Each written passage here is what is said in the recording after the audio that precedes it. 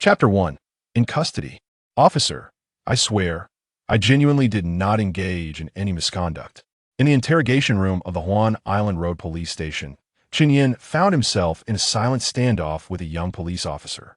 The paperwork had been completed, they were merely awaiting the verification of the surveillance footage.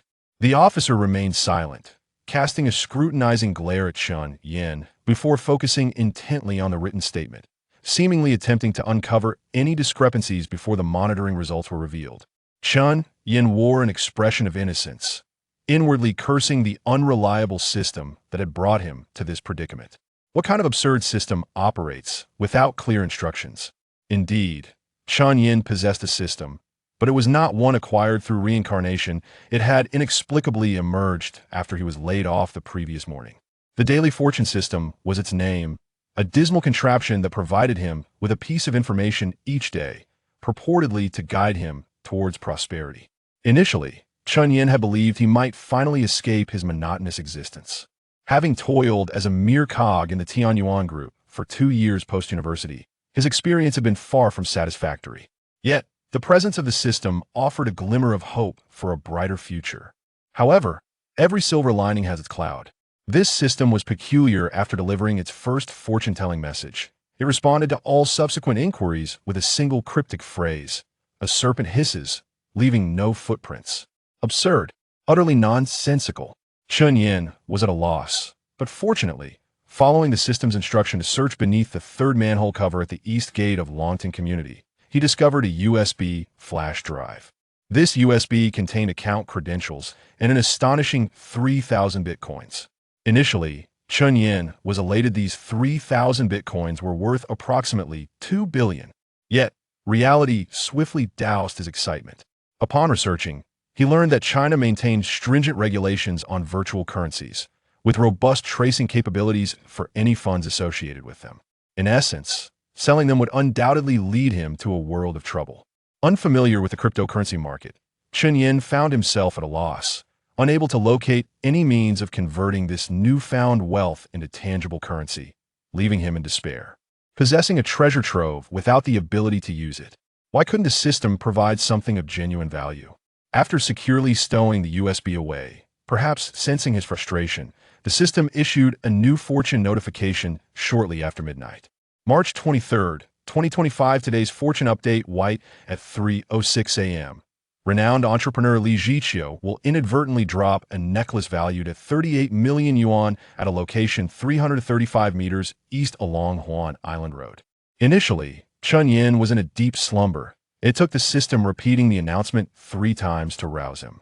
Finally, jolted awake by an electrifying surge, he listened intently as the system repeated its notification, invigorating his senses. Wow, this time it seems credible.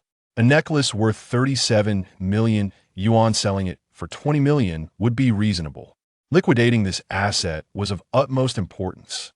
Chen Yan quickly donned an all-black outfit, complete with a mask and a cap, and pedaled furiously through the night of Xiaohai City. At 3:05 a.m., although it was still a little past midnight, he figured arriving early would serve him well. Around 12:30 a.m., a figure clad in layers of clothing appeared on a bench near the 300-meter mark along Huan Island Road. As the clock approached 3 a.m., Chen Yan was suddenly awakened by the sound of unsteady footsteps. The clattering of high heels echoed from a distance, and, as he turned to investigate, his eyes lit up. What magnificent legs! Dressed in Valentino-studded stilettos and alluring black stockings, they were long and straight, exuding an irresistible charm beneath the streetlights. The length of those legs seemed to surpass even the measure of his own existence. In a short red skirt paired with a chic little dress, the woman named Li Zhiqiu radiated allure, her sophisticated and mature visage reminiscent of a confident femme fatale. However, she appeared somewhat inebriated. Her flushed complexion was one thing, but her unsteady gait was another. Casting a glance around, Chen Yan checked the time: 3:03 a.m. She would likely pass by him in about 5 minutes, and the area appeared deserted. It seemed that this woman was indeed the one who had dropped the necklace. All he had to do was wait for her to leave, and then retrieve its selling it the next day would yield a fortune. 37 million yuan. Beneath his mask, Chen Yan licked his lips excitement coursing through him as he rubbed his hands together in anticipation. Almost there. The woman remained oblivious to his presence, and the coastal breeze intensified, causing her already unsteady steps to falter further. Finally, just shy of 2 meters from Chen Yan, Li Jiqiu appeared to succumb to dizziness, leaning against the ornate railing for support, gasping for breath.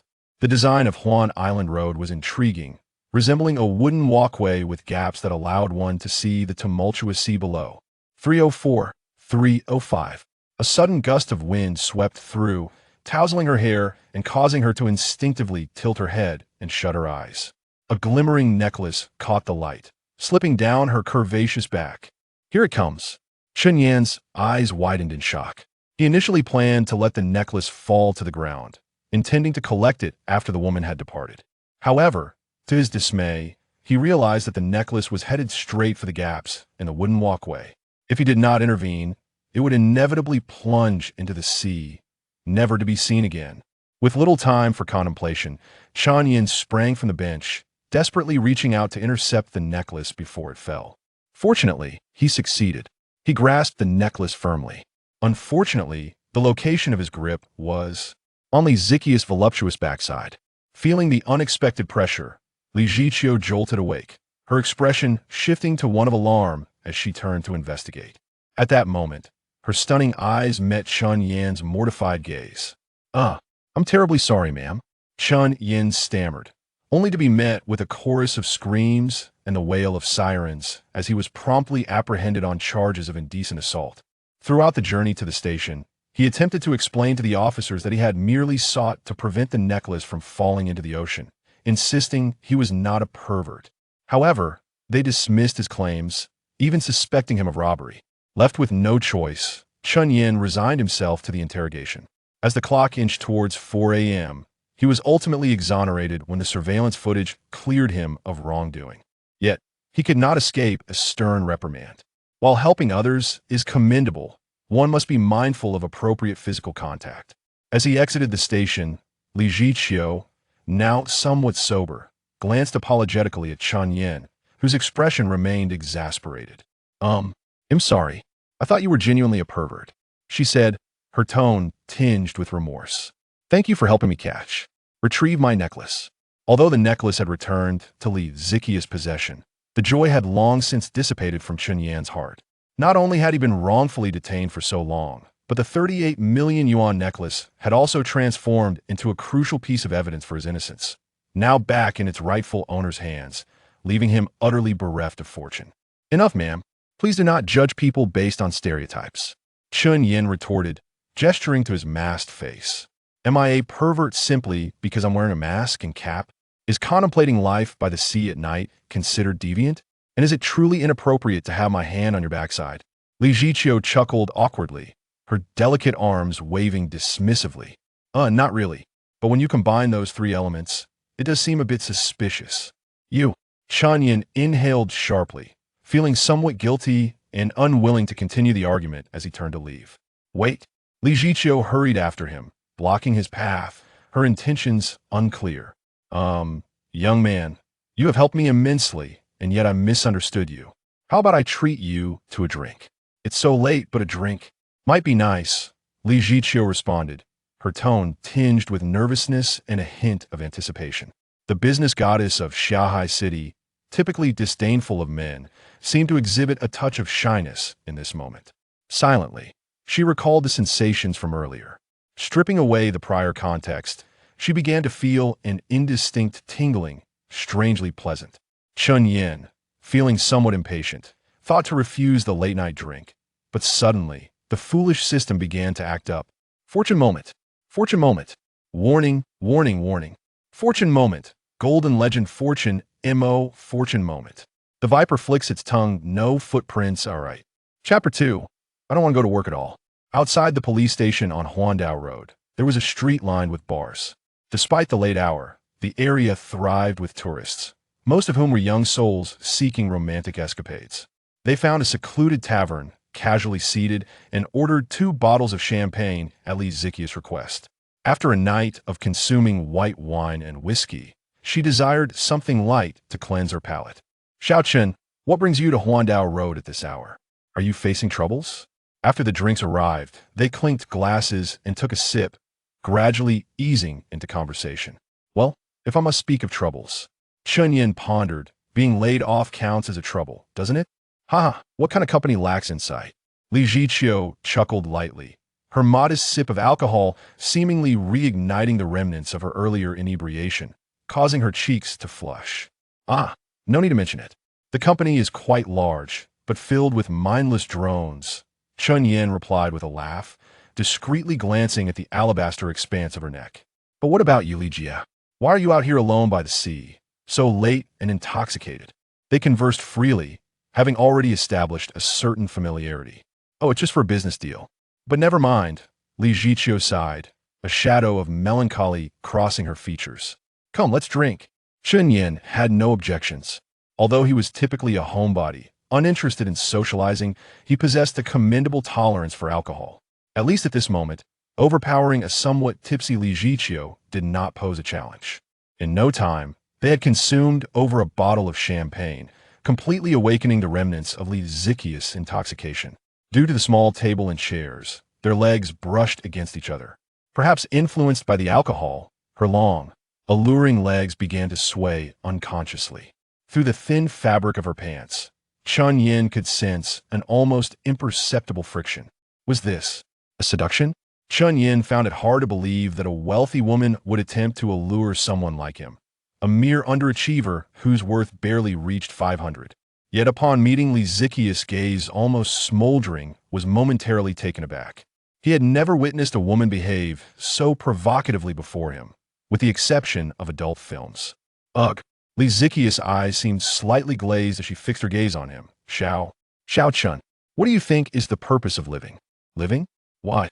Chen Yan was bewildered. Her sultry gaze made it seem as though she intended to devour him. And now she was philosophizing about life? Perhaps it was futile to reason with a woman who had been drinking. He proceeded to respond accordingly. To live is to have a mouth. Naturally, it is for wealth, to live freely and indulgently. Of the 2 bottles of champagne, he had consumed 1.5, yet he felt merely a warmth in his cheeks, his mind clear. Wealth. Indulgence. Hey, hey, hey. Li Jiqiu suddenly laughed, a captivating sound. Xiao Chun, you're not married, are you? Chen Yan shook his head. He hadn't even dated anyone. Despite his handsome appearance, he had always been socially anxious, rarely engaging with others. This situation improved slightly during college, yet he still had minimal interaction with women, despite receiving numerous love letters. Then you're in luck. Sigh. Li Jiqiu sighed, her breath mingling with the scent of alcohol and a hint of floral perfume that wafted into Chen Yan's nostrils. Before my husband passed away, I was always occupied with household matters, friend gatherings, shopping, and so on. I could hardly escape. After he died, I thought I could relax and live my life, but I was instead burdened with the struggle for survival. You have no idea running a successful business can be a torment. Many presume I am a successful woman, with a company of my own, plenty of wealth, and the freedom to live authentically. But what's the reality? Li Jiqiu seemed to open up, pouring out her grievances. Today, I had to entertain clients to close a deal, and tomorrow I must socialize again for supply quotas. Ugh, they only see me as vulnerable because I lack a man. 1 or 2 of them, all they want is to get me drunk, to sleep with me. Men are all bastards. As she continued, her words became increasingly disjointed, yet her eyes began to well with tears. The image of a beautiful woman weeping, reminiscent of a rain-soaked pear blossom, would have certainly drawn unwanted attention had it not been the late hour. Li Jia, I'm not a bastard. Please don't cry. Let's drink more. Noticing they were nearing the end of the champagne, Chen Yan called for 2 more bottles, filling Li Ziqius' glass to the brim. The server cast an odd glance at them, walking away, yet frequently looking back. This guy is getting a wealthy woman drunk, comforting her, and possibly trying to get in her good graces. Does he not wish to go to work at all? Li Jiqiu, who ran her own company, was accustomed to frequent drinking, thus her tolerance was commendable. However, tonight she had indeed overindulged, leading to a rare state of drunkenness. Perhaps it was the memories of her late husband that stirred her emotions, or perhaps the loneliness that had long festered within her. Whatever the reason, Li Jiqiu took a gulp of champagne and, before Chen Yan could react, seized his hand. A jolt of electricity coursed through him, causing him to halt mid-sip. "Xiao Chun, have you ever been in love?" With a flirtatious smile, Li Jiqiu caressed his palm, her hands impeccably manicured, smooth and soft. "Li Jiai, I have dated." Chen Yan felt flustered. Even the liquid on his lips was forgotten, and he wanted to deny it, but his stammering gave him away. "Hee. Xiao Chun, do you know how to kiss?" Li Jiqiu seemed to imply something, her red-tipped fingers brushing her lips in a tantalizing manner. "Of course I know." Chen Yan recoiled slightly. He indeed knew, but only in theory, having never practiced it. In that moment, his mind seemed to stall. What was Li Ziqia's intention? Was this the fortune moment the system spoke of? No, she appeared to be flirting with him. Oh, does the sister not? No. Li Jiqiu rested her chin on her hand, languidly observing him, her voice soft yet crystal clear. "Why don't you teach your sister?" "What?" Chen Yan's eyes widened in disbelief. He had solved the puzzle. She was indeed flirting with him. Now what should he do? Should he sit beside her or firmly decline? Does this count as selling one's soul? Will she pay me? Will I receive payment or not? Would it be humiliating? Chen Yan was engaged in a whirlwind of thoughts. Yet Li Jiqiu provided him little time for contemplation. With a graceful lift of her arm, she effortlessly pulled him from his seat. As a result of Li Ziqia's tug, he found himself seated squarely upon her lap. Chapter 3. Imported wine. As soon as Chen Yan's bottom made contact with the seat, Li Jiqiu immediately lost control, wrapping her arms around him with wide-open eyes. It was hot, intensely hot. Even through his pants, Chen Yan could feel the warmth radiating from her. Though he was merely 23, in the presence of the 30-something Li Jiqiu, he felt like a tender chick.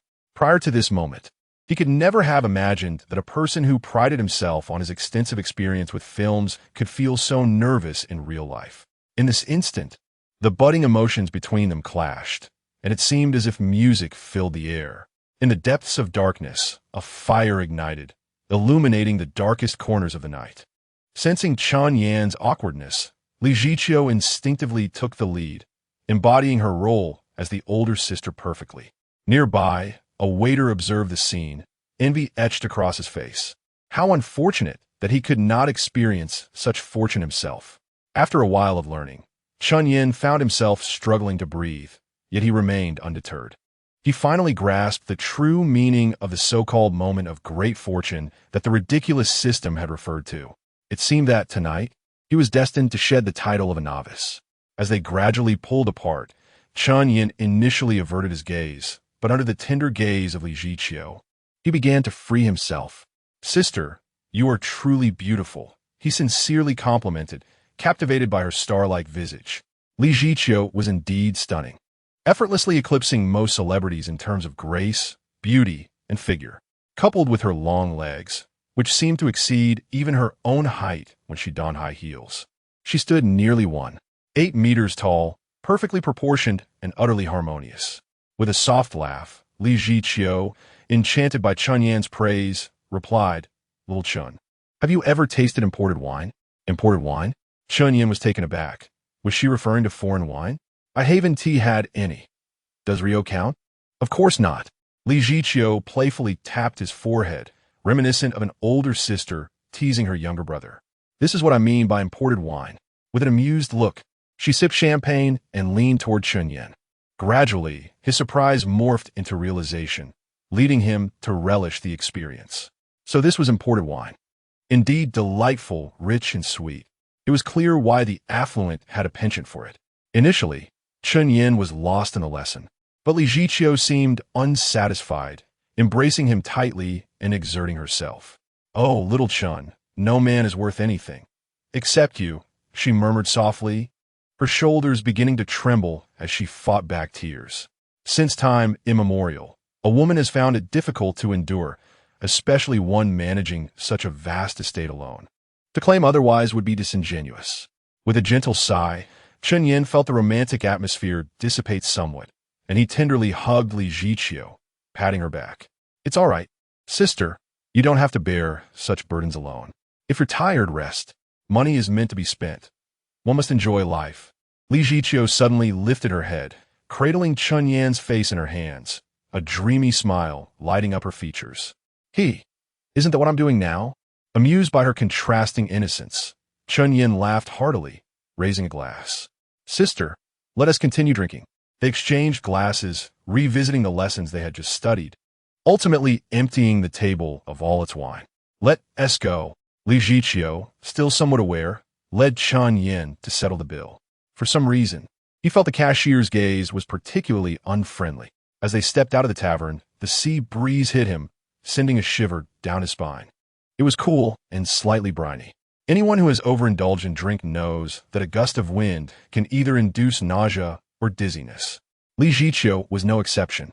Having drunk quite a bit, she immediately faltered as the wind hit her, collapsing to the ground. Hey, sister, get up, Chen Yan exclaimed, wrapping his arms around her waist. Yet, her weight was no small matter. Her height added to her substantial presence, making her appear slim yet undeniably heavy. Especially with her alluring figure, her weight was magnified. Little Chen, I feel unwell. As he struggled to support her, he heard her murmur. This left him in a cold sweat. Sister, you may be drunk, but please don't throw up on me. Where do you live? I can take you home. He gently patted her cheek, marveling at its silky smoothness, well cared for indeed. However, there was no time to savor it. Li Jiqiu remained unresponsive, only emitting soft sounds. Ah, great fortune, great fortune. Is this what the sister meant? Chen Yan pondered, feeling conflicted. Everything that had just transpired was undoubtedly Li Jiqiu's drunken behavior. What if he took her to a hotel and she called the police tomorrow? After much contemplation, he found no viable solution. Bringing her back to his cramped, messy apartment was out of the question. It was hardly suitable for someone as exquisite as Li Jiqiu. Sister, just hang in there. I'll take you to a hotel. He patted her again, and it seemed she understood as her legs began to support her weight, making it less arduous for him. Fortunately, there were numerous hotels near the bar district, and it wasn't too long before Chen Yan managed to book a room for Li Jiqiu. Upon reaching the room, he laid her gently on the bed, stealing a glance at his bank balance, which barely exceeded 3,000. It was nearing 5 in the morning, and Chen Yan felt utterly exhausted. After removing her high heels, he was momentarily invigorated by the sight of her elegantly wrapped legs. I must not be distracted. I need to sleep. I'm on the verge of collapsing. Shaking off his thoughts, Chen Yan lay down beside Li Jiqiu. He left a small night light on, and it seemed she had already drifted off, her closed eyes fluttering gently, captivating in their beauty. Chen Yan turned to face the sleeping beauty, admiring her flawless skin, which belied her age. This pale complexion was extraordinary. Was it innate or the result of diligent care? It appeared so supple that he wondered if a gentle touch would go unnoticed. Licking his dry lips, Chen Yan found his thoughts drifting back to the earlier moments, unconsciously inching closer to her. As he heard her soft breaths, his heart raced. Little Chen, brother. Suddenly, as he poked her cheek, Li Jiqiu murmured in her sleep, and to his astonishment, she rolled over, her long legs pinning him down. Chapter 4. A special edition exclusively for older sisters? Before Li Jiqiu, Chen Yan unwittingly adopted the demeanor of a young boy. Thus, he found it undeniably essential to heed the advice of his older sister, such as, "Come here, little brother." Perhaps his rationality was not entirely lost, or perhaps his subconscious was at play, but Li Jiqiu found herself deliberately instructing Chen Yan. This spark ignited a fervor in Chen Yan, prompting him to reciprocate with enthusiasm. Go system, the fortune you bestowed is truly remarkable. After 5 hours, Chen Yan finally opened his eyes to a blinding ray of sunlight. Despite the tumultuous events of the night, he felt invigorated rather than fatigued. However, while he felt no exhaustion, Li Jiqiu certainly did, as at over 30 years of age. Her stamina paled in comparison to that of the youthful Chen Yan. Gently, she turned over in bed without disturbing the peacefully sleeping Li Jiqiu. As he gazed at the scattered garments on the floor, a wave of emptiness surged within him. When the impulsive madness of drunkenness faded, dawn brought with it a new beginning, perhaps an opportunity that would never arise again. Sighing, Chen Yan stepped into the bathroom to wash away the traces of their passionate escapade. Unbeknownst to him, the moment he closed the bathroom door, Li Jiqiu's beautiful eyes fluttered open. In that instant, her languorous and alluring maturity radiated fully. Unlike the intimate demeanor from the previous day, the clarity of her expression now bore an air of cold elegance. For years, she possessed a unique trait.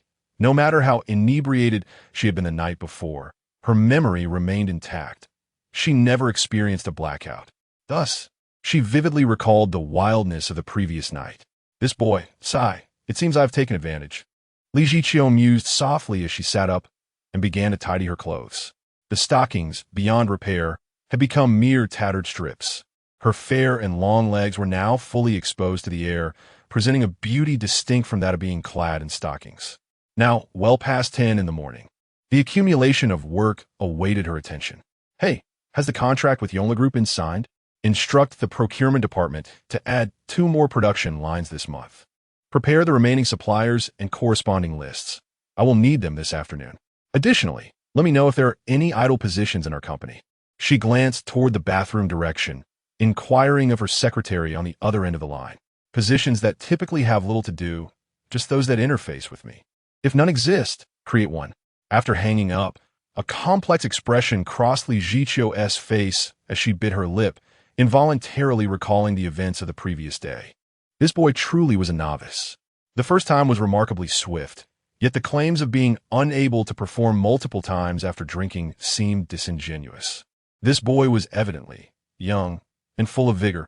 Her cheeks slightly flushed, Li Jiqiu resumed her tasks, arranging and managing the day's work. Meanwhile, Chen Yan completed his shower. Lacking a change of clothes, he was left with no choice but to don yesterday's attire. As he stepped out of the bathroom, towel drying his hair, he caught sight of Li Jiqiu leaning against the bed, causing his stride to falter abruptly. Oh no, she is awake. I had hoped to slip away after my shower. What now? In that moment, the atmosphere grew awkward and tense. Chen Yan was at a loss, while Li Jiqiu merely cast a casual glance in his direction before returning to her messages. As his breathing quickened, after a brief moment of contemplation, Chen Yan slowly moved his feet, intending to concoct some excuse to make a hasty exit. However, Li Jiqiu spoke first. Little Chen, run an errand for your sister. Huh? Ah, what do you need, sister? Chen Yan trembled, responding with instant nervousness. This is bad, really bad. She remembers my name. Curling his toes into his slippers, Chen Yan wished to vanish into the floor. If they were a typical couple, it might be acceptable. After all, it was their first time, and he wouldn't be so unrestrained. Yet, the peculiarity of the situation was too profound for anyone who hadn't experienced it to understand Chen Yan's current turmoil. Go buy me some medicine. Make sure you don't get the wrong kind, the one for after. Li Jiqiu appeared nonchalant, glancing in her bag before setting it aside, seemingly dissatisfied. She beckoned Chen Yan closer. Come here. Yes. Chen Yan complied, his heart racing even more. Wow, she even knows what kind of medicine. Thank goodness she didn't call the police and accuse me of. Li Jiqiu extended her fair hand towards him, momentarily perplexing him. Hand it over, your phone. Unlock it. Chen Yan obediently unlocked his phone and passed it to her, feeling akin to a schoolboy caught in a transgression.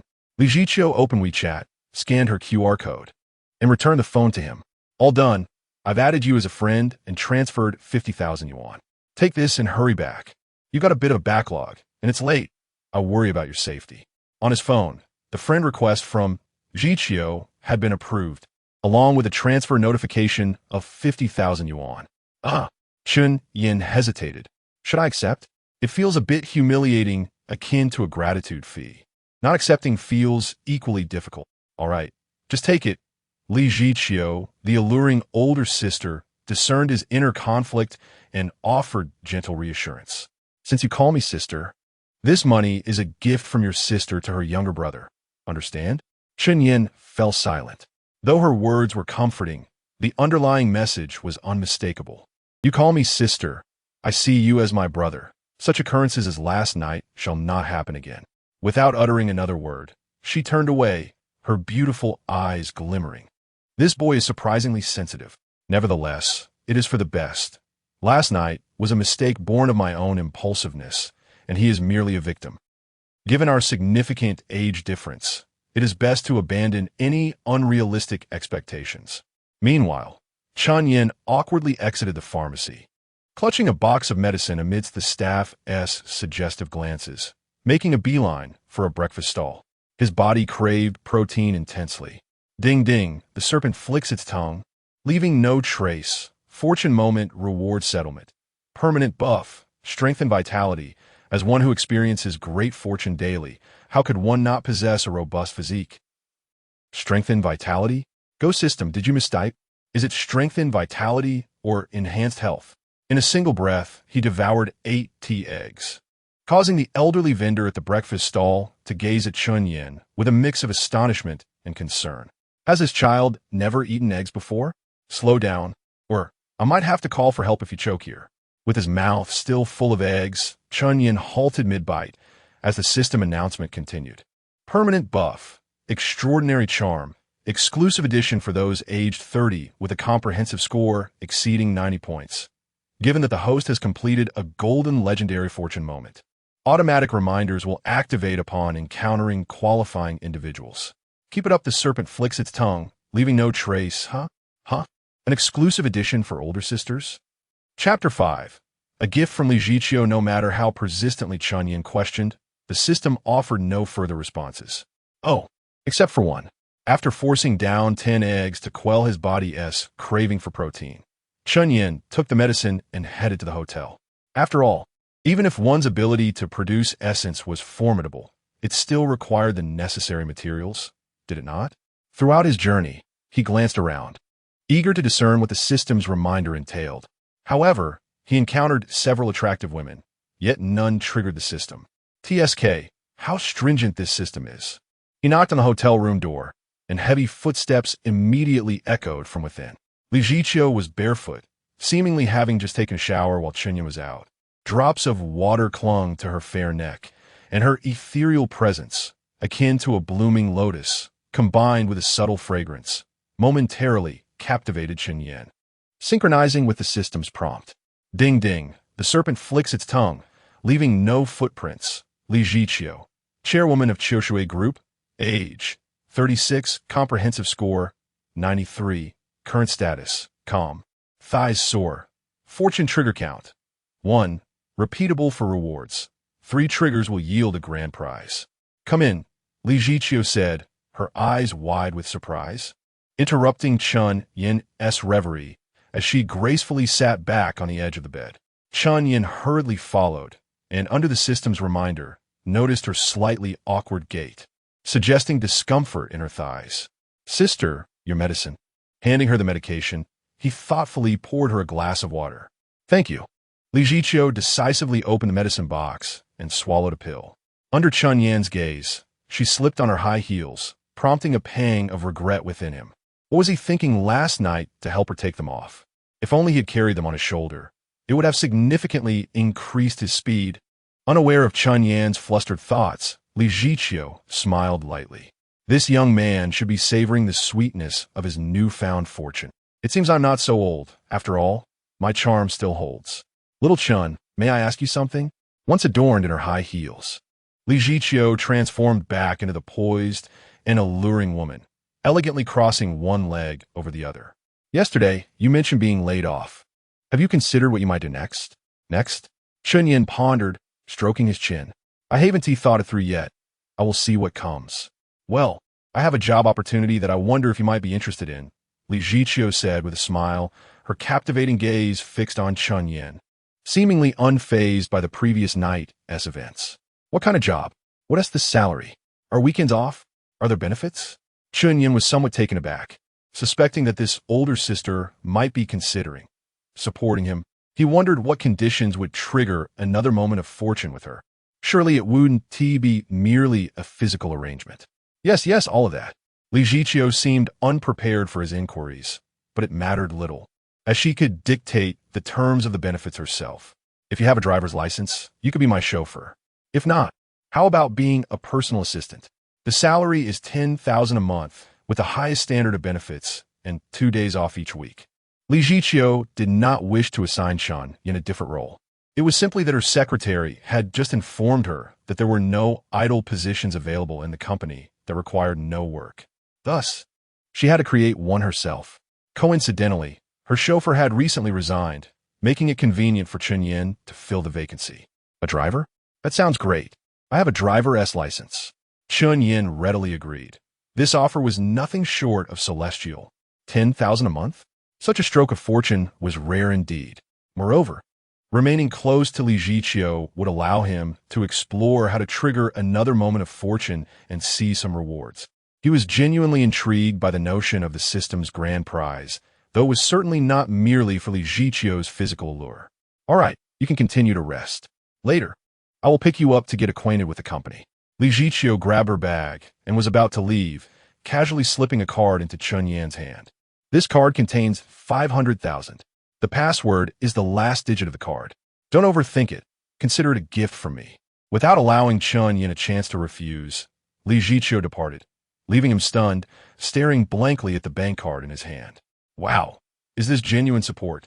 Or just a gift? Chen Yan was bewildered, uncertain of how to process it. In that moment, he began to understand why handsome men often gravitate towards wealthy women. Once disdainful of such arrangements, he now found the allure irresistible. Jumping onto the bed, Chen Yan rolled around in sheer exhilaration, intoxicated by the scent lingering in the air. Little did he know, outside the door, Li Ziqiu was equally flustered, her heart racing. She too was puzzled. Their connection could have remained at a mere 50,000 transfer and the arrangement of a typical idle position. After all, even a top male model wouldn't need that much for a single night. Yet, upon returning with the medicine, Chen Yan seemed transformed in her eyes, radiating charm that captivated her heart. This was the fundamental reason she unconsciously elevated Chen Yan's treatment, along with the 500,000. In fact, had he directly asked for any reasonable perks, she might have readily acquiesced. Ah, this is madness, pure madness. Li Ziqiu, how many years apart are you? Don't be so shameless and ruin his future. Leaning against the wall, Li Ziqiu took deep breaths, mentally reassuring herself. All right, I will regard him as just an ordinary younger brother, no more inappropriate thoughts. Resolute in her decision, Li Ziqiu felt considerably lighter in spirit as she elegantly strode away from the hotel, her stunning legs capable of driving any man to madness. In the room, despite having exerted considerable energy the previous night, Chen Yan was far from tired. In fact, he felt an exhilarating urge to howl at the heavens. The bank card appeared to be a specially customized version, easily linkable to payment software. Gazing at the 5-digit balance in his WeChat account alongside the 6-digit sum in the card, he was overwhelmed with excitement. After years of living modestly, he now possessed such wealth, something he had never dared to dream of before. Ha ha ha ha ha. Is this the treatment of a protagonist? Is this the prowess of the system? If he were to meet the system face to face, Chen Yan would undoubtedly shower it with affectionate kisses, all his previous frustrations dissipating into thin air. System, I vow never to curse you again. Ding ding. The serpent flicks its tongue, leaving no footprints. Chapter 6. The striking contrast of the glasses-wearing older sister with newfound wealth, Chen Yan was naturally generous towards himself. He first procured 3 complete outfits online, from head to toe. Ah, the life of the affluent is truly unimaginable. With merely a modest fortune, I would scarcely blink at spending 3,000 on a single ensemble. One wonders what those worth millions or even billions typically wear. Gazing at the items awaiting delivery, Chen Yan couldn't help but exclaim in wonder. Benny Road, a prestigious brand. Until today, he had not even dared to cast a glance at such luxury. Having acquired clothing, he felt compelled to indulge in other fine goods as well. A folding bike? 14,699? I'll take one. An Alienware laptop? 19,888? I'll have that too. With his phone and computer sorted, Chen Yan found himself momentarily at a loss for what else he desired. A car? Nonsense. Soon he would be the private chauffeur of a beautiful woman. Did he truly need a luxury vehicle? A house? With this sum, it would be embarrassing to even consider it. Better to avoid encountering an arrogant salesperson. After much contemplation, Chen Yan decided to transfer 100,000 to his beloved Wang Ma. Wang Ma was the director of his orphanage, a kind-hearted lady who had been like family to him since childhood. Before long, his phone rang. Xiaoyan, you sent me 100,000? Wang Ma's voice sounded considerably more aged and hoarse than he remembered. Despite its weariness, Chen Yan could discern the joy underlying her words. Yes, Wang Ma. I made a bit of money from small business recently, so I thought I'd send you some. And how are you doing? You've earned a little, but you ought to focus on your efforts. Why are you sending money back to this old woman? Wang Ma's orphanage had struggled to remain open after all the children from Chen Yan's cohort had left due to a reduction in policy subsidies.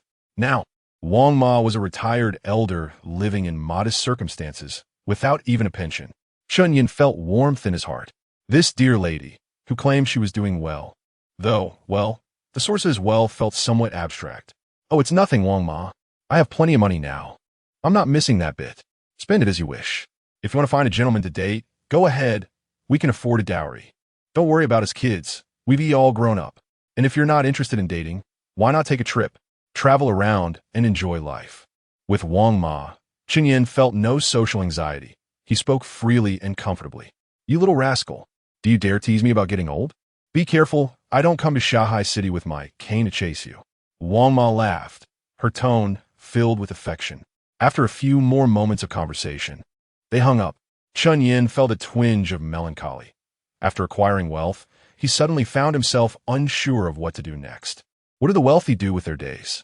He felt somewhat lost, as his social circle was quite limited, with scarcely any friends in Shanghai City. If he were to speak of friends, they would be the companions from the orphanage, but they were scattered across the world, making reunion difficult. Ah, how foolish of me. I forgot to ask Sister Li how to liquidate my Bitcoin. Suddenly recalling that he possessed a total of 3,000 Bitcoins, Chen Yan bolted upright. Never mind. He would inquire later. For now, he needed to catch up on sleep. It was still early, just past 11, having indulged in too many eggs for breakfast. Chen Yan wasn't feeling hungry. He decided to extend his hotel stay for another day before settling down for some rest. Life has its hopes, and the prospect of success makes even dreams delightful. In his slumber, Chen Yan found himself battling 800 concubines in an epic showdown, devouring eggs while maintaining his vigor, causing the harem to scatter in disarray. Then, a phone call disrupted his reverie. Ugh, who disturbs my sweet dreams? Bleary-eyed, Chen Yan squinted into the darkness, recognizing it was a voice message from Li Zhiqiu. An involuntary image of her curvaceous form flashed in his mind. She was a significant benefactor, after all. Quickly wiping the drool from his lips, he answered the call. Sisterly, Xiao Chun, I'm downstairs at the hotel. Come out. Let us grab a bite, and then I'll take you to my company. Oh, okay.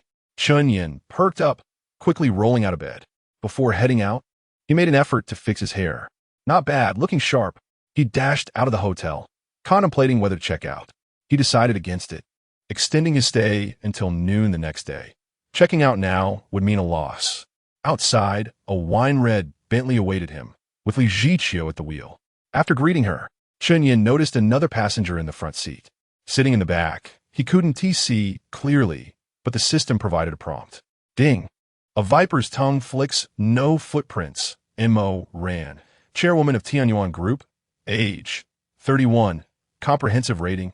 92. Current status. Agitated. Gasp. His former employer. Chen Yan was taken aback, not only due to the recognition, but also because she was a stunning beauty, rated just 1 point below Li Zhiqiu. However, her style contrasted sharply with Li Zhiqiu's. Clad in a flowing white gown adorned with blue accents and delicate white flats, M.O. Ran exuded an air of understated elegance. Sisterly, where are we headed? Chen Yan inquired as the Bentley glided along the dimly lit streets. Let us go have hot pot. It's been ages since I last had it. I've been craving it. Li Zhiqiu struggled to maintain her composure, seemingly apprehensive that M.O. Ran might detect her excitement. What is happening to me?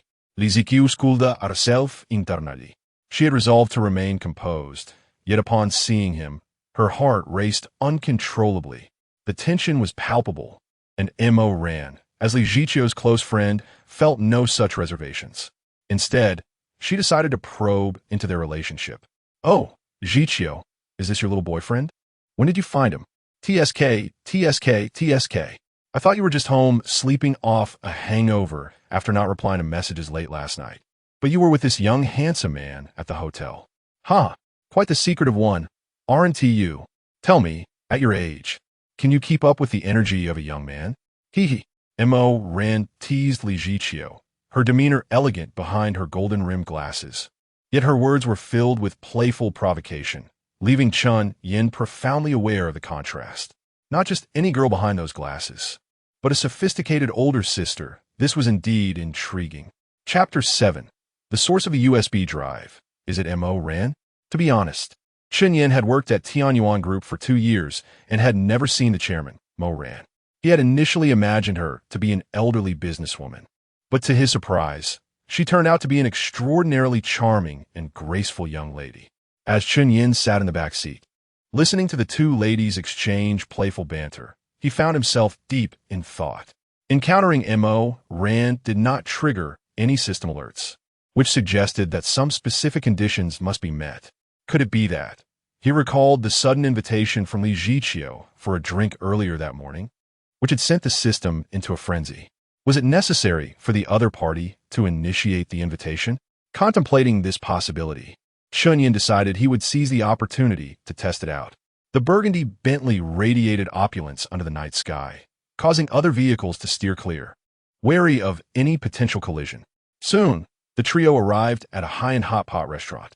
Once seated, Li Jiqiu and Mo Ran occupied the same side, while Chen Yan sat alone across from them.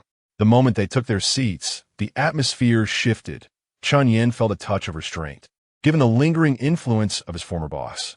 In contrast, Li Jiqiu and Mo Ran seemed to be affected by Chen Yan's undeniable charm. Li Jiqiu's cheeks flushed slightly, despite her attempts to suppress it, a fact that did not go unnoticed by Mo Ran. Hey, Jiqiu, how did you meet Chen Yan? Wow, he's truly captivating. Tell me, how long have you been together? No wonder you didn't even bother with makeup today. You look radiant. Mo Ran teased.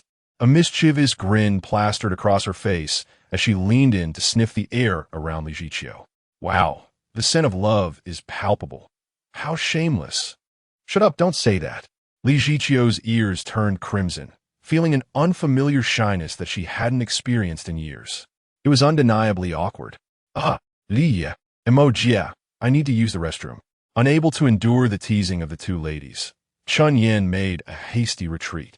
Just a few steps away, he could still hear their unabashed laughter. Is it serious? How many times have you? Wow, he's so charming.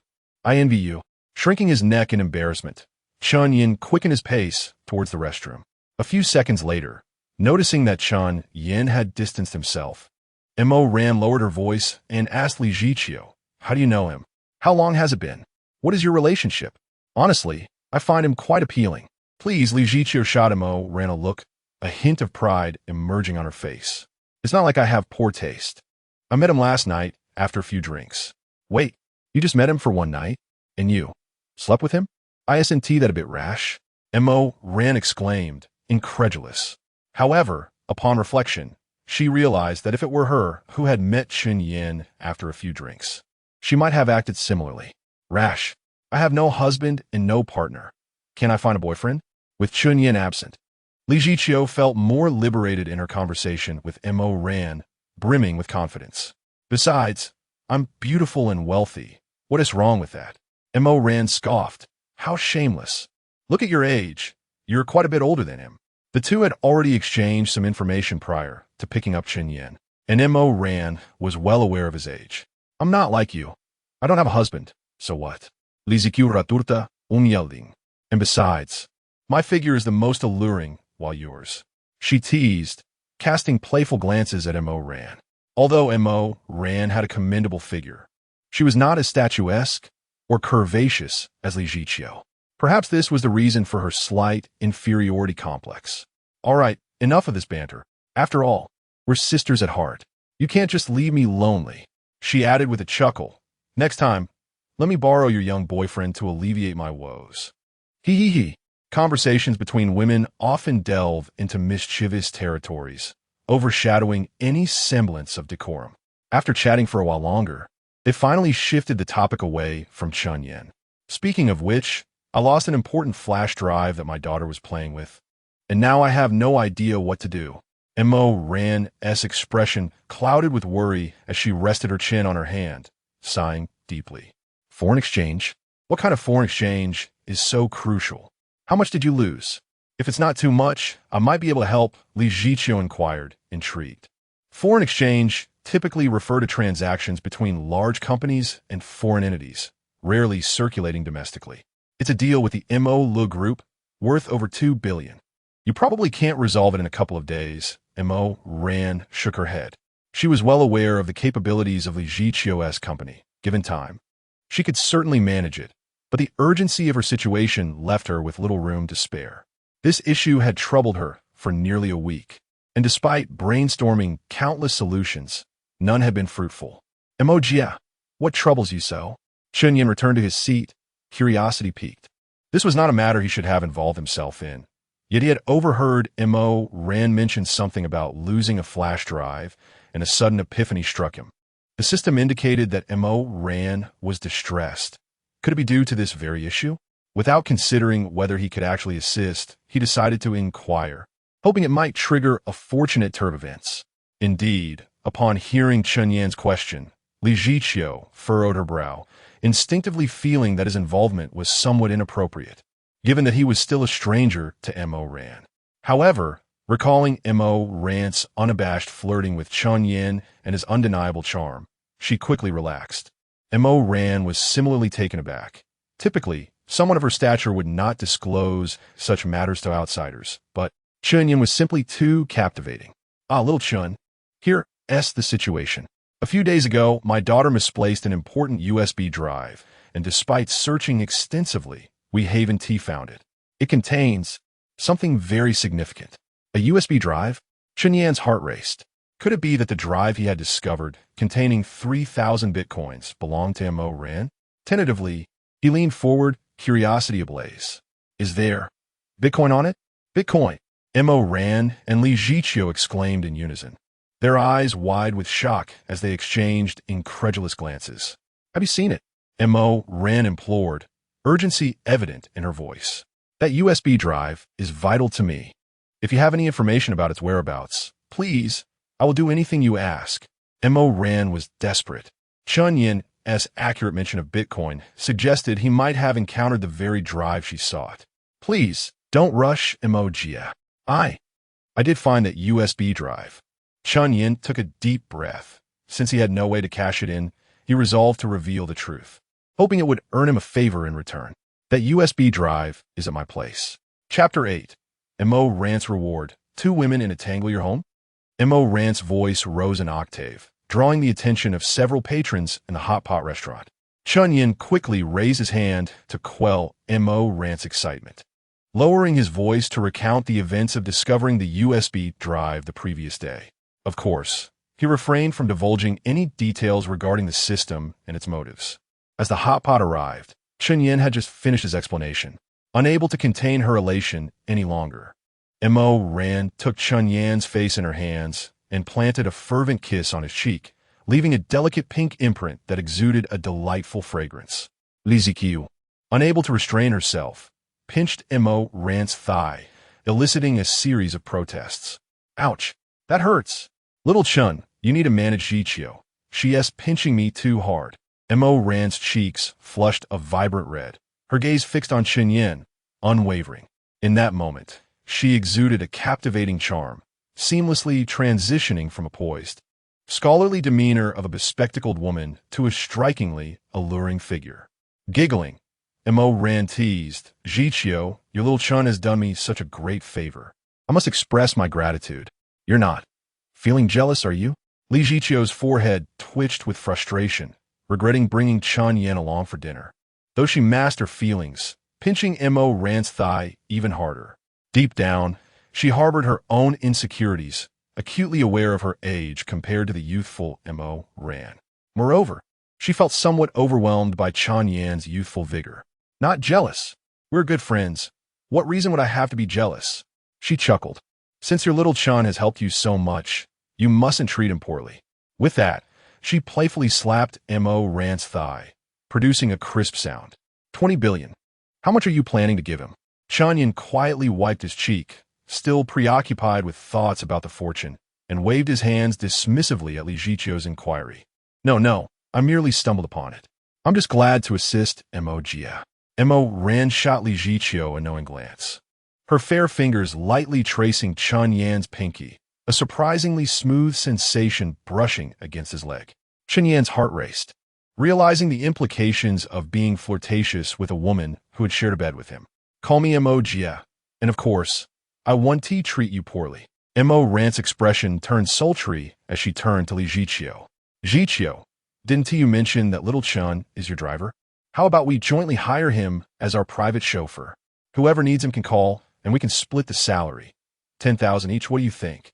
Though Li Jiqiu hesitated, considering Mo Ran's circumstances and her own insecurities, she eventually nodded after a moment's thought. That is fine, but it's not enough.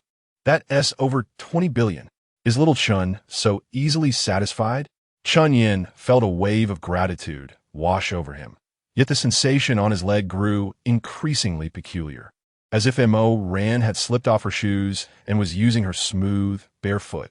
I don't mind. As a younger brother, I should be of service. Oh, what kind of service is acceptable? Just like the one you provided, Jiqiu?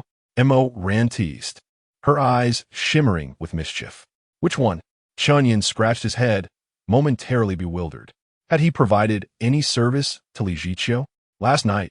No, that was Li Jiqiu serving him. All right, enough with the banter. Let us get to the point. Keep this up, and I'll have to tear both your mouths apart. Li Jiqiu interjected impatiently, urging Mo Ran to be direct. All right, you're so eager. With a shift in tone, Mo Ran composed herself. Little Chen, I won't hide anything from you. The 3,000 bitcoins on that USB drive were intended for foreign exchange transactions by my group. Their total value is approximately over 20 billion. Although you can't liquidate them, they hold immense significance for my organization. Therefore, I've decided to offer you a personal reward of 10 million. At her words, Chen Yan's eyes widened in disbelief, eager to respond. But Mo Ran quickly interrupted. Hey, you cannot refuse. Little Chen, I've made it clear. This is a reward. Do you understand? Unless you prefer a personal reward for me instead? That is not entirely out of the question. But my body might not be able to handle it. I might need to hit the gym. Otherwise, even my iron constitution won't suffice. Enough, little Chen, just accept it. Mo Ran, typically so stingy, is being generous. Don't be polite. Seeing Chen Yan's silence, Li Jiqiu assumed he was still hesitant and attempted to smooth over the situation. Reluctantly, Chen Yan nodded in agreement. Thank you, Mo Jia. The trio's hot pot experience was far from cinematic. They indulged in the meal with unrestrained enthusiasm. An amusing incident unfolded as Li Jiqiu, sensing Mo Ran's foot playfully teasing Chen Yan, decided to cast aside her usual reserve and kicked off her Valentino heels to join in. Chen Yan, overwhelmed by the unexpected situation, attempted to evade the two women, but the long legs of both ladies made it impossible to escape their playful grasp. In desperation, he abandoned his chopsticks and seized both soft, delicate feet in his hands. Come on, ladies, let us not make a scene. If we don't eat soon, this hot pot will have me marinated. As he spoke, he instinctively tickled the soles of their feet, eliciting laughter from both women. Okay, we'll stop. Don't tickle. Little brother, I'm ticklish. With their feet returned to safety, their faces flushed crimson, Chen Yan sighed in resignation. This relentless allure had no place to hide.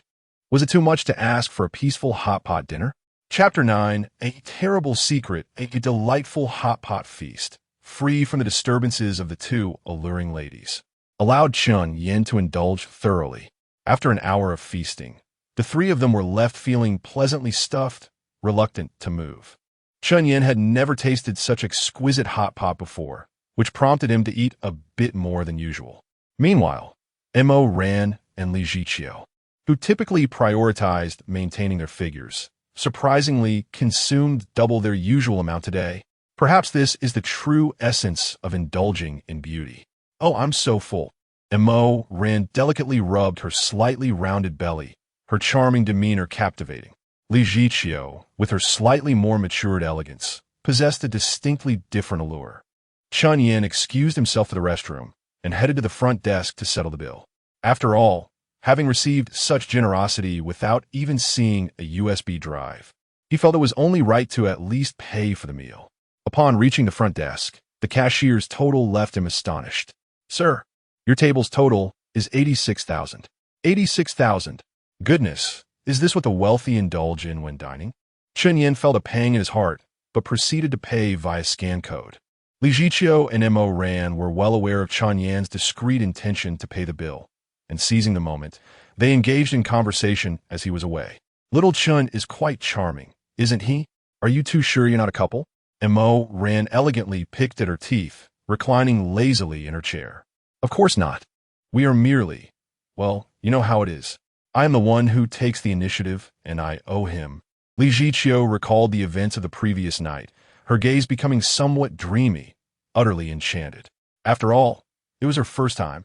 "Wow," Mo Ran gasped, sitting up abruptly. "Your first time? Oh my goodness, Li Jiqiu, how could you say that? Aren't you afraid of lightning striking you, you old woman?" "Humph, lightning strike me? I have no husband. What's wrong with a little romance?" Li Jiqiu retorted without hesitation, leaving Mo Ran with a complex expression and choosing to remain silent. Mo Ran harbored her own intense feelings, yet she recognized Li Jiqiu's point. She must first resolve her divorce before pursuing Chen Yan. After all, allowing such a splendid young man to slip away to Li Jiqiu would truly be a waste. Not long after, Chen Yan returned to the table, prompting Mo Ran and Li Jiqiu to cease their conversation. "Little Chen, I just discussed something with your sister Li. I believe 1 million isn't quite enough. Later, your sister Li has some urgent matters to attend to at her company, so you should accompany me to the office to select a car for yourself." They had just agreed to gift a car to Chen Yan, but concerned he might refuse, they concocted a pretext.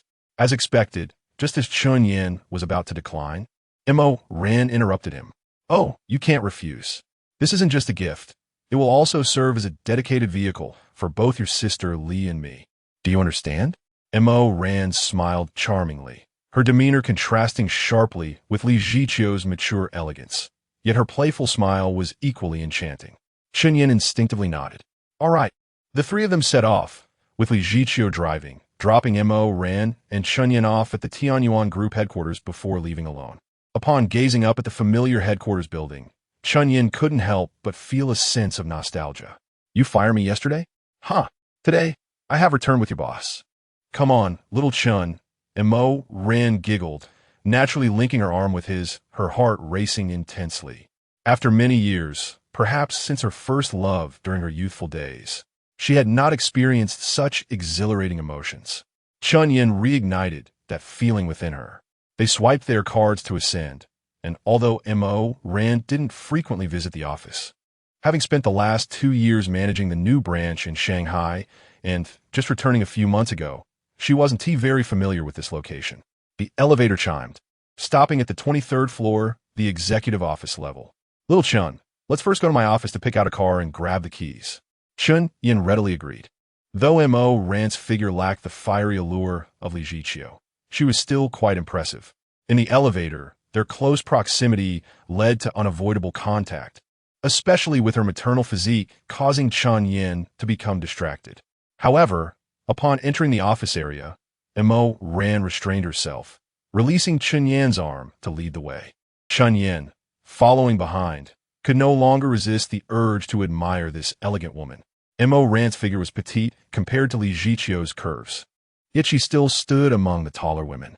Unlike Li Jiqiu's pronounced silhouette, Mo Ran exuded a graceful charm, reminiscent of a pure lotus, enveloped in a delightful fragrance.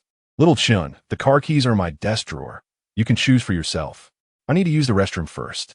Mo Ran opened the door to the chairman's office, gesturing for Chen Yan to enter before heading off alone. "Goodness, I overindulge at the hot pot. I need to find a restroom, but I can't do it in the office. What if it tarnishes Chen Yan's impression of me?" Mo Ran glided away like a breeze, her steps light without high heels. Chen Yan raised an eyebrow, dismissing any further thoughts, and strode directly to the desk. It was his first time truly experiencing the ambience of a high-ranking executive's office. The office's decor resembled what he had seen on television, perhaps only differing in the subtle fragrance that lingered. Whether it was body scent or aromatherapy, he couldn't tell. As he approached the large desk, Chen Yan settled into the luxurious executive chair, the comfort prompting him to instinctively close his eyes. To his astonishment, the chair even featured a massage function, activating as soon as he reclined. Wealthy individuals certainly know how to enjoy life. He mused privately, then decided not to linger and opened one of the 4 drawers. What he found inside left him utterly stunned. This peculiar object, resembling a quirky egg, looked strikingly familiar. Chen Yan's eyes widened in realization. Wasn't this a commonly seen prop in movies? My goodness! He gasped, hastily closing the drawer, his heart racing. It seemed he had stumbled upon an extraordinary secret. Knock, knock, knock. Is Ms. Mo in there? Just as Chen Yan prepared to open the second drawer in search of the car keys, a sharp female voice accompanied by a knock suddenly rang out. That voice sounded somewhat familiar. Chen Yan scratched his head and replied, Ms. Mo isn't here. She's in the restroom. Oh, okay, my apologies, huh? A figure abruptly pushed the door open, gazing at Chen Yan. Chen Yan? I thought that voice sounded familiar. You've already been fired. What are you doing in the boss's office? Her tone escalated, sharp and jarring, causing Chen Yan to furrow his brows. Damn it. How could it be this woman? The boss sent me here. Is that a problem? Chen Yan felt an overwhelming disdain for Lu Min, the acerbic administrative manager, who consistently shortchanged lower-level employees, threatening them with layoffs at the slightest inconvenience. Chen Yan was merely 2 minutes late, yet she found herself in a heated argument over a deduction of 3 days' wages, resulting in her abrupt dismissal. The boss? Huh. Chen Yan, were you to even consider knowing the boss? Do you truly believe the grandiose claims you make about yourself? Lu Min, arms crossed and a smirk upon her face, scoffed at her. Young people like you, who fail to appreciate the opportunities provided by the company and are ungrateful for the cultivation they receive, deserve this lesson in the form of dismissal. To think you would stoop to theft. Encountering me today is your misfortune. Just wait. I shall call the police immediately. Individuals like you, who do not cherish their employment opportunities and lack gratitude towards the company, are simply pathetic. Chapter 10. Am I going back to jail? Me? Stealing? Chen Yan furrowed his brow, incredulously pointing at himself. He never anticipated that this woman, already harsh, would outright accuse him of theft. Huh, don't even think of arguing.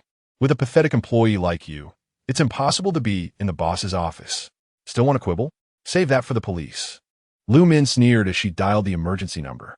Hello, I'm reporting a theft. We have a thief at the Tianyuan Group headquarters. Yes, on the 23rd floor. Yes. We've managed to detain him. Chen Yan shook his head in disbelief, muttering about the absurdity of it all. Is this floor accessible without a key card? Do you even know the lock on the boss's office door? Think for a second. To steal something, one must first gain entry. He felt a mix of irritation and amusement, knowing that once Mo Ran arrived, things would take a turn. Adopting an indifferent demeanor, he reclined in the boss's chair, propping his feet up. What was there to fear? The USB drive was still in his possession, and he felt entitled to sit down and negotiate with Mo Ran as an equal. Chen Yan, get up this instant. Do you think you deserve to sit in that chair? I suggest you show some remorse. Who knows, you might be out in a year or 2. If you break anything, you won't be able to afford the damages. Lu Min, witnessing Chen Yan's refusal to comply, exploded in anger. Unperturbed, Chen Yan shrugged. Oh really? Then we shall wait. Wait for your esteemed boss to arrive, and for the police to show up. The thought of the police made him slightly uneasy, having just been falsely imprisoned the previous night. Yet, the mere thought of Mo Ran bolstered his confidence. Lu Min's shrill voice had already attracted several executives from the floor, none of whom recognized Chen Yan, and all of whom believed Lu Min's accusations, hurling insults at him. A few men even rolled up their sleeves, ready to confront him. Quick as a flash, Chen Yan seized a sculpture from the desk and struck it against the table. All right, who wants to go first? His demeanor had shifted. He had little patience for anyone other than the gentle and beautiful women around him. After all, this approach minimized unnecessary social interaction. His assertiveness left the balding, middle-aged men hesitant, exchanging glances as they awaited a leader to step forward. Such was their nature. The more vulnerable you appeared, the more they would bully you. Conversely, when one stood strong, their professional standings seemed to vanish, revealing their cowardice. Hey, you young man, stealing and now threatening violence?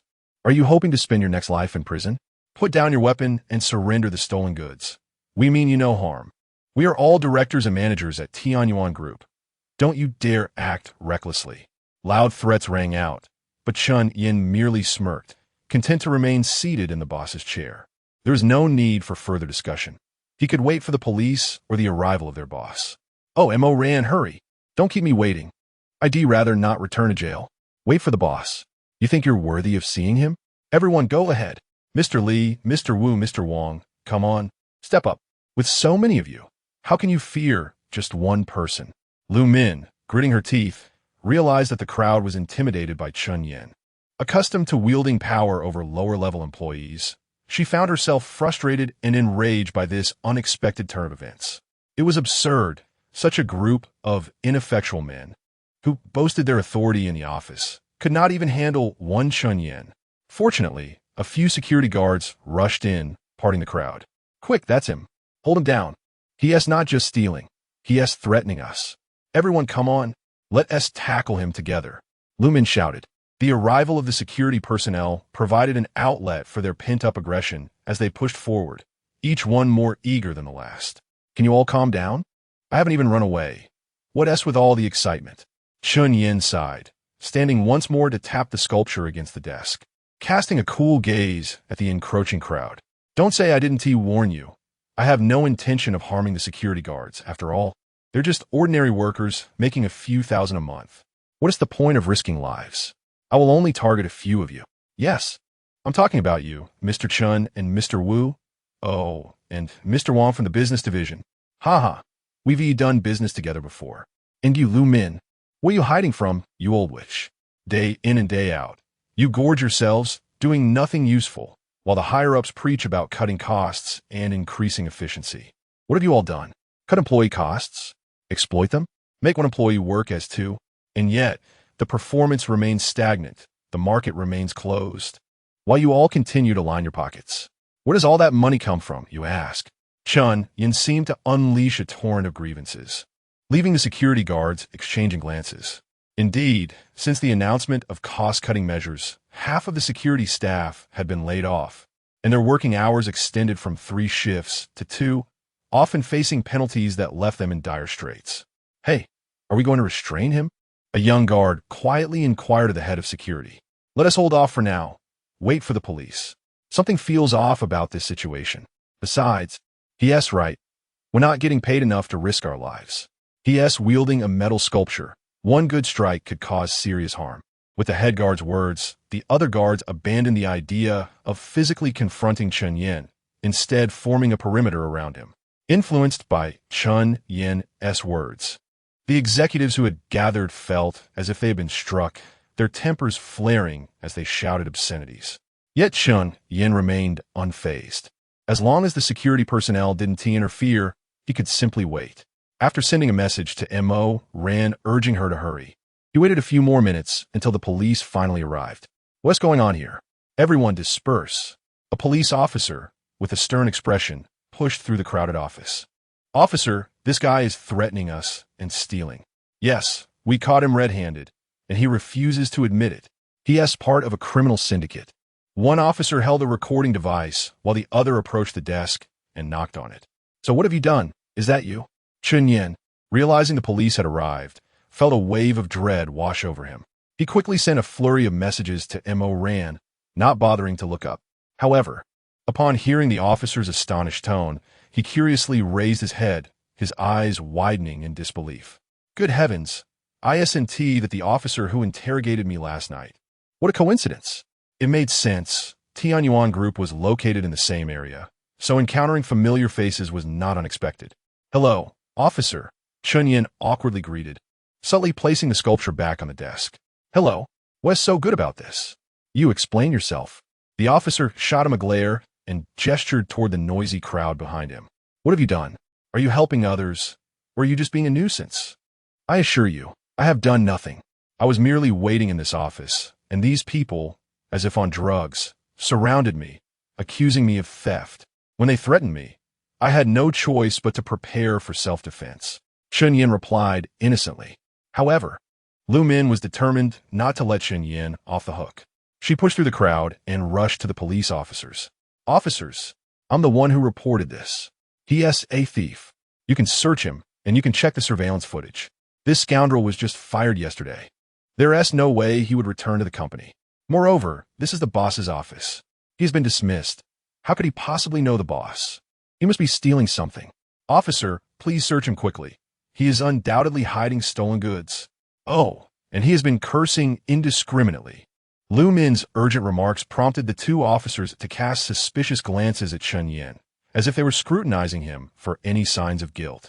After observing him for some time without discernible evidence, they proceeded with the routine protocol. Come with us to the station for a statement. Chen Yan rolled his eyes, cursing under his breath, yet again being summoned to the police station. Emoji, please return soon. It seemed as if a mysterious calling had taken effect, or perhaps divine intervention was necessary to underscore the situation's gravity. In any case, what are you all doing crowded here? Please disperse. Why has the police been called? Little Chen, what is going on? Chapter 11. Another encounter? As Chen Yan was about to be taken away, a cold and perplexed voice emerged from the crowd. A graceful figure pushed through the throng. Her first glance directed at Chen Yan behind the office desk. What is happening? Mo Ran wondered, why are there so many people gathered?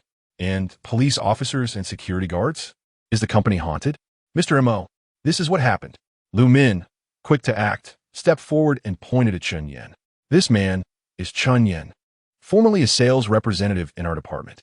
His work attitude was utterly improper, and I had long suspected his character was flawed, which is why I dismissed him yesterday.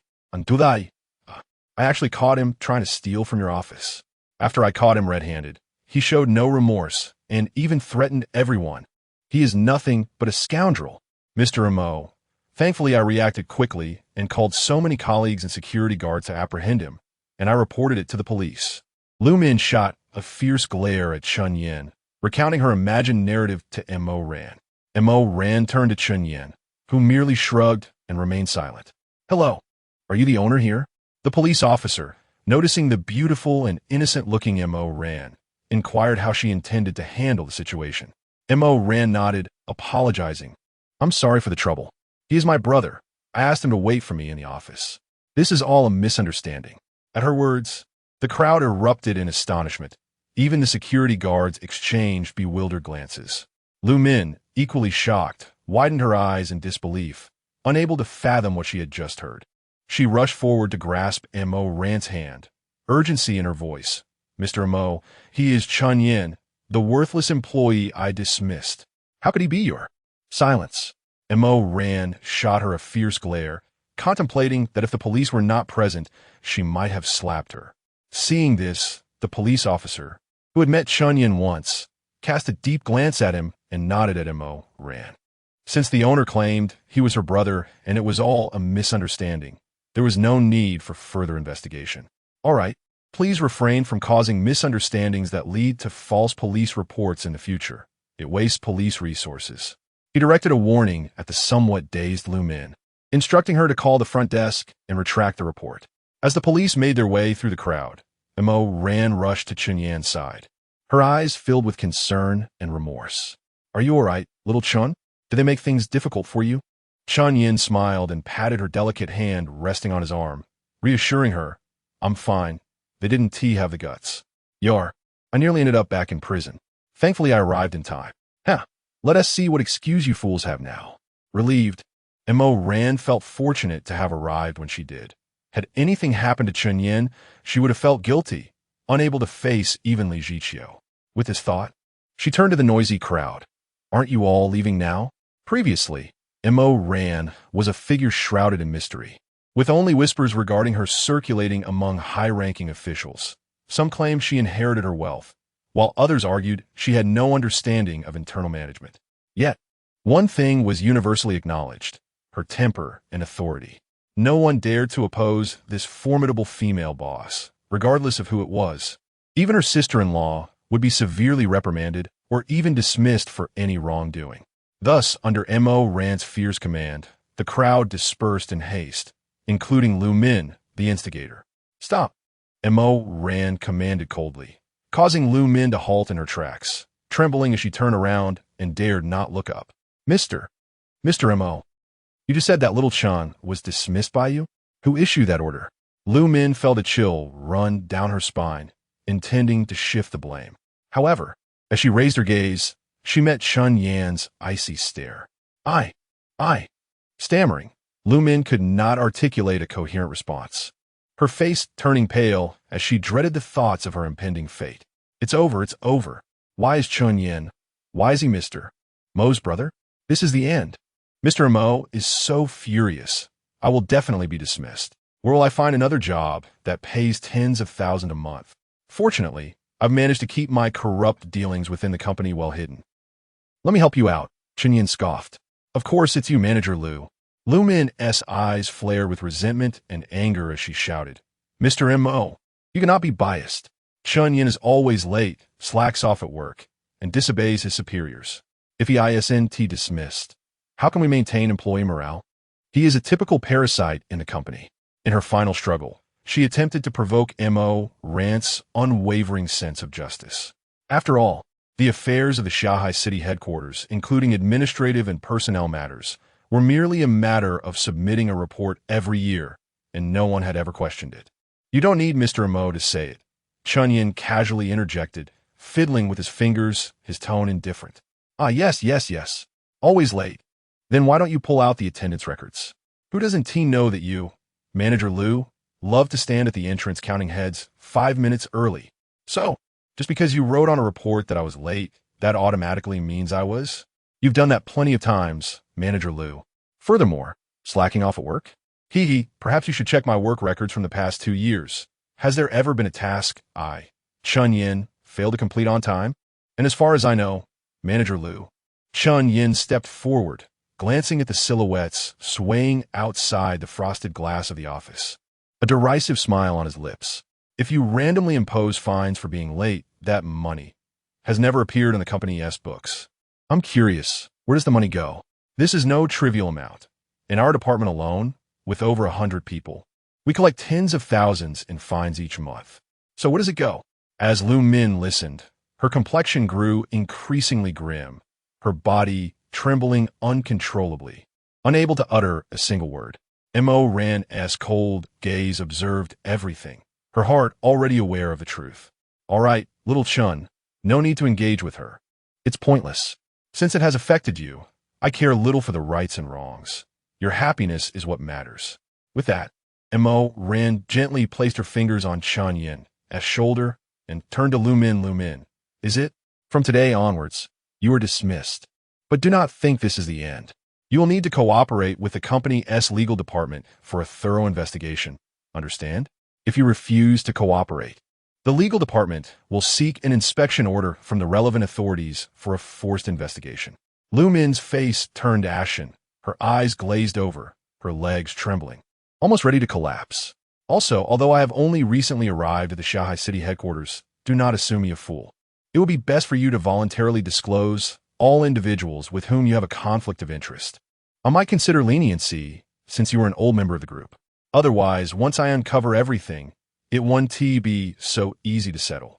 M.O. Ran's warning gaze swept across the frosted glass, her voice clear and resonant, audible even from outside. She had long intended to cleanse the Shanghai City headquarters of parasites. Otherwise, why would she have come here so suddenly? At this moment, the majority of executives felt a sudden pang of anxiety, with some even contemplating an immediate escape. However, M.O. Ran had long devised a plan to eradicate the parasites within the headquarters of the Shanghai City, initially intending to commence in a few days. Today, seizing the opportunity presented by Chen Yan, she decided to abandon pretense and mobilize all resources at once. She promptly contacted the audit team that had been strategically positioned throughout the company, instructing them to inspect and detain every individual under suspicion. Amidst a wave of despair, Lu Min was escorted out by security personnel. The crowd of executives lurking outside quickly dispersed, some destroying evidence and others preparing to flee. Yet, their plans were thwarted, as the audit team swiftly took control of the entire headquarters building. Little Chen, I never anticipated that you had been working at your sister's company for 2 years and were subsequently laid off. I truly apologize. As a gesture of sisterly remorse, how about I treat you to a couple of drinks tonight? What? Drinks again? Can we not indulge in alcohol every day? Who can endure this? Fortune moment. Fortune moment. Warning, warning, warning, warning. Fortune moment. Golden legend of fortune. Fortune moment. The viper strikes, leaving no trace. All right, emoji, yeah. I shall indulge in a couple of drinks. Chapter 12. 12 horizontal and 12 vertical. Fulfilling your first love dream, Chen Yan seemed to have grasped the logic of the auspicious moments. As long as a woman with a satisfactory rating invited him for a drink, it would trigger. Ah, I say, this system must be a wine enthusiast. Chen Yan rolled his eyes internally, speechless. Meanwhile, his body allowed Mo Ran to lead him to the back of the desk. Come, little Chen, she insisted, pushing him into the chair. As he gazed at her curvaceous figure, Chen Yan felt a surge of impulse and directly pulled Mo Ran onto his lap. Hey! Mo Ran gasped softly, seemingly taken aback by Chen Yan's boldness. Her cheeks flushed crimson as she instinctively tried to stand up. However, Chen Yan's grip was firm. Her struggles were futile, and she ultimately remained seated. Little Chen, you're so naughty, Mo Ran said, her face still flushed, lightly patting his shoulder in a teasing manner. Yet, Chen Yan merely smiled, responding softly, Sister, you've been the one making advances all along. If I don't reciprocate, it would be impolite. Men are like that. After being tempered by Li Jiqiu, they can mature rapidly, and Chen Yan was no exception. At least with Mo Ran. He felt no shyness. Choosing a car.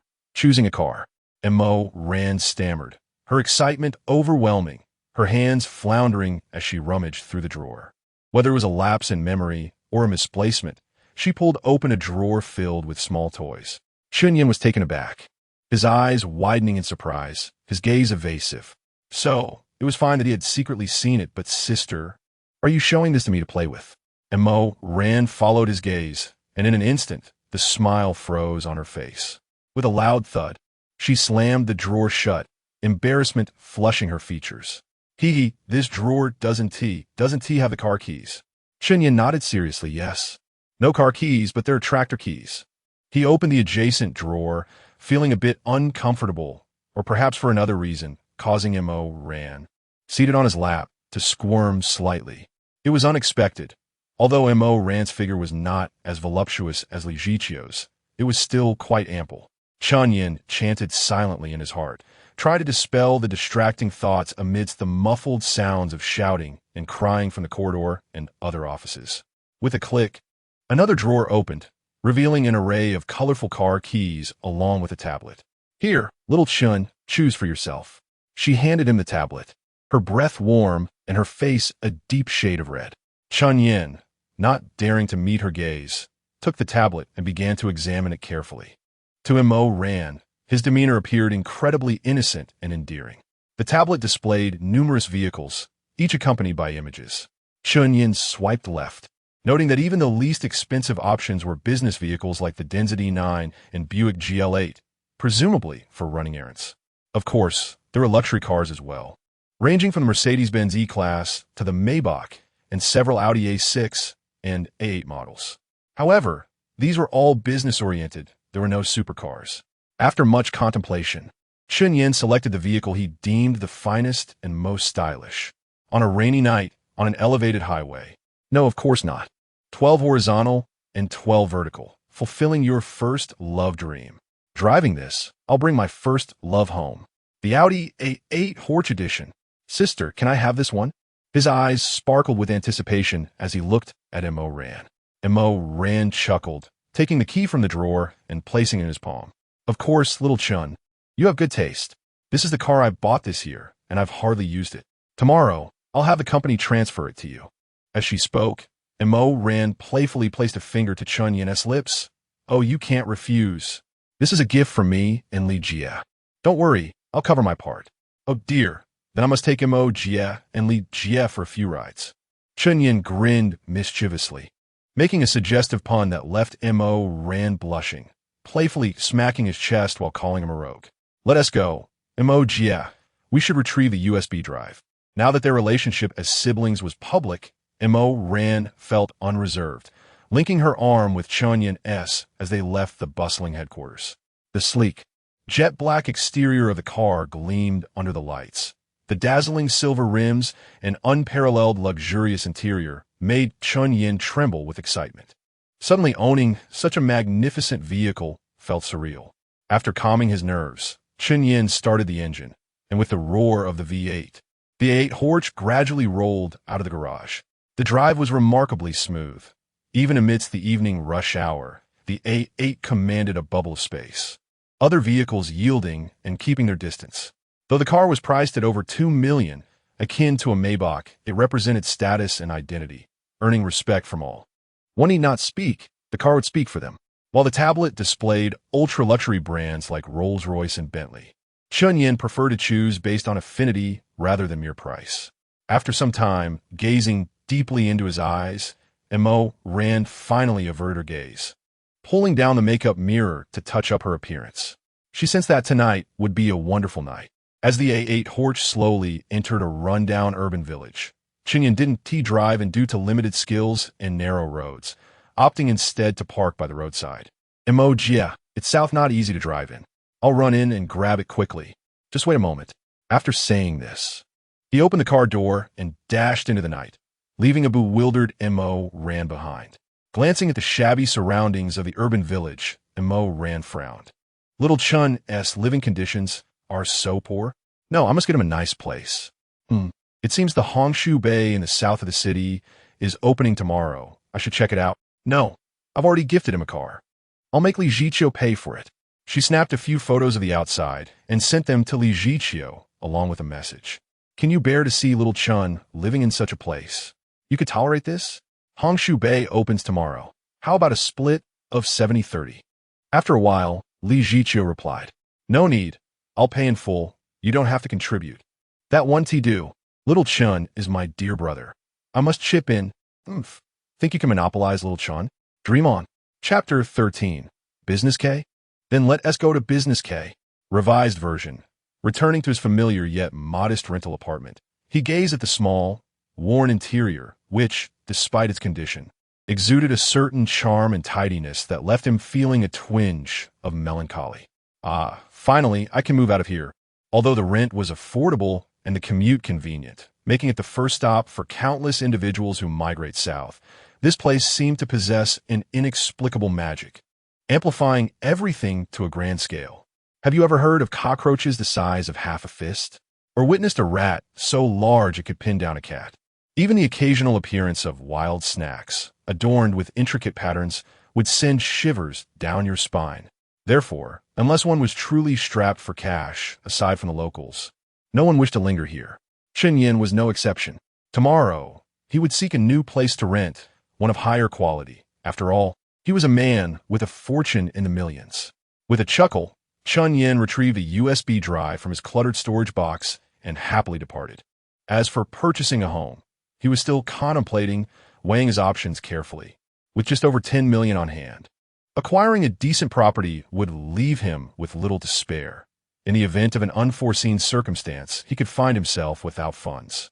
He certainly could not bring himself to shamelessly approach wealthy women for assistance. If you give it to me, I'll gladly accept. If not, I have no intention of asking. Rest assured, with the system at his disposal, more wealth would undoubtedly come his way in the future. At that time, he could indulge in a luxurious mansion worth billions. Stepping out of the old rental building, despite the nightfall, he felt an invigorating sense of brightness enveloping him. Upon returning to his car, he handed the USB drive to Mo Ran, who sat in the passenger seat. Sister, this is it. Take a look, he said.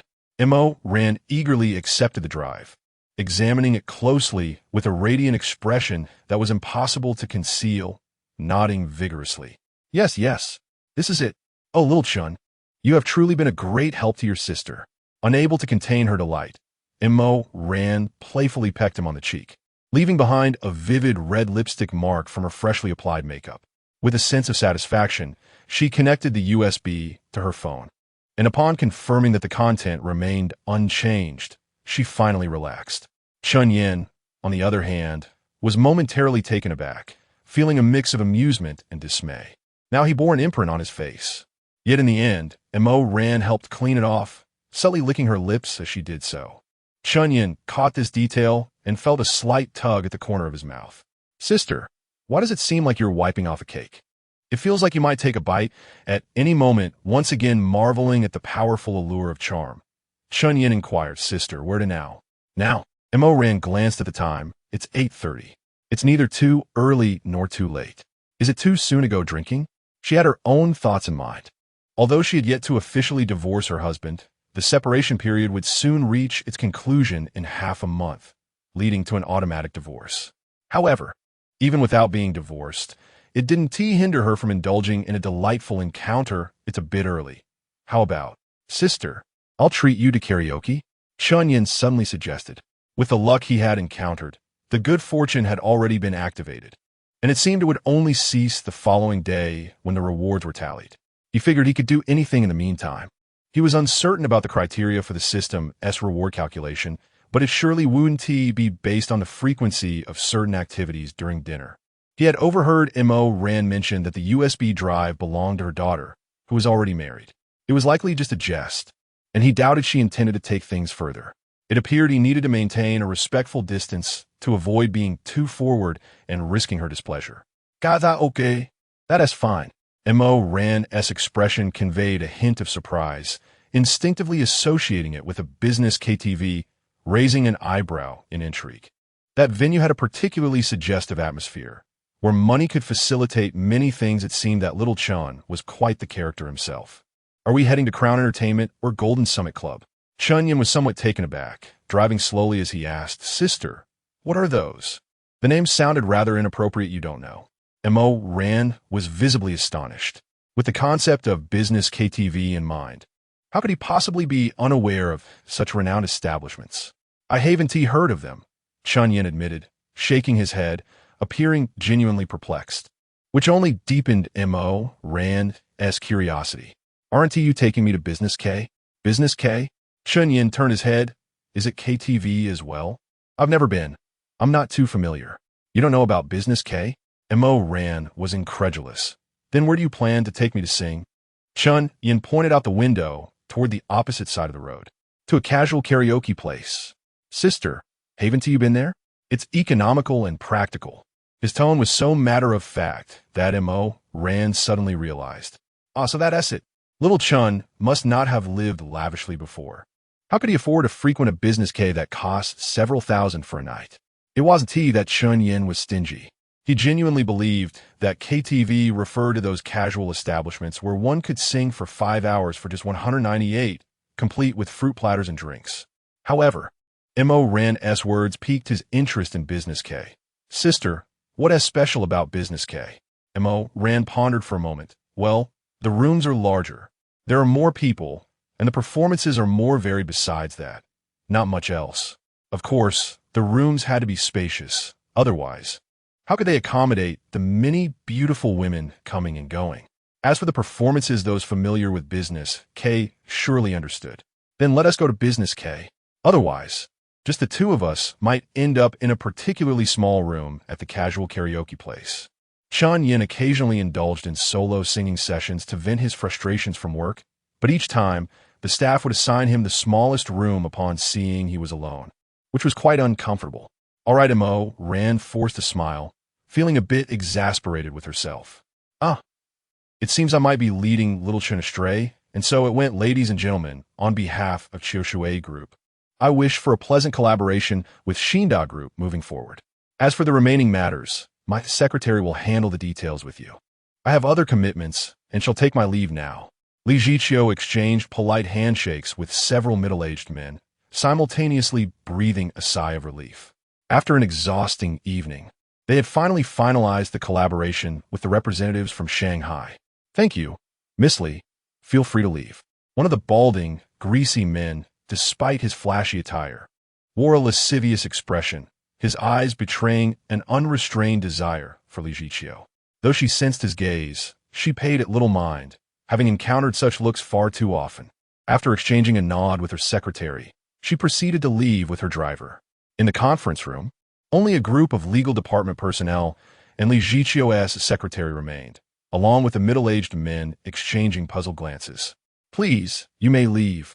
The secretary gestured dismissively to the legal team, indicating for them to exit. Wait, Secretary Liu, aren't we supposed to finalize the contract? The legal department staff wore uneasy expressions. They had come specifically to process the contract and assess the risk clauses for the company. No need, no need. I'll take a look myself. The collaboration between Shinda Group and us is sincere and professional. Secretary Liu displayed a confident smile and remarked, after all, I am Manager Li's sister-in-law. Can you not trust me? The members of the legal department exchanged glances, realizing that not only was Secretary Liu related to Li Jiqiu, but she was also a distinguished law scholar, possessing expertise that surpassed that of some of them. It seemed there was no cause for concern. They were dismissed, perhaps due to the sensitive nature of the collaboration between Qiushui Group and Shinda Group, which was not suitable for their knowledge. Very well, it would be a laborious task for Secretary Liu. With the legal department departed, only Secretary Liu and a few representatives from Shinda Group remained. Let's begin, she said with a chuckle. Once the legal department was out of sight, Secretary Liu decisively locked the door and retrieved several new contracts from her briefcase. Let us keep this discreet to avoid early detection. Oh, and remember to calculate my profits. Secretary Liu murmured, wretched woman, if you don't earn me money, don't blame me for finding my own way. This is all my brother's enterprise. Why should you, an outsider, monopolize it? Chapter 14. The tactics of an experienced hand. In a mere half hour, Chen Yan finally grasped the essence of business karaoke. When a row of elegantly dressed young ladies entered the private room and stood before him, he was utterly bewildered. Hello, boss. Montag he, Hansoma. I'm Xiaoqing, boss. I don't eat cilantro, big brother. I'm Xiao Xiong soft candy mo, Ran observed Chen Yan, who was dumbfounded, with a smile that was both amused and enigmatic, saying nothing, merely enjoying the spectacle. Chen Yan felt overwhelmed. He finally understood the meaning of business karaoke. It was indeed exceedingly commercial. No, we don't eat girls. Just bring us some drinks. He interrupted the diverse introductions of the girls, hastily beckoning the room manager. The manager, slightly taken aback, noted that it was unusual for a man and a woman to come to business karaoke without ordering any companions, but it wasn't unheard of. Most would typically request a couple to enliven the atmosphere. Upon glancing at the captivating M.O. Ran lounging on the sofa, he suddenly comprehended. Oh, boss, I understand. The handsome group is on its way. With that, the manager waved his hand, signaling the girls to leave, and turned to exit the room himself. Wait, come back. Chen Yan, exasperated, pulled the manager back. We don't want either boys or girls. Do you understand? Just bring us 2 boxes of beer. Is that clear? Don't bring anyone. The manager's expression was peculiar, yet he nodded. All right, boss, but if you don't request girls or boys, we will have to charge the room fee, along with the cost of the drinks and service, totaling a minimum of 8,000. Chen Yan didn't wish to engage in further discussion. The absurdity of the situation was giving him a headache. He waved his hand dismissively. 8,000's fine. Just hurry up and give me the beer. Understood. Guests like Chen Yan were indeed a rarity, coming in without ordering anything, merely to sing and drink. Why bother with business karaoke at all? However, it was quite advantageous, as it saved on labor costs. Upon returning to the sofa area, Chen Yan took a sip of plain water, shaking his head in resignation. Sister, please stop looking at me like I'm a joke. I didn't know this place was like this. M.O. Ran chuckled softly, her face radiating joy. All right, I understand, but it's no big deal. Places like this are always like that. In the future, when you engage in business dealings, you'll inevitably encounter such situations. As the boxes of beer were brought into the room, the awkwardness dissipated. With a satisfying pop, Chen Yan opened a bottle and raised it in a toast to M.O. Ran. Sister, thank you for your care. This bottle is for you. Under the sweet, dense gaze of M.O. Ran, Chen Yan tilted his head back and chugged the beer, only to sputter it all out. The unchilled beer as potency caught him off guard, and after a long hiatus from drinking, he found himself spraying it everywhere. Luckily, he instinctively turned his head aside, or else M.O. Ran would have been doused. She erupted into giggles, her laughter like the tinkling of bells, her eyes crescent-shaped with mirth, as if she had witnessed a delightful spectacle. Chen Yan felt utterly humiliated. This was a significant embarrassment. He was supposed to impress, yet all he could manage was a sputter. Had those video streamers been drinking fake beer? Muttering under his breath, he opened another bottle. This time, he wised up and poured it into a glass, filling it to the brim. Not chugging today, little hero? Mo Ran teased, her laughter bubbling over. No, no. Chen Yan waved his hand in frustration, lifting the glass filled to the top and downing it in one go. Burp even poured into a glass. The carbonation was still intense, and despite consuming it all, Chen Yan let out a long belch. Ha ha, let us take it easy, we can savor it, Mo Ran said, seemingly unconcerned about how they drank. Being with Chen Yan brought her immense joy for reasons she could not articulate, as if she had suddenly developed a fondness for this young man. Quick, let me help you.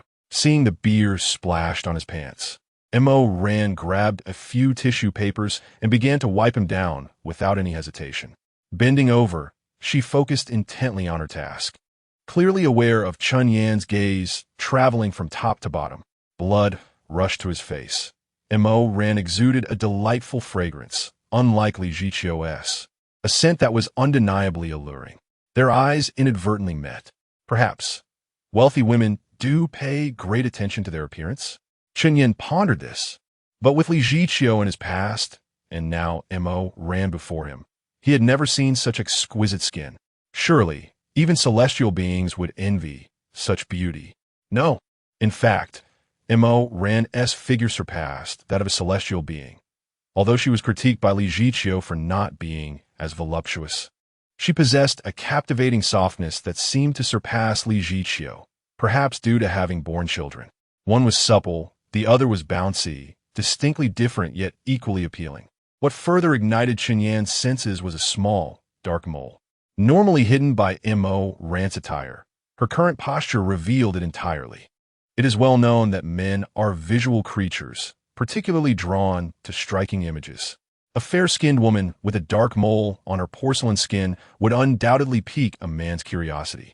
Especially in this extraordinary place, the visual impact was magnified.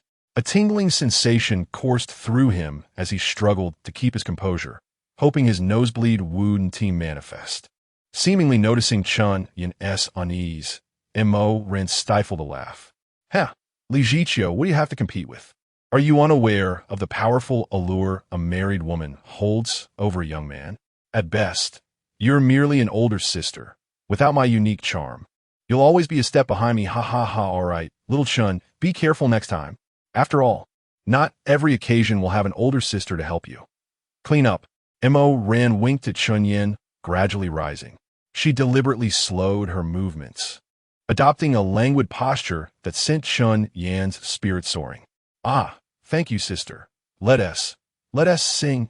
Despite possessing an advantage, Chen Yan found himself unable to withstand the seasoned tactics of an experienced hand, diverting his attention to other matters.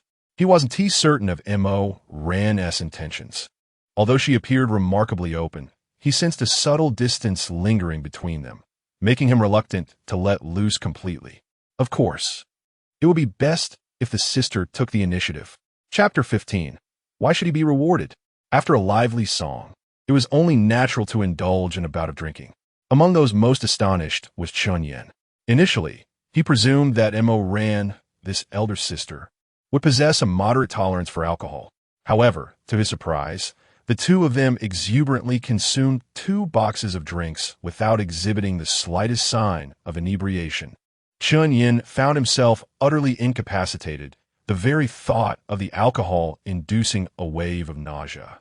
In stark contrast, Mo Ran remained unaffected, her complexion unflushed, her heart untroubled. She and T even made a trip to the restroom, merely gazing at him with a beaming smile. Shaking the dice, Mo Ran playfully inquired, "Shall we continue, little Chen?" Hurrying him along, she added, "Sister is feeling thirsty." Chen Yan fervently waved his hands, shaking his head. No, let's take a break, sister.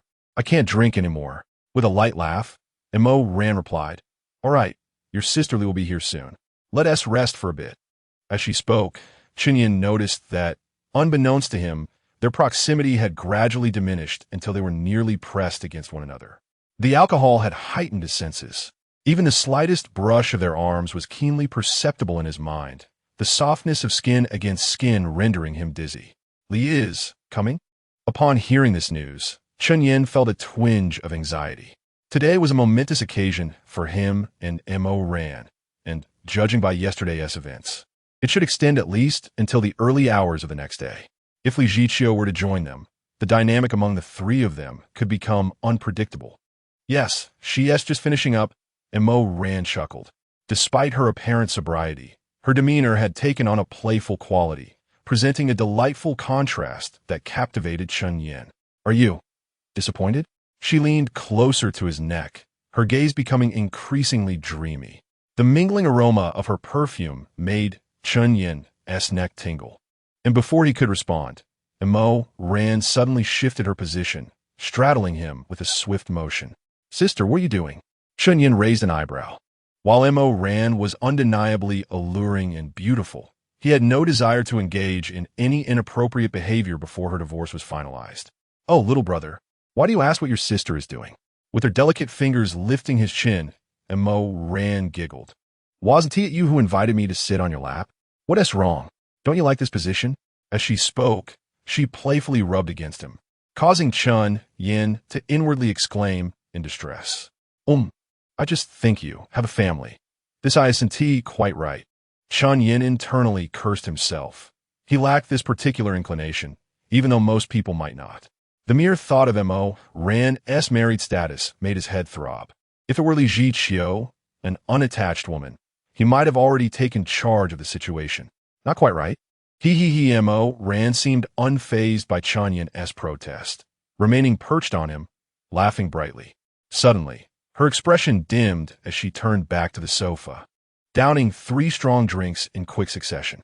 Exhaling a breath laced with alcohol, perhaps haunted by some unhappy memories, Mo Ran's face flushed, and her gaze grew slightly hazy. However, it was essential to clarify that her state was not one of drunkenness or flirtation, but rather tinged with a hint of sorrow. Chen Yan watched her, awaiting her to share her thoughts. To his disappointment, Mo Ran did not divulge any details regarding her marriage or family, but instead began shaking the dice. Little Chen, truth or dare are you in? After losing twice in a row, the game could only alternate between truth and dare. Chen Yan was momentarily taken aback. Wondering what this sister was up to, was she being playful? However, sensing her mood was not the best, he refrained from contradicting her. All right, 1, 2, 3. After a round of play, Chen Yan lost and naturally opted for truth. Given that a dare from someone as uninhibited as Mo Ran could lead to unspeakable situations, he chose wisely. Little Chen, for the first question. Between me and your sister Li Jiqiu, who is more alluring? Mo Ran asked with a smile that could be deemed perilous. Chen Yan's lips twitched. Thankfully, Li Jiqiu was not present, otherwise this question would be as terrifying as running naked through the streets. You both embody different types of allure. If we speak of intellectual allure with a contrasting appeal, then it's undoubtedly you, Mo Jia. Yet, if we consider mature charm, that would belong to Li Jia. After careful deliberation, Chen Yan chose to compliment both, hoping to avoid offending either. Fortunately, Mo Ran did not press him further, simply smiling brightly. Clever boy, you pass. Let us go again. Chen Yan exhaled in relief, determination rising within him. Sister, this time I want to let you off easy. 3 6s, 4 3s, 4 6s. Open. As fate would have it, Chen Yan honorably faced his second defeat. Chen Yan felt exasperated. Cursed luck, tricked again. Little brother, it can only be dare this time, Mo Ran smirked, her gaze gleaming with mischief as she surveyed him. You must. Come, take a whiff of your sister's neck. How does it smell? A dare could be so rewarding. Chen Yan's eyes lit up. Thankfully, it was not an absurd or bizarre request. Mo Ran, like a gentle lamb, had already tilted her graceful neck, her eyelids fluttering shut, waiting for his approach. As he leaned in closer, Chen Yan repeatedly reminded himself that it was merely a dare, just a game. Sorry, ex-husband. As his nose brushed against Mo Ran's cool neck, he inhaled deeply.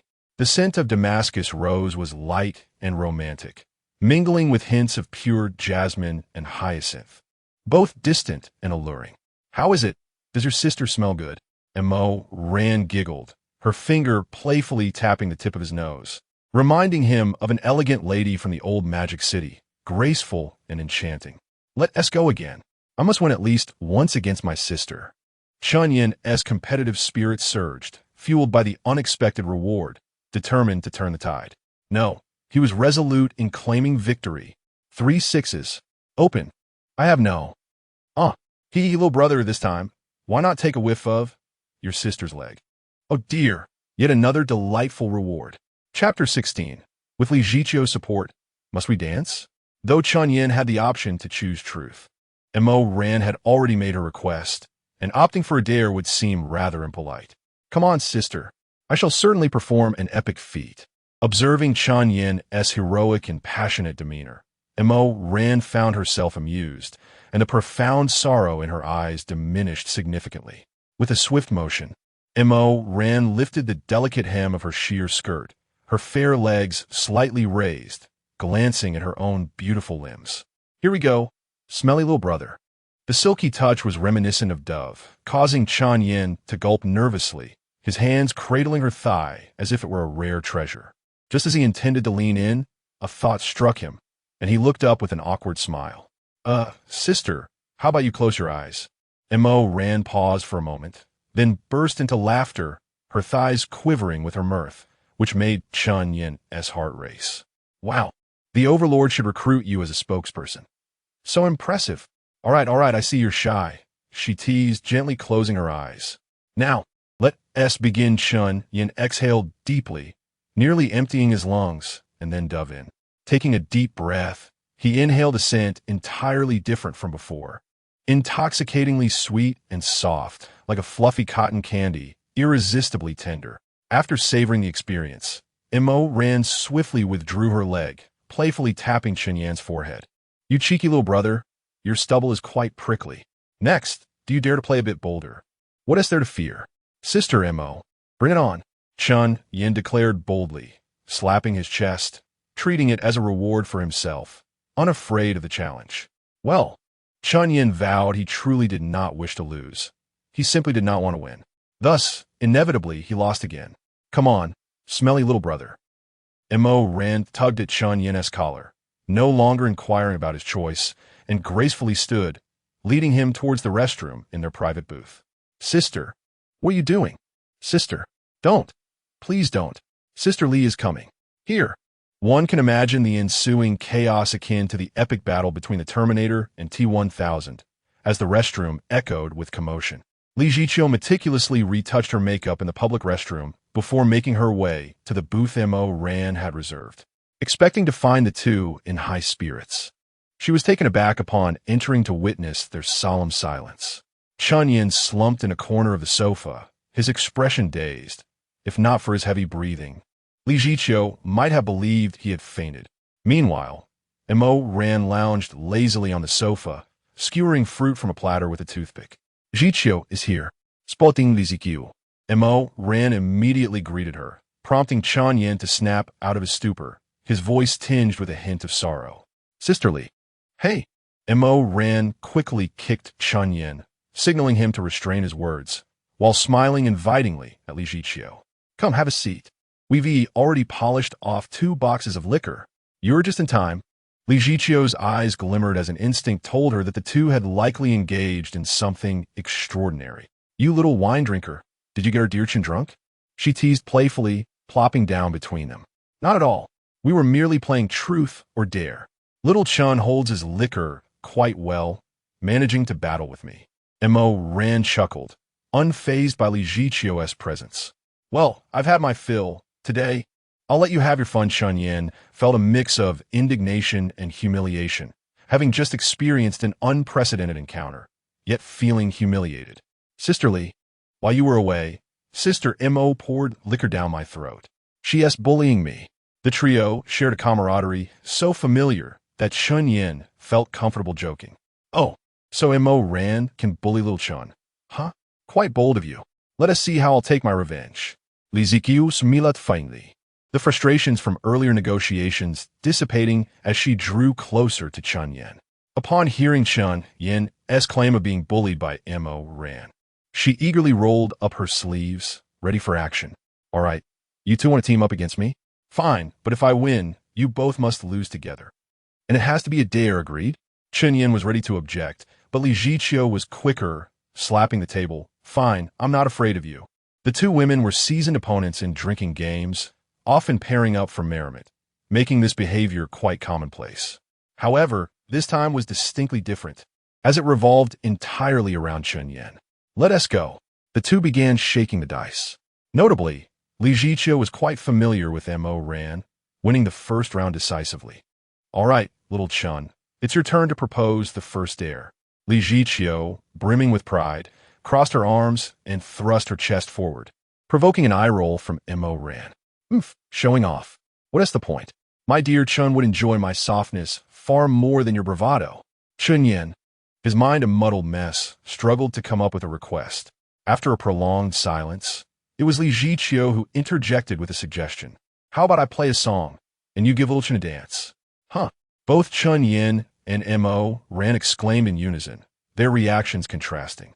Chen Yan was intrigued, while Mo Ran was bashful. What is there to fear, old lady?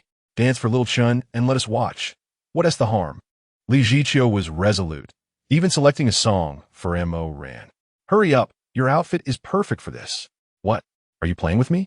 Mo Ran's face flushed crimson with indignation, her chest rising and falling rapidly as she abruptly stood up. Fine, I'll dance. But Li Jiqiu, don't you dare hold back. With a charming smile, she winked at Chen Yan. Watch closely, little Chen. This is for you, Chen Yan's mouth fell agape. Having anticipated a simple gathering of drinks and songs, but finding himself entangled in something far grander. Not only was he subjected to Mo Ran's playful humiliation, but now he was to witness a dance? The alluring movements flowed rhythmically with the pulsating music in the booth. Sweet rain descends, intertwining and merging, we indulge in innocent indulgences, whispers linger enveloping the mountains. P.S. Sweet Rain original by Huang Ling Tiying Dui Tian lyrics by Dai Shiqi Trici Xia Fei composition by Fong Max Chapter 17. Madness returns. It must be said that Mo Ran is indeed the epitome of a contrasting woman. Adorned with spectacles, she exudes an air of tranquility and grace. Yet, in her interactions with Chen Yan, she consistently displays a markedly different persona. She embodies an innate charm that is utterly captivating.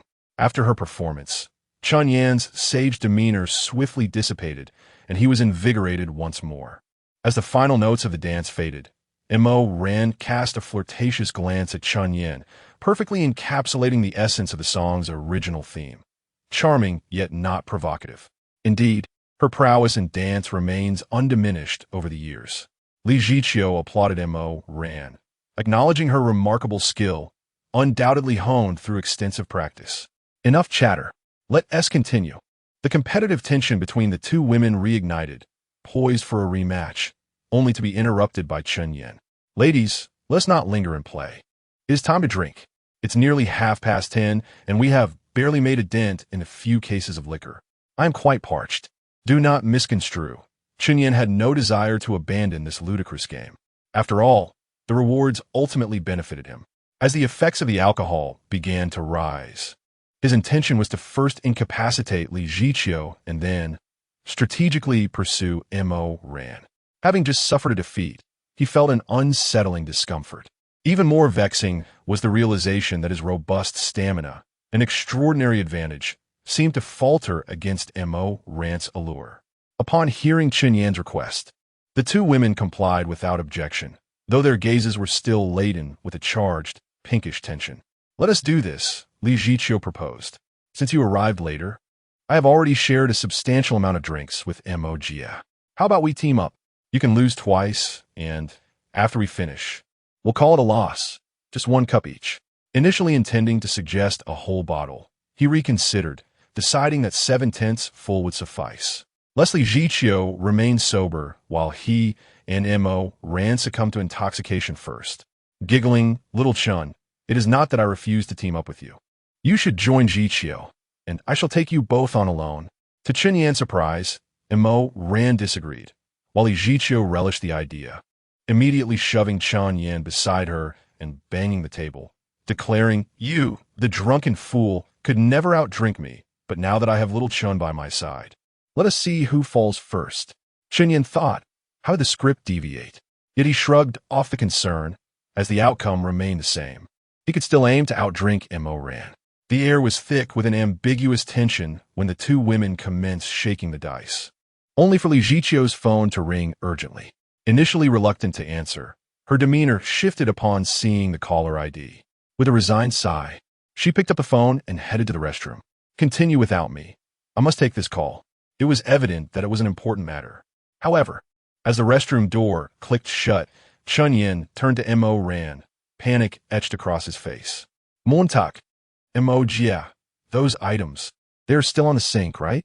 Mo Ran's eyes widened in shock, covering her mouth in horror. "Oh no, the battlefield remains uncleaned. This is disastrous. Li Jiqiu will surely find out." While Mo Ran had been earnest in her earlier challenge to Chen Yan, it was merely a post-divorce whim. Though Li Jiqiu herself had claimed her relationship with Chen Yan was platonic, Mo Ran couldn't shake the feeling of being the other woman.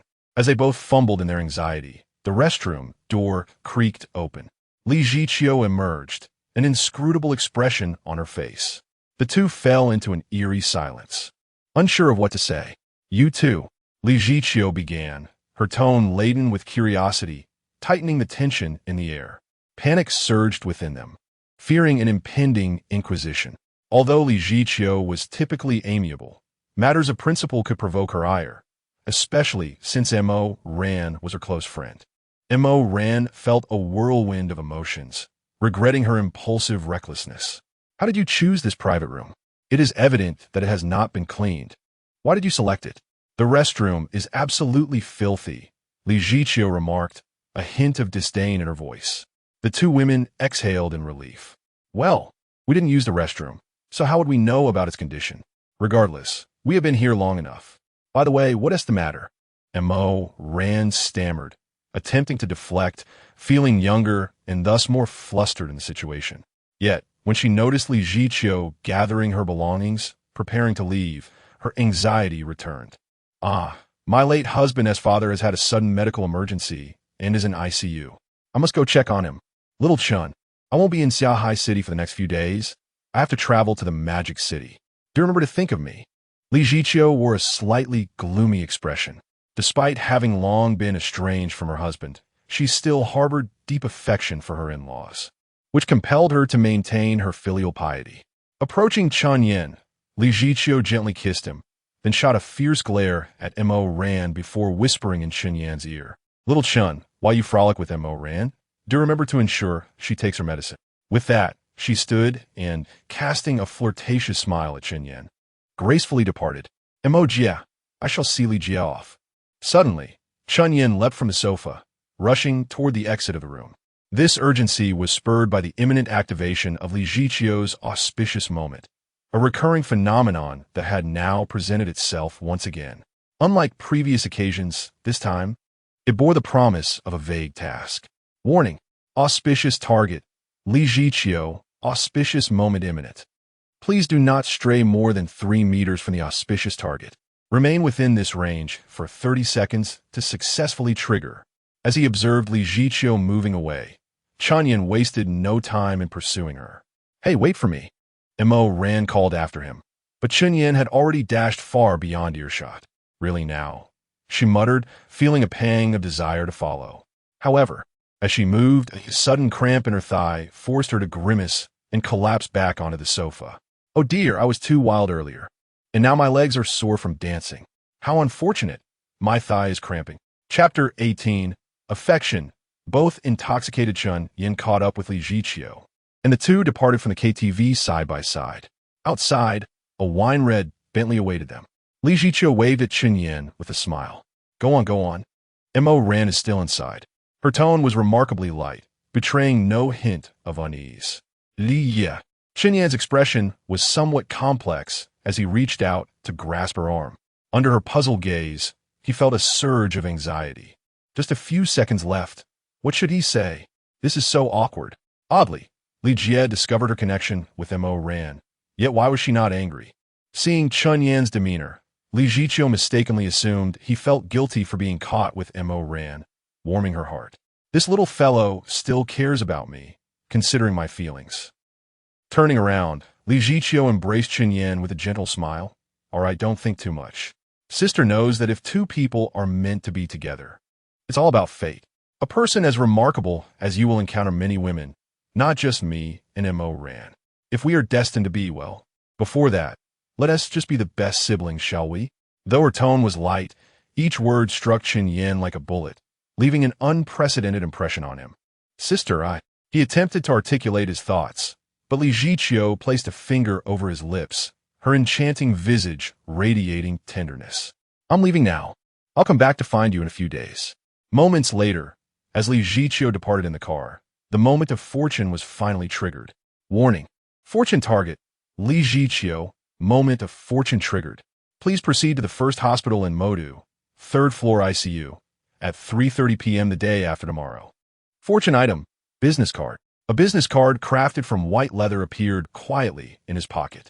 Chen Yan did not pull it out to examine it, but instead fell into contemplation. Since yesterday, his perception of Li Jiqiu had remained focused on physical attraction and monetary rewards, neglecting any emotional considerations. Indeed, subconsciously, the significant age gap felt like a chasm between them. At this juncture, Chen Yan found himself at a loss. System, are you a rich woman system, a fortune system, or some sort of romantic encounter system? This is all so confusing. Chen Yan fumed inwardly, knowing full well the system would not respond. However, venting his frustration brought him some relief. To his surprise, the system indeed provided a response. Ding. Detecting the host's intense emotions. Supplementary female affection status updated. Li Jiqiu. Affection level 93. Intimately close. Mo Ran. Affection level 93. Intimately close. Please note, upon reaching a maximum affection level of 100, an additional surprise prize will be awarded. Gasp. Chen Yan steps back to the KTV, froze momentarily. He had not anticipated Mo Ran's affection level being so high. But even more astonishing was that Li Jiqiu, having caught him with Mo Ran, still maintained an affection level of 93. Is this the power of charm buffs? How terrifying. Chen Yan recoiled slightly. His first thought, not about fortune, but a vivid imagination of being surrounded by a multitude of beautiful, wealthy women suddenly enamored with him. He feared he might be consumed in an instant. No, I must hit the gym. Without strength, my body cannot keep up. The anticipation of intense future encounters sent shivers down his spine. After all, today he almost faltered under Mo Ran's influence. Shaking his head to clear the chaotic thoughts, he stepped into the KTV. Meanwhile, Mo Ran sat alone in the private room, the serene atmosphere prompting her to reflect on the earlier encounter. Cradling her flushed cheeks, her eyes sparkled with delight. Xiao Chun is truly astonishing. How infuriating that he surpasses my cherished toys by so much. I wonder what kind of difficult days I've endured before this. Fortunately, she was not too embarrassed. Ouch, my legs ache. This must count as burning out, right? Suddenly, the door swung open, causing Mo Ran to flinch. It was Chen Yan returning. Did you see Li Jiqiu off? Her expression shifted faster than a page turn. The previous look of blissful shyness vanished in an instant, replaced by a gentle smile. Yes, I saw her off. Chen Yan nodded and sat beside Mo Ran, pouring drink for both of them. Sister, shall we continue? Mo Ran chuckled. I may have lost in everything else, but I won't lose at drinking. Let us do this. They resumed their rounds of toasting and singing, the distance between them gradually diminishing. Xiao Chun. Mo Ran, seemingly overcome by the effects of the alcohol, clung to Chen Yan's arm. Having consumed a considerable amount of beer, Chen Yan began to feel the effects. Dizziness washed over him, and nausea gripped his throat. Sister, I feel so dizzy. Those were his last coherent words before his eyes rolled back, and he succumbed to slumber. Xiao Chun. Mo Ran shook his unresponsive form, but he toppled over onto the couch. Oh dear, he really is drunk. Biting her finger, Mo Ran inebriated, showcased a charmingly naive demeanor. She attempted to lift Chen Yan, but struggled, her upper body strength insufficient against his weight. After several failed attempts, she managed to shift him slightly, only to lose her balance and be pinned beneath him. "Ah, you little rascal. What am I going to do now?" Mo Ren chuckled helplessly, pushing against Chen Yan in an effort to rise, but her drunken state left her powerless. Straining to reach her phone on the table, she resisted the spinning in her head and dialed. "Hello, at Crown Entertainment. V999 room. Help me." After a fragmented plea, she too succumbed to fatigue, her eyes closing as she drifted into a hazy stupor, emitting incoherent murmurs. Hey, Ranjia, wait for me. I'll be there soon." The urgent voice from the other end of the line pierced through the haze. Chapter 19. Cousin Mo Jiao in a haze. Chen Yan felt a jolt, swaying for what seemed an eternity. Although the commotion was considerable, it did not rouse him from his slumber. Instead, he merely perceived flickers of light behind his eyelids. Within the Jingshui Hua Ting Villa area, despite the late hour of 11 o'clock, the place remained aglow. It appeared that Mo Ran had taken a shower, donning a loose-fitting bathrobe, her eyes regaining a hint of clarity. At this moment, she reclined on the sofa, sipping mineral water delicately. "Ranjia, could you refrain from consuming so much alcohol? You resemble a drunken fool." A voice of complaint drifted from the opposite sofa, belonging to a short-haired girl with a somewhat androgynous appearance, yet possessing an undeniable beauty. Her expression was one of impatience. "I'm not drunk." Mo Ran drained the bottle of mineral water, the capacity of her flat stomach seemingly defying belief. "Not drunk? You're practically unconscious," the short-haired girl exclaimed, rising to point at Chen Yan, who was sprawled on the sofa. "Look, you even brought a man home. Is this appropriate? I mean, if you're going to find a guy, why choose someone so impoverished?" With a single glance, she could tell that Chen Yan was adorned in nothing of value, and she continued her tirade. "Hey, I'm not unconscious. I'm wide awake." Mo ran her fingers through her hair, massaging her scalp, and added, "And what else with this talk of being poor? Little Chun is a genuinely nice guy. Quite handsome, too." "Handsome? Ha! How can someone so destitute be considered handsome?" The short-haired girl crossed her arms and scoffed, striding toward Chen Yan, eager to ascertain just how handsome he truly was. "Honestly, though you're my cousin, your taste is quite questionable." The girl had been too preoccupied with her own concerns to notice Chen Yan's appearance, but her cousin's words piqued her curiosity. Curiosity might be an understatement. She merely sought to refute Mo Ran's aesthetic judgment. While muttering, she pushed Chen Yan's head to one side for a better look. In an instant, she was left speechless. Mo Jiao, just a few months younger than Mo Ran and having recently crossed the threshold of 30, typically dressed in a neutral style, and possessed a youthful, endearing appearance that belied her true age. She appeared merely in her early 20s, thus falling prey to Chen Yan's charismatic allure. His sharply defined profile, striking features, and inexplicable aura made her heart race, rendering her momentarily frozen in place. "Ah!" Mo Ran chuckled softly. "Little girl, now that you're my sister, how could our tastes possibly differ?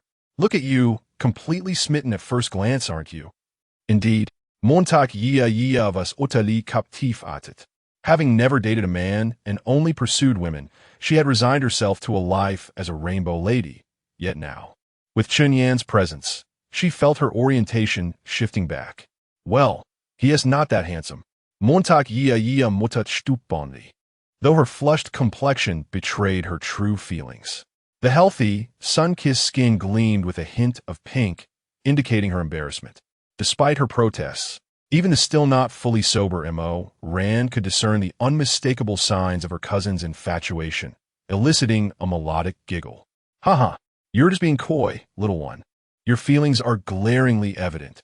With her ears aflame, Mo Jiao hurriedly ascended the villa staircase, slamming her bedroom door shut. "Leave me alone. I'm going to sleep." The tremulous shout from behind the door only served to amuse Mo Ran further.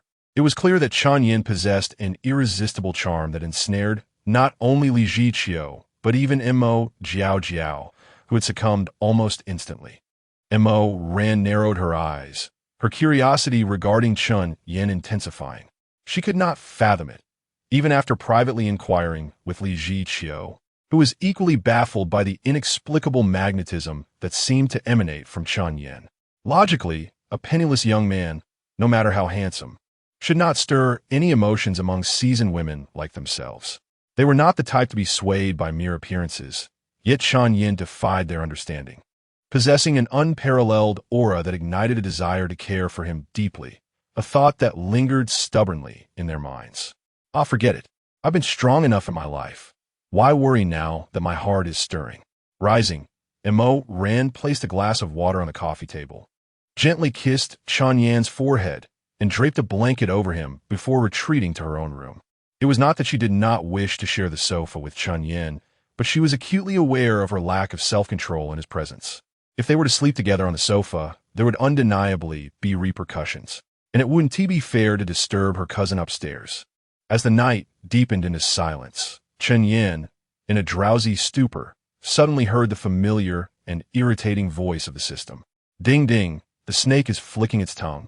Leaving no trace, big fortune moment reward settlement, daily fortune item, USB, intersects with fortune moment target, Ran, reward critical hit.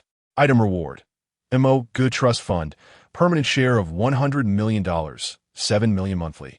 Item reward, fortune upgrade card X1, automatically used.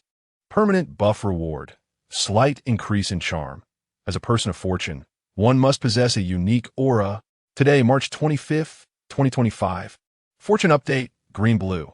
Chang'an Road number 25, Sports Exhibition Center, 3:30 p.m. Middle-aged man in a duckbill cap and flip-flops.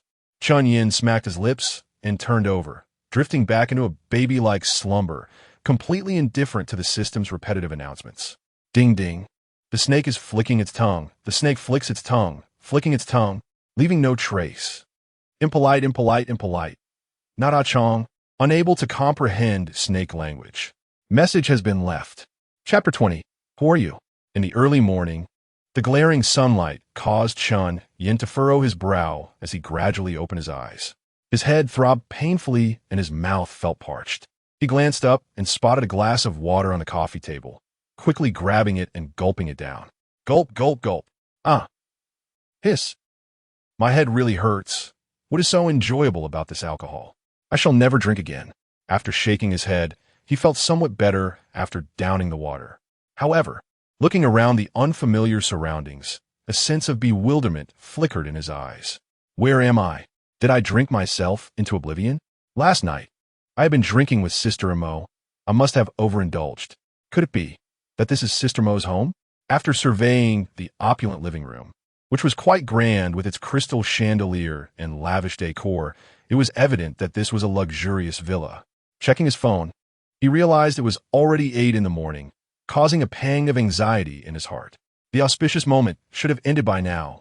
What about today's daily fortunes? System, dear brother, where are my rewards? Ding ding, the snake hisses no footprints. Records have been retrieved. Please check them yourself. The semi-transparent box combined with the system's voice filled Chen Yan with excitement. However, he felt a twinge of confusion. Today, the system's tone seemed to carry a hint of emotion, as if it were angry. Regardless, he was eager to see his rewards. With yesterday's experience fresh in his mind, he felt an even greater anticipation. Oh my, $100 million? Dividend rights? Upon comprehending the first reward, Chen Yan's eyes widened in astonishment. Just the dividends alone would amount to $7 million every month. How much is that? Many of his friends, like Chen Yan, might not grasp the magnitude of $7 million a month. But upon reflection, dividing that by 30 days, it equates to over $200,000 a day. That was the total of his previous several years' salaries. In a single day, immediately, he checked his phone and indeed found a notification of $7 million credited to his account. Transferred from some trust fund. My goodness. Does this mean I am now earning $80 million a year? Oh, yay. I wonder when the bank will call me asking to deposit my money and offer me gifts. Chen Yan was nearly overwhelmed with laughter, but quickly remembered that this villa was not his territory. He would be quite rude to wake Sister Mo, suppressing his excitement. He noted that there were more rewards in the box and continued to read. A charisma buff? Not bad, quite good indeed. Chen Yan felt a bit carried away. After acquiring the charm buff, he found himself somewhat dismissive of the charisma buff. He glanced further down. The auspicious upgrade card was self-evident and had already been automatically used. More importantly, was today's fortune information. Today's auto show? Middle-aged man? What does that mean, dear brother? Chen Yan was puzzled, hoping the system would provide some clarity. However, the system remained unresponsive, even neglecting its usual catchphrases. Yet, given the system's past tendencies, including the USB incident, Chen Yan instinctively presumed that today's fortune would somehow involve a wealthy woman. But that didn't seem right. A middle-aged man in a baseball cap had no apparent connection to a wealthy woman. Could it be a kidnapping case? Are they asking me to rescue a wealthy lady? A chill ran down Chen Yan's spine, and he realized this theory was indeed plausible, considering the system's track record. After pondering, he concluded that speculating was futile. It would be better to verify today, but he should definitely take something for self-defense. A baton or a stun gun, lightweight and easy to carry, would be ideal to purchase today. Having completed the day's tasks, Chen Yan stood up, stretching his body luxuriously. This enhanced vitality was marvelous. It not only invigorated him, but also made him feel more awake despite the little sleep he had, more so than when he was 18. After a bit of physical activity, a pressing urge for relief began to rise, and Chen Yan hurriedly searched for a restroom.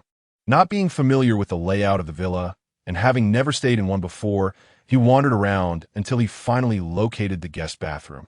One of the side effects of this vitality was a genuine waterworks surge. Hiss! Ah, that feels so much better. Chen Yan sighed, nearly bursting his bladder. After finishing, he inadvertently caught sight of the shower in the guest bathroom, and a thought struck him. A shower. He. Little crocodile loves to shower. Unsure what compelled him, Chen Yan, swaying left and right, joyfully stripped off his clothes and dashed into the shower area. Swish! The massage shower head made Chen Yan exclaim in bliss. Oh no, comfort, as he couldn't help but hum a tune. I love showering. Oh, so much. Baby awu, the once tranquil villa began to stir with the sounds of Chen Yan's singing and showering. Mo Jiao furrowed her brow, suddenly sitting up in bed. Who was making such a ruckus early in the morning? Is there a thief? Instantly alert with her taekwondo black belt skills, she slipped on her slippers and rushed downstairs.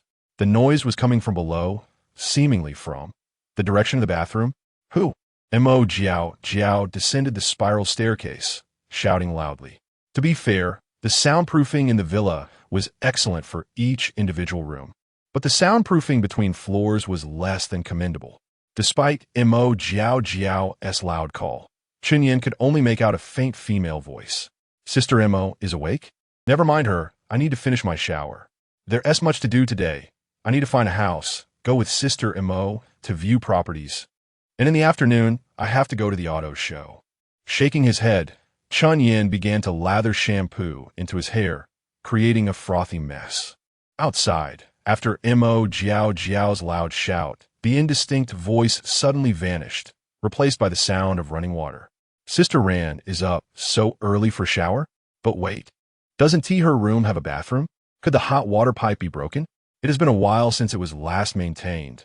It must be aging, which is why Sister Ran isn't using it. Since she's showering downstairs, doesn't that give me an opportunity? Cousin, it's been ages since we showered together. A mischievous grin spread across Mo Jiao's face as she stealthily approached the bathroom door, softly calling out, Sister Ran. I'm coming inside. A faint female voice suddenly responded, but Chen Yan was too busy dealing with the lather in his hair to hear clearly, thinking he was imagining things. Unperturbed, Chen Yan continued to scratch away. What kind of shampoo is this? So much thick, fluffy foam.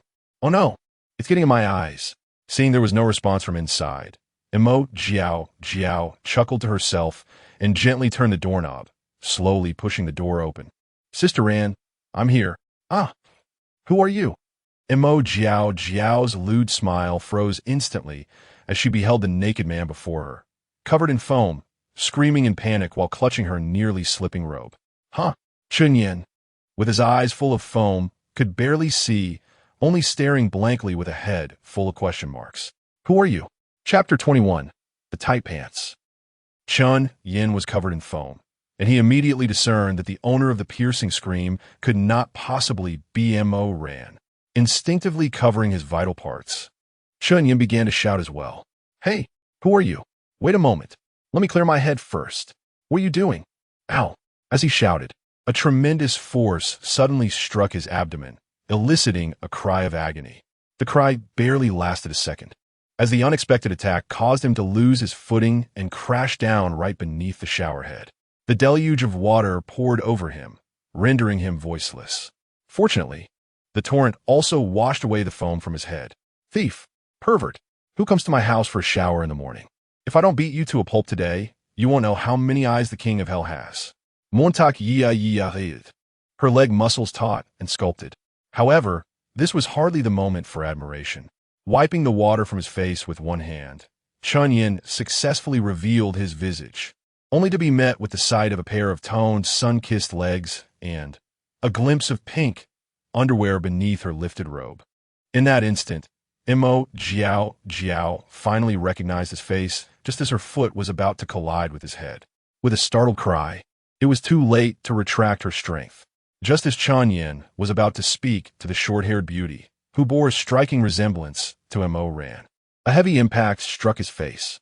A gasp escaped him, as if a soul had been expelled from his mouth. Chen Yan uttered nothing, rolling his eyes back before collapsing into the water.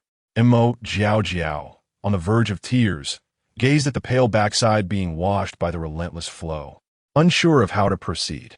Oh no, I completely forgot about the boy I brought back with Ranjia. What should I do? Will he have a terrible first impression of me? Will he consider me an enemy? Chen Yan, if you keep rambling, I might just drown. Fortunately, sensing Chen Yan struggling to breathe, Mo Jiao quickly turned off the shower, hesitating beside his prone form. What should I do? What should I do? I've never seen a boy before. How embarrassing. Should I call for Ranjia? No. That would only deepen the misunderstanding. Glancing at her loose robe, Mo Jiao bit her lip, determination suddenly sparkling in her eyes. It's just a glance, helping you dry off and get dressed. It's just a way to make up for knocking you out. Recently, Chen Yan had been feeling particularly drowsy, often waking up to odd sensations in his body. For instance, right now, he felt a bit sleepy, his neck aching as if he had slept awkwardly. Moreover, it felt as though something was pushing and tugging at him incessantly. Gradually opening his eyes, he beheld a delicate face swimming in confusion. Miss, who are you? Where am I? Ouch, my neck hurts. He rubbed his neck, bewildered, while the girl standing before him, looking apologetic, retreated slightly, sitting on the sofa with a hint of shyness. Strange, was I dreaming? It feels like I just took a shower. Oh, so I haven't fully woken up yet. Muttering to himself, Mo Jiao quickly nodded in agreement. Yes. You were just dreaming? You definitely didn't take a shower. Then, what about my attire? Chen Yan lowered his gaze, noticing the pink teddy bear t-shirt he wore, falling into a contemplative silence. And as for the matching pink shorts, he felt a tightness in his backside, reminiscent of wearing a pair of shrunk underwear. You just sleepwalked. Yes, you must have sleepwalked to take a shower, and somehow ended up in these clothes. Mo Jiao, on the verge of tears, could only fabricate a story. Chen Yan's lips twitched slightly as the fog of confusion began to clear, piecing together the events. So, I was knocked out by a kick, huh? Who are you? Where's this place? His gaze towards Mo Jiao held a hint of suspicion, her resemblance to Mo Ran stirring his curiosity. I am Mo Ran's cousin, Mo Jiao. This is my home. She is probably still asleep. Mo Jiao forced a smile, accurately interpreting the flicker of meaning in Chen Yan's eyes, wishing she could disappear into the ground. What a ridiculous whim. I can't believe I let him wear my clothes, let alone change his underwear. Even if his clothes were soaked, couldn't I just dry them off? This is your home? Chen Yan exhaled, extending his hand. Could you please return my clothes? These are a bit snug. He refrained from mentioning how tight they felt. Your clothes are completely soaked. I put them in the washing machine. They're still drying. Mo Jiao hurriedly explained, hoping to salvage some goodwill from Chen Yan. What I did was truly outrageous. If it were anyone else, I wouldn't feel a shred of guilt for kicking them, let alone washing their clothes. But Chen Yan was different. His looks, the unique aura he exuded, all captivated Mo Jiao. Stay calm, Mo Jiao. You must remain composed. Don't let him think you're some sort of lecher. Absolutely not. But he is so handsome. Though perhaps slightly less so than the readers, he is truly captivating. Very well. Chen Yan nodded in silence. His attire, while pink, was of a unisex style and would likely be perceived as trendy rather than feminine. I'll be on my way then. When Mo Jia wakes up, please have her return my call. By the way, did we call for a designated driver yesterday? Chen Yan stood to leave, recalling that they had both consumed alcohol the previous night and shouldn't have driven. No, the car is still at Crown Entertainment. Ah, you're leaving? Don't go. It's almost lunchtime. Let us have a meal together? Chen Yan glanced at the time, noting it was only 9:18. Lunch? Chapter 22. Red Tree Bay Villa. Mojijio, grandson of the Majia clan, heir of the Majia family, unmarried and childless, age 30, overall score, 90, current status, excited, anxious, menstrual pain. In the end, Chen Yan decided to leave first, as the constricting nature of his attire was becoming unbearable. Before departing, he retrieved the business card that Mojijio had taken out for laundry and scrutinized both the card and the appearance of the individual closely. The striking resemblance to Mo Ran was evident, with an appearance that could only be described as exceptionally high in aesthetic value. Her short hair exuded a sense of competence and flair, while her features were exquisitely crafted, reminiscent of a character stepped out from a cartoon. Had it not been for the age displayed on the card, one would have easily mistaken her for being merely in her early 20s. Dismissing Mojidio's offer to see him off, Chen Yan hailed a taxi to Crown Entertainment, seeking his own path amidst the chaos. Upon arriving back at the alley near his rented apartment, he hurriedly made his way to gather his belongings. Time was of the essence. There were numerous matters to attend to today. During his journey, Mo Ran had sent him a message indicating that she had awakened and was preparing to view the property. Fortunately, his possessions were minimal. Many of his clothes were unnecessary to take, and he simply gathered small items like chargers into a small bag, completing the task at hand. Exiting the dimly lit rental building, Chen Yan slung his backpack over his shoulder and glanced back one last time. After living in this place for 2 years, he had finally turned a new leaf. He paid the rent monthly for the small apartment, and although he did not know his neighbors, there had been no peculiar or unreasonable incidents during his stay. Tossing his backpack into the back seat, he started the engine and sped off toward the address of the sales office that Mo Ran had sent him, where she would soon join Mojijio. The Red Tree Bay Villa district truly deserved its reputation as the most luxurious in all of Shanghai City. Upon entering the community, it felt akin to stepping into a verdant forest, with lush greenery and breathtaking landscapes everywhere. What made this community particularly valuable was its unique butler service. Once one became a homeowner, they could indulge in round-the-clock butler services within the estate, fulfilling any request that fell within the butler's purview. Of course, the property fees were not trivial, amounting to an astounding 500,000 annually. Ultimately, one could argue that rather than a butler service, it was more akin to a membership card to an elite club for the affluent. After expressing his intent to view the property at the entrance and registering accordingly, Chen Yan was granted access. Driving an Audi A8, he was not impeded by the gatekeeper's scrutiny. The sales office of Red Tree Bay was constructed with distinctive flair, resembling a grand castle, imposing and magnificent. Upon parking, Chen Yan entered on foot, immediately greeted by 2 exceptionally attractive sales representatives. Clad in uniform attire complemented by sheer black stockings, it was evident that the proprietor had an eye for aesthetics. "Good day, sir," one of the saleswomen approached briskly, her eyes lighting up upon seeing Chen Yan. Although his attire was somewhat avant-garde, the air of nobility surrounding him suggested he was undoubtedly a gentleman accustomed to a life of luxury. This was promising. Hello. Chen Yan momentarily forgot that his charm and noble demeanor were not necessarily confined by any limitations, leading him to feel a touch flustered when approached. The remnants of his social anxiety lingered. "Sir, this way, please." Xiao will provide you with an introduction. After the customary exchange of pleasantries, they found themselves seated in the lounge area, delving into a more profound discussion. Mr. Chen, among the remaining villas, Villa number 6 is undoubtedly the finest. Just take a look at this layout and the exquisite decor, all ready for you to move in with high-end furniture and appliances fully equipped. Xiao settled beside Chen Yan, presenting the portfolio of photographs and floor plans, her form inching closer to him. "Don't overthink it. This is purely instinctive behavior, not a result of charm," he reassured himself.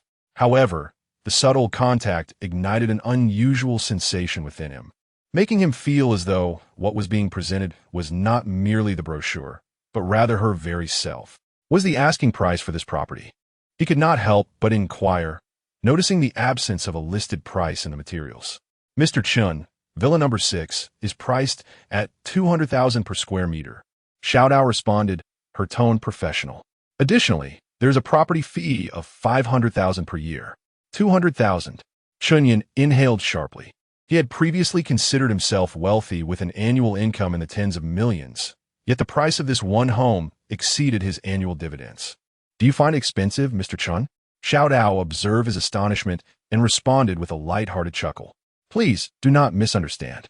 First and foremost, our Red Tree Bay's pricing is benchmarked against the prestigious Tang Chun E-Pin in Modu, aspiring to create an eco-tourism luxury villa area.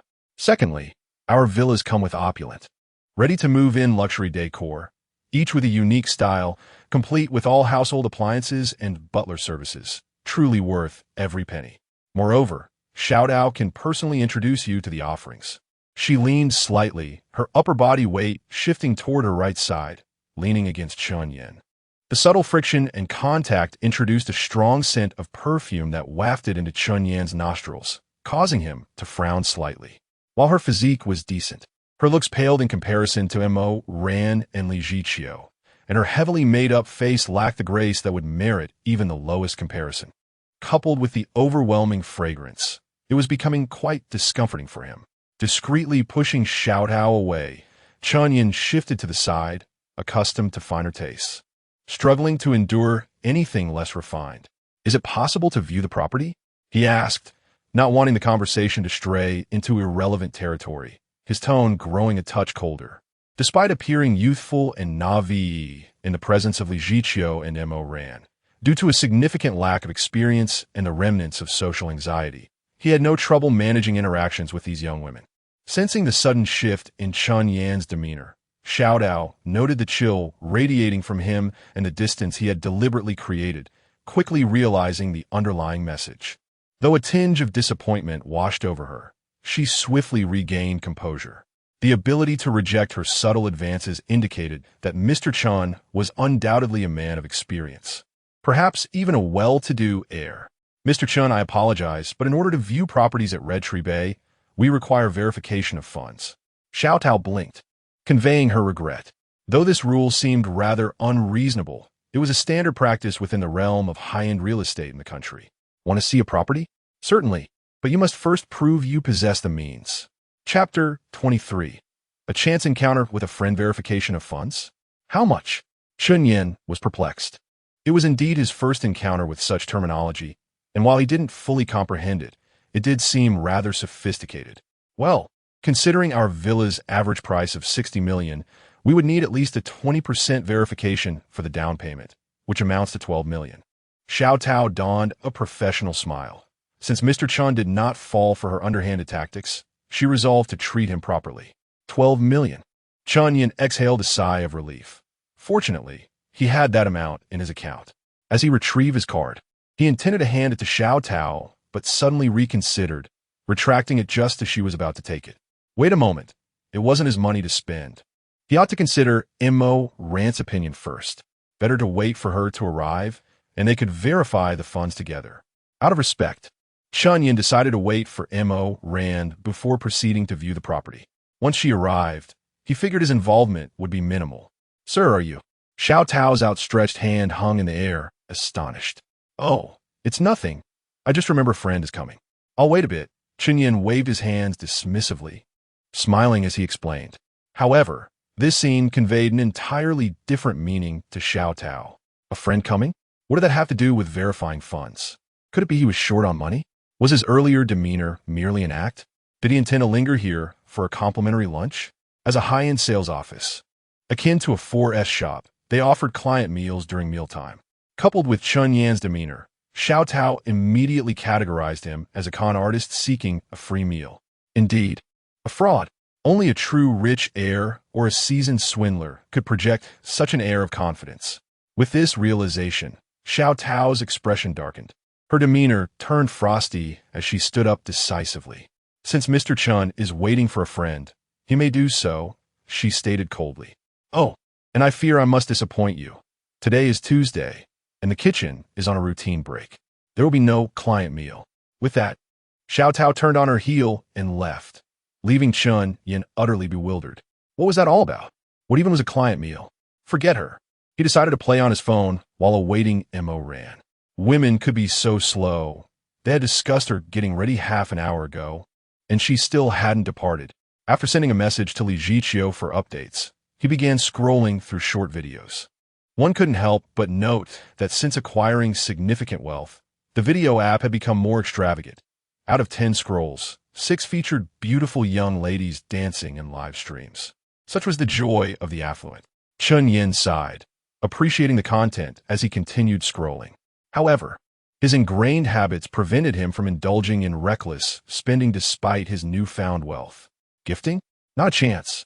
Unless the system offered him a live stream reward cashback card or something similar, he wouldn't transform into an internet tycoon. Meanwhile, Xiao Tao returned to the front desk, her expression sour, immediately attracting her colleague's curiosity. How'd it go, Xiao Tao? Why did you leave him sitting there? Yeah, that handsome guy looked quite charismatic. What happened? Facing her colleague's inquiries, Xiao Tao waved her hand in frustration. Don't mention it. That person is likely just a pretender. He was about to verify funds, but when he pulled out his card, he took it back, claiming he needed to wait for a friend. Isn't that a classic case of someone trying to scrounge a free meal? Hearing this, her colleagues breathed a sigh of relief, as if the deal falling through was a benefit to them. However, Xiao Tao remained oblivious to this, continuing her complaints. Only a girl standing slightly apart observed Chen Yan with a glimmer of recognition in her eyes. Chen Yan? What is he doing here? They hadn't seen each other for years, and just yesterday, Wang Ma mentioned that Chen Yan had made money and even sent her some. Could it be true? But if he had indeed struck it rich, why was he being labeled as a freeloader by Xiao Tao? Wu Lanxin's thoughts raced, connecting the dots rapidly. Indeed, she was one of Chen Yan's childhood friends from the orphanage. Through years of hard work, she had successfully become the project manager at the Hongshu Bay sales office. Listening to the chattering of her female colleagues, Wu Lanxin frowned and lightly tapped the table. Enough with the noise. A client is a client. Who would dare to mooch off employees' meals? Seriously, who pretends for a free lunch? Use your heads, focus on proper service, and treat everyone equally. I refuse to believe you cannot close a deal. Though she appeared delicate, her reprimand was exceptionally stern. As soon as she spoke, her female colleagues fell silent, refraining from further disparaging remarks about Chen Yan. Wu Lanxin then decisively moved past the front desk toward Chen Yan, casting a sharp glare at Xiao Tao as she walked by. Once Wu Lanxin was out of sight, Xiao Tao finally dropped her fearful fade, glaring at her retreating figure with indignation. Easy for her to lecture us, standing on her high horse, all because of her looks. Who does she think she is? Everyone knows who Wu Lanxin really is. By the way, did you know she has a questionable relationship with Zhou Dong's nephew? Indeed, where there are women, there exists intrigue. As soon as Wu Lanxin departed, the female employees began to gather, gossiping about their project manager. Folding her arms, Xiao Tao gazed at Chen Yan and Wu Lanxin in the distance, a cold smile gracing her lips. Just wait. I'm on the verge of winning over Zhou Dong's son. Once I do, I'll make sure you clean the toilets. Chen Yan was taken aback as Wu Lanxin suddenly sat across from him, her face strikingly familiar. Who are you? Noticing Chen Yan's failure to recognize her, Wu Lanxin pouted, feigning displeasure. Do you not remember me? Chen Xiaoniao. Chen Xiaoniao. That was a nickname from Chen Yan's childhood, derived from an incident at the orphanage, known only to those who had grown up with him. How do you know that name? You are Wu Lanxin. Chen Yan's astonishment quickly morphed into recognition as he scrutinized Wu Lanxin's simultaneously strange yet familiar face. Indeed, how could you not recognize me after all these years? I even helped you hide your bedwetting secret. As she teased him, her face broke into a radiant smile, and she promptly took out her phone to film a video. Quick, let me capture this moment for everyone to see. Look at the current Chen Yan. He has truly transformed into a handsome man. Chapter 24. Does Wu Lanxin have an agenda towards me? What a dashing gentleman. Please, spare me your teasing. Chen Yan chuckled sincerely. Over the years, he had scarcely kept in touch with his childhood friends, resulting in almost no communication. Encountering Wu Lanxin, this spirited young lady, evoked a sudden joy akin to reuniting with an old acquaintance in a foreign land. The two reminisced for quite some time, conversing from the southern reaches to the northern seas, reflecting on past events and the present. Chen Yan, I heard from Wang Ma that you've been making money. Are you here to buy a house? Wu Lanxin spoke candidly about matters concerning Hongshu Bay. Yes, I am indeed planning to make a purchase, Chen Yan nodded, pondering internally that while he wasn't financing it himself, having his name on the deed still counted as buying a house. Well, it seems you've earned quite a bit. Don't worry, even though you become quite the affluent individual, I'll still lend a helping hand. I'll negotiate a discount for you, Wu Lanxin said, confidently patting her well-proportioned rear. So, have you set your sights on any particular property? Haha, I appreciate that in advance, Chen Yan replied with a smile. I've just looked at the photos and layout of Villa number 6, and it seems quite appealing. I intended to visit the model unit, but my friend will be arriving shortly, so I think I'll wait. Although Chen Yan conversed with Wu Lanxin in a relaxed manner, a subtle air of sophistication emanated from him, which she noticed keenly. Could it be that Chen Yan had truly become a significant businessman? Wu Lanxin felt a flicker of surprise. Thanks to her exceptional insight and formidable work ethic, she had navigated her career smoothly, instilling confidence that she could not be mistaken in her observations. So what business are you in? Wu Lanxin inquired playfully, harboring a hint of ulterior motive.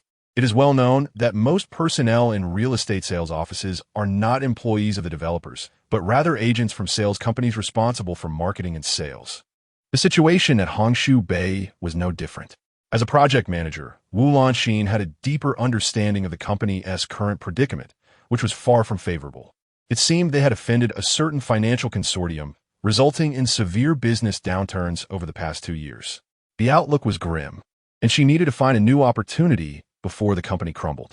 At that moment, the unexpected arrival of Chen Yan sparked a glimmer of hope within her. Chen Yan scratched his nose, uncertain of how to articulate his circumstances. Should he mention his association with wealthy women? Should he speak of windfalls?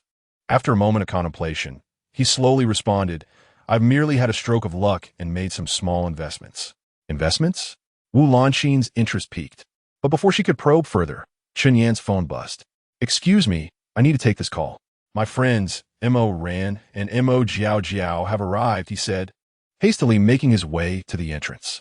As he approached, 2 striking figures appeared.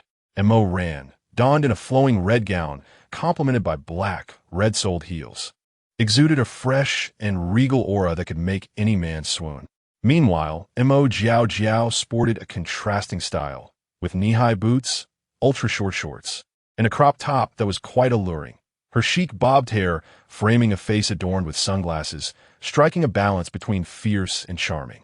Little Chen, Mo Ran naturally linked her arm with his, her smile melting away any frosty demeanor.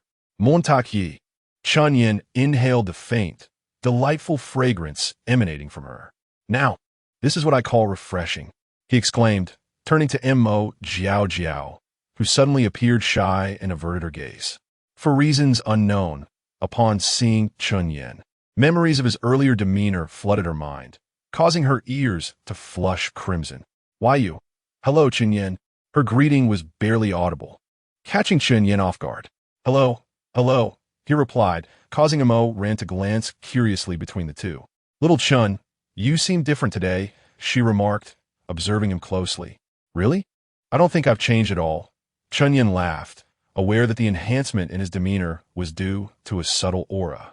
However, he was unaware that such an enhancement in one's presence typically requires years of environmental influence to cultivate, making it a rare and profound transformation. Of course, there is a difference, Mo Ran teased, leaning closer to Chen Yan, embodying the essence of a delicate bird, eliciting a twinge of envy from Mo Jiao. Come on, little Chen, be honest. Are you from a prestigious family? Mo Ran's inquiry was not without merit. Chen Yan's aura struck her as distinctly aristocratic, a quality not typically possessed by mere nouveau riche. Thus, she speculated that perhaps he was a scion of a prominent family, experiencing life outside his usual realm. Don't joke around, Mo Jia. As they entered the sales office, Chen Yan noted that Xiao Tao had already given up on pursuing him as a client, and Wu Lanxin was personally attending to them, leading to no sales staff approaching. What a coincidence! Mo Jia. This is my childhood friend Wu Lanxin.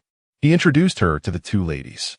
Wu Lanxin observed the two women flanking Chen Yan and was taken aback by the closeness he shared with Mo Ran. The presence of these two women, exuding an unmistakable air of significance, left her astonished. Chen Yan, are you truly just dabbling in investments? Hello, I am Wu Lanxin, the project manager of Hongshu Bay. I will be your host today. Despite her astonishment, Wu Lanxin maintained her composure, ready to introduce the two arriving ladies. However, Mo Ran interrupted. No need for introductions. I'm quite familiar with your development. She spoke dismissively, her tone suggesting that if it weren't for Chen Yan's sake, she would have called the owner of Hongshu Bay directly, rendering the project manager's role unnecessary. Wu Lanxin was momentarily taken aback, her expression awkward. Yet, this was typical of Mo Ran, who often exhibited such behavior, with Chen Yan merely being an exception. All right, then let us proceed to view the properties. Shall we? Verification of funds, I presume? Mo Ran said nonchalantly, producing a sleek black card from her bag and handing it to Wu Lanxin. Very well. Please have a seat in the lounge area, Wu Lanxin replied, accepting the card and hastily retreating to the manager's office. Hey, that is my friend. Let us not be so harsh. Chen Yan sighed helplessly to Mo Ran once seated. However, it was Mo Jiao who spoke up on her behalf. Chen Yan, your friend is quite remarkable. From the way she looks at you, I can tell she has an agenda. Although she was unsure of the nature of that agenda. However, Ran Jia has shown considerable grace. Typically, she would merely utter a single word. Rol. Upon hearing this, Chen Yan stroked his chin, pondering, is that truly the case? But I possess nothing. What could she possibly desire? Nothing at all? With a lure akin to that of Tang Seng's flesh, are you not aware of your own charm? Upon Chen Yan's remarks, the sisters Mo Ran and Mo Jiao exchanged silent eye rolls in their hearts. Chapter 25. A rematch with sister? In the manager's office, Wu Lanxin felt a twinge of nervousness as she held the black card that Mo Ran had given her, preparing to swipe it on the POS machine. This black card, she vaguely recalled, was also possessed by Zhou Dong, the developer, and was said to match the overdraft limit with the total assets of the cardholder. It resembled the seemingly limitless black cards depicted in novels and films, though less extravagant in nature. Nevertheless, it was not something an ordinary person could easily encounter. At this moment, the manager's office was bustling with employees, including Xiao Tao, all eager to witness the prowess of Chen Yan and his companions. Amidst the varying gazes, Wu Lanxin slowly brought the card to the POS machine and swiped it. Beep. The machine announced in a crisp tone, available balance. 396, 855, 533. 00. The sound immediately elicited gasps of astonishment. Goodness. 13 billion. Just how wealthy must one be? 13 billion. Such a sum I have never laid eyes on in my lifetime. It appears this group truly intends to purchase a property. Oh, Xiao Tao, you've missed out on a significant client. Do you regret it? One of the onlookers nudged the stunned Xiao Tao, mocking her. Xiao Tao. The salesperson felt utterly deflated.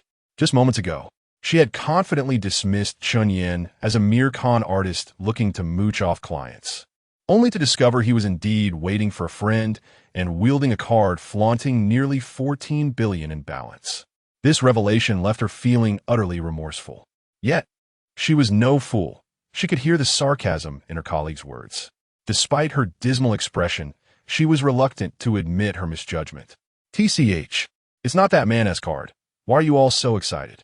He claims he wants to buy a house, yet a woman comes to verify funds? What do you think? If anyone is truly buying property, it's that woman. That man is merely here to borrow her glory to show off. Xiao Tao seethed, begrudgingly categorizing Chen Yan from a fraud to a pretentious show-off, unwilling to acknowledge her flawed judgment. All right, Xiao Tao, though I understand this is difficult to accept after all, a transaction of over 100 million would yield at least a 200,000 commission. If you've lost it, there will be better opportunities ahead. I suggest you try to network while they're still here. If they don't buy a house, promoting yourself will be just as splendid. Hee hee. Her colleagues seemed to offer consolation, yet their glee was evident, prompting Xiao Tao to scoff coldly. Just wait and see. When they actually purchase a house, that man will only be left watching from the sidelines. There's no way he'll have his name on anything. He's merely a facade, trying to promote himself. Bah, let me make this clear. If that man buys a house, I will eat your stockings. Such is the nature of the workplace, forever rife with envy and intrigue, more complicated than a dormitory of girls. After verifying the funds, Wu Lanxin also fell into a brief stupor. Coupled with the earlier intimate exchanges between Mo Ran and Chen Yan, a chilling suspicion crept into her mind. Could it be that Chen Yan was being kept by someone, living off a woman's wealth? Disappointment flickered in her eyes. It seemed her hopes of securing a good position from Chen Yan were dashed. Enough chatter. Those who need to attend to clients, do so. Stop gossiping about colleagues and clients. After reprimanding the noisy employees in the office, Wu Lanxin, disheartened, took the card and made her way out. Stepping outside, she spotted the trio lounging on the sofa, chatting lightheartedly, and suddenly, an idea struck her. So what if Chen Yan was living off a woman? Given their long-standing friendship, surely he could help her secure a managerial or vice presidential position with a wealthy patron. Her eyes sparkled with renewed hope as her steps grew lighter, a smile gracing her lips as she approached. Ladies and gentlemen, the funds have been verified. The viewing vehicle is ready. Shall we proceed to inspect the property? Handing the bank card back to Mo Ran, Wu Lanxin spoke politely. Unbeknownst to her, prompted by Mo Jiao's reminder, Chen Yan too sensed something unusual about Wu Lanxin. She seemed to harbor ulterior motives. How I wish I could decipher what women truly think. Chen Yan lamented inwardly as time slipped away. The once naive soul gradually eroded by the trials of life, losing its innocence. Let us go, little Chen, Mo Ran said coldly to Wu Lanxin, then turned to Chen Yan with a radiant smile. The three rose together, following Wu Lanxin out. The viewing vehicle was quite luxurious, likely produced by a high-end automobile brand, gliding smoothly along the undulating forest road. Throughout the journey, Wu Lanxin passionately elaborated on the property. Although she was the site manager and received a share of the total commission, securing a substantial sale would also earn her a handsome bonus. Her desire for wealth rivaled that of anyone else. Mo Ran and Mo Jiao listened half-heartedly, while Chen Yan absorbed every word with keen interest. Buying a house, even though it wouldn't cost him anything, it would still be his property. It was essential to gather as much information as possible, right? He felt no psychological burden regarding receiving a house from a wealthy woman. After all, he had already given away 30 billion in Bitcoin. Was it excessive to exchange it for a $100 million house? As they toured the property, Chen Yan's heart raced with excitement. Goodness, is this truly a residence for top-tier billionaires? It must rival even royal gardens. The vehicle came to a gentle halt before a villa adorned with a private garden. Wu Lanxin exited first, opening the garden gate for the trio. Ladies and gentlemen, this is Villa number 6, with a total construction area of 730 square meters, featuring a basement and a 120 square meter underground garage.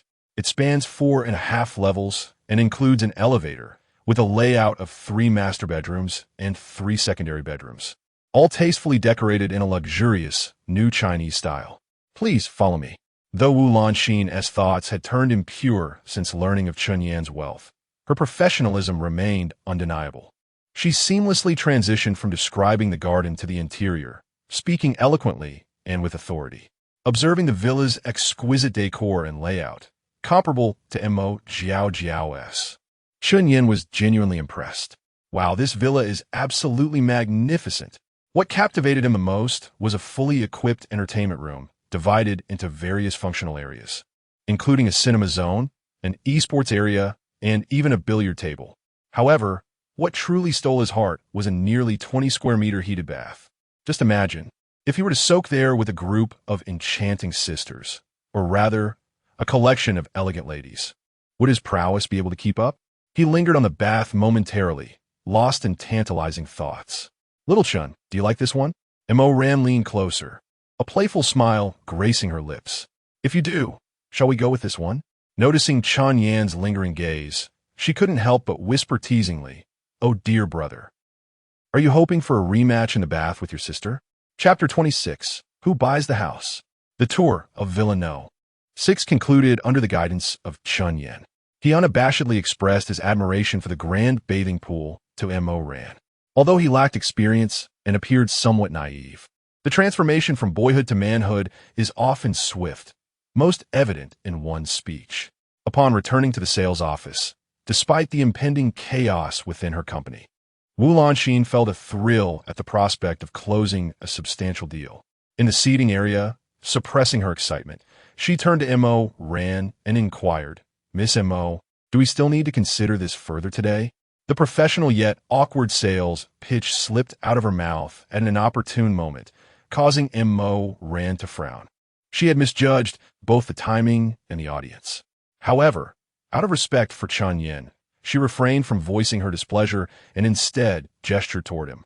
"If you wish to know whether to purchase this villa, it is he you should be asking, not me." Wu Lanxin was taken aback, and with Mo Jiao Jiao's mocking expression beside her, a cold wave of realization washed over her, extinguishing much of her earlier excitement. It was a grave error. It was clear that Chen Yan was the one intent on purchasing the property. How could she have bypassed him and directed her query to Mo Ran? Yet, Chen Yan remained oblivious, merely turning to Mo Ran and asking, "Is it all right, Sister Mo?" In response to Chen Yan, Mo Ran's demeanor transformed into one of warmth and grace. "If Xiao Chun says it is all right, then of course it is." "Very well," Chen Yan nodded. Looking at Wu Lanxin, "What are the necessary procedures? Just an identification card? And will we be paying in full or a down payment?" Wu Lanxin cautiously asked, this time directing her question to Chen Yan. However, it was evident that she had once again misstepped, as the one with the clear intent to purchase was Mo Ran, making inquiries about such a sensitive topic towards Chen Yan rather inappropriate. Indeed, Mo Ran could no longer contain her impatience. "Just take it. Process the full payment without further delay." She tossed the card used for the verification onto the table, swiftly took her identification from Chen Yan, and handed it to Wu Lanxin. Internally frustrated, Wu Lanxin concealed her emotions, bowing apologetically before hastily making her way to the manager's office. "Sister Mo," Chen Yan remarked with a hint of exasperation, "please don't be so fierce. He is a friend from my childhood at the orphanage." All right, I will heed your words.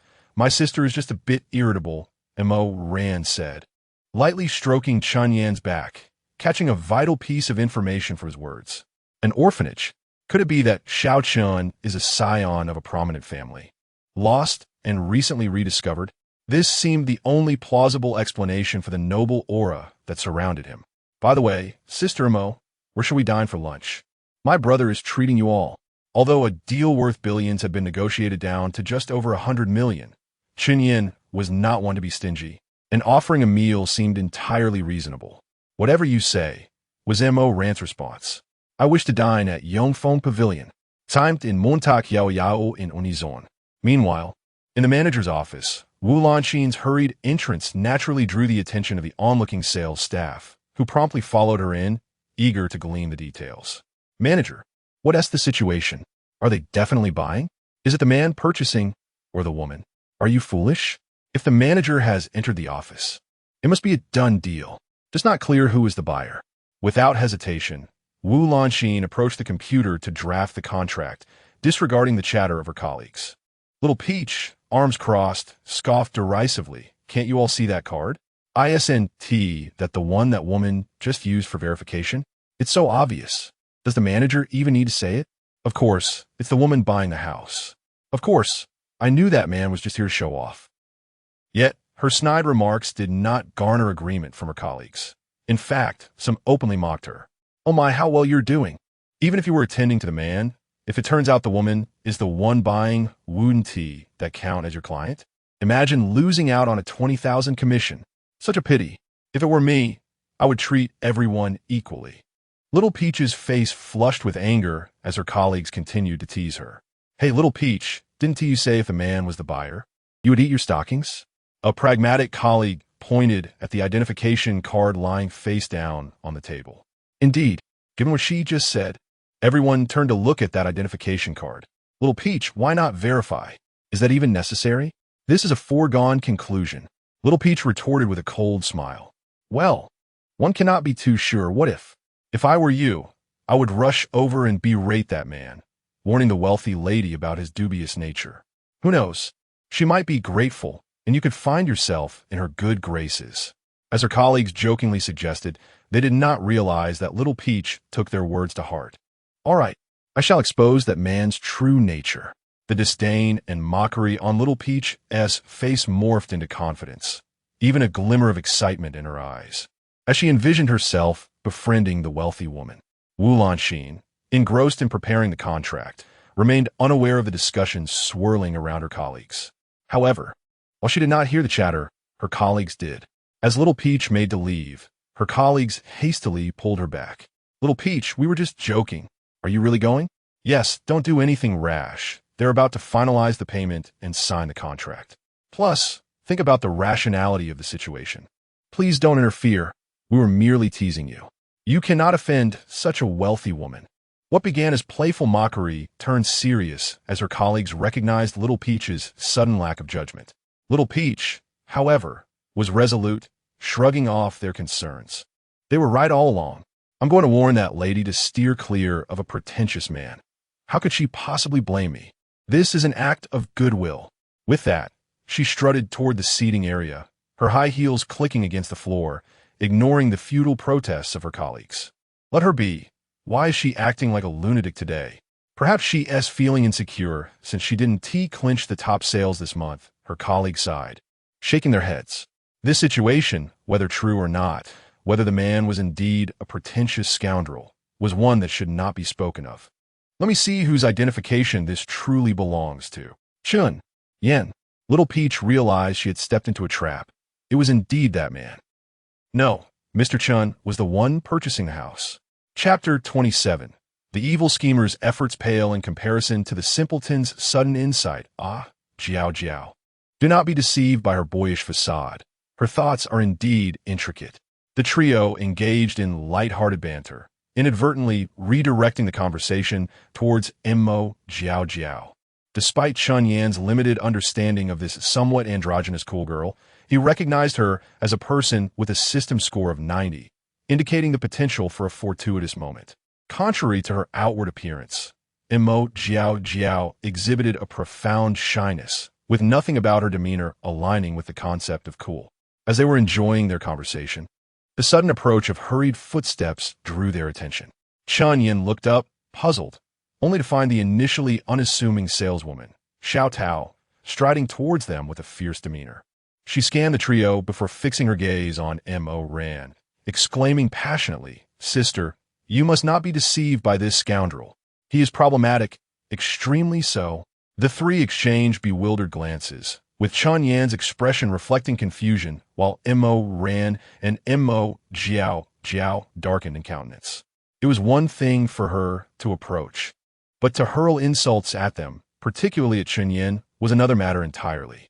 Yet, Xiao Tao seemed oblivious to their reactions, continuing her tirade with righteous indignation. "Sister, given your status, why would you associate with such a pathetic man? His intentions are far from pure. I'm only looking out for you.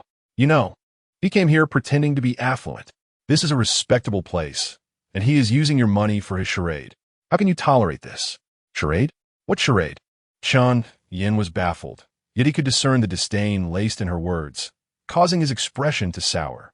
Mo Jiao raised an eyebrow, ready to retaliate, but was restrained by Mo Ran beside her. Pray tell, what is going on? Mo Ran's cool voice silenced Xiao Tao's vitriol, who now glared at Chen Yan with palpable fury. Sister, you are unaware that this man initially claimed he was buying a house, but when it came time for verification, he retracted his card. He adamantly insisted he was the one purchasing, but in reality, it is you who is buying. Tell me, what kind of man is this? If not a pretender, you must open your eyes. Xiao Tao, akin to a gossip monger, directed her contempt towards Chen Yan, speaking to Mo Ran as if she were an elder advising a young one. The commotion attracted the attention of several sales staff and curious onlookers. Oh, is that so? Mo Ran's expression bore a cold, enigmatic smile, her fingers rhythmically tapping against her thigh. Did your manager not just go to finalize the contract? Did you not notice the name? Unperturbed, Xiao Tao retorted confidently. Is it necessary to check the name? I just saw your card, so of course, I recognize it as your payment card. Therefore, it cannot be this man buying the house. I told my colleagues, it is impossible for him to be the purchaser. Otherwise, I will eat their stockings. Having said all this, Xiao Tao felt a surge of excitement. Haha, sister, see how I stand up for you? Acknowledging your strength. Do not forget to elevate me as a good sister.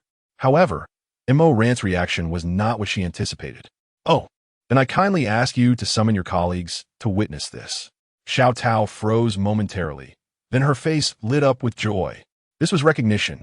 Everyone must witness her helping Mo Ran confront the scoundrel. All right, good sister, she exclaimed, racing back only to collide with Wu Lanxin, who was arriving with the contract and identification. What is this? Careful, Wu Lanxin admonished, but Xiao Tao brushed past her, heading towards her gathered colleagues. Wu Lanxin frowned at Xiao Tao's retreating figure, contemplating whether to reprimand her, but deciding to wait until after the major client was dealt with. Thank you for your patience. The contracts are all printed and ready. Mr. Chen Yan, here are your documents, Wu Lanxin said politely, presenting the identification and contract to Chen Yan, then holding the POS machine and card, awaiting Mo Ran's signal. No rush. Please take a seat, Mo Ran replied, her demeanor shifting from cold to slightly warm, though Wu Lanxin found that smile somewhat chilling. Is this? As Mo Ran began a phone call, Wu Lanxin felt a pang of unease, wanting to inquire about the situation, but was interrupted by Mo Ran's raised hand. Do not disturb, just wait. Mo Jiao added icily, her words plunging Wu Lanxin's heart into despair as she looked to Chen Yan for help. This time, Chen Yan was genuinely angered. He merely wished to peruse and perhaps purchase a property, yet he was unjustly labeled a pretender. Even if he were, the employees should not behave in such a manner. Opting for silence, Chen Yan relinquished the situation to Mo Ran and leaned back on the sofa, closing his eyes to gather his thoughts. Oh no! Could Xiao Tao's recent outburst have offended someone? He vaguely recalled her mentioning something about a scoundrel during the contract signing. Surely, Xiao Tao could not be so unprofessional. Wu Lanxin's mind raced with anxiety as the situation continued to spiral. Suddenly, Xiao Tao returned, this time leading a throng of employees, her voice a cacophony. What are you doing? Xiao Tao, what is this? Wu Lanxin scolded her sharply. What am I doing? I am here to witness Miss Mo tear apart this scoundrel. Xiao Tao proclaimed defiantly, believing she had done nothing wrong. Tear apart the scoundrel? Wu Lanxin laughed incredulously, pointing at Chen Yan. You mean him? Who else? Is there another man here? Xiao Tao crossed her arms, wearing an air of arrogance. Such a man who exploits women, I cannot abide. Wu Lanxin's face flushed with anger, struggling to respond, but was interrupted by Mo Ran. Enough of the noise. Since everyone wishes to see, let us wait a moment. We shall observe. Mo Ran's calm, yet authoritative tone silenced the room, her icy gaze landing on Xiao Tao. Meanwhile, Chen Yan, having concluded his moment of reflection, found himself scrolling through his phone, utterly disinterested. Indeed, the machinations of the wicked pale in comparison to the spontaneous brilliance of the simple-minded. Miss Montag, what about our contract? Wu Lanxin persisted, her voice laced with trepidation. Contract? Haha, just wait. You will soon find out, Mo Ran sneered. All present could sense the gravity of the unfolding drama, anxiety rippling through the crowd, especially among Xiao Tao's colleagues. They had initially come to observe with a sense of detachment, but it was clear now that Xiao Tao's folly would lead to her downfall, potentially dragging them down with her. In an instant, all the employees directed their accusatory gazes toward Xiao Tao. Why are you all looking at me? Rest assured, I called you here at Miss Mo's behest. Wu Lanxin would not dare to harm you. Once I rise to fame, I will establish my own agency, and you all will work for me at double the salary. There is no need to thank me. Chapter 28. Cost price as time inexorably passed. An unsettling silence enveloped the atmosphere, leaving all present in a state of trepidation. Many guests who had come to view properties or tour the premises could not help but notice the peculiar scene in the lounge area. After inquiring about the situation, their curiosity piqued. They hastily gathered behind the employees to observe the unfolding drama. Initially, Xiao Tao brimmed with confidence, casting affectionate glances at Mo Ran. However, as time progressed, the cacophony of whispers compelled her to reassess the gravity of the situation. Reflecting on her memories with a calm, analytical mind, she was struck by the realization of the anomaly at hand. Yet, the unfortunate reality was that the incident had transpired, and escape was no longer an option. Under the watchful eyes of the crowd, she felt trapped. Approximately 20 minutes elapsed, and rather than dissipating, the throng of onlookers only swelled, with even security and cleaning staff joining the ranks of the spectators. Suddenly, a Maybach screeched to a halt at the entrance of the sales department. Everyone disperse. What are you all doing crowding here? Make way. Mr. Zhou has arrived, boomed a commanding voice from the periphery, as several security personnel formed a barrier to clear a path through the gathering. A distinguished middle-aged man in a tailored suit strode forward, exuding an air of authority, and made his way directly to Chen Yan and his companions. Long time no see, Xiao Mo. You could have given your Uncle Zhou a heads up. I would have eagerly awaited your arrival at the sales office. Zhou Jianfa remarked jovially, taking a seat opposite Mo Ran while gesturing towards the crowd outside. What is going on? Why are there so many people gathered? Upon settling into his seat, Zhou Jianfa's attention was suddenly drawn to the young man seated beside Mo Ran, whose subtle aura prompted a jolt of recognition. Whose young master is this? To accompany Mo Ran, he must possess a remarkable lineage. Uncle Zhou, had my niece informed you in advance, you would have been none the wiser about the unrestrained slander and fabrications coming from your sales staff at Hongshu Bay. Mo Ran replied, casually toying with her fingernails, appearing to dismiss Zhou Jianfa's presence entirely. Oh! Zhou Jianfa's gaze sharpened as it shifted to Wu Lanxin, who stood respectfully nearby. He recognized her as the project manager, known for her commendable work ethic. What transpired? His authoritative tone sent a chill through the air, causing Xiao Tao to tremble uncontrollably.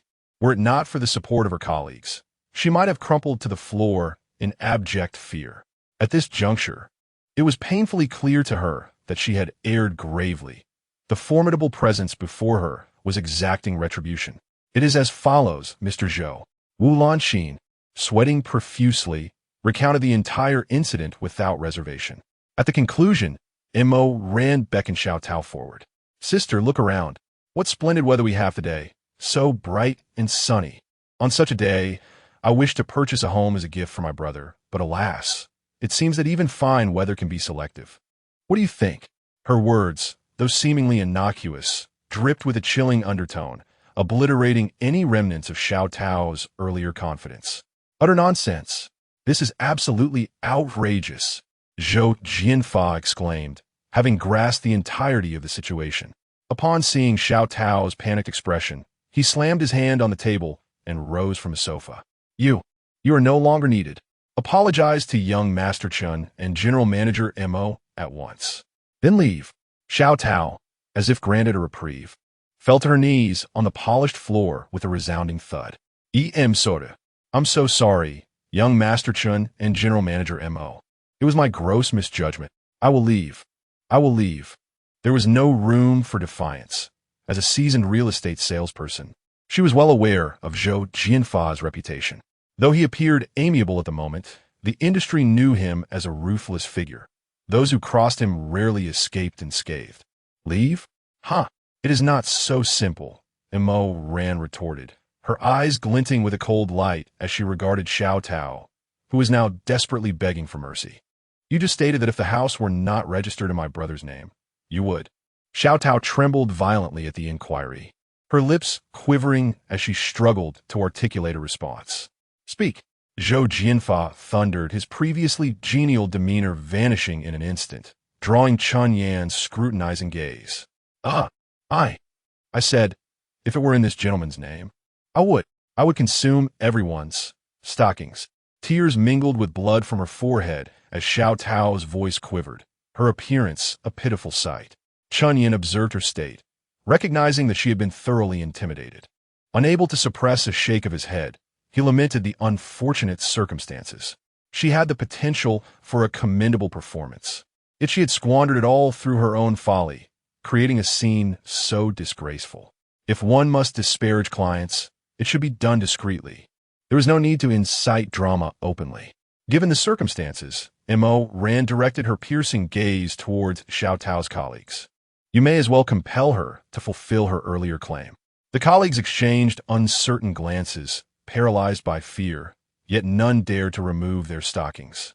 Unwilling to be the first to cast stones at the fallen. Those who refuse will see your agency expelled from the Hongshu Bay project, effective immediately. Clear out. Zhou Jianfa's voice rang out with authority. He had no fear of Mo Ran, but he owed her family the respect due to them. The incident had unfolded on his territory, and he was obliged to provide a resolution, especially with the enigmatic young Master Chen involved.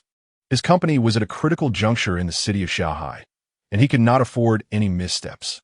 Thus, even with his myriad frustrations, he yielded to Mo Ran's demands. Wu Lanxin, adept at reading the room, recognized the dual pressures of Zhou Jianfa's threat and her colleague's reluctance to engage in further humiliation. As the project manager, she understood the necessity of taking decisive action. Suddenly, she ripped a piece from her own stockings, tossing it onto the floor before Xiao Tao. Everyone, follow my lead. With a leader stepping forth, the others quickly complied, each tearing off a piece of their own stockings and discarding them before Xiao Tao, creating a small pile of fabric remnants. Xiao Tao's eyes glazed over as she faced the predatory gazes of Mo Ran, Mo Jiao Jiao, and Zhou Jianfa. Summoning her resolve, she grasped the remnants on the ground and stuffed them into her mouth. Ugh, this is truly self-inflicted misery. You wouldn't believe it, but I haven't changed my stockings in 3 days. Xiao Tao, clearly overwhelmed, was on the brink of collapse. How could she be so foolish? Her colleagues murmured among themselves, their expressions reflecting disdain. Young Master Chen, are you still upset? Zhou Jianfa and Mo Ran simultaneously turned their attention to Chen Yan, who stood nearby, captivated by the spectacle. Oh, fortunately, I am no longer agitated. Chen Yan gently touched his nose. Indeed, this matter is easily subject to misunderstanding. Xiao Tao's error lies in her excessive imagination, particularly in expressing her unfounded thoughts in front of the client.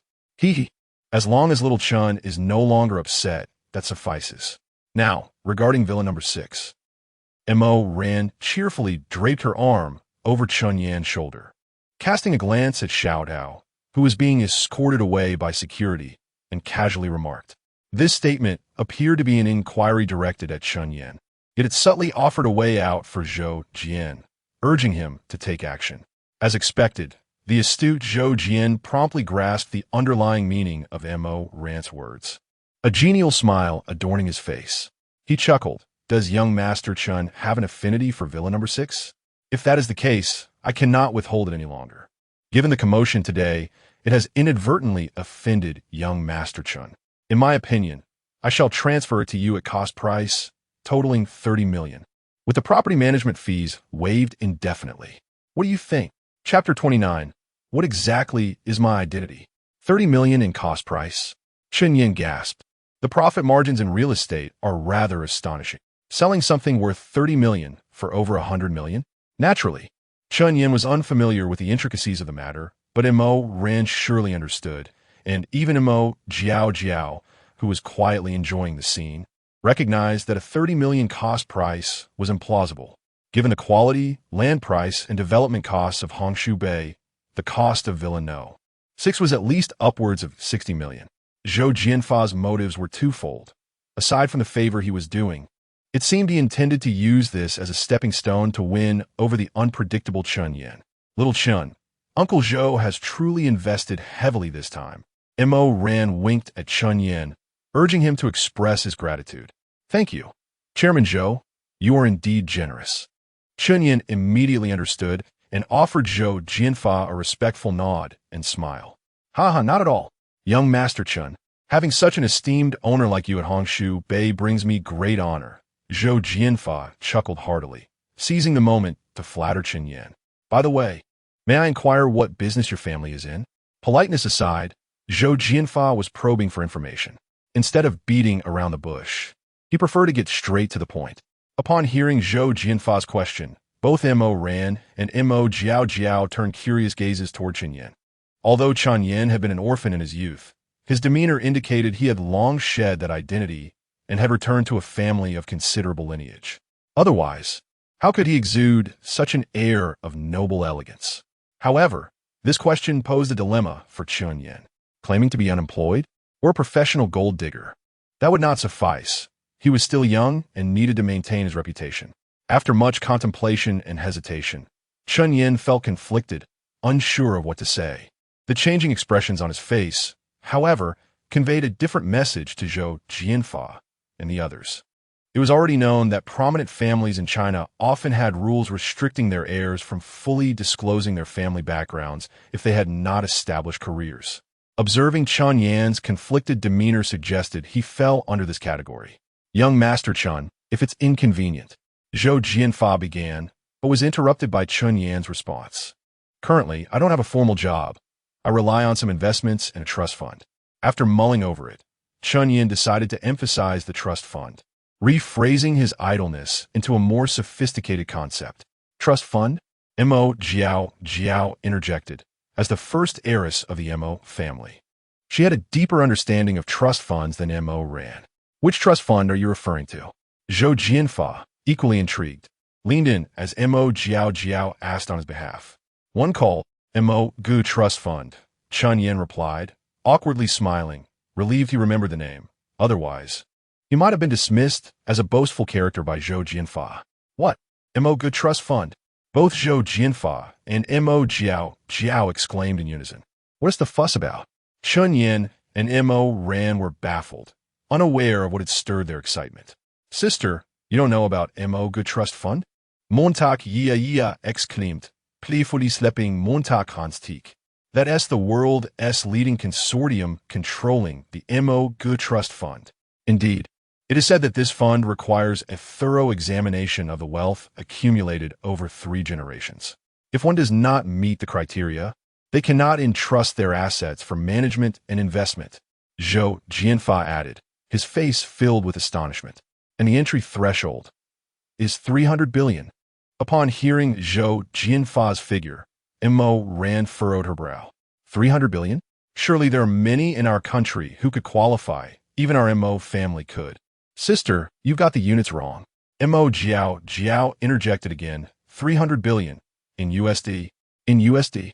Mo Ran gasped, turning to the somewhat flustered Chen Yan, her eyes sparkling with curiosity. Wait, isn't that a bit of an exaggeration? I only have a 100 million USD dividend, right? How did it escalate to a 300 billion USD threshold? Goodness, has everyone lost their minds? Chen Yan's lips twitched, unsure how to respond.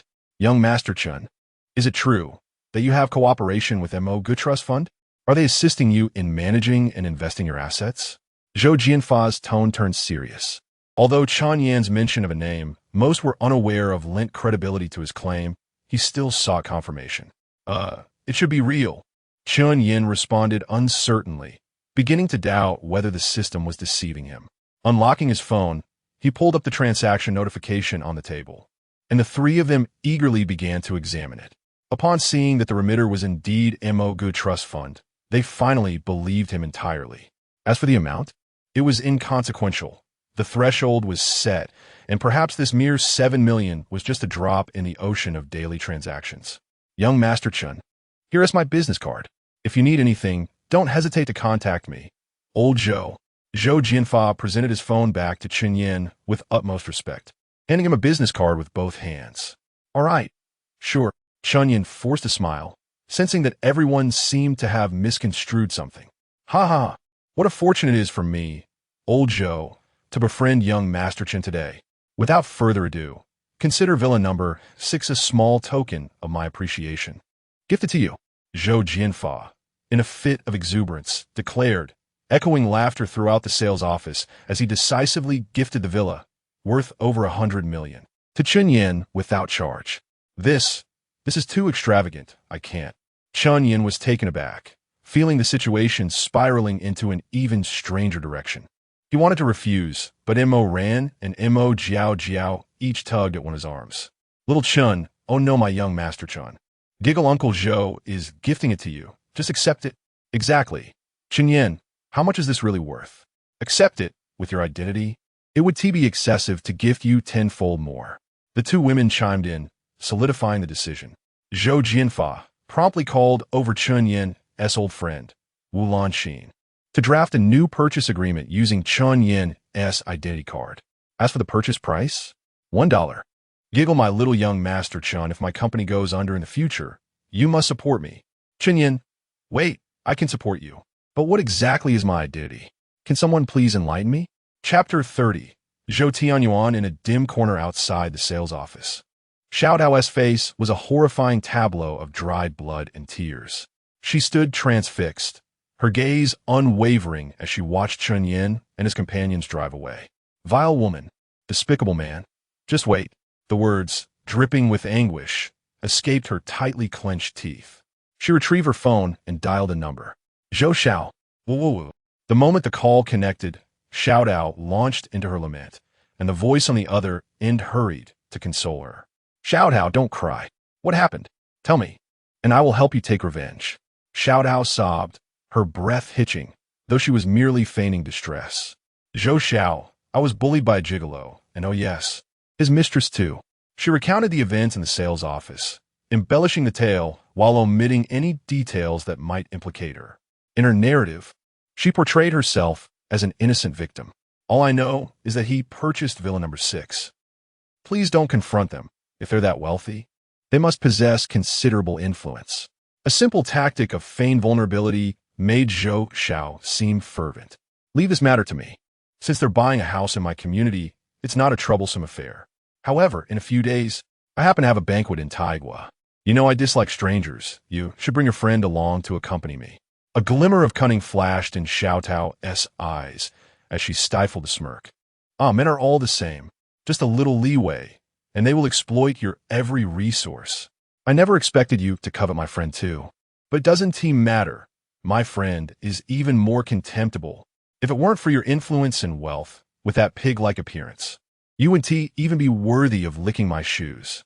Having ensnared him, she planned to capture some scandalous photos and videos of their trio, hoping to make them regret it. Ideally, to ensnare them completely. This secret would sustain her for a lifetime. Her malevolent scheme crystallized in an instant.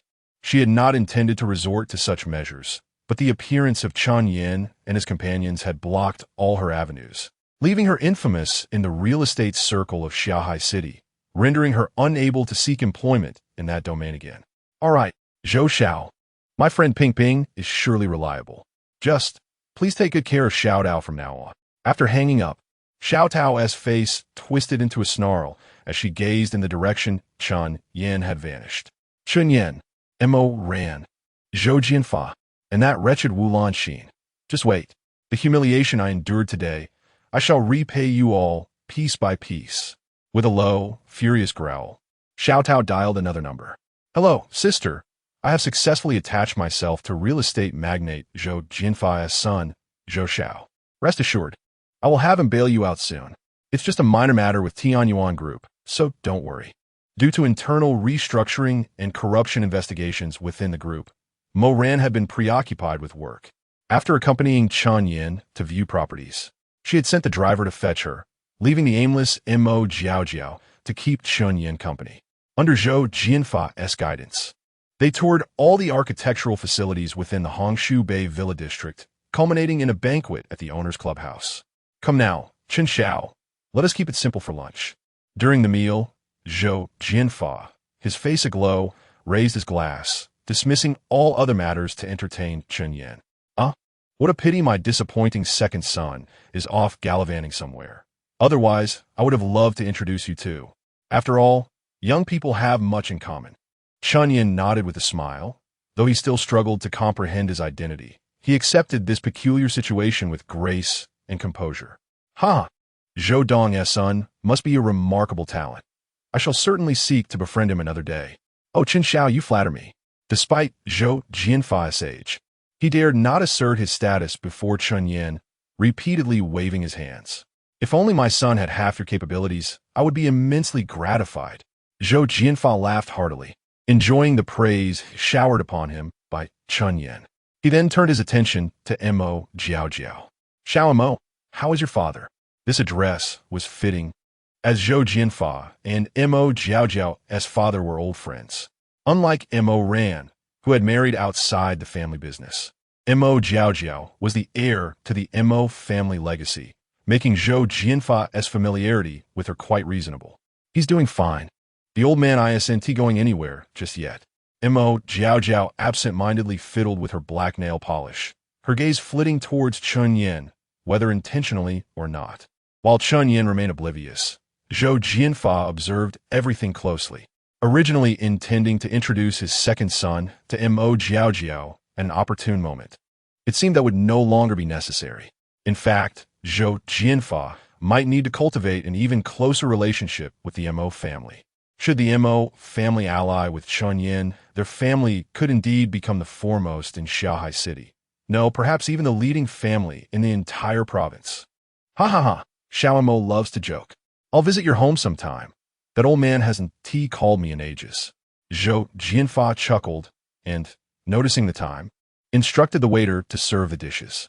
The Hongshu Bay Clubhouse adhered to the highest external standards, whether in dining or entertainment.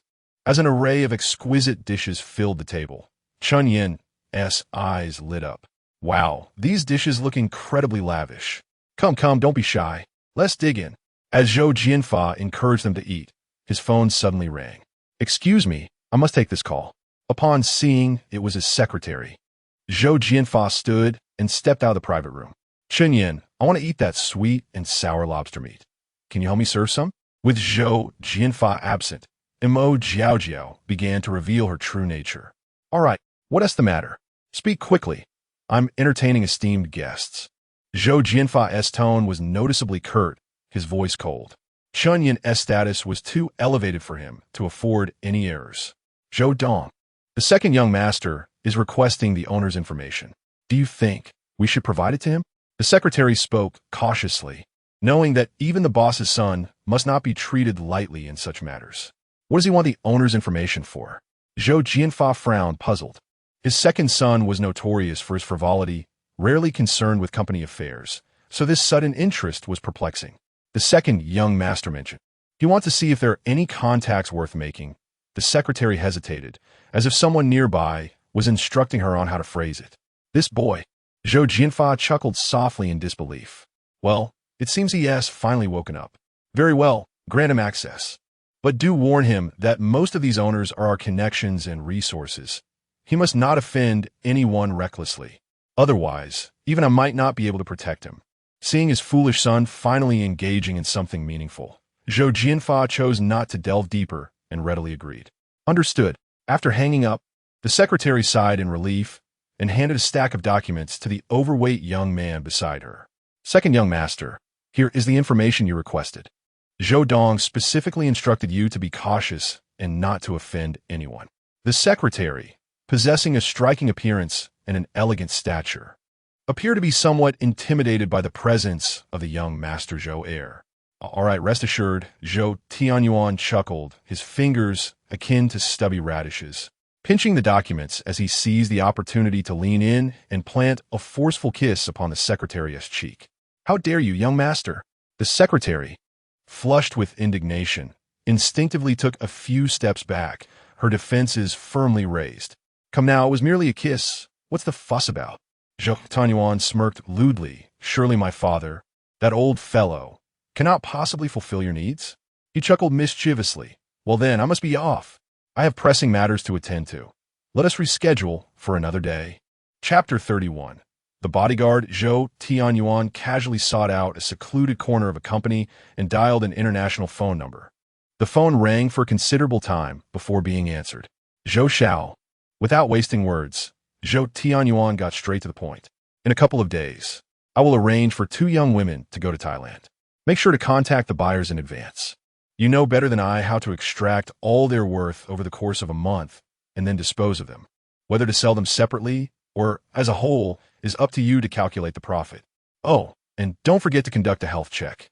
With that, he hung up the phone, a cold smile flickering across his face. Humph. Do they think of me as an ATM? Do they truly believe I am a fool? After all this time, without falling for their tricks, they're now actively jumping into the fire. How amusing. You're nothing but a pig. A pig toyed with at my whim. He glanced at the list in his hand, his thoughts racing. Since Xiao Dao mentioned that the owner of Villa No. 6 was a kept man, and a wealthy woman was willing to pay such a high price for the villa, it was clear that there was ample profit to be made. He chuckled to himself. Kidnapping is simple enough. But before proceeding, he decided to investigate whether the owner of Villa No. 6 was indeed the kind of man Xiao Dao described. For many years, Zhou Tianyuan had maintained a facade of being a wastrel. Yet behind the scenes, he had been involved in numerous ventures, much like his father, always cautious. Sister, does my accumulated wealth over the years not surpass yours? Zhou Tianyuan scoffed under his breath. At the banquet, Chen Yan indulged in his meal, yet his demeanor, enhanced by an air of sophistication, rendered his actions entirely polite in the eyes of others, even imparting a sense of nonchalance. Chen Xiao, so effortlessly charming, truly a dragon among men. Zhou Jianfa bellowed with laughter, finding Chen Yan, the young master, refreshingly down-to-earth, unlike the many signs of prominent families he had encountered, who often carried peculiar eccentricities. Well, it's just average, Chen Yan replied, wiping his hands and patting his stomach, feeling it was the most satisfying meal he had enjoyed in years. All right, Director Zhou, I have matters to attend to, so I won't linger here. Noticing that Mo Jiao Jiao had set down her chopsticks and the time was nearing 2 o'clock, he realized it was almost time to prepare for the next engagement. As Chen Yan and Mo Jiao Jiao stood to leave, Zhou Jianfa did not attempt to retain them, instead rising to see them off. After they exited the private room, Zhou Jianfa shook hands with Chen Yan. Chen Xiao, I want to see you off further. In a couple of days, we have a homeowners gathering at Hongshu Bay. I hope you can grace us with your presence. Zhou Jianfa beamed. Chen Yan's status was unparalleled among the homeowners there, surpassing all others combined. If he could indeed invite Chen Yan as a friend, Zhou Jianfa's standing in the business circle of Shanghai City would soar. A gathering? Sure, you have my contact information. Just let me know in advance, and I'll see if I'm free. Chen Yan replied nonchalantly, as he was unoccupied and welcomed the opportunity to broaden his horizons. Excellent. I will ensure a warm reception for you. Zhou Jianfa exclaimed. Montak ya. Please assist Chen Xiao carefully. Take your time. With Zhou Jianfa's enthusiastic calls echoing behind them, Chen Yan and Mo Jiao Jiao stepped out of the resplendent clubhouse. Chen Yan, Zhou Jianfa, is not someone to be underestimated. You must exercise caution in your dealings with him. It is said he controlled a significant portion of Shanghai's underground business in his youth, and has only recently gone legitimate. As they settled into the passenger seat, Mo Jiao Jiao whispered her warning. Oh, is he that intimidating? Chen Yan raised an eyebrow, mildly surprised but not overly concerned. In this lawful society, there's nothing to fear from him. Have you not seen that he has already cleaned up his act? Even those who were once tyrants must now toe the line. He shrugged, dismissing her concerns. So, where are you planning to go this afternoon? Me? Mo Jiao Jiao shook her head. I have no plans. Oh, then how about we check out the auto show? The auto show? Absolutely. Today, there's a luxury car exhibition at the stadium, featuring the latest high-end brands. Mo Jiao Jiao's face lit up. as a seasoned enthusiast of flashy vehicles. She adored sports cars and motorcycles. She was thrilled to discover that Chen Yan shared her passion, and she wondered if she might have a chance to ride shotgun with him in a race. The thought made her giddy with excitement. Chen Yan nodded, but before that, he had another matter to arrange. Jiao, do you know where I can hire some bodyguards? Initially, he considered purchasing some personal security equipment, but decided it would be wiser to hire a few bodyguards instead. Bodyguards? Jiao was taken aback. But upon recalling Chen Yan's status, she quickly understood. Indeed, she had not seen a bodyguard with Chen Yan all day, which was quite unusual. I have bodyguards at home. I can arrange a few to come over, she declared confidently, as they were seasoned professionals she had known for many years, and no ordinary person could approach them. As she sent messages, she asked, would 6 be enough? 6? That should suffice, Chen Yan replied, pleasantly surprised by this unexpected boon. Excellent. I've arranged it. The bodyguards will be waiting for us at the stadium entrance. After finalizing the arrangements, Jiao wore a smug expression, seemingly seeking Chen Yan's approval. Her demeanor, paired with her androgynous attire, was utterly charming. Thank you, dear Jiao. Chen Yan expressed his gratitude, playfully pinching her slightly chubby cheeks. You're so annoying. Jiao feigned annoyance, her face flushing crimson, even her ears turning fiery red. Witnessing this exchange, Chen Yan shook his head with a smile. These two sisters, while sharing similarities, were distinct in their ways. One was pure and alluring, while the other was cool and composed, yet both were easily flustered. The difference was that Ran would blush and flirt back, whereas Jiao would retreat like a quail. If Chen Yan had to choose one, it would indeed be a difficult decision. He found them both equally endearing. What could he do? Family, I'm anxiously waiting for your responses. Chapter 32. A group of old maids? The sleek Audi A8 sped along the highway, swiftly arriving at the exhibition hall. Outside the venue, a throng of individuals had gathered. Among them were true automotive enthusiasts, photographers, and lecherous onlookers drawn by the allure of the car models. Naturally, the affluent second-generation elites of Shanghai City were not absent. Jiao. As Chen Yan and Jiao approached the entrance, a voice called out to them. A group of impeccably dressed young men approached. Upon seeing them, Jiao instinctively rolled her eyes, her annoyance barely concealed. Are they your friends?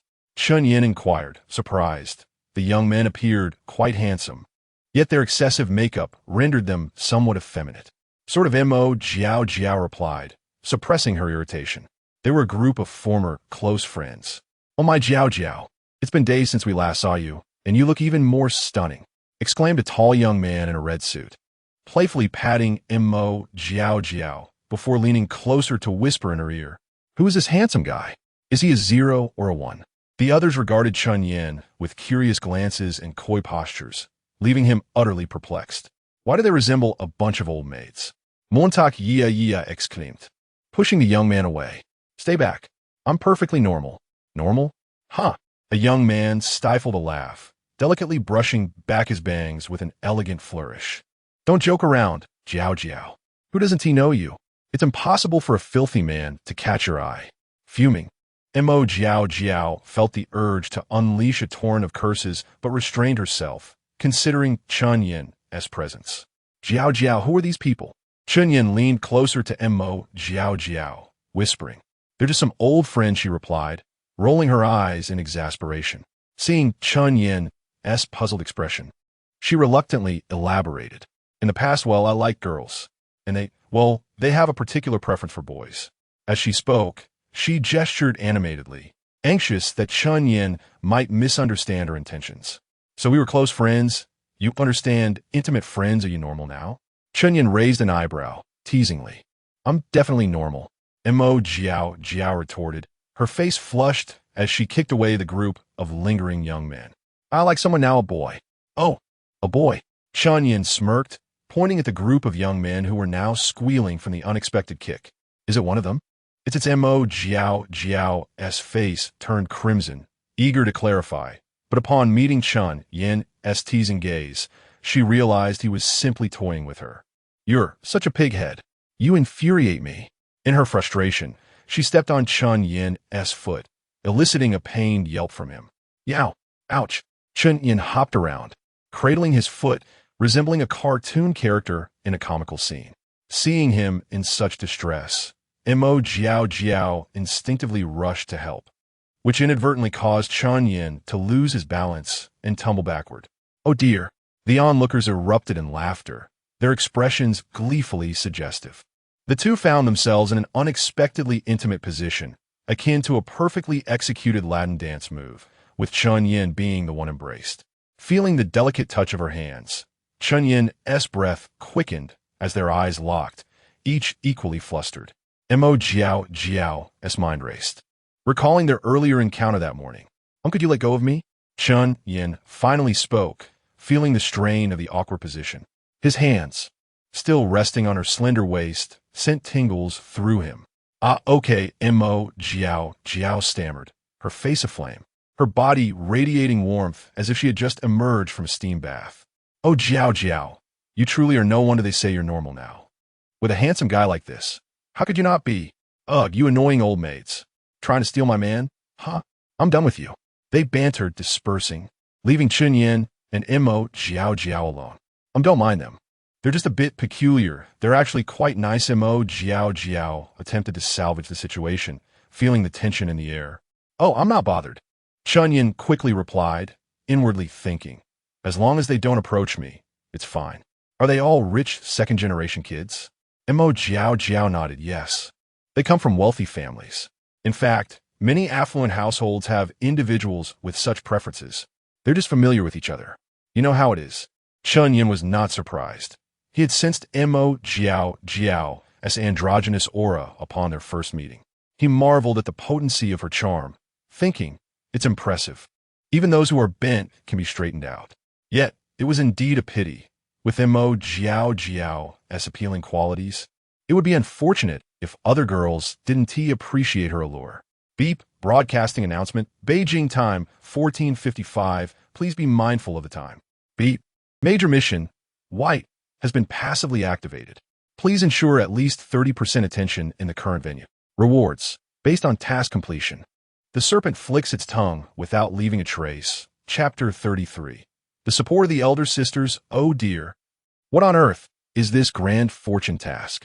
Chen Yan widened his eyes in disbelief, not expecting such a sudden mission to arise. Ding ding, the snake flicks its tongue, no, footprints, quite amusing. The system chose to respond with a catchphrase rather than a proper answer. Chen Yan stroked his chin, pondering whether the trigger conditions for this grand fortune task were somehow related to the daily fortune information. But that didn't seem right. Why had it not appeared before? Moreover, it appeared that this task also had levels of classification. Confusion settled in. This system is rather absurd, as are the tasks it issues, leaving him utterly perplexed.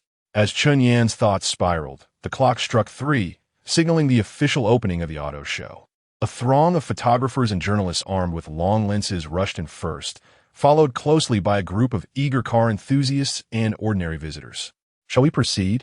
The 6 formidable bodyguards had long since positioned themselves behind them, and Mo Jiao followed Chen Yan into the exhibition hall, trailing behind the crowd. Hey, aren't you going with your friends? From a distance, Chen Yan noticed the elder sisters casting flirtatious glances in his direction, sending a chill down his spine. They? No way. Mo Jiao rolled her eyes. They're here to buy cars, and I'm not in the market for one. Hey, Chen Yan, are you planning to buy a car? Isn't that 8 Hua she cumbersome to drive? Before Chen Yan could respond, Mo Jiao nodded thoughtfully. True. While the A8 is quite prestigious, it's not suited for personal driving. You need a chauffeur for that. It's better to drive a sports car yourself. Her words reminded Chen Yan of the task at hand, which required him to capture at least 30% of the attention here. If we disregard the insane factors, the only way to garner everyone's focus would surely be through purchasing a car. Jiao, may I ask you something? Chen Yan instinctively refrained from addressing her as sister, thus narrowing the subtle distance between them, at least in Mo Jiao's perception. As for Chen Yan, he merely overlooked it. You mean? Mo Jiao flushed slightly, leaving Chen Yan even more bewildered. Why are you blushing like a teapot? Ignoring her reaction, they continued forward. And Chen Yan spoke, say, how much would it cost to acquire all the cars here? Cars. Mo Jiao was taken aback, turning to look at Chen Yan. Are you sure you mean cars, not car models? Of course, cars. Chen Yan was exasperated by her line of thought. Buying a car for attention had nothing to do with car models. Purchasing human beings is illegal. Doesn't she understand that? Well, that would require quite a sum. After some contemplation, Mo Jiao replied, this auto show features only the most high-end new models. According to prior promotions, the highest priced vehicle is already over 30 million. There are more than 30 models on display. So if we average it at 10 million each, acquiring them all, including various taxes and fees, would easily total over 400 million. She calculated earnestly, genuinely believing that Chen Yan was considering a purchase. Gasp! 400 million. Chen Yan inhaled sharply, having thought his wealth was substantial, only to realize he would need 6 years' worth of dividends just to afford these cars. Well, 400 million may seem excessive, but it shouldn't be an issue for you, right? As Mo Jiao expressed her astonishment, they passed through the security checkpoint, fully entering the exhibition hall. Of course, 6 bodyguards trail behind them. Unlike previous luxury car exhibitions, this year's event imposed no entry barriers or ticket fees, allowing anyone to attend. However, each displayed vehicle was cordoned off with a warning line, set 10 meters away from the crowd. Only those who passed a financial verification could enter the half-meter zone for a closer inspection of the cars and the car models. The financial threshold was set relatively high at 5 million, a barrier sufficient to deter over 95% of visitors. The exhibition hall was spacious. Despite the large number of visitors, it did not feel overcrowded, allowing Chen Yan and his group to navigate smoothly. Before long, they arrived at the financial verification area. As they walked, Chen Yan did not forget the daily fortune hint. Yet after covering a considerable distance, he had seen no signs of it. Let us go in. Mo Jiao tugged at Chen Yan, her excitement palpable. Hey, slow down. Chen Yan felt overwhelmed, juggling the need to attract the crowd's attention while searching for that elusive target, leaving him in a state of disarray. With Mo Jiao's presence, there was no need for Chen Yan to undergo financial verification, as the costs were calculated per person. With 8 individuals, including the bodyguards, the total would amount to 40 million, an amount Mo Jiao could easily procure. Having successfully passed the verification, Mo Jiao continued to drag Chen Yan deeper into the hall. Jiao, wait a moment. A sudden spark of inspiration struck Chen Yan, and he devised a plan. What is it? Hurry, my favorite Xiaomi Suchi Ultra is about to appear. Mo Jiao clearly spotted a car she adored, her eagerness evident. Yet she still held onto Chen Yan's hand tightly. Could you ask your friends to do me a favor? Chen Yan gestured toward the elder sisters who had already passed the verification and were now browsing the cars. What kind of favor? I can just let them know, and they'll surely comply. Mo Jiao patted her chest, the tightness of her crop top causing quite a noticeable movement. Can they help me find someone? I don't know who they are, but I have a general idea of their attire. It's a middle-aged man wearing flip-flops and a baseball cap. Chen Yan felt a headache coming on. The system's information was simply insufficiently detailed. Such attire, particularly the flip-flops, was far too common. Moreover, at an auto show, middle-aged men would be plentiful. Most were there to admire the car models, after all. Oh, all right, I'll notify them right away. They'll surely assist you. Mo Jiao eagerly agreed, immediately pulling out her phone to message her elder sisters. Make sure they report their location back to the group once they find him. Keep a close watch and wait for me to arrive.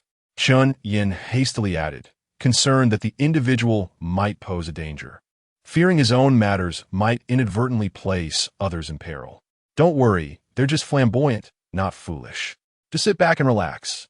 Mo Jiao gave an okay sign and sent a message to her group. As expected, upon learning it was Chen Yan's request, the elder sisters responded with enthusiasm, each assuring him of their readiness to assist. One or two even inquired if they could add him on WeChat should they succeed. Chapter 34. Gentle as Water. Lu Jasmine, at 15 minutes past 3, with a mere quarter of an hour remaining before the time designated by the system. Chen Yan found himself engulfed in a whirlwind of thoughts. He needed to locate his target male, while simultaneously devising a strategy to capture the attention of the entire venue. Initially, he contemplated asking Mo Jiao Jiao to lend him several billion, promising to repay her after purchasing a car. However, the system had not explicitly stated that the rewards would be in cash. While borrowing seemed feasible, he was confident in his charm buff. What if the system's reward did not involve money at all? How could he possibly repay Mo Jiao Jiao? Would he have to return her the monthly dividends over a span of 7 years? Furthermore, the notion of buying every single car in the venue was unlikely to be announced publicly. What if it transpired silently behind the scenes? That would be a tremendous loss. After much contemplation, he found himself at an impasse. Surely, he could not simply stride up and compete with the models for attention, nor could he perform a striptease. The mere thought of the unabashed gazes from the older women sent shivers down his spine. As time continued to tick away, only 10 minutes remained until 3:30. Just as Chen Yan felt utterly lost, a familiar voice suddenly rang out from not far away. Jiao Jiao. Oh my Jiao Jiao. It's been ages. A professional woman, elegantly attired in business attire and high heels, approached while greeting her with enthusiasm. Sister Jasmine. Montauk Yia exclaimed, bouncing in delight and waving at her friend. Chen Yan turned to look, and at that moment, their eyes met, igniting a spark between them. Beep beep. A serpent flicks its tongue, leaving no trace. Lu Jasmine, president of the Shanghai Automotive Industry Association, age 33, overall rating 91, current status, surprised. Experiencing first stirrings of affection, favorability. 90 first stirrings of affection directed at him? For a moment, he was taken aback as Lu Jasmine approached him. To his surprise, instead of greeting him immediately, she happily engaged in conversation with Mo Jiao Jiao. Oh, Jiao Jiao, it's been several years. Your style remains unchanged, which isn't good. You must not try to captivate me anymore. Lu Jasmine playfully tapped Mo Jiao Jiao as pert nose with her finger, eliciting a laugh. No way. I'm completely straight now. Sister Jasmine, when did you return to Shanghai? I haven't heard from you at all. Mo Jiao Jiao replied, her nose wrinkling adorably, revealing a youthful side to her personality. I just got back from a business trip abroad. Our association is hosting this car exhibition, so I've been quite busy. If I weren't, I would have visited you, and Mo ran sooner, Lu Jasmine said with a warm smile, exuding an aura of maturity and gentle femininity akin to that of a nurturing mother. Is this your boyfriend? After finishing her conversation with Mo Jiao Jiao, she politely turned to Chen Yan, her tone imbued with a teasing curiosity. No, Sister Jasmine, don't say that. Mo Jiao Jiao blushed, attempting to downplay the situation. Ahem. Hello, Sister Jasmine. Chen Yan. You can call me Xiao Chen. Chen Yan smiled awkwardly, scratching his nose, having confirmed that he was indeed the object of her interest. The 90-point favorability was no exaggeration. The allure of his charm buff was evidently on the rise. Hello. Xiao Chen. Lu Jasmine felt slightly dizzy. Having never tasted the bitterness of love, she believed she would never develop feelings for anyone. To her astonishment, her childhood friend had introduced her to such a captivating individual. Naturally, her exceptional upbringing and etiquette training prevented her from displaying any overt signs of her flustered state. Unbeknownst to her, Chen Yan had already perceived her feelings. Jiao Jiao, have you seen any cars at this exhibition that you fancy? If so, I can gift you one, Lu Jasmine said, momentarily breaking her focus on Chen Yan to engage with Mo Jiao Jiao once more. It wasn't that she didn't wish to converse with Chen Yan. Rather, she feared that excessive interaction might lead her emotions astray. After all, having never been in a romantic relationship, her knowledge in that regard was woefully inadequate. Yes, the Xiaomi Suchi Ultra. Montauk Yia responded excitedly, as she had already planned to purchase it. If Sister Jasmine could gift it to her, that would be even better. The car, originally priced at over 800,000, had now significantly dropped to just over 500,000 at the exhibition. All right then, I'll gift it to you, Lu Jasmine said with a soft smile. her warmth radiating a profound maternal glow. Were it not for Chen Yan's ability to see her status information, he might have mistaken her for a mother of several children. Who would have thought that this exquisite woman was a hidden gem? Thank you so much, Sister Jasmine. Mo Jiao exclaimed joyfully, leaping into Lu Jasmine's embrace and nuzzling against her. The value of the car paled in comparison to the kindness behind the gesture. Chen Yan, you were just asking me about the possibility of buying every car at the exhibition. Have you made a decision? Mo Jiao turned to Chen Yan after having her moment with Lu Jasmine. Oh, Xiao Chan is considering buying a car? Lu Jasmine's gentle eyes sparkled with interest as she looked at him, her heart fluttering slightly. I'm still contemplating. Chen Yan hastily shook his head, having dismissed the idea of purchasing everything after learning the total cost. It's all right, Xiao Chen. Take a look at the cars you like. Even if you want to buy them all, it doesn't matter. I'll gift them to you. Lu Jasmine's face flushed slightly as the words flowed from her lips, leaving Mo Jiao and Chen Yan utterly astonished. Yet, she appeared completely unperturbed, as if she had merely uttered an inconsequential remark. What? Sister Jasmine, you're being far too generous.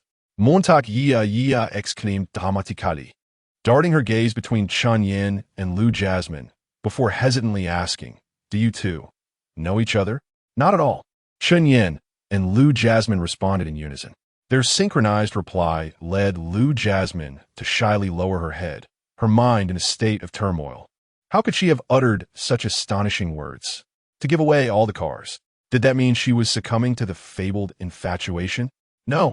The books say that if you like someone, you should disregard others' opinions and fully devote yourself. So if Xiao Chen likes cars, what is wrong with gifting him all the cars? After all, it's merely a small sum.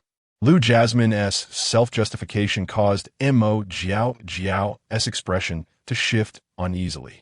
Something was amiss. There was something profoundly wrong. Sister Jasmine and Chen Yan. Surely there was something between them. Oh no. Could they be rivals in love? Not that. This was the big sister she had adored since childhood. Chapter 35. Undercover Wu Tianxiong. As Wu Tianxiong stood there, he felt a wave of confusion wash over him. Having been an undercover operative within the Poison Dragon Gang for 3 years, he had diligently navigated the treacherous waters of the criminal underworld, striving to ascend to the ranks of management in order to dismantle the organization from within.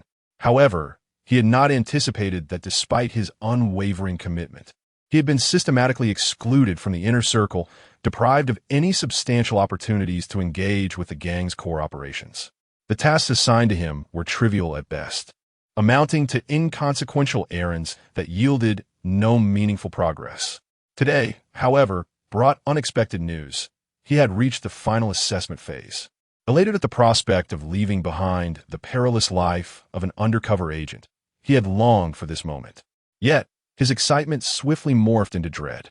The final assessment was a mission, one that required him to attend a car exhibition in Shanghai City, with the intent of exacting revenge on a veteran police officer who had once played a pivotal role in dismantling the gang's operations. The higher-ups promised that if he succeeded, he would not only gain entry into the core management, but also oversee illicit activities across Asia. Nevertheless, the condition for this opportunity was his successful escape. This revelation struck Wu Tianxiong with profound shock. It was a cunning trap. Should he refuse, the gang would undoubtedly expel him, rendering his 3 years of undercover work futile. Conversely, if he chose to execute the mission, his conscience would torment him for eternity, leaving him in a state of perpetual anguish. In light of this predicament, Wu Tianxiong contemplated a strategy that would allow him to avoid harming the old comrade, while simultaneously evading suspicion from the Poison Dragon Gang. The solution lay in being apprehended at the scene. However, he was not alone. 2 henchmen had accompanied him, tasked with monitoring his actions, making it impossible to send out a warning. Panic surged through him as sweat dripped down his brow. Each step he took in his flip-flops echoed ominously. He needed to remain calm and devise a way to attract the attention of the security personnel to facilitate his own capture. Just as his mind raced with possibilities, he felt a sharp jab in his lower back from one of the henchmen, a menacing glare urging him to hasten. Swallowing hard, Wu Tianxiong gripped the dagger hidden in his pocket, trembling with anxiety. His target stood just 2 paces ahead, engrossed in observing the cars, or perhaps the models. He couldn't afford to overthink it. He had to strike with precision. With gritted teeth, he steeled himself, his face hidden beneath the brim of his cap, contorted with a mix of rage and desperation. He leaned forward slightly, mentally rehearsing the hasty plan he had concocted. A swift stab, leaving the weapon embedded, would enhance his chances of survival. If he could reach the south gate without obstruction, he could escape within 30 seconds. A vehicle awaited him outside. As long as he boarded before 3:31 p.m., he could evade capture. Glancing at his watch, he noted it was 3:29 p.m. Time was on his side. He still had a chance.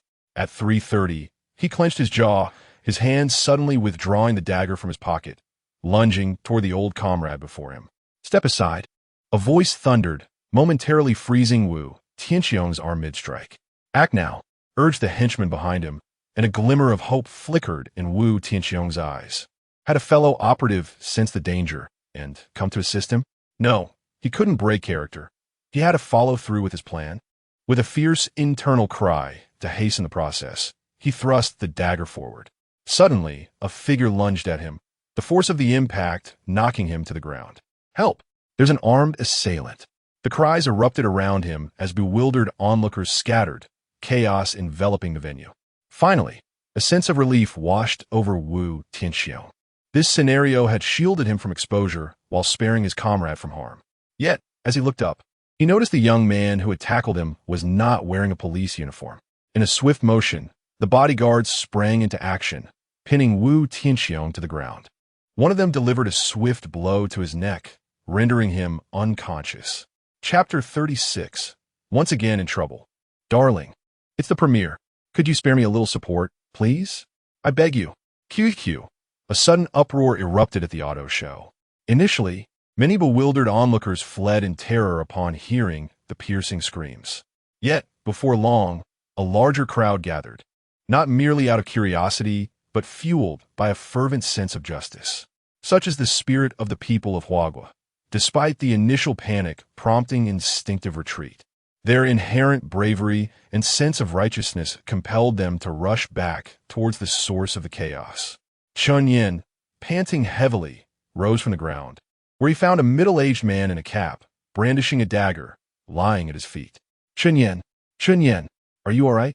Mo Jiao's anxious voice pierced through the crowd, her cool demeanor giving way to a tone filled with concern as she squeezed through the throng. Are you okay?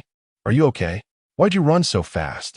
she fretted, inspecting Chen Yan for injuries. "I'm fine, really," Chen Yan replied with a relaxed smile, patting his body reassuringly. "See, I'm unscathed. No need to worry." Seeing that Chen Yan appeared truly unharmed, Mo Jiao finally let out a sigh of relief. Her gaze shifting to the middle-aged man on the ground, her expression filled with confusion. What on earth happened? Her eyes seemed to inquire further. Yet Chen Yan chose not to respond directly, opting instead to recount the events that had unfolded. "I had just arrived when I saw this man attempting to stab an older gentleman. It all happened so suddenly that I had no choice but to intervene. Fortunately, the elder was unharmed." He referred to the elderly gentleman present, who, despite being retired, instinctively took charge of the crowd's evacuation. His memories and reflexes from years of service still sharp. Make way," with a perimeter of caution tape. The old gentleman cordoned off the scene and solemnly approached Chen Yan. "Thank you, young man. You averted this incident." Chen Yan nodded, his heart filled with curiosity. "Incident? What do you mean? This was an attempted murder, wasn't it? How could it be considered an accident?" "Of course, the elderly gentleman, a former law enforcement officer accustomed to dealing with undercover operations, had already pieced together the situation. This young man before him was undoubtedly a contact for an undercover agent, who, not wishing to expose themselves or harm others, had orchestrated this dramatic scene. Not at all, it was my duty." Chen Yan scratched his head, feeling reassured by the imposing presence of his bodyguards, bolstered further by several security personnel accompanying Lu Meili, which lent an air of safety to the scene. The sound of sirens pierced the air as police vehicles arrived swiftly, fully armed officers surrounding the auto show. A few uniformed officers made their way through the crowd. Chen Yan raised an eyebrow in surprise, not merely due to the commanding presence of a remarkably capable and charismatic woman leading the group, but because he recognized a familiar face among them. Hello, I am Chen Xiaomei, the director of the Public Security Bureau of Huahai City, South Huandao Road. The leading officer saluted the elderly gentleman before addressing Chen Yan. Hello, hello. Chen Yan nodded, a system panel suddenly appearing before him. Beep, beep, the viper flicks its tongue, leaving no trace.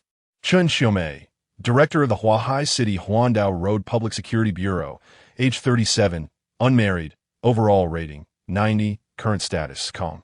A rating of 90? This implies she too is susceptible to the charm buff. Chen Yan momentarily froze, yet Chen Xiaomei, along with her team of officers, did not linger, swiftly apprehending the unconscious middle-aged man and removing him from the auto show. Sir, we kindly request that you accompany us for a moment. As the would-be assailant was taken away, Chen Xiaomei turned her attention back to Chen Yan. Me? You want me to come with you? Chen Yan pointed at himself, bewildered. Why must I go with you? I just prevented an act of intentional harm. I'm not a suspect. Mo Jiao immediately clutched Chen Yan's arm, her voice laced with indignation. Exactly. I can testify that Mr. Chen Yan acted heroically, not as a suspect. Lu Meili also stepped forward. Though she and T run very fast, she pieced together the sequence of events, and her budding feelings for Chen Yan compelled her to defend him. As the two spoke, the crowd began to murmur in agreement. Indeed, this young man is not a suspect. You cannot arrest him arbitrarily.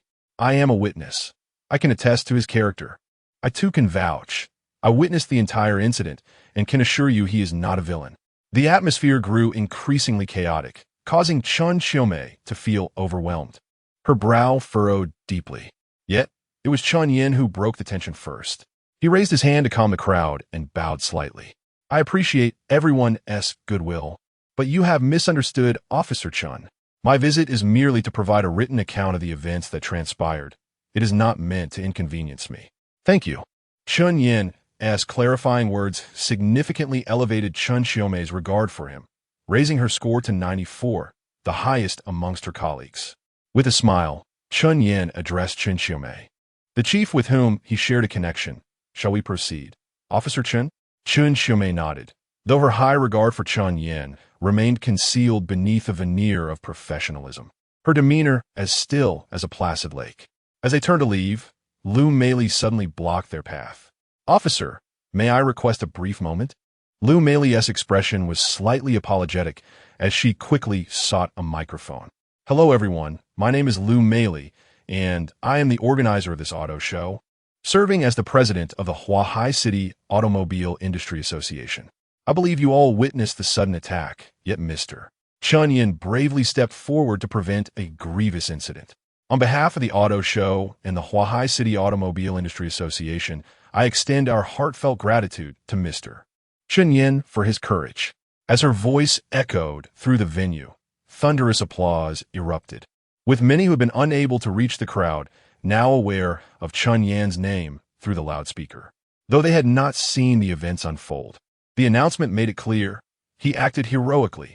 Therefore, I, on behalf of the Huahai City Automobile Industry Association, will present Mr. Chen Yan with 3 of the most expensive vehicles showcased here today. Lu Meili's proclamation elicited not merely applause, but an overwhelming chorus of astonished gasps. Those attending the auto show had a keen sense of the prices of the vehicles on display and the thought of receiving the 3 priciest cars, which collectively approached nearly 100 million, left them in awe. How could one not be astonished? Many lamented their missed opportunity to confront the assailant, wishing they too had been the ones to act valiantly. Soon, the venue resounded with other enthusiastic shouts. The Automobile Industry Association is incredible. Chen Yan is amazing. Countless voices echoed in affirmation, the clamor resonating throughout the hall. Chen Yan watched the scene unfold, his heart swelling with exhilaration. This was simply splendid. Was this not a delightful surprise? Even without absolute attention, it was at least a solid 90%. It is astonishing how effortlessly these two matters have intertwined. Let us proceed. Observing this scene, Chen Xiaomei felt a surge of admiration for Chen Yan, Yet the seasoned police officer's instincts still harbored a lingering doubt regarding his innocence. Despite the fact that the moment she laid eyes on him, it was as if she were experiencing the thrill of wielding a firearm and firing for the first time. An exhilarating wave of emotion surged within her. However, as a veteran officer, she had long since cast aside personal sentiments. As the two departed, Chen Yan once again savored the comfort of the police vehicle. While the elderly colleague they had rescued watched them leave, his eyes shimmering with an enigmatic and obscure gleam. With Chen Yan's departure, the commotion at the scene had considerably subsided, although many remained engrossed in recounting the recent events. Concerned for Chen Yan, Mo Jiao opted not to linger at the car exhibition, instead deciding to head directly to the police station to wait. Yet, it seemed she had forgotten that she had not driven there, and Chen Yan's 8 Hashikawa keys remained in his possession. Just as she was about to hail a taxi, Lu Moli emerged from the exhibition hall. "I understand your concern. Why sneak away alone? Come, I should drive you." Chapter 37.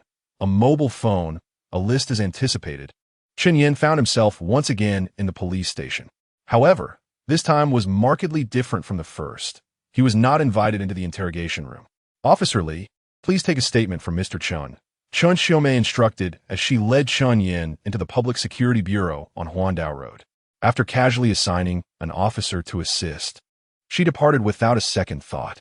This left Chen Yan somewhat puzzled. Logically, having been under the influence of a charm buff, Chen Xiaomei should not have appeared so indifferent. Strange. Chen Yan scratched his head as he followed the officer to the recording room.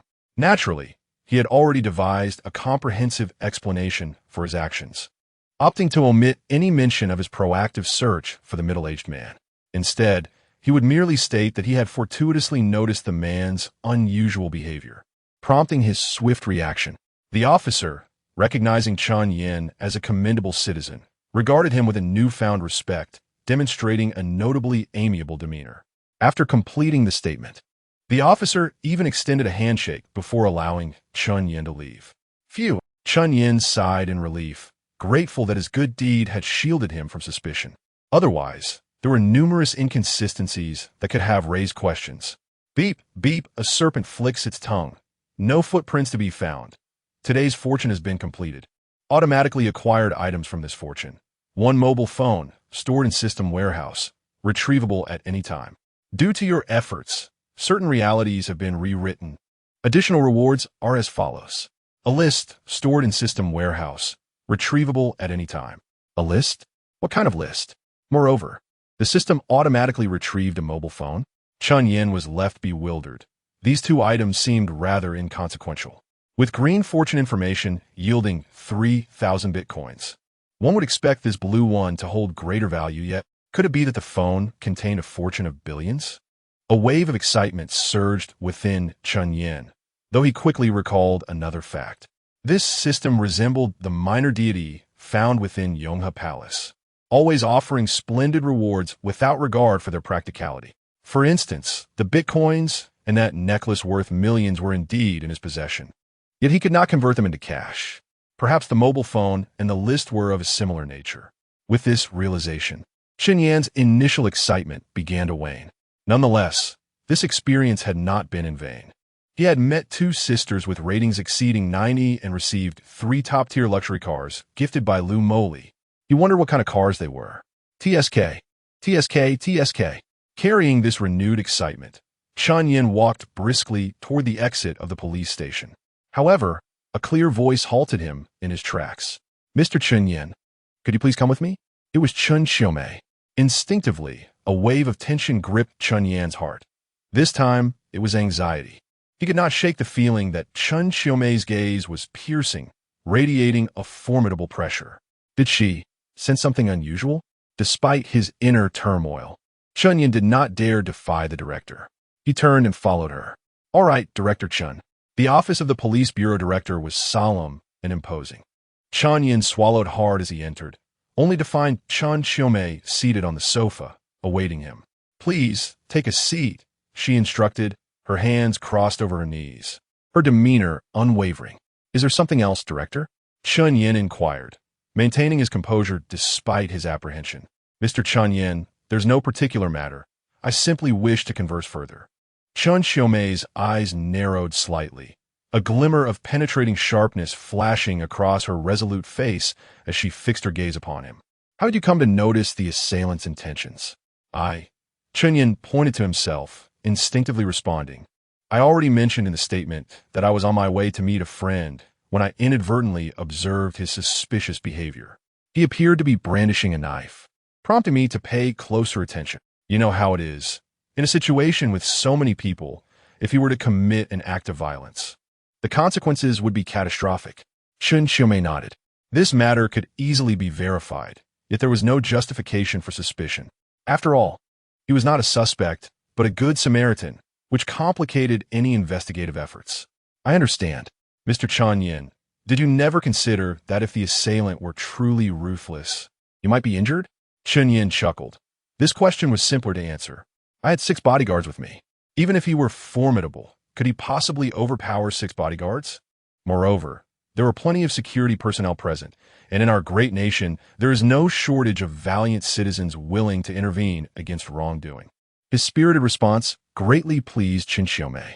Thank you, Mr. Chen Yan, for your selfless bravery. On behalf of all law enforcement officers and the citizens of our city, I extend our gratitude. As she spoke, Chen Xiaomei saluted him formally, startling Chen Yan. I am undeserving of such honor, he stammered. Director, do you have further matters to discuss? If not, may I take my leave? Chen Yan hastily gestured, eager to exit. The aura of authority within the police station was palpable, and few could maintain their composure for long. He was no exception. Very well, Mr. Chen. You may leave at your discretion. Chen Xiaomei's striking gaze shimmered with an enigmatic light, her lips curling into a subtle smile, her natural beauty unblemished by artifice. Chen Yan nodded and prepared to depart. Bang! Just as he had taken a few steps, the previously closed office door burst open abruptly. A figure rushed in, brushing past Chen Yan. As their paths crossed, Chen Yan's pupils dilated, and in an instant of hesitation, he instinctively pivoted and lunged forward. Director, quickly, call for backup. I've apprehended him. With his hands firmly gripping the individual's arms, Chen Yan shouted towards Chen Xiaomei. Let go. Let go.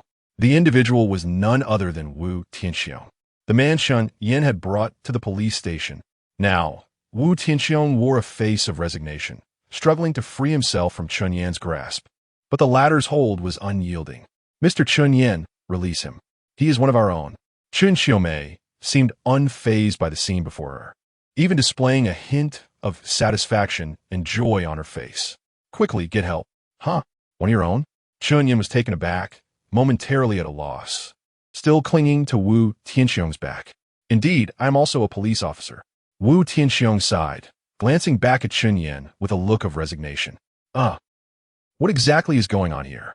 Are you suggesting that I mistakenly delivered an officer to the police station as a criminal? Not quite. To be precise, you have brought an undercover officer into our midst. Chapter 38. More bodyguards, please. Undercover? Chen Yan sat on the sofa, lost in thought as he gazed at Chen Xiaomei and the fidgety Wu Tianxiong. So, did I do a good deed or a bad deed? Chen Yan was bewildered, his mind consumed by this singular question. It was undoubtedly a good deed, Chen Xiaomei replied with a knowing smile, as if she had read his thoughts. Moreover, it's an exceptional good deed. An exceptional good deed? Chen Yan was even more perplexed. It was well known that the identity of an undercover agent was highly sensitive. Having just drawn his weapon, it was clear that a task was at hand, yet his inadvertent interference had thwarted it and led to Wu's capture. Could this truly be considered a good deed? Sensing Chen Yan's confusion, Chen Xiaomei turned to the helpless-looking Wu Tianxiong. Perhaps you should explain. Wu Tianxiong's frustration stemmed not from being captured, but from enduring an unprovoked beating. He felt fortunate about Chen Yan's unexpected arrival. After this arrest, if he were to be released, he might gain the time needed to genuinely penetrate the core management tier. Upon hearing Wu's narrative of the challenges he faced, Chen Yan's eyes widened in shock. So, my unintentional interference not only preserved your identity, but also spared an innocent person from harm. Furthermore, it might solidify your position and dispel any suspicions from the criminal organization, Chen Yan concluded, feeling as though he had plunged into an ice-cold pool on a sweltering day. Yes, and for that, I sincerely thank you, Wu Tianxiong nodded, albeit awkwardly due to his strained neck. Then I must have accomplished something significant compared to his earlier demeanor. Chen Yan now radiated genuine joy. An undercover agent, a person of great virtue, had been inadvertently rescued by him. System, today a stroke of luck, is remarkable. With this thought, material rewards paled in comparison. No amount of money could rival the value of saving a hero's life. Oh, by the way, will my conspicuous presence attract retaliation from the criminal forces you mentioned? Are their organizations substantial? Chen Yan suddenly recalled scenes from television dramas, where disrupting a gang's plans often led to overwhelming retribution. Indeed, they are substantial.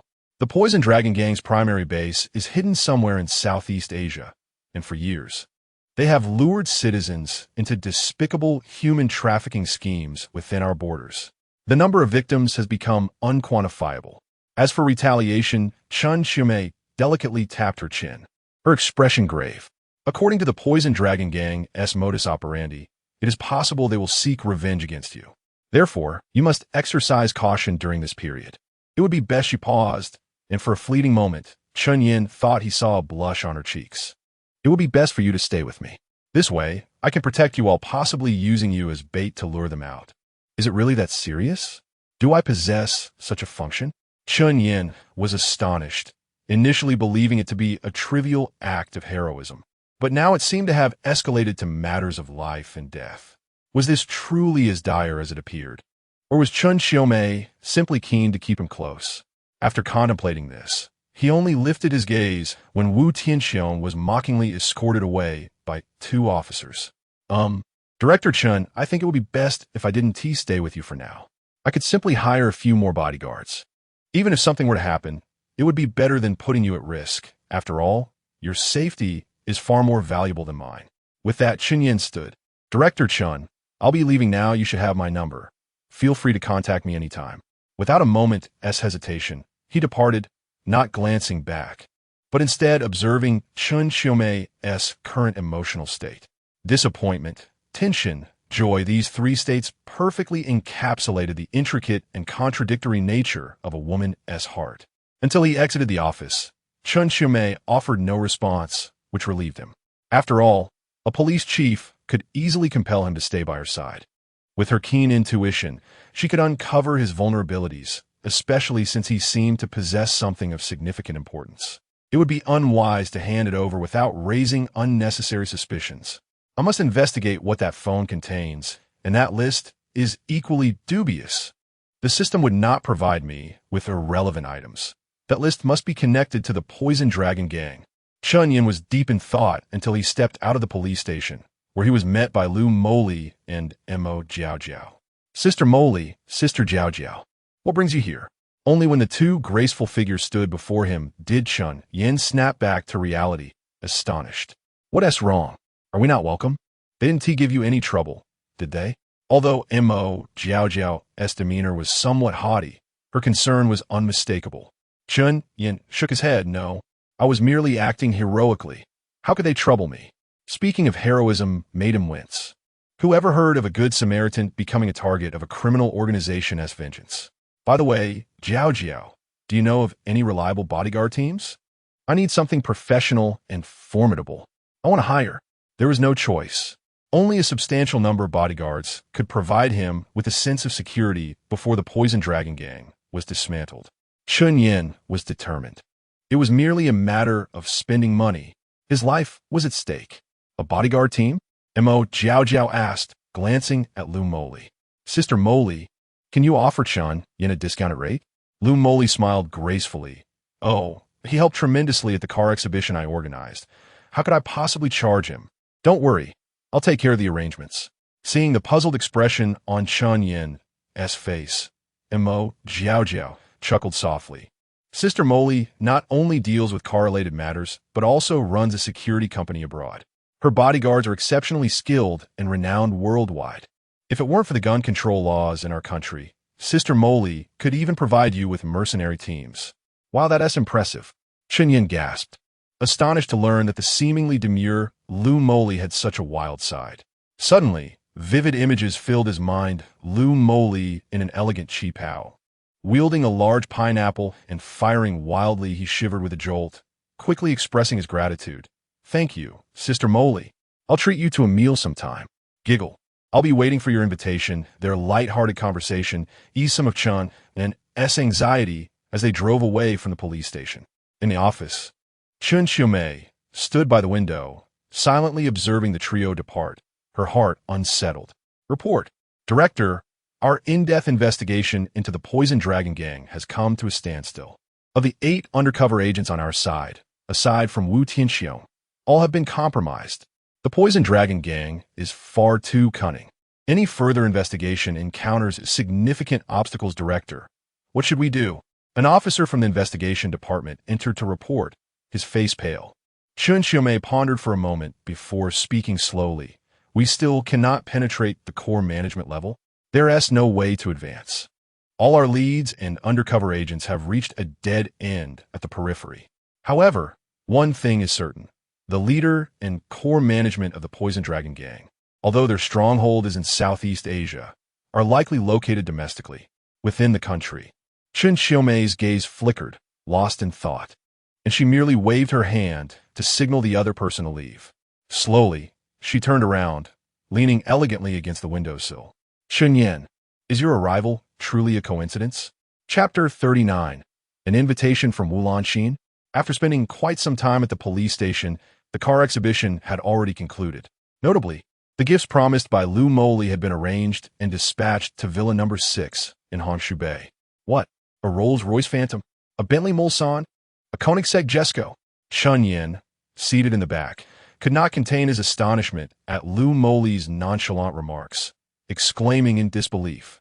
He was aware that the Rolls-Royce Phantom had a base value of 14 million, with the top configuration at the exhibition easily surpassing 19 million. As for the other 2 models, while he recognized the brands from various novels, their worth remained a mystery to him. Yet, if Lu Moli claimed they were among the top 3 most valuable cars, they must be incredibly expensive. Are these truly gifts for me? Chen Yan found it hard to believe. Combined, their value approached a staggering 100 million. How generous of this elder sister. Lu Moli's public declaration could not be false. Could it? Mo Jiao, sitting in the passenger seat, turned around and remarked that although she wished to share the back seat with Chen Yan, she restrained herself due to Lu Moli's presence. We're already on our way to your home, you know.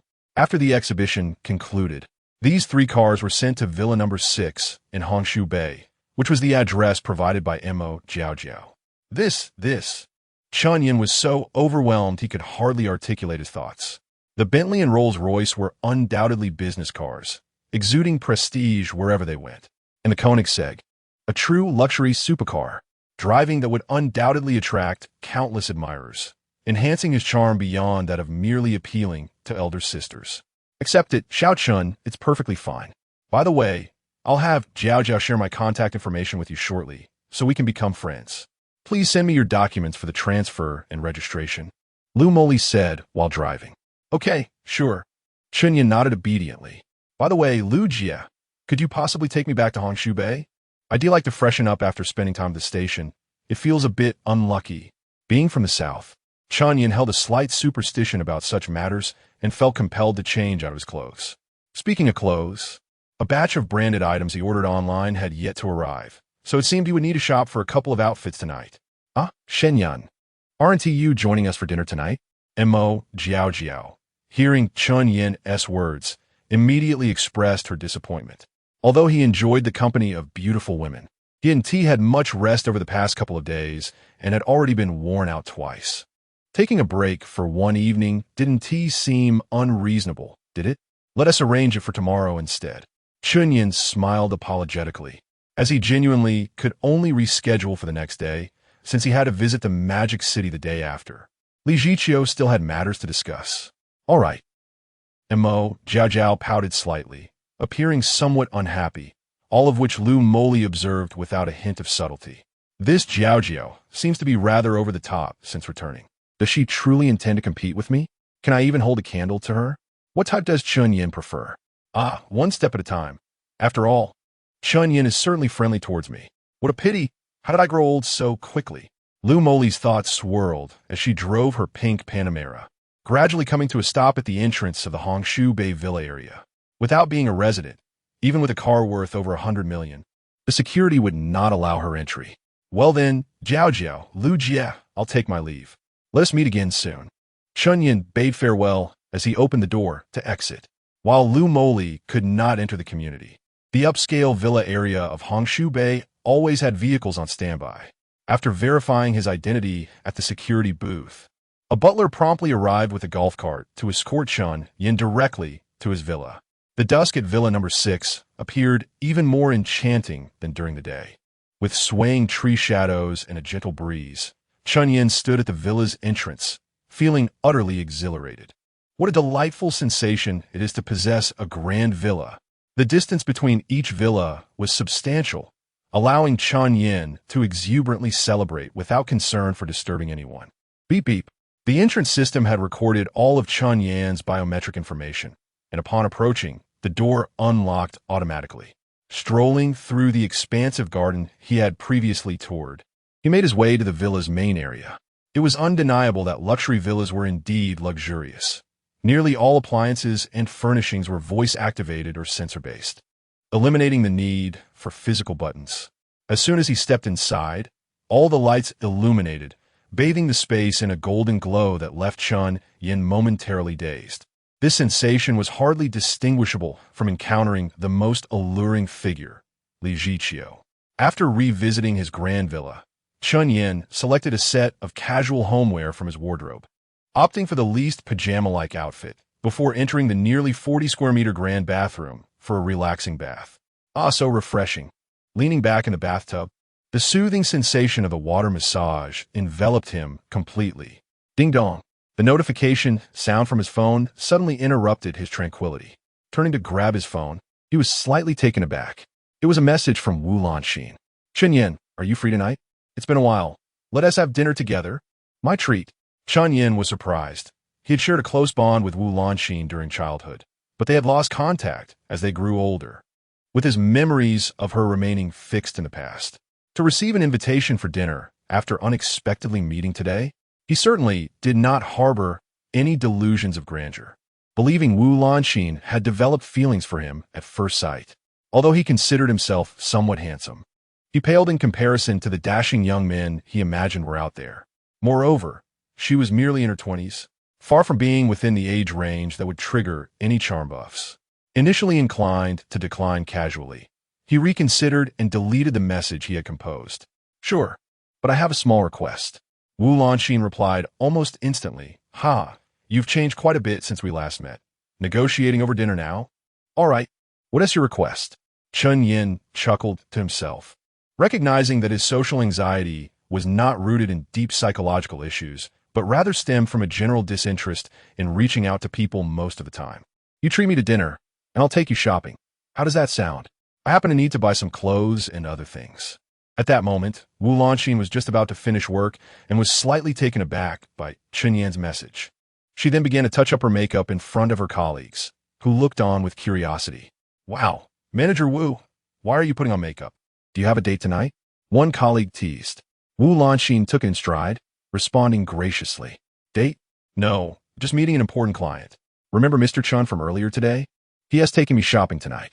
In truth, she could have kept that detail to herself, but given that her company was at a critical juncture, she wanted to signal her influence, indicating she had connections that even developers respected. Once she secured a partnership with Chen Yan, she could easily rally several employees to her side.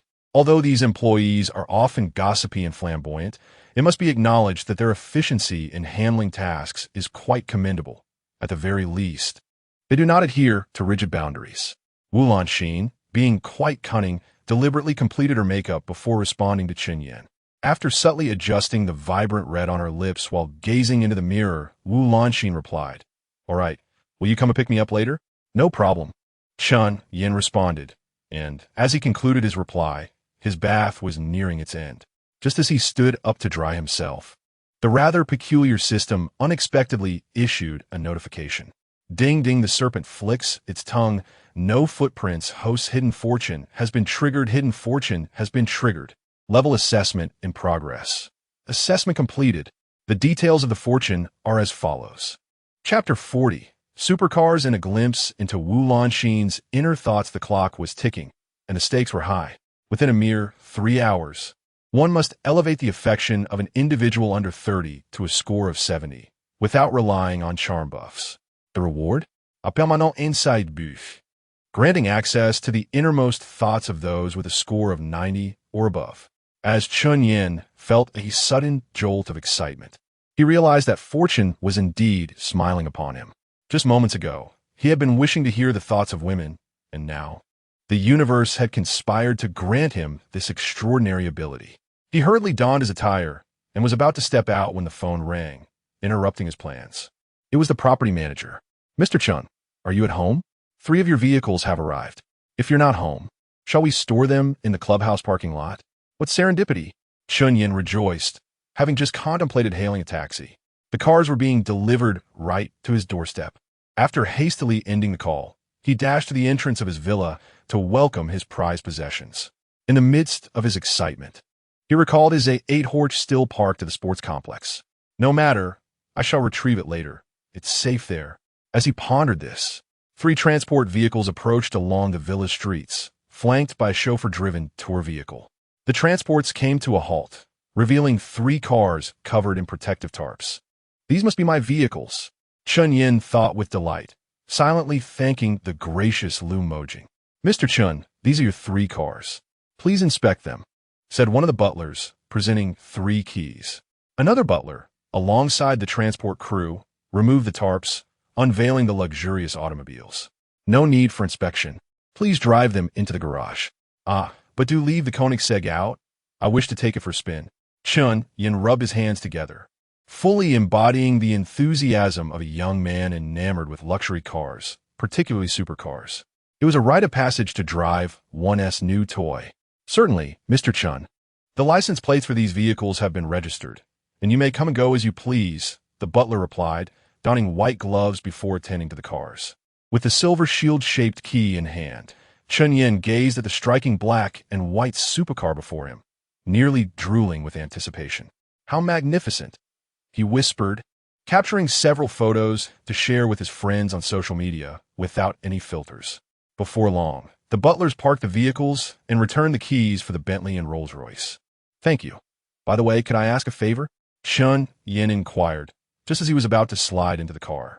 He remembered the horch and thought to ask the butlers if they could fetch it for him. Mr. Chen, please give your instructions. The butler's impeccable demeanor made Chen Yan suspect they had undergone extensive training. I have an A8 parked at the exhibition center. The license plate is Shaman A88688. Would you be able to retrieve it for me? He felt slightly awkward making such a request, knowing it involved a considerable distance. Of course, Mr. Chen. We would be more than happy to assist you. The butlers replied with a courteous bow. Well then, I appreciate it. Here are the keys, Chen Yan said, handing over the horch keys before eagerly entering the Koenigsegg, its carbon fiber doors lifting like wings. The sci-fi interior combined with the thunderous roar of the V8 twin-turbo engine sent Chen Yan's adrenaline surging. Wow, incredible, he exclaimed, exhilarated by the sheer power of the vehicle. As he gradually pulled away from Hongshu Bay, he was cautious with the throttle. The car's power was overwhelming, necessitating a period of adjustment. Even with the gentle press on the accelerator, the sensation of speed was exhilarating, drawing the attention of passers-by. Goodness, what car is that? It looks like a race car. The buzz of admiration surrounded him, but Chen Yan was oblivious, lost in the symphony of his engine's growl, drowning out all other sounds. He sighed, accepting that at this price point, a supercar was more than sufficient. He meandered around to familiarize himself with the vehicle before returning to the sales office at Hongshu Bay. From a distance, he spotted a figure standing at the entrance. With a swift motion, he brought the car to a halt before Wu Lanxin. Wu Lanxin, hop in. The moment their eyes met, a translucent panel illuminated before him, revealing her details. Wu Lanxin, 24 years old, project manager at Shishing Real Estate for Hongshu Bay. Overall rating, 82. Current status, Shocked, jealous, scheming, current affection. 5. Stranger. Chen Yan raised an eyebrow, taken aback by her low affection score. After all, they had grown up together. Such a distant sentiment seemed implausible. Clearly, Wu Lanxin had undergone significant changes. "This car is yours?" she gasped, her astonishment palpable. As an aficionado of luxury brands, she recognized the Koenigsegg immediately. Trembling, she opened the door and slid inside. "Did you really buy this car?" Wu Lanxin asked, her posture unconsciously leaning towards Chen Yan, perhaps due to the discomfort of the carbon seats or the confined space of the supercar. Gazing into her eyes, Chen Yan perceived the complexity of her emotions, prompting him to re-evaluate his childhood companion. A smirk tugged at the corners of his lips, though it did not reach his eyes, which were tinged with a hint of melancholy. "Who do you think?" he replied, a hint of mystery cloaked in his tone. Chapter 41.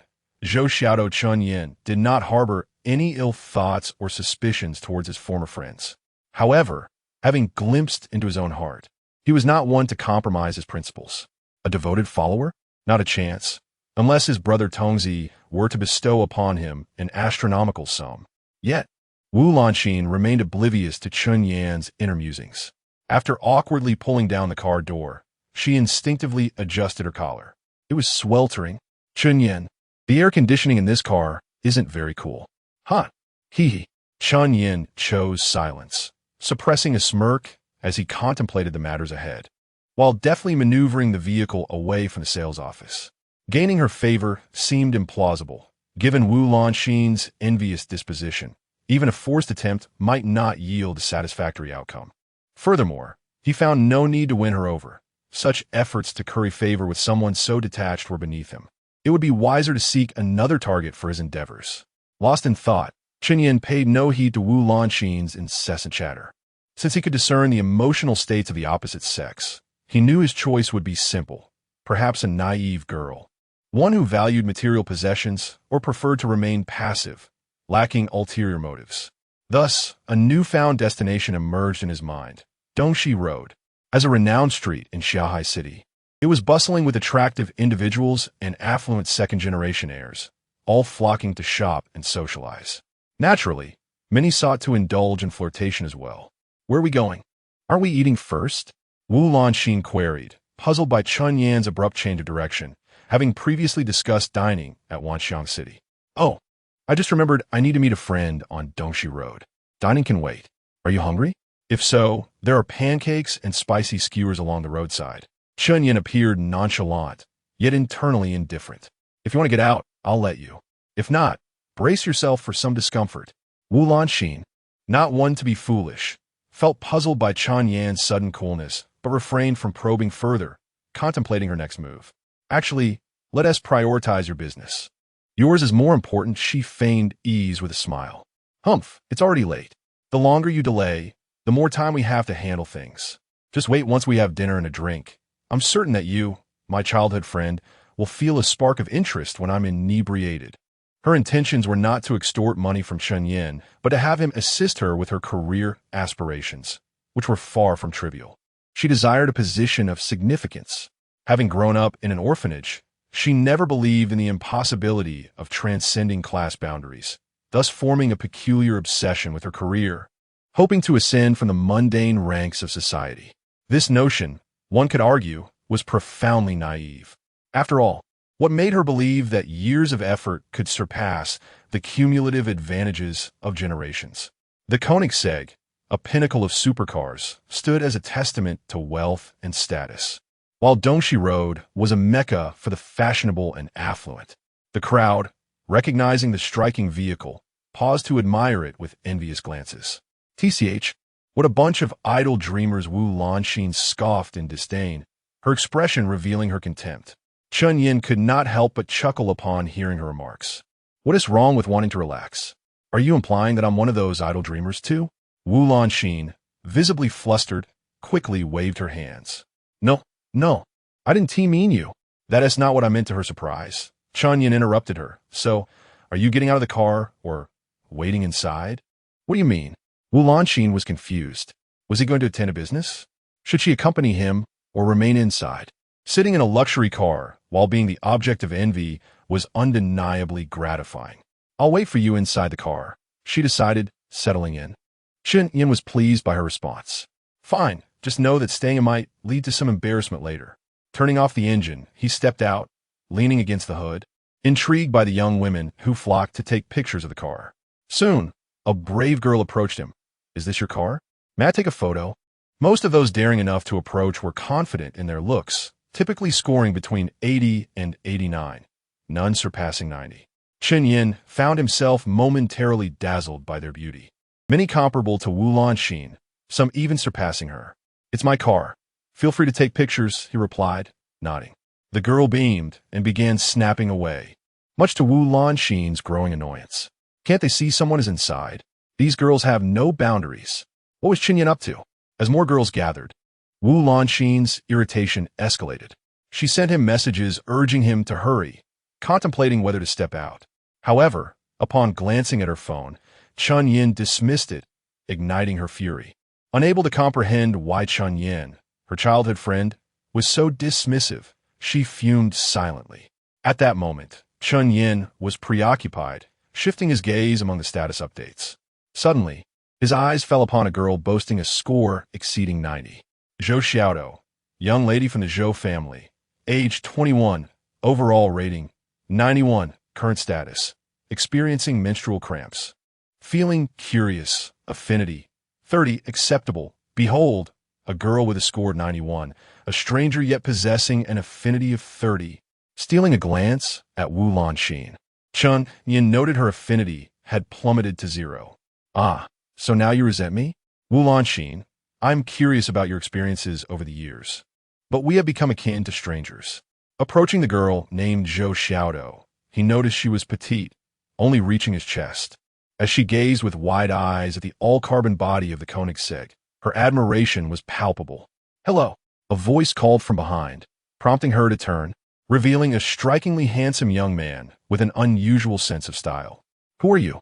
Zhou Xiaodo's voice was melodious and clear, her expression a blend of innocence and curiosity. "You were admiring my car. Can you guess who I am?" Chen Yan chuckled, bending slightly to meet her gaze. "Miss Zhou, do you know me?" Zhou Xiaodo appeared taken aback, her confusion deepening. "Just consider that I do. So do you like this car?" Chen Yan laughed, a remnant of his former social anxiety surfacing. However, having been well trained by the sisters, he knew how to pique curiosity. "Of course, this car was showcased at the auto show today. Only 2 were available. However, it is rather expensive, and I do not possess such a fortune." Zhou Xiaodo initially appeared exhilarated, yet at the mention of money, she adorably stuck out her tongue. "Oh," Chen Yan had not considered much. Zhou Xiaodo had essentially become his target for the evening, prompting him to extend an invitation. "Would you care to take a ride?" "Me? Is that permissible?" Zhou Xiaodo was evidently engulfed in excitement, her safety awareness completely disregarded, her face radiating sheer joy. "Certainly, let us go." Chen Yan nodded and opened the driver's side door. Just as he was about to enter, Zhou Xiaodo's petite figure unexpectedly darted past Chen Yan's arm and settled into the driver's seat. This sudden turn of events left Chen Yan momentarily stunned, while Wu Lanxin in the passenger seat mirrored his astonishment, as did the surrounding young women who had gathered to admire the supercar. Those young ladies were not particularly concerned. They had merely come to see if they could attach themselves to a wealthy heir while snapping a few photos for social media, and upon witnessing the selection, they gradually dispersed. However, Wu Lanxin was different. She stared vacantly at the adorable and well-proportioned Zhou Xiaodo in the driver's seat. "Quickly, let us speed around. I know the perfect spots for racing." Zhou Xiaodo, oblivious to Wu Lanxin's presence in the passenger seat, eagerly urged Chen Yan outside to get in the car. You can drive?" Chen Yan's lips twitched slightly. "Of course I can. Hurry up," Zhou Xiaodo urged excitedly. "Fine, whether bringing someone along or being brought along, the essence remains the same. After all, he needed to usher Wu Lanxin out of the car." With a thud, Chen Yan approached the passenger side, pulled open the door, and waved his hand dismissively at Wu Lanxin, who was still in shock. "Step out. We have matters to attend to." Chapter 42. Alleviating menstrual pain. Wu Lanxin, with an expression of disbelief, pointed at herself. Chen Yan, you want me to get out of the car? Well, what else could I do? This car only has 2 seats. If you don't get out, does that mean I should stay off? Chen Yan replied, amusement evident in his voice as he leaned against the door frame. You. Wu Lanxin was clearly taken aback by Chen Yan's unexpected demeanor. Her proud expression shifted through various emotions. She had never anticipated that Chen Yan would treat her in such a manner. Deep down, she believed he could only look up to her. Who was she? She gestured towards Zhou Xiaodou, who had suddenly appeared. Wu Lanxin's face darkened. Who cares about her? Hurry up and get out. Chen Yan was beginning to lose his patience. Wu Lanxin's emotional state had shifted, in addition to her usual pride. There was now an undercurrent of resentment. It was evident how much she loathed Chen Yan at that moment. All right, fine. Chen Yan, once you're done, remember to contact me. Though Wu Lanxin was seething with anger, she didn't want to show it too overtly, as she still needed Chen Yan to pave her way forward. However, her plans for the evening seemed doomed. Perhaps next time would present another opportunity. Unbeknownst to her, Chen Yan, while not fully grasping her intentions, had already deduced a significant portion of her thoughts from her emotional state. Watching as Wu Lanxin forced a smile while exiting the vehicle, he was somewhat surprised by her resilience. Disinterested in further conversation, Chen Yan bypassed Wu Lanxin and took his place in the passenger seat. All right, we can go now. Whoa, slow down. Just as Chen Yan opened his mouth, a sudden surge of acceleration hit him, causing every hair on his body to stand on end as he instinctively gripped the door handle. Zhou Xiaodou was squealing with delight, her voice mingling with the roar of the engine as they sped down Dongxi Road. TSK, TSK, TSK. Look, that woman was kicked out of the car. Hey, it's embarrassing to fail at courting a rich guy. Is she about to cry? Of course. Being publicly cast out by a handsome and wealthy man is mortifying. Wouldn't you cry? Wu Lanxin's complexion darkened further as she overheard the mocking whispers from the crowd, her fury mounting. Damn Chen Yan, how could he make me look so foolish? Is our childhood bond really gone? No, that can't be.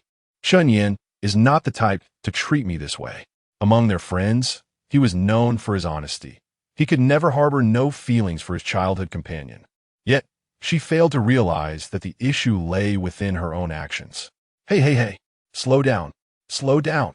Chen Yan screamed frantically, his adrenaline surging. Meanwhile, Zhou Xiaodou, a petite figure, was brimming with excitement, her demeanor resembling a porcelain doll.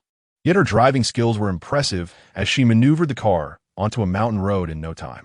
Once they stopped by a deserted roadside, Chen Yan was gasping for breath, drenched in cold sweat despite the summer heat. Oh my God, he stammered, casting a terrified glance at the exuberant Zhou Xiaodou beside him. Did you take drugs? However, Zhou Xiaodou was flushed with excitement, her eyes sparkling. Woo, this is exhilarating. Don't you feel the thrill? Come on, let us hit the racetrack. I know one in Shanghai City. With a teasing glint in her eyes, Zhou Xiaodou prepared to turn the steering wheel again, but Chen Yan was quick to react, pressing the engine off. What are you doing?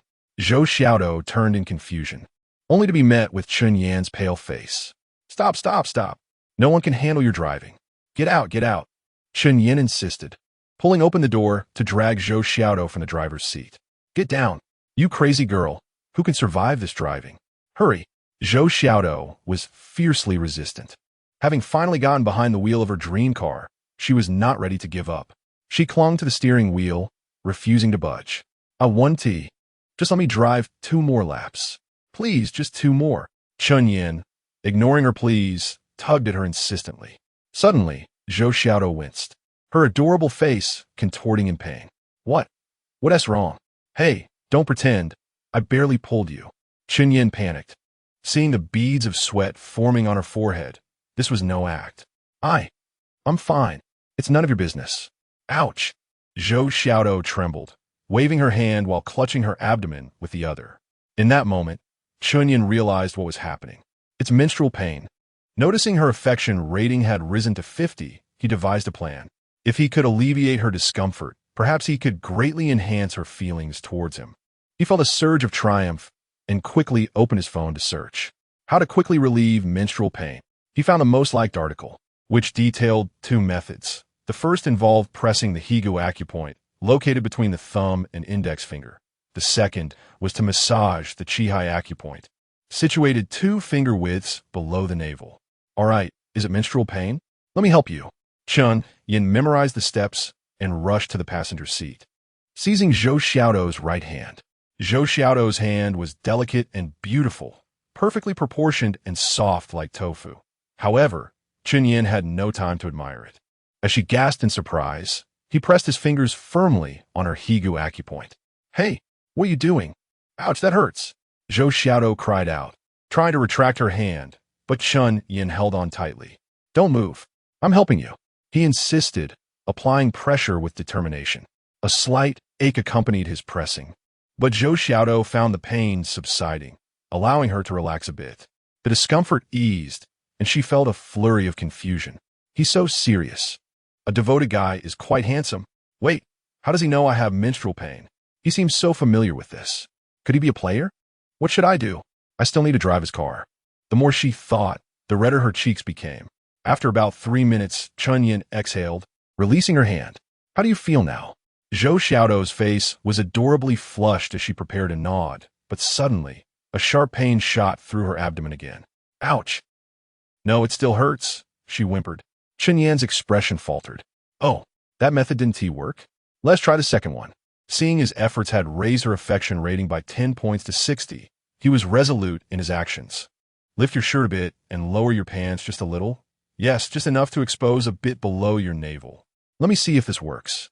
Chapter 43. Brother Chen. Of course, Zhou Xiaodo would not allow Chen Yan to dictate her actions. However, the intense pain in her abdomen rendered her nearly immobile, prompting Chen Yan to take matters into his own hands. Wait, what are you doing? Hold on. In the midst of her astonished exclamations, Chen Yan stepped forward, lifting her small blazer to reveal her flawless midriff. Don't move, just a moment. Chen Yan's gaze briefly lingered on the pristine skin before he quickly redirected his focus, vigorously rubbing his hands together. After generating heat through his vigorous rubbing, Chen Yan placed one hand just below Zhou Xiaodo's navel. Zhou Xiaodo gasped softly, trembling slightly, unsure whether it was from the contact or the pain. The warmth emanating from his hand spread through her abdomen, and to her astonishment, the excruciating cramps began to subside significantly. Feeling better? Chen Yan smiled broadly, looking at the slightly bashful Zhou Xiaodo. A little. Zhou Xiaodo's cheeks flushed crimson. How could he still not remove his hand? She felt utterly embarrassed. Naturally, Chen Yan had no intention of ceasing his actions anytime soon, especially with the burgeoning affection level rising. After several repetitions of this action, even Chen Yan began to feel fatigued. All right, you can stop now. Zhou Xiaodo, feeling much improved, gently pushed Chen Yan's hand away, hastily adjusting her attire. She sat upright, her demeanor adorably earnest. Seeing this, a glimmer of amusement danced in Chen Yan's eyes as he extended his hand toward her. Let us get acquainted. My name is Chen Yan. Hello, Miss Zhou. Zhou Xiaodo hesitated for a moment before she lifted her hand to shake his. Hello, Zhou Xiaodo. How do you know me? Chen Yan could not possibly explain the reason for his familiarity, nor did he intend to. He waved his hand dismissively. Just think of me as someone who has quietly observed you amidst the vast sea of people. That is not important. What matters now is, where shall we go? Didn't you mention wanting to run a couple of laps on the track? Shall we go? At Chen Yan's words, Zhou Xiaodo suddenly fell silent, lost in thought. Someone who had silently watched her. Could it be her childhood companion, little brother Chen? But that couldn't be right. Ever since her family left the capital, there had been no news of him. It was so long ago. She could only remember fragments of little brother Chen from when she was 3 or 4 years old. Yet, looking at his features, there was indeed a resemblance. Could he truly be little brother Chen? As this thought crossed her mind, Zhou Xiaodo abruptly lifted her head, her eyes fixed upon Chen Yan. Her beautiful eyes, filled with shyness, sparkled like autumn waters. In simpler terms, they were brimming with unshed tears, her lips slightly pursed, as if on the verge of crying. What? What's wrong? Chen Yan was taken aback, not only by her gaze, but also by the sudden surge in affection. How strange. I haven't done anything at all. What is happening? The charm buff should not affect her. Could it be that he was indeed so handsome? Was he beginning to have an effect on young girls? Perplexed, Chen Yan could not fathom it, but it seemed to be a fortunate turn of events. So he decided not to dwell on it. Just as he was about to speak, Zhou Xiaodo suddenly lunged forward, enveloping him in an enthusiastic embrace. Wah, little brother Chen. I missed you so much. Why have you taken so long? Why haven't you looked for me all these years? I thought you had forgotten me. What? What do you mean? Chen Yan was momentarily bewildered, realizing she had mistaken him for someone else. However, seeing the adorable girl crying so fiercely, he could only gently pat her back and offer soft reassurances. There, don't cry. It's all right. I'm here now. It's okay. Zhou Xiaodo wept like a broken faucet, crying for what felt like an eternity before finally calming down. Though she still sniffled. Sniff! Little brother Chen, sniff! You finally found me. Zhou Xiaodo gazed at Chen Yan with tear-filled eyes, her voice trembling. Ah, yes, it's been quite the challenge to find you, huh? Chen Yan could only chuckle, and with that embrace, Zhou Xiaodo's affection level finally surpassed 89, crossing into the realm of 90. Done. Although it felt a bit like playing with her emotions. He thought it best to leave explanations for another time, as he doubted they would meet again. Just then, a loud growl from his stomach echoed in the car. Wiping her tears away, Zhou Xiaodo suddenly smiled brightly. Let us go, little brother Chen. I want to eat barbecue. After that, we can head to the track. How does that sound? Sure. Hey, drive slowly. Chen Yan had no objections, but instinctively gripped the armrest. Zhou Xiaodo nodded vigorously yes. I will drive slowly. With a roar, the engine thundered through the serene mountain roads. Tianyuan Circuit, well known as the property of Zhou Tianyuan, the second son of the Zhou family, is also one of the few professional racing circuits in the country. In the office, Zhou Tianyuan sat at his desk, exhaling clouds of smoke. What? Wu Tianxiong has been arrested. Zhang Maji's phone is missing too. Tell me everything. On the other end of the line, someone recounted the details of the car show. Wait. Zhou Tianyuan narrowed his eyes, recognizing a name that sounded somewhat familiar. What did you say the person who took down Wu Tianxiong was called? Chen Yan? He abruptly sat up straight, flipping through the list he had received from his secretary, his gaze honing in on the name of the owner of Villa Number 6. Turning the page, he found a photocopy of Chen Yan, SID. Is he a tall, slender fellow, somewhat handsome, with slightly tousled hair, looking to be in his early 20s? Zhou Tianyuan relayed Chen Yan's description to the other party, and upon receiving confirmation, his eyes widened in shock, a cold smile creeping across his lips. Well, so it really is you. Things have just become interesting. Tell me, are you looking for trouble? Muttering to himself, he spoke into the phone. I'll give you 3 days to ascertain this person's daily movements. Within 3 days, I want him captured. After hanging up, he retrieved a satellite phone from his drawer and dialed another number. Hello, inform the legal department to ensure Wu Tianxiong is released. Clear his suspicions? Huh. Clearing his suspicions is merely a facade for the outside world. Once he is out on bail, he'll be dispatched to South America to transport the most dangerous cargo. 1 trip won't yield much profit, but 2 trips will be lucrative. After that, we'll dismantle and sell the parts. After hanging up once more, Zhou Tianyuan rested his chin on his interlocked hands, his expression icy. Chen Yan, Wu Tianxiong. I truly did not expect this. To disrupt the plan and eliminate suspicion in such a manner. Had it been anyone else, you might have successfully deceived them. Initially, my intent was merely to abduct for ransom, yet unexpectedly, you turn out to be an informant. Thus, you must meet your demise, regardless of who you are. Chapter 44, Tianyuan Racing Circuit. As the evening descended, the stars began to twinkle in the sky. The roar of the Koenigsegg echoed through the streets, yet the vehicle did not speed excessively. This was partly due to the congested traffic, and partly because Chen Yan was at the wheel, who preferred a more cautious approach. The two indulged in a hasty barbecue meal, not for lack of desire for a proper dinner, but due to the overwhelming attention drawn by the Koenigsegg, which prompted them to leave swiftly. Following the location shared by Zhou Xiaodo, they made their way directly to the Tianyuan Racing Circuit. Throughout the journey, Chen Yan remained focused on driving, while Zhou Xiaodo, with her sparkling eyes, gazed at him, her face adorned with a sweet smile that made Chen Yan feel a tingle of discomfort. With only 18 minutes left on the task countdown, Zhou Xiaodo's affection level lingered at 92, a perplexity that Chen Yan had yet to dare to explore. The Tianyuan racing circuit was not closed for the night. Rather, it was ablaze with lights, hosting an array of luxury cars in the waiting area. The occasional roar of engines could be heard from outside. Upon arrival, Chen Yan halted before the grand gate and turned to Zhou Xiaodo, their eyes locking. Should we stop outside or drive in? Let us drive, and Zhou Xiaodo seemed startled by Chen Yan's sudden gaze, instinctively caressing her abdomen as she spoke softly. Wait, let me call and get the door opened. It's a members-only venue, only accessible during the day unless someone familiar is present at night. As she explained, Zhou Xiaodo retrieved her phone and made a call. Even without speakerphone, Chen Yan could hear the cheerful laughter from the other end. Ha ha, little sister. Why are you calling your brother?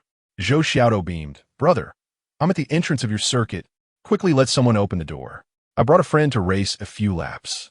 Bringing a friend? Huh? All right, I'll have someone let you in. After hanging up, Chen Yan looked quizzically at the grand gate. Xiaodo, your brother is the... My brother is the owner. He runs this circuit. Zhou Xiaodo replied with an adorable, naive smile. Could it be your brother's name? Is Zhou Tianyuan? Chen Yan laughed, thinking the name somewhat juvenile, unlikely to be common. Hey, how do you know? Do you know him? Zhou Xiaodo inquired, her voice tinged with confusion, causing Chen Yan to suppress a smile. Careful now.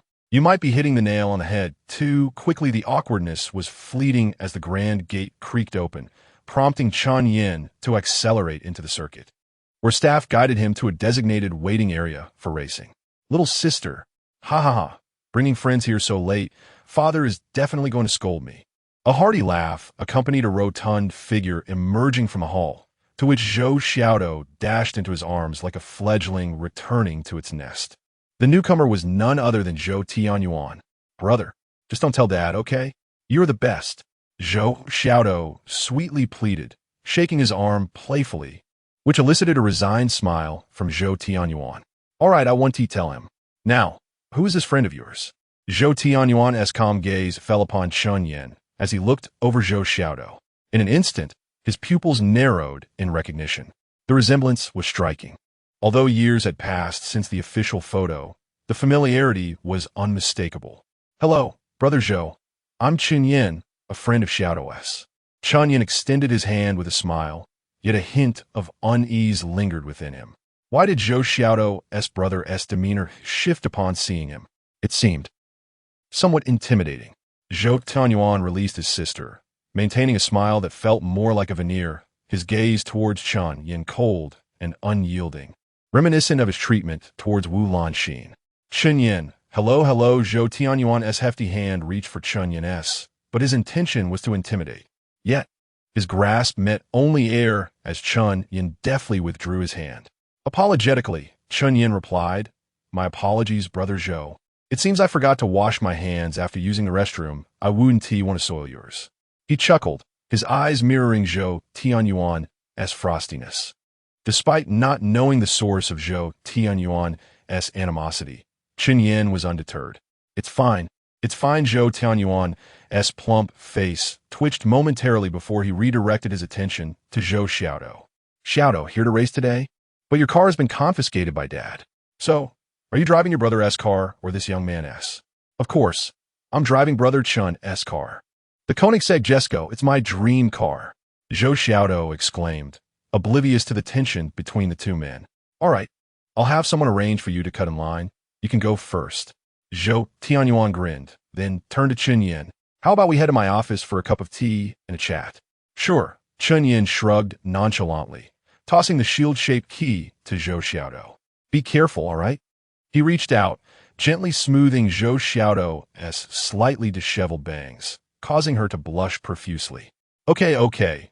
Brother Chen. Zhou Tianyuan watched this exchange, veins bulging on his forehead, fuming inwardly.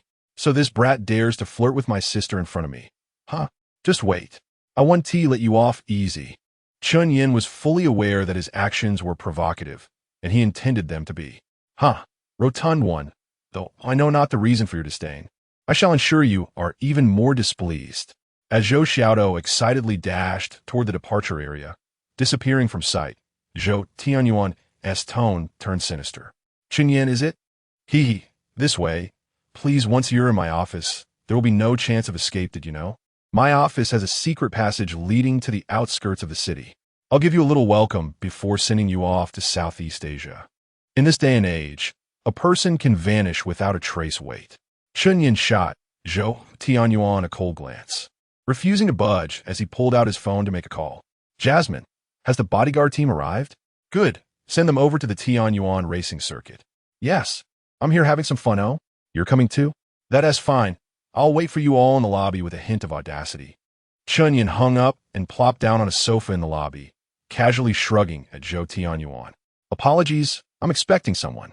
Perhaps we'll postpone the tea for later. By some twist of fate, the universe seemed to be aiding Chen Yan. Just 3 minutes prior, Liu Meili had sent in the details regarding the bodyguard team. Only a fool would stroll into your office, knowing you bear animosity towards me. Why would I willingly walk in your trap? You're too hefty. I can't take you on waiting for my bodyguards. Chapter 45. The rising storm. As Chen Yan remained unresponsive, even deliberately discussing the bodyguard matter within earshot, Zhou Tianyuan felt a shiver run through him. This lad possesses an acute sense of vigilance. It appears he must know something. Nevertheless, it matters not. A mere bodyguard is insignificant, and I have my methods. Zhou Tianyuan grinned, thinking, I'll await your completion, Brother Chen, before we convene in my office. Chen Yan fixed his gaze upon the corpulent figure of Zhou Tianyuan, his brow furrowed in deep thought. He could not fathom the venomous malice that the other harbored towards him, merely for accompanying his sister. Clearly, it cannot be solely that. Even a protective brother would not resort to murder over a friend's companionship. Yet, Zhou's eyes conveyed a palpable intent to eliminate him. Reflecting on the day's events at the police station, a bold notion sprang to life in Chen Yan's mind. Director Chen had mentioned the possibility of retaliation from the Poison Dragon Gang. Could it be that Zhou Tianyuan is affiliated with them? However, this did not align with what he had observed about Zhou and his brother. They appeared far from destitute, particularly his brother, who seemed capable enough to manage a racetrack operation. Would a family with such resources engage in illicit activities? Pondering this conundrum, Chen Yan realized his knowledge was scant, and much of his understanding was based on instinct. He resolved to set aside his thoughts. As long as the bodyguard were present, his sense of security would be slightly bolstered. In the solitude of his thoughts, he retrieved the mobile phone that the system had automatically procured for him. The device was antiquated, a classic Nokia without a password, seemingly designated for communication purposes. Upon activating the screen, he found not a plethora of missed calls as depicted in films, but a solitary message. Chen Yan raised an eyebrow. Opening the message sent less than 10 minutes prior. Gather at Nanyu Wharf at 11:30 tonight. Nanyu Wharf? Situated in the coastal city of Shanghai, where docks abound. This was a name Chen Yan had never encountered before. It likely referred to a small civilian dock. If members of Chapter 46, the arena of Azura, as Chen Yan meditated with closed eyes, he awaited the system's MVP settlement screen, which finally arrived, prompting him to open his eyes in sheer ecstasy. Setting aside the heart vision buff, a fixed reward he had long coveted, what truly exhilarated him were the additional rewards. A connection card. Such a conceptual item was akin to a nuclear bomb. Just imagine the effects if he were to draw a prominent figure at the pinnacle of the Huagua hierarchy. Forget about Shanghai City. Even in the bustling metropolis of Modu, he could walk with impunity. The only downside was the randomness of the draw. What if luck turned against him, and he ended up with a mere county magistrate or village head? That would be a significant loss. In comparison, the entire luxury apartment in Modu seemed slightly less impressive. Wait, how much? An entire building? Chen Yan sprang up from the sofa, trembling with excitement. The housing prices in Modu were astronomical. An entire building must be an unfathomable sum. Moreover, it was a luxury apartment. As far as he knew, Modu boasted another esteemed residence. Dan Tian Yi Bin. This Jing Shui Hua Ting. If it couldn't surpass Tang Chen Yi Pin, surely it was not far behind. Wealth was coming. Wealth was coming, ha ha ha. At 9:20 in the evening, three vehicles gradually approached the entrance of the Tianyuan racing venue. One was a striking red Panamera, while the other two were fully loaded commercial vans. As the main gate remained closed, everyone disembarked and opted for a walk inside. 12 robust men in black sequentially exited the vehicles, following the two sisters, Lu Mei Li and Mo Ran, directly into the reception hall of the racing venue. The nighttime reception hall was devoid of staff, as it was primarily frequented by the owners and their friends for leisure. Only a maintenance crew stood by, rendering the space eerily quiet, save for the occasional roar of engines. Oh, and of course there was one figure incessantly murmuring about wealth. Chen Yan. Upon entering the hall, an enchanting voice rang out, Mo rants. However, Mo Jiao was quicker, bouncing over to Chen Yan's side and wrapping her arms around him, exhibiting an energy that belied her 30 years. Ah, this is truly enticing. Unlike Li Jiqiu and Mo Ran, Mo Jiao was incredibly lively, likely due to her regular fitness regimen. Sister Jiao. Chen Yan managed a sheepish smile. Mo Jia, Mei Li Jia, you all have arrived. Sister Jiao. Quickly let go. Your sister, who has a connection with me, is watching. Chen Yan internally screamed, feeling as though he had been caught in a compromising situation. However, Mo Ran showed no signs of displeasure, instead smiling at the two. Little Chen, I heard you accomplished something significant today. With graceful steps, Mo Ran, resembling a pure white lotus, approached Chen Yan alongside Lu Mei Li, her voice laced with a hint of mischief. With a soft smile, Mo Ran unexpectedly pinched Chen Yan's ear. Ouch, ouch, ouch. Sister, please stop pinching. Chen Yan yelped, his face contorted in exaggerated agony, pleading for mercy. Feeling brave. Are we? Is playing the hero enjoyable? Mo Ran's smile belied the sternness of her words as she continued to tap Chen Yan's head. I'm sorry, Mo Jia. I won't do it again.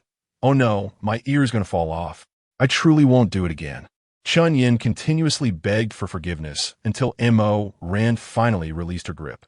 Next time, be cautious, or I might just snap your ear off. Mo Ran warned with a playful huff. Absolutely not. I would never dare, Chen Yan said, rubbing his reddened ear while awkwardly smiling. Witnessing the scene, Lu Mei Li and Mo Jiao stifled their laughter. Yet, in the next moment, Chen Yan found himself stunned. The inner voices of these three goddesses echoed in his ears. Mo Ran. Stinky little brother, you worry me to death. Lu Mei Li. Little Chen is quite endearing. It seems the competition is a bit fierce. Besides Jiao, there's also Little Ran. I heard from Little Ran that Jiqiu is also Mo Jiao. Oh my, Chen Yan is so handsome. I wonder if sister likes him or just sees him as a brother. Oh well, let us take it one step at a time. Puff. Chen Yan nearly gasped for breath. Suddenly, he realized that the charm buff might not be as advantageous as he had thought. The pressure was immense. What was this? It was the arena of Azura. With these three women present, he dared not show favoritism toward any one of them. Yet, keeping a distance might provoke someone's displeasure. No, this must be maintained. Yes, treat this as a job. They are all the key players in his moment of fortune. At this moment, Chen Yan felt as though he was traversing a precarious tightrope, with chasms on either side. A slight misstep could lead to his demise. By the way, sisters, would you like to take a few laps? I have some matters to discuss with the owner over here. Chen Yan recalled the plan he had just devised, which was not suitable for the three of them to witness. Only the bodyguards were needed. Taking laps? Sure, Mo Ran replied. It's been a while since I raced. Let's go for it. I think so too. I just parked a few cars here, enough for us to drive, said Mo Jiao, her excitement evident. I'll sit this one out. It's hard to race in high heels. Perhaps one of you could take me along? Lu Mei Li offered a serene smile. She was not fond of racing, but since Chen Yan intended to send them off, she would step away for a bit. Let's go, Mei Li Jia. You can ride with me. Montak Yia exclaimed. Sister, how about a race? Let's bet on who is faster. Mo Ran, who was not as demure as she appeared, welcomed the challenge, and when her sister issued the provocation, she was more than willing to engage. All right, what shall we wager? Let's bet. Let's bet that the loser has to wash Chen Yan's underwear for a week. Mo Jiao Jiao proposed after a moment of contemplation. Wait, why are you betting that I have to wash your underwear? What a ridiculous wager. Chen Yan protested, bewildered. All right, it's settled. Let's go. Mo Ran chuckled, nodding. Today, let me show you that the sister always outshines the younger one. Hey, you really agreed. What are you doing? Chapter 47. Who are you, after all? As the three women departed, Zhou Xiaodo had yet to return. Some may misunderstand the situation, thinking that a lap around the track takes merely a minute or two, and that it is excessive for him to still be absent after running a dozen laps over half an hour. However, that is not the case. Running on the track necessitates meticulous attention to the vehicle's condition, which involves comprehensive inspections, tire changes, and the infusion of various fuels, among other preparations. Indeed, preparing for a single lap can take at least half an hour, if not an hour. Naturally, the drivers will not remain idle during this time. They will strive to record and familiarize themselves with the road conditions. Consequently, Chen Yan harbored no concerns about Zhou Xiaodo returning to witness the confrontation between himself and her brother.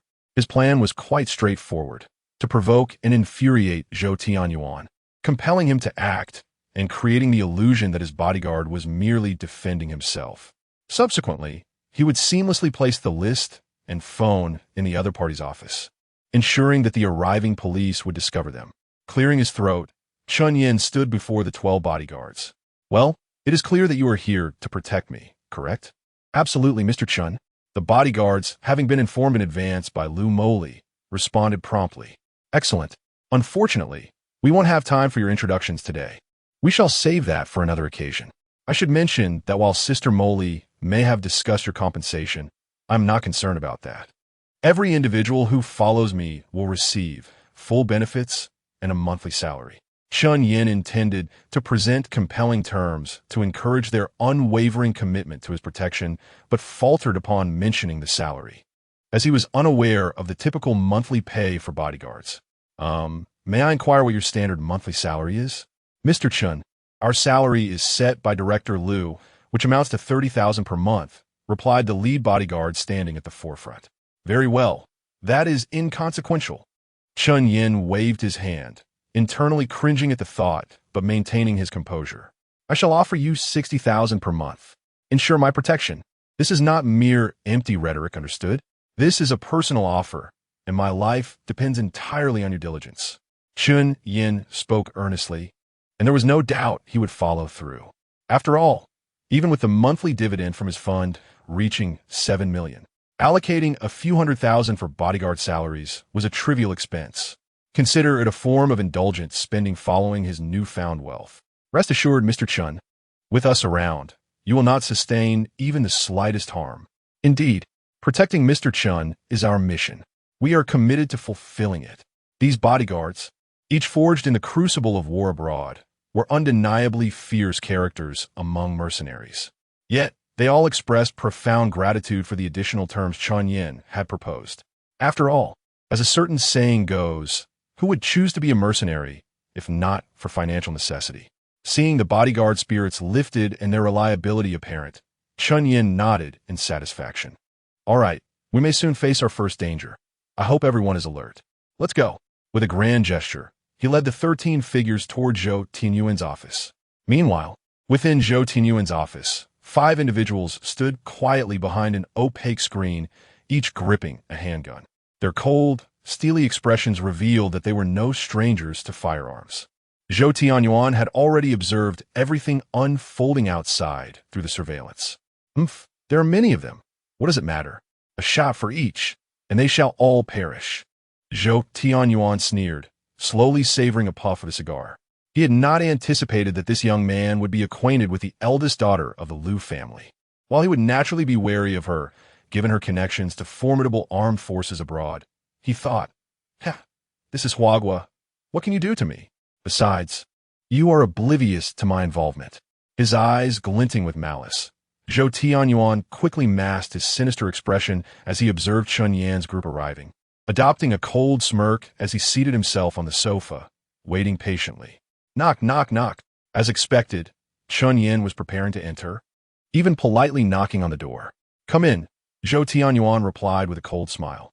anticipating that he would rise from the sofa and move toward the corner of his desk, signaling the gunman behind the screen to spring into action and unleash a barrage of gunfire. All he needed to do was feign the role of a hapless owner surviving a robbery. Creak! The office door slowly opened, revealing not Chen Yan, but a bodyguard who had taken the precaution of entering first. I thought it was late, and Boss Zhou would have returned home to rest. I didn't expect you to be waiting for me to brew tea. Following the few bodyguards into the spacious office, Chen Yan maintained a facade of playful banter while his eyes scanned the surroundings intently. Of course, his bodyguards were equally vigilant. Calmly seated across from Zhou Tianyuan, Chen Yan watched as the latter presented a steaming cup of tea before him. "Come, Brother Chen, do sample my tea." Zhou Tianyuan's jowls quivered as he gestured invitingly. Chen Yan lifted the cup, inhaling its fragrant aroma before setting it down again. "Boss Zhou, this tea smells delightful, though I hesitate to taste it for fear of burning my mouth." "Oh, Brother Chen, are you implying something?" Zhou Tianyuan's smile was strained as he pointed to the tea. "Such fine tea is best enjoyed while hot. Why hesitate? I fear what may lurk within." Chen Yan chuckled. "Perhaps a dragon, or even a poisonous one." The quiet laughter fell upon Zhou Tianyuan's ears, causing his expression to stiffen suddenly. "What are you saying?" "I don't understand." Zhou Tianyuan feigned confusion, but his heart was brimming with murderous intent. Indeed, he realized that Chen Yan was aware of his secrets. Who is he, after all? No matter, it is of no consequence. If you die here, it matters not who you are. Do you truly not comprehend? Chen Yan reclined on the sofa, crossing his legs as he brandished a sheet of paper, shaking it lightly. "Allow me to read it to you. The first person, Allison. The second, Alu. The third, you, Zhou Tianyuan. The fourth, Li Seigo. The fifth." "Enough!" Zhou Tianyuan bellowed, slamming a hand upon the coffee table with a force that made it tremble, leaning forward with a chilling glare fixed on Chen Yan. "Who are you, after all?" Chapter 48. Bandit versus Bodyguard. Despite the incomplete reading of the list, the four names already revealed much. Zhou Tianyuan's expression twisted with rage as he cast a furtive glance at the bodyguards surrounding the sofa and spoke menacingly. "Who exactly are you?" He was already well aware of the other three names on the list. The leader of the Poison Dragon Gang, also known as the Boss. Chen Yan. It seems he came prepared, perhaps having thoroughly investigated every detail of my Poison Dragon Gang. Zhou Tianyuan felt a throbbing pain at his temples, momentarily uncertain of his next move. "Who am I?" "Ha ha ha." Chen Yan neatly folded the list and tucked it into his pocket, clad in Mo Jiao's attire. While it appeared inconspicuous to others, it was ultimately a feminine cut with shallow pockets, making it convenient for him to later dispose of this evidence. "I am Chen Yan, an orphan. The fact that you know this means you've done your homework, haven't you?" "So what do you mean?" Zhou Tianyuan, now thoroughly agitated, wore an increasingly terrifying grimace. Chen Yan merely smirked disdainfully. Unperturbed by the tension, he casually extracted a cigarette from the box on the coffee table, lit it, and exhaled a cloud of smoke into Zhou Tianyuan's face, a blatant provocation that successfully incited Zhou Tianyuan's fury. Seizing Chen Yan by the collar, Zhou Tianyuan's forehead bulged with veins, and his massive fist was poised to strike, yet he hesitated. The bodyguards surged forward, ready to intervene, but Chen Yan raised a hand, signaling them to hold back. Had Zhou Tianyuan made a move, they would have rushed in. "By the way, let me share a little secret." Chen Yan leaned in, a mischievous grin spreading across his face, drawing closer to Zhou Tianyuan's ear. "Your sister is quite enticing. You're asking for death." As a fiercely protective brother, Zhou Xiaodo was his one vulnerability, and no one was allowed to tarnish her honor. Chen Yan's words ignited the spark of fury within him. With a powerful swing, Zhou Tianyuan's fist hurtled toward Chen Yan's abdomen. "Mr. Chen, watch out."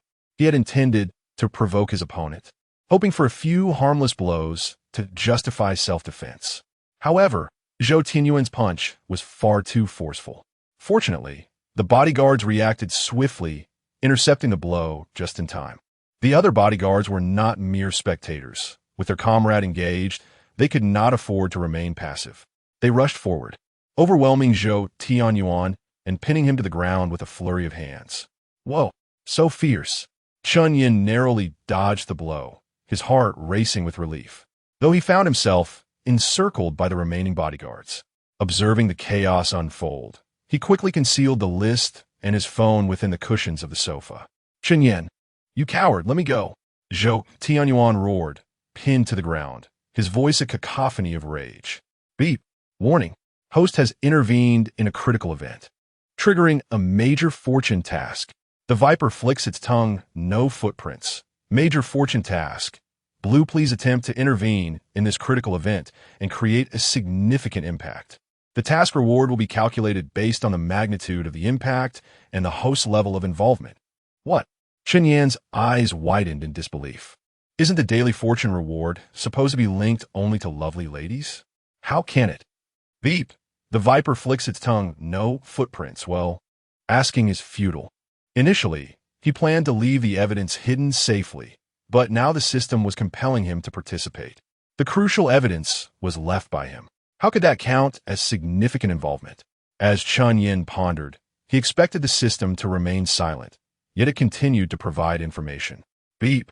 The key items, phone, and list can contribute 30 to the host's involvement.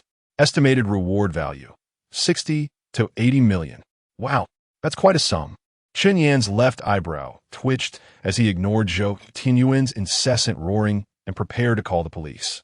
Just as he reached for his phone amidst the bodyguards, a thunderous shout erupted from behind the office partition, and several burly men burst forth. Turning to look, Chen Yan's pupils dilated in horror.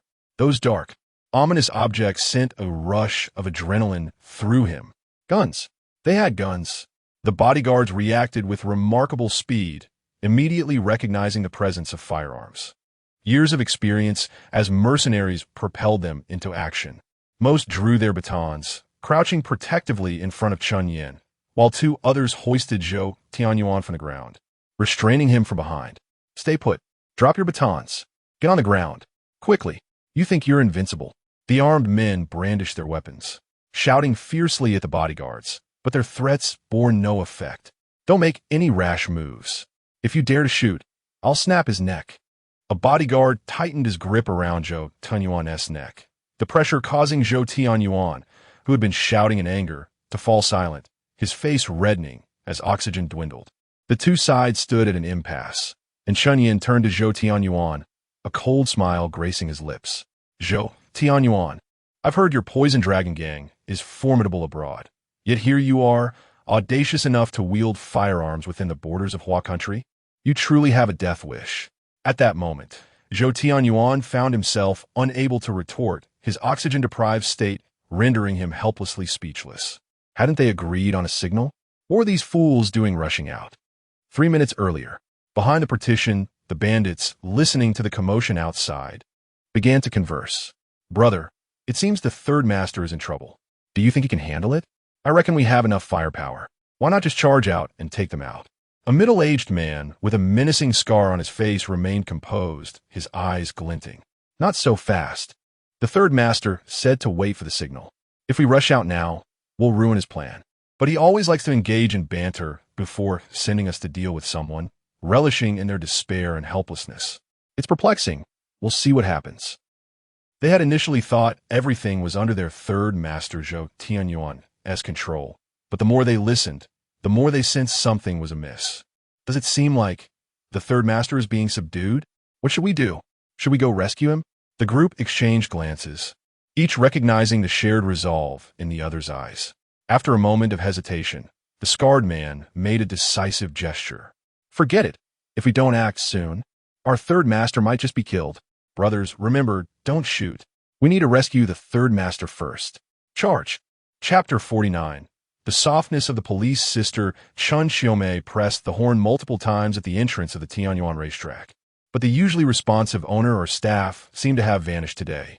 If it weren't for the roaring engines echoing from within the track, she would have thought it was closed for the day. Frowning, the image of a young man unexpectedly surfaced in her mind. She contemplated calling to inquire about his evening plans, yet her finger lingered hesitantly above the call button, unable to press it. Sigh. Chen Xiaomei, stop overthinking. You are not suited for each other.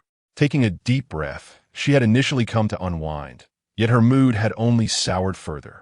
Feeling perturbed, she opened the door of her Ferrari 488, her yoga outfit accentuating her perfect figure as she gracefully walked into the racetrack. As a distant descendant of the Chen family from the capital, she was affluent and had a penchant for the thrill of racing.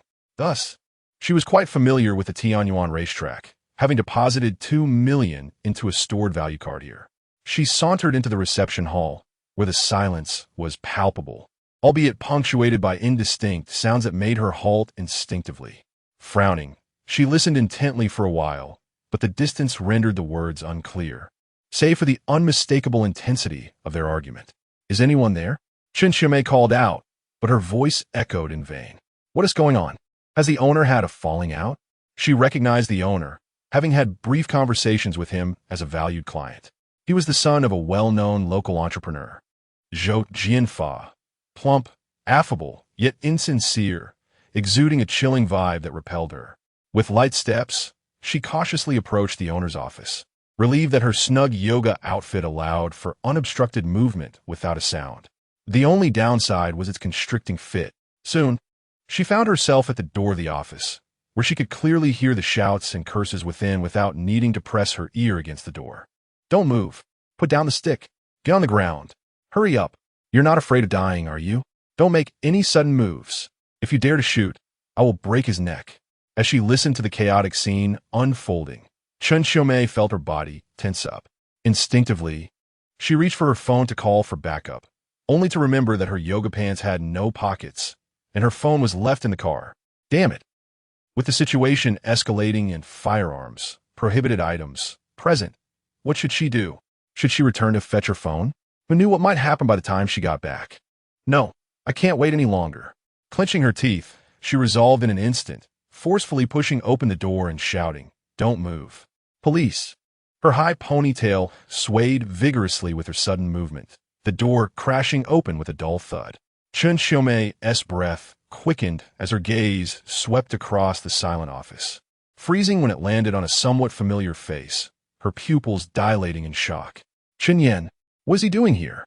"Those bodyguards are protecting him, and the person being restrained is the owner, Zhou Tianyuan." On the opposite side, 5 guns swiftly pivoted towards the intruding Chen Yan. Chen Yan, equally surprised, turned to see her. Before he could even call the police, they had arrived. Was there an undercover officer here? Upon recognizing her, astonishment flooded his face. "Director Chen, what brings you here? Lower your weapons," she commanded firmly. "Listen, drop your guns and crouch down. Everything will be dealt with leniently. Anyone attempting to flee will not escape. The area is surrounded by police." Chen Yan's voice resonated with authority as she sought to intimidate the 5 armed men, carefully edging closer to Chen Yan. "Director Chen, how did you?" Chen Yan questioned, his gaze scrutinizing her form-fitting yoga outfit.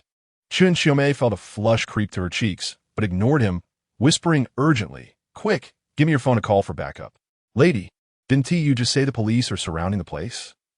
Chen Yan's initial delight at the prospect of police intervention quickly turned to confusion upon her request for backup. "Stop wasting time."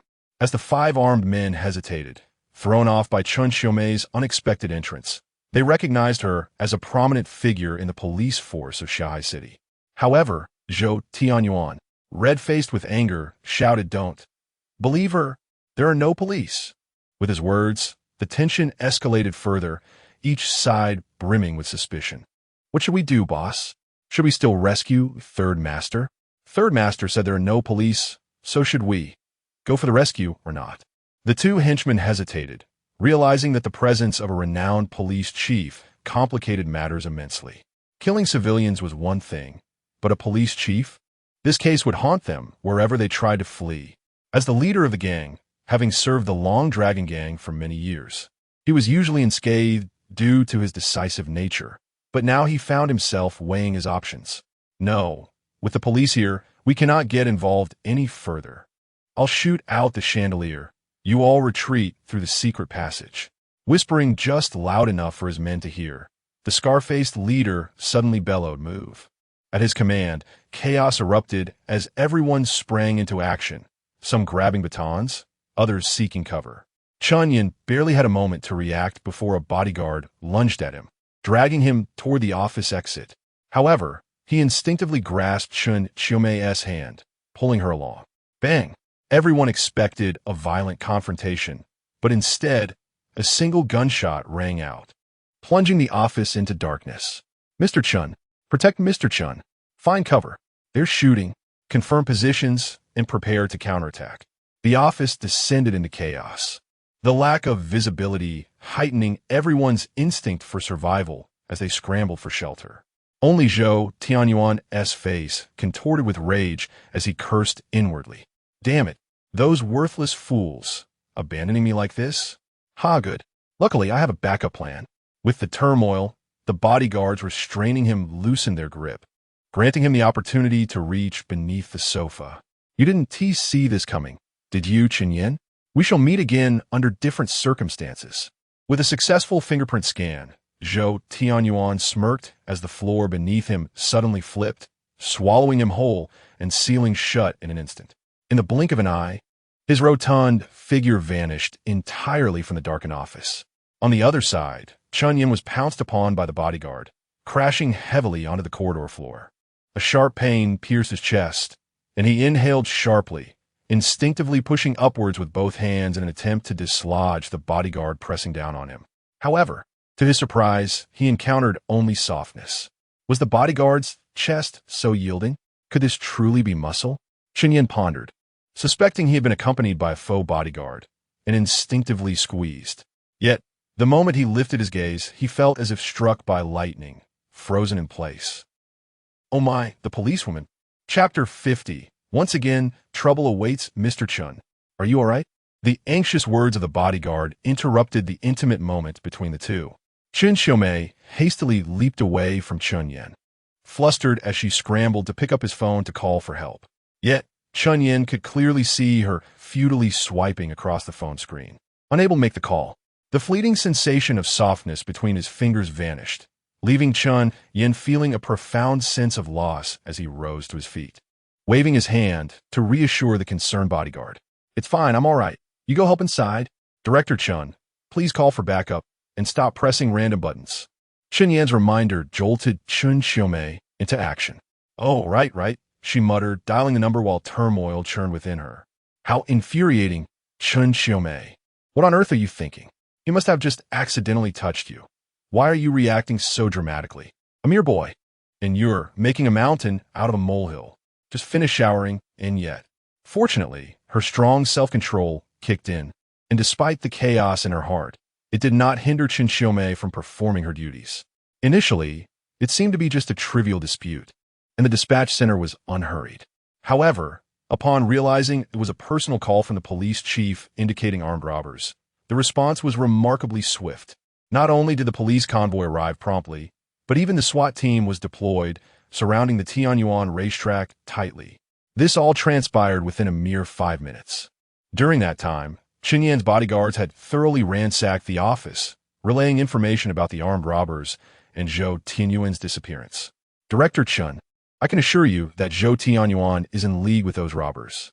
They were summoned by him to deal with me, but they did not anticipate the professionalism of my bodyguards. Furthermore, he even mentioned the Poison Dragon Gang. I have reason to suspect a connection between Zhou Tianyuan and the gang. Perhaps you should search the scene carefully to uncover any critical clues. Chen Yan succinctly laid out the situation, ensuring to include a reminder. Chen Xiaomei nodded gently, suggesting, let us discuss this further when we return. And besides, she cast a glance at the extravagant lineup of bodyguards and added, bringing so many bodyguards seems a bit excessive, doesn't it? I was concerned Zhou Tianyuan might have ulterior motives. Chen Yan sheepishly rubbed his nose, offering a sheepish grin. Indeed, reflecting on the events of the evening, it was evident that to those unaware of the complete picture, many aspects appeared illogical. Damn it, another trip to the station. Chen Yan's head throbbed. This would mark his third visit to the station in just 3 days since acquiring the system. Was there some kind of fate binding him to the police station? Before he could dwell on it further, the police officers surged in. Chen Xiaomei directed them to swiftly initiate their investigation, sealing off both the office and the interior of the Tianyuan racetrack. This commotion naturally affected Mo Ran and her companions, including Zhou Xiaodo, who had rushed back. Little brother Chen, what happened? Where's my brother? Zhou Xiaodo clung to Chen Yan's arm, her voice laced with confusion.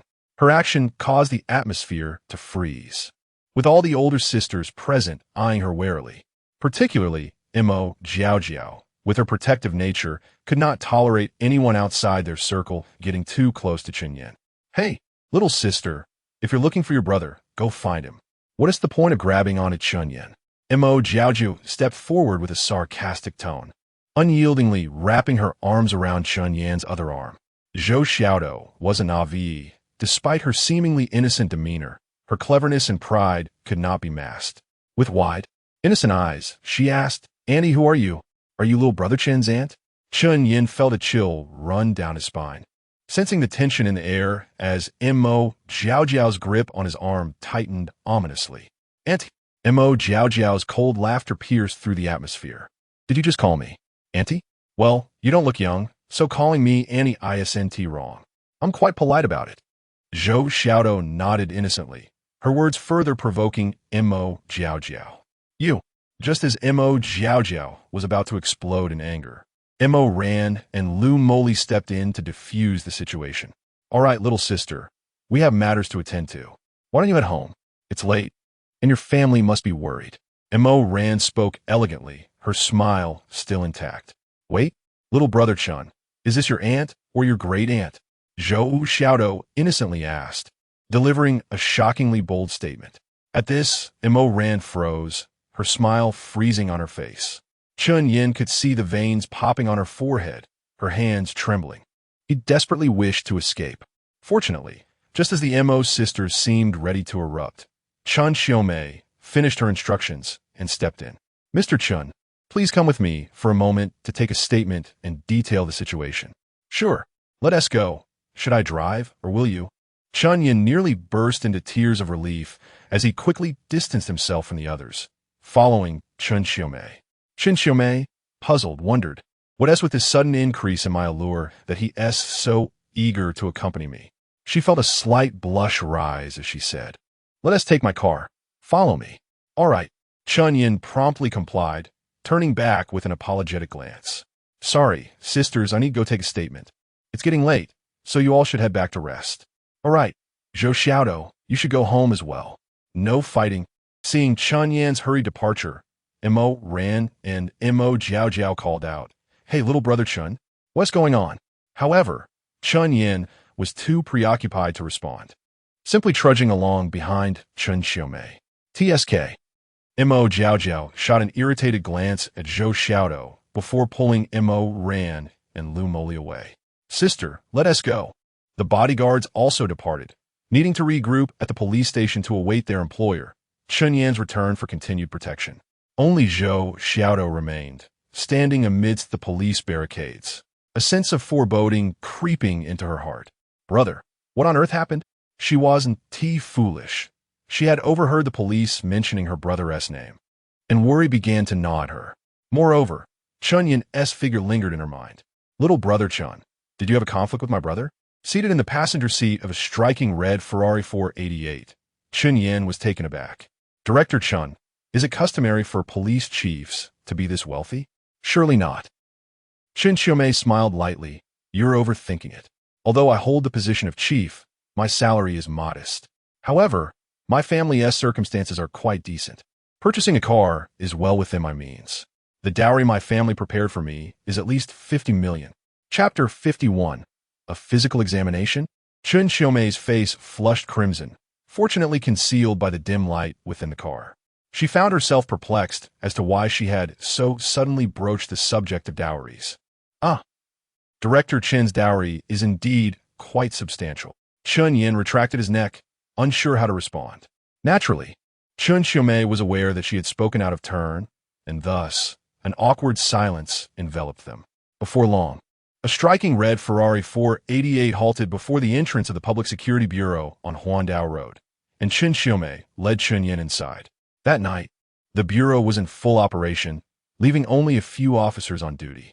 Contrary to Chen Yan's expectations, Chen Xiaomei did not escort him to the recording room, but instead headed straight to her office. Once inside, Chen Yan felt a slight release of tension and plopped down onto the sofa. Chen Xiaomei exhibited no reaction.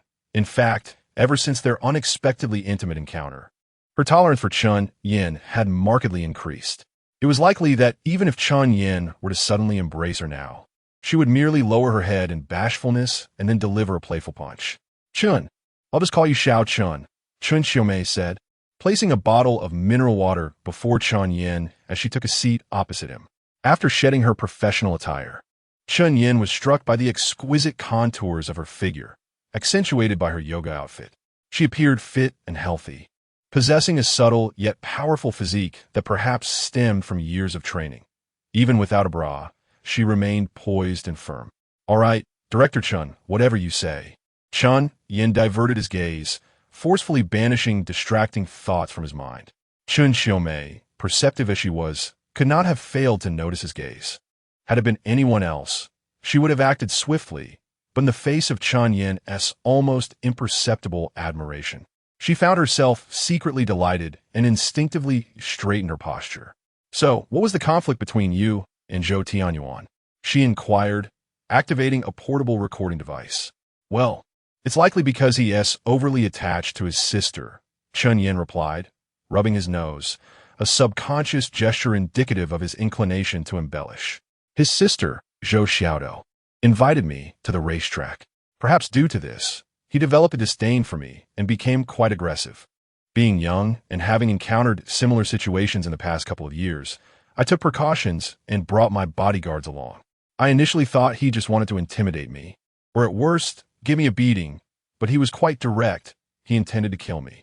Luckily, you arrived in time, and with my numerous bodyguards, nothing untoward transpired." As Chen Yan recounted his experience, Chen Xiaomei frowned slightly, sensing something amiss but unable to articulate what it was. "You mentioned earlier that Zhou Tianyuan was involved with the Julong gang. What is the situation there?" "Ah, now we're getting to the crux of the matter." Chen Yan took a deep breath. "I tend to be quite cautious. After entering his office, I leaned against the wall and eavesdropped a bit. The office had mediocre soundproofing, and I vaguely heard mentions of the Julong gang, the third in command, and something about a list. So, I suspect he might be a member of the gang. Otherwise, why would he have armed subordinates to rescue him?" After listening, Chen Xiaomei pondered for a moment before turning off the recording device. At that moment, a notification sound from the system chimed in. "Ding ding, the snake has struck. No footprints left behind. Major event, blue. Intervention has concluded. Rewards are about to be calculated." Upon hearing this, Chen Yan was taken aback, internally lamenting. "What? How can it be over? We've barely scratched the surface." "Ding ding, host, do not be bewildered. The event has reached its peak impact, and you have no further opportunities for intervention. Calculating rewards." This revelation caused Chen Yan to regain his composure. Reflecting on the situation, he realized it was indeed true. Zhou Tianyuan and those thuggish accomplices had vanished, and he had no chance to involve himself further. Ever since he had subtly alerted Chen Xiaomei moments ago, he had effectively withdrawn from the matter.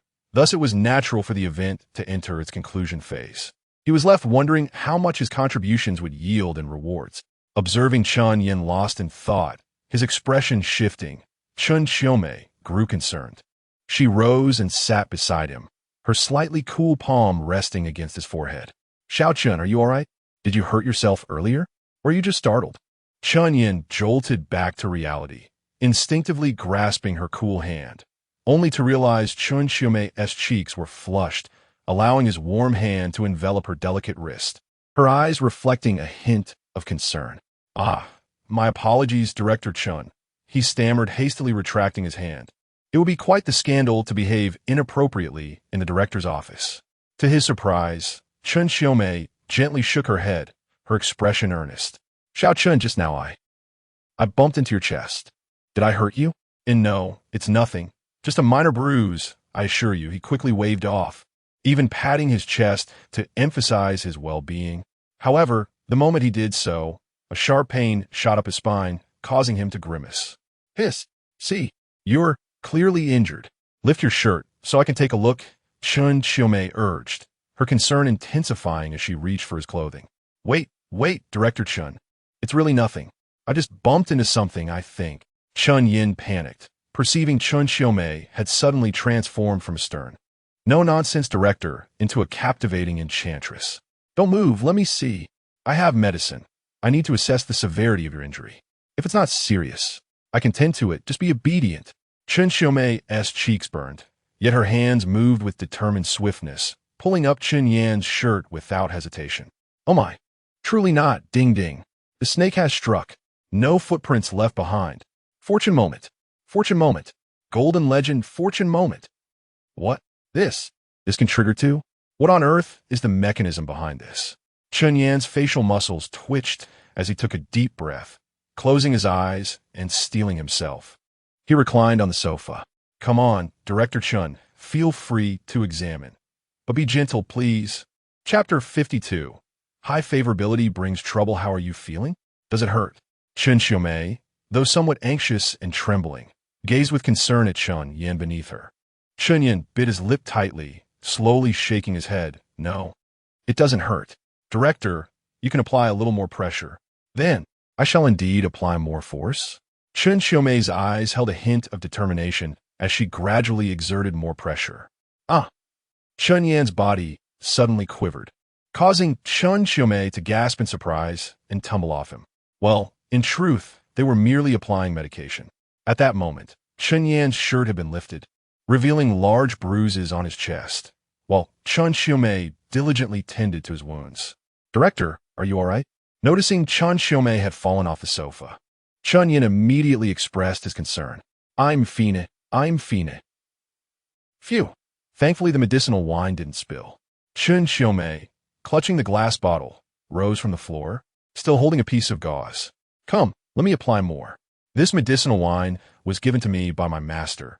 It works wonders for treating bruises. Dipping the gauze into the medicinal wine once more, Chen Xiaomei continued to apply it to Chen Yan's chest.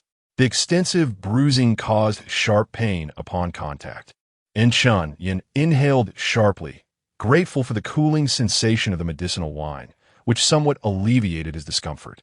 Beep. The serpent flicks its tongue. No footprints. Task completion. Blue. Contribution. 36. Available reward options. Choose one: personal, business, cash. Host, please make your selection. Enduring the simultaneous sensations of coolness and searing pain in his chest, Chen Yan finally found a distraction. Brother Tongzi, is the personal reward a buff trait? Beep. No comment. Please choose independently, host. The system remained as unyielding as ever. Chen Yan sighed, enduring the continuous stings and chills from Chen Xiaomei's ministrations as he contemplated his current options. Among his personal buffs, he possessed charms and grace, alongside an insightful ability, enabling him to navigate the social world effortlessly. As for cash, the over 10 million he had on hand was ample for indulgence. Not to mention the luxurious apartment he had just acquired in the metropolis, boasting a net worth exceeding 100 million. However, his business acumen was rather shallow. Aside from a fixed monthly dividend, he was essentially idle, lacking any commercial assets. It shall be business, then.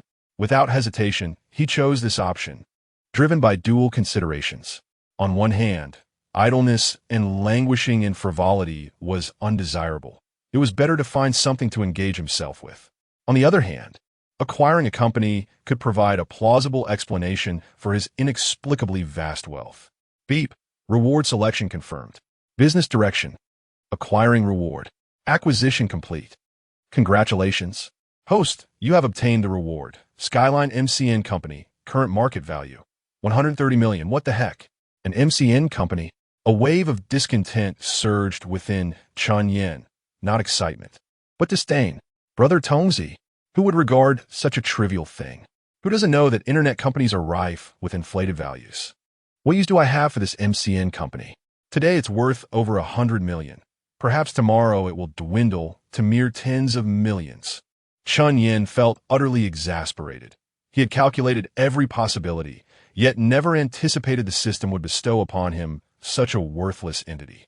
Ouch! Perhaps his nerves had flared, or perhaps Chen Xiaomei had applied a bit too much force. Suddenly, Chen Yan cried out in pain, propping himself up. Chen Xiaomei, startled by his abrupt movement, momentarily froze, straddling him. Director, perhaps you could get off? Having nearly completed the application of the medicinal wine, he thought she would naturally dismount, yet she remained seated atop him, her full weight pressing down, prompting him to gently remind her. Oh, my apologies, Xiao Chen. Chen Xiaomei finally snapped back to reality, hastily sliding off him, seemingly flustered, holding the medicinal wine awkwardly. She vowed she had never felt so embarrassed in her life. Chen Xiaomei, favorability, 94 goodness. This favorability, instead of diminishing, has only increased. Chen Yan's thoughts wandered. With such high favorability, if he were to act upon Chen Xiaomei, would she perhaps not refuse, but rather reciprocate? Shaking his head subtly, he dismissed the peculiar notion, dressing himself and preparing to take his leave. Director, it's late. I should be going. Huh? Oh no, wait a moment. Chen Xiaomei, still somewhat dazed, suddenly snapped back to reality and grasped Chen Yan's arm, preventing him from leaving. Is there something else, Director? Though his expression remained neutral, his heart raced with trepidation. Xiao Chen, if you don't let me leave with your favorability, I'm afraid you might keep me here against my will. I. Xiao Chen, I have no other intentions. I merely wish to ask you. Chen Xiaomei lowered her gaze, unconsciously tracing her fingers over his skin. Do you have a girlfriend?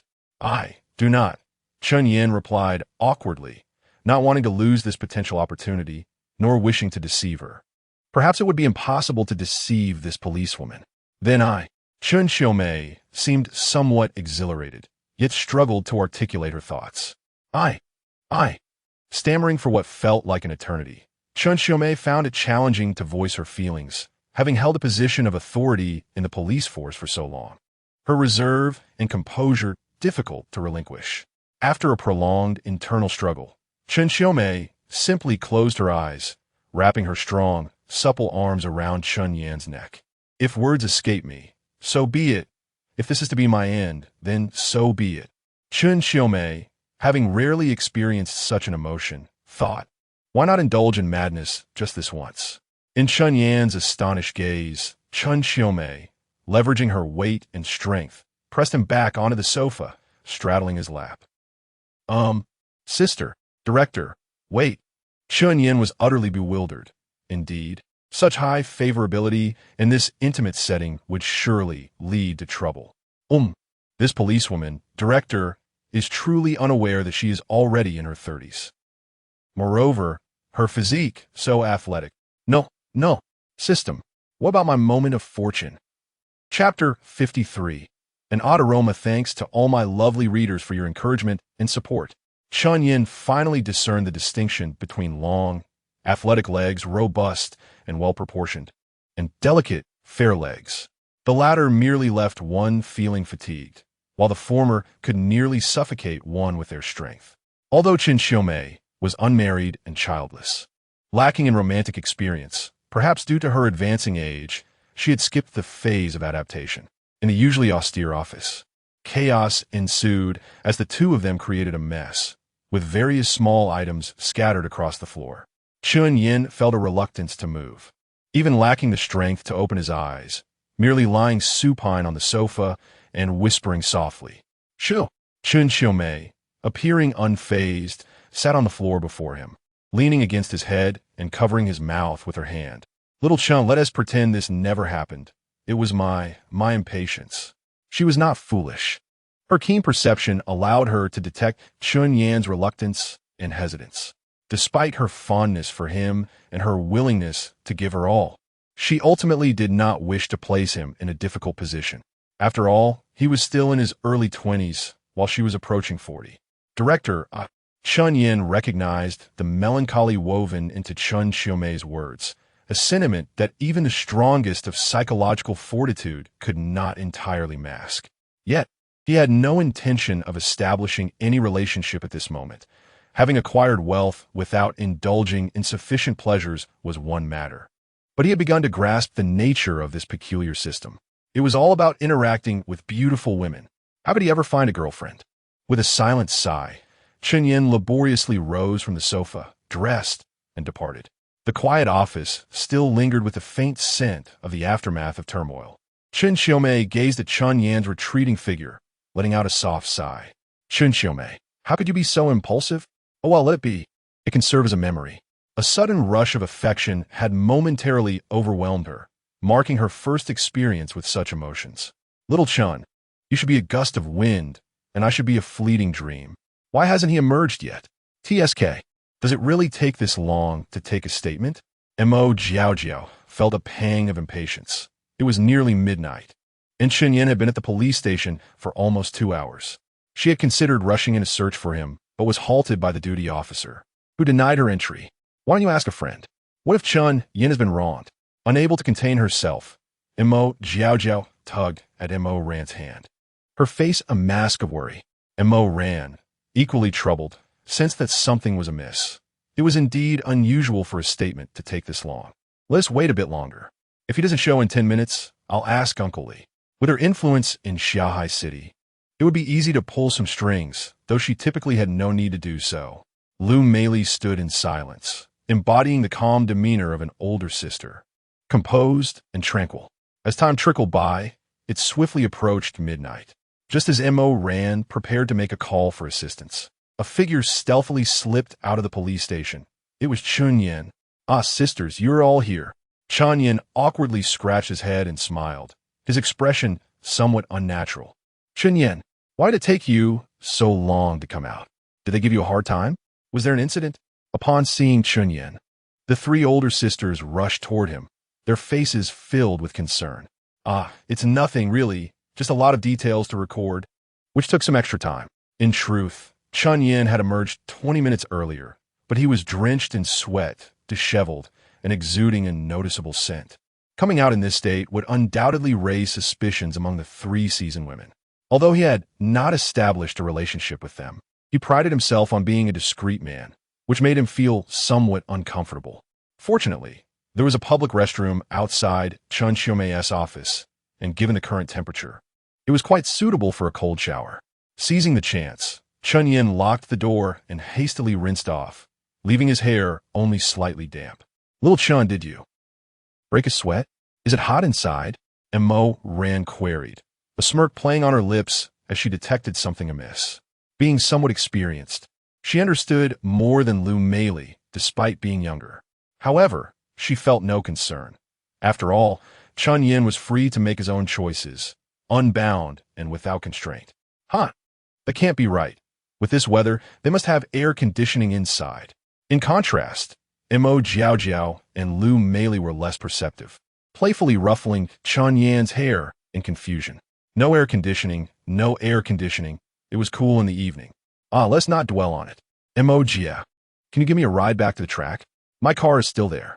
Chen Yan keenly noticed the teasing glint in Mo Ran's eyes, causing him to feel increasingly uneasy, much like a cat caught in a clandestine act.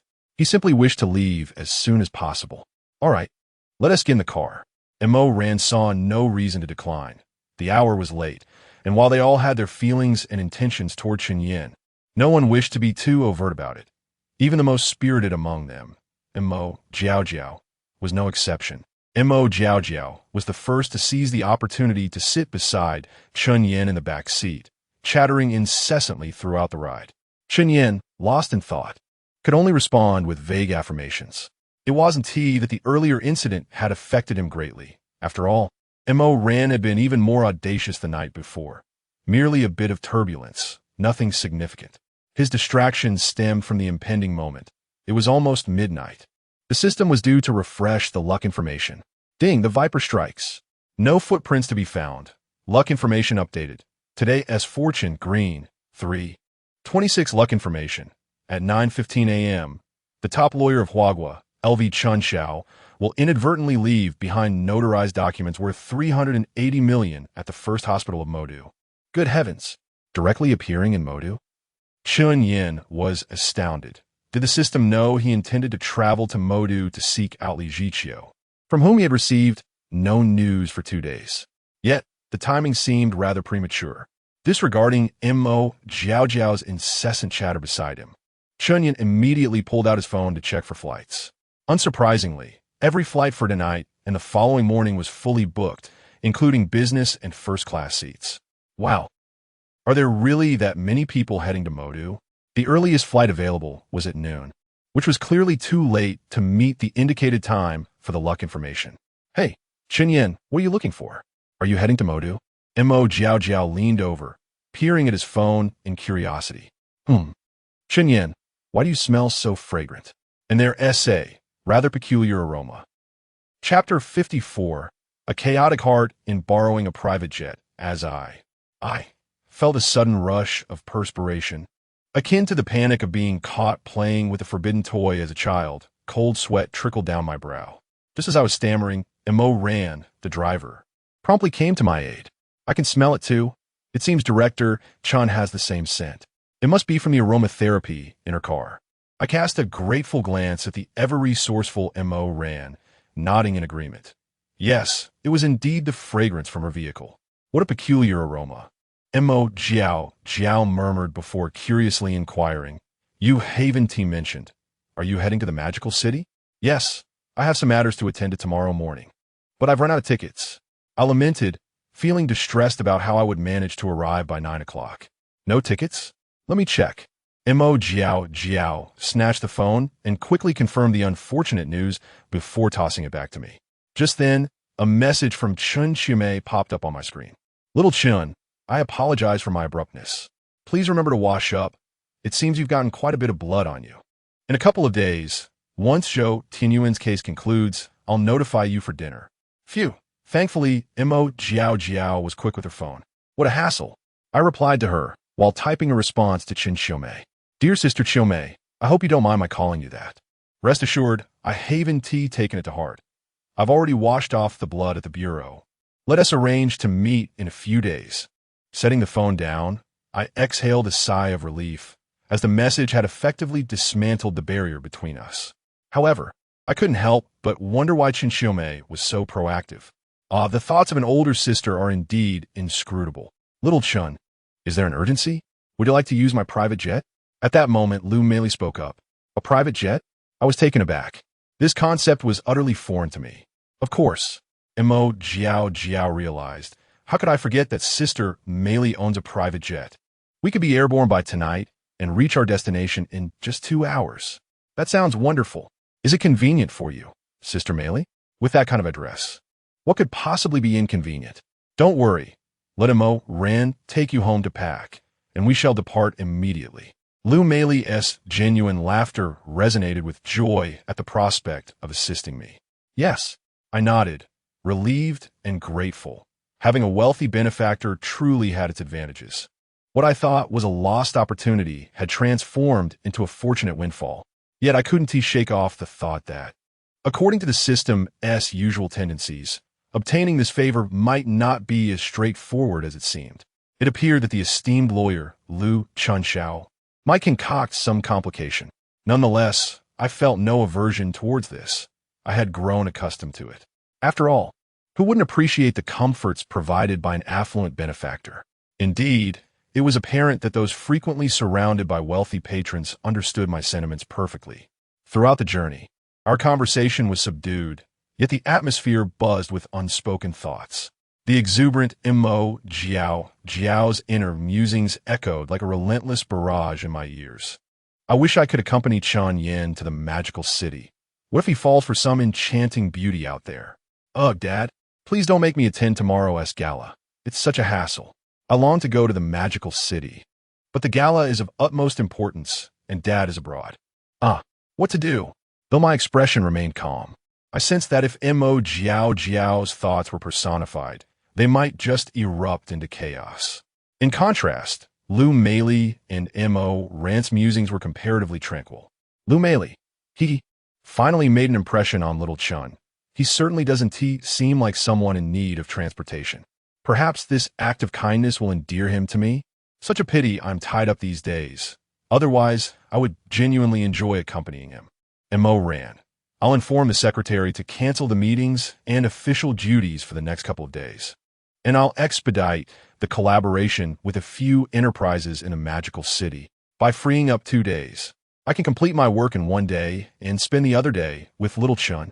Just thinking about it makes me so excited. No, no, I mustn't be so childish at my age. It's perfectly reasonable to spend a day resting in a hotel with little Chun, right? Hee hee. Chen Yan. How is it that hearing their inner thoughts is even more exasperating than not hearing them? At least Mo Jiao Jiao Wu Ti be heading to the magical city.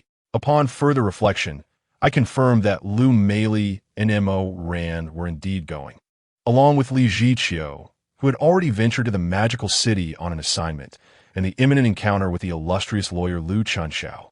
Ah, how do those who cling to wealthy patrons endure such chaos? The mere thought of the impending turmoil sent shivers down my spine.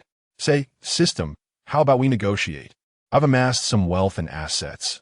While they may not be abundant, they're sufficient for a joyful life. How about you release me from this binding? Beep. A serpent S-tongue flicks, leaving no trace. Detection of host desire to disengage from the system. Proceeding with final confirmation process. Please confirm if you wish to disengage. Once disengaged, all system-bestowed benefits will be revoked. Revoked? I was taken aback. It seemed the system indeed possessed such a function. Will my enhancements be rescinded as well? Beep. They will certainly be reclaimed. Furthermore, the burdens incurred from the enhancements will revert to your originally frail body. Please confirm if you wish to disengage. Why would I disengage? I could part with anything, but I absolutely cannot relinquish my enhancements. With resolute determination, I declined. Ah, when will my fitness journey commence? My body may be able to endure, but it is growing weary. Chapter 55. El Chunxiao, the aircraft gracefully sliced through the inky sky, taking off smoothly. Surprisingly, although Mo Ran and Lu Moli were also headed to the Magic City, they did not accompany Chen Yan. Instead, they planned to depart from Xiaohai City the following day after attending to official business. The enormous Gulfstream G550 had been transformed into a lavish interior, resembling a luxurious airborne villa, complete with a bedroom, leisure area, and shower facilities. After being settled in by the accompanying crew, Chen Yan began to explore the sumptuous surroundings. He mused that if an apocalypse were to occur, this plane would undoubtedly transform into a mobile shelter in the sky. Bouncing on a soft bed, he couldn't help but marvel at the opulence. He had once believed his wealth was astounding, yet he realized his perspective had been somewhat limited. Just moments ago, when he inquired about the cost of the aircraft from a strikingly beautiful crew member, the answer left him astounded. 900 million. This did not even include the expenses for the entire refurbishment of the aircraft and the crew's annual expenditure, which reached several million. My goodness, to spend millions without any endeavor is indeed a staggering thought. Chen Yan reflected on how poverty truly constrains one's imagination. Having enjoyed a refreshing shower, Chen Yan donned a bathrobe and held a glass of red wine, gazing at the night sky outside while secretly marveling at his fortune. There was no rush. He had only recently acquired the system, yet he had already reaped billions in returns. Given time, he was certain he would be wealthier than nations. Although he felt a twinge of envy, Chen Yan was not envious in a negative sense. After all, he possessed the system, and such riches would eventually be his. He pondered whether it would be his own fortune or that of a multitude of wealthy women surrounding him. A knock echoed on the door of the small bedroom. It was the alluring crew member. "Mr. Chun, would you like a midnight snack?" The beautiful blonde, with striking blue eyes, appeared to hail from Eastern Europe but spoke fluent Mandarin. "No, thank you," Chen Yan replied, not feeling hungry. Then, "Mr. Chun, do you require anything else?" The beauty paused, then casually unbuttoned 2 buttons of her blouse, exposing a considerable expanse of fair neck and collarbone. Wow, such fairness! Chen Yan gasped inwardly. What was with this sudden display? His eyes widened. He had never encountered the allure of foreign beauties in such proximity before. No, it's unnecessary," he stammered, firmly convinced that this was not arranged by Lu Moli. While he found her enchanting, he still chose to decline. The system had not issued any prompts. She was either too young or lacked the requisite rating. Furthermore, Chen Yan's discerning eye could distinguish beauty. While this woman was indeed attractive, she could not compare to Mo Ran and her companions, falling short by a significant margin, perhaps akin to Wu Lanqing's level. "All right, Mr. Chun," the beauty responded, somewhat surprised. Typically, the crew was tasked not only with managing the aircraft, but also with attending to Lou Moley's guests. The nature of Lou Moley's family's business often necessitated such measures for balance and transparency, and nearly all guests accepted this arrangement. Chen Yan's refusal was a notable exception. "Then, you may rest, Mr. Chen," she said, departing and leaving Chen Yan alone in the bedroom once more. Feeling somewhat bored, he idly scrolled through his phone and opened the chat interface with Li Zhiqiu. Since her departure to the Magic City, he had not heard from her again. He wondered if there were any trouble she was facing. He recalled that Li Zhiqiu had gone to the Magic City due to her father-in-law's sudden hospitalization. Regrettably, he did not know any doctors and was uncertain of the precise nature of her task. From his clothing, he retrieved a simple white business card, emblazoned with just a name and a phone number: John Arthur. Another foreigner, lacking a phone number, only an email? Quite mysterious indeed. Pushing the thought aside, he reclined on the bed.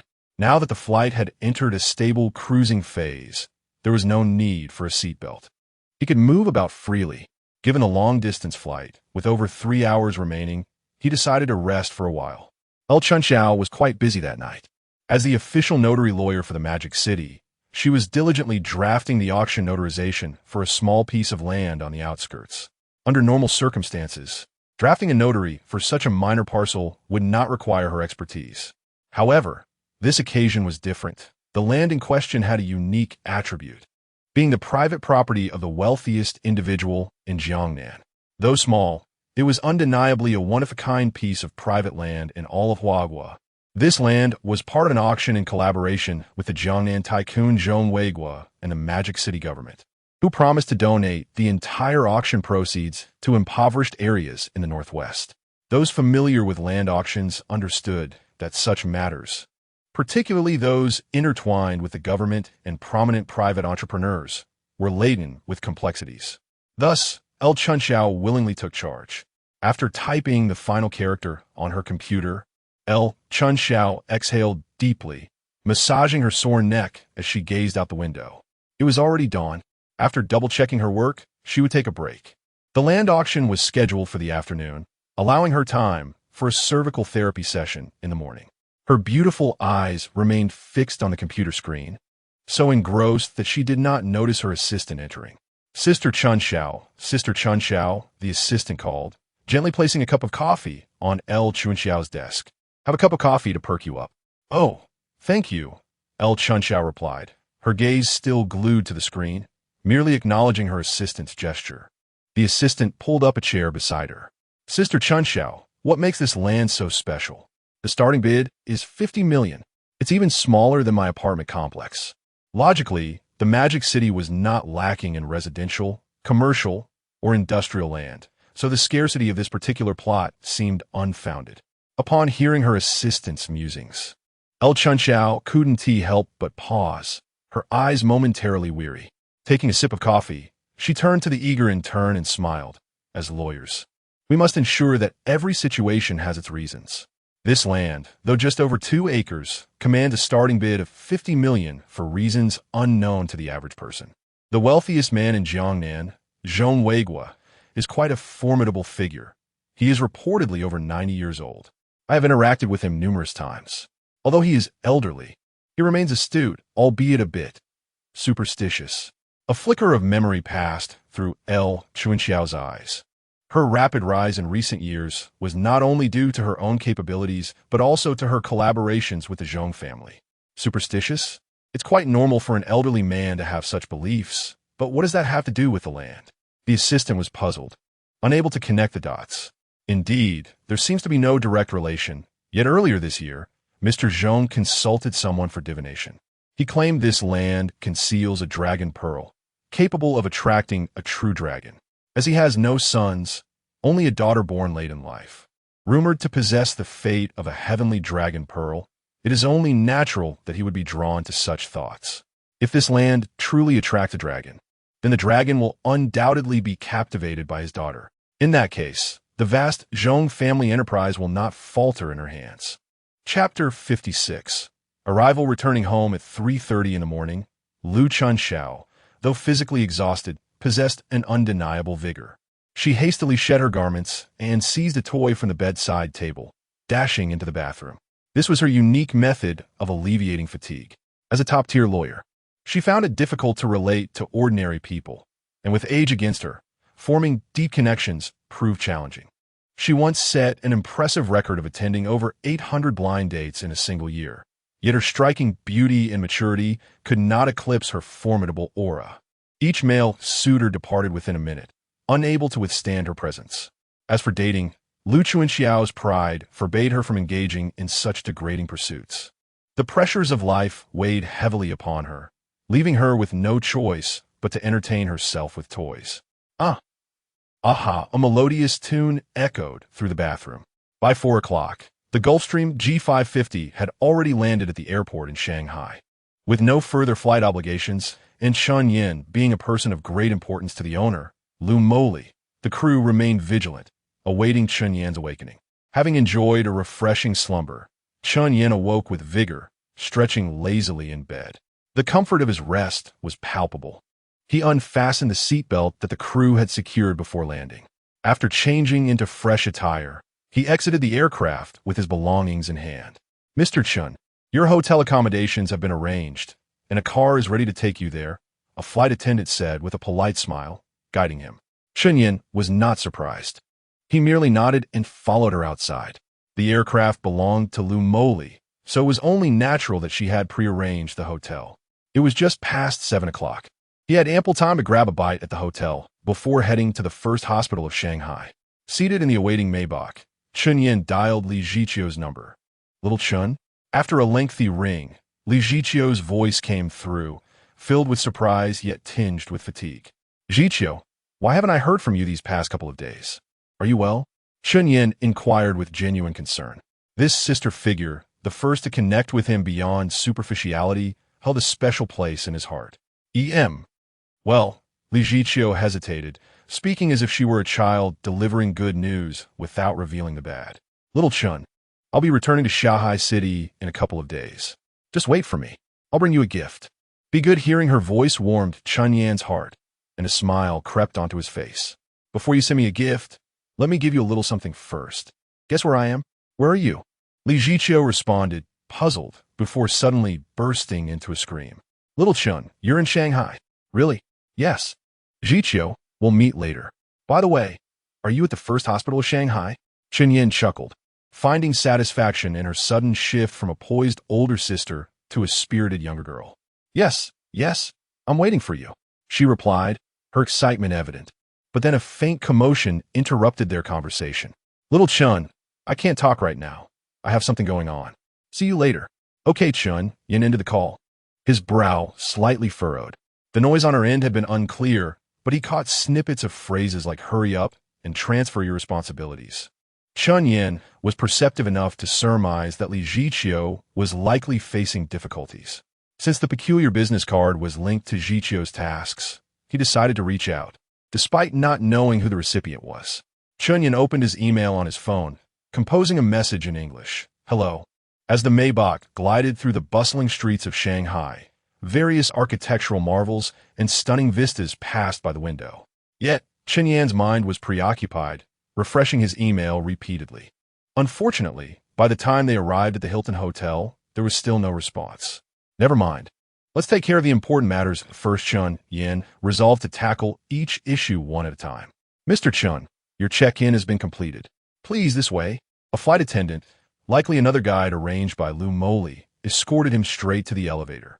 The Hilton in Shanghai towered at 88 floors, a symbol of good fortune and a favorite among business travelers.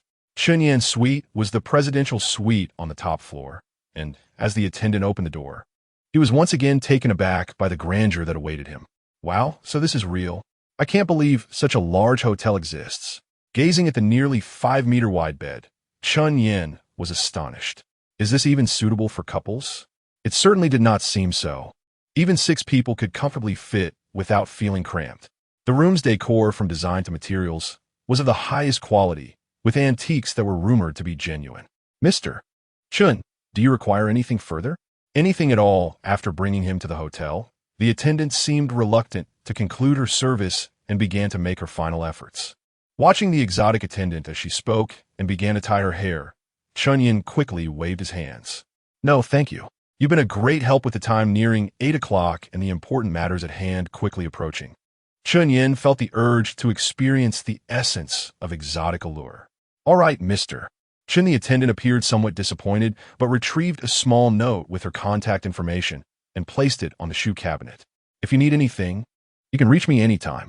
Okay, Chen Yan's lips twitched at her insinuation, but he pondered when Lu Moli and Mo Ran would arrive.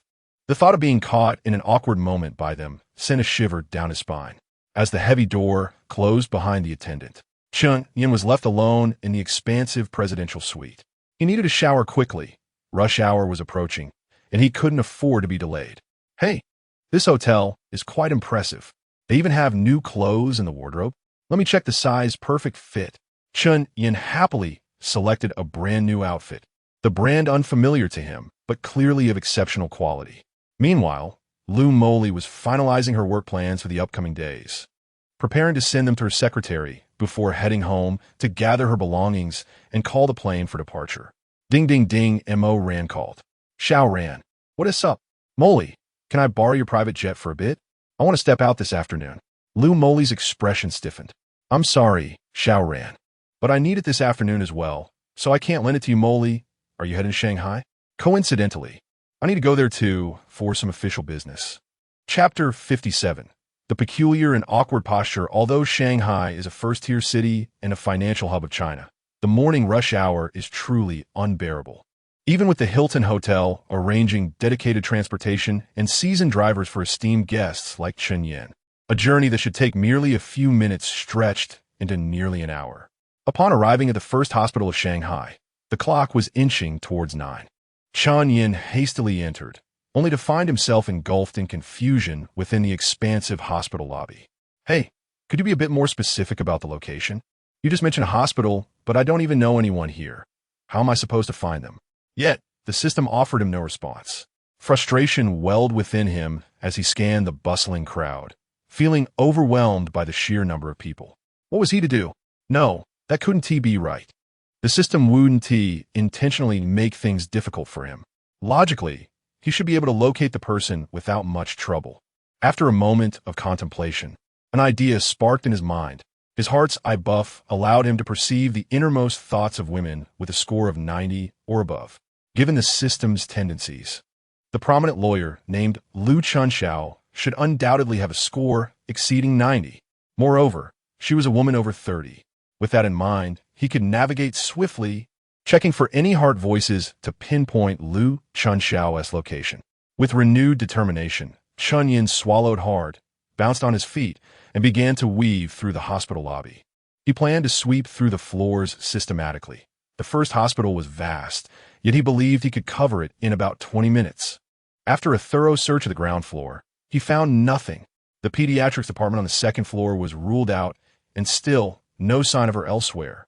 The third and fourth floors yielded no results either. He climbed to the fifth floor, excluding the obstetrics and gynecology ICU, but still nothing. Only the sixth floor remained.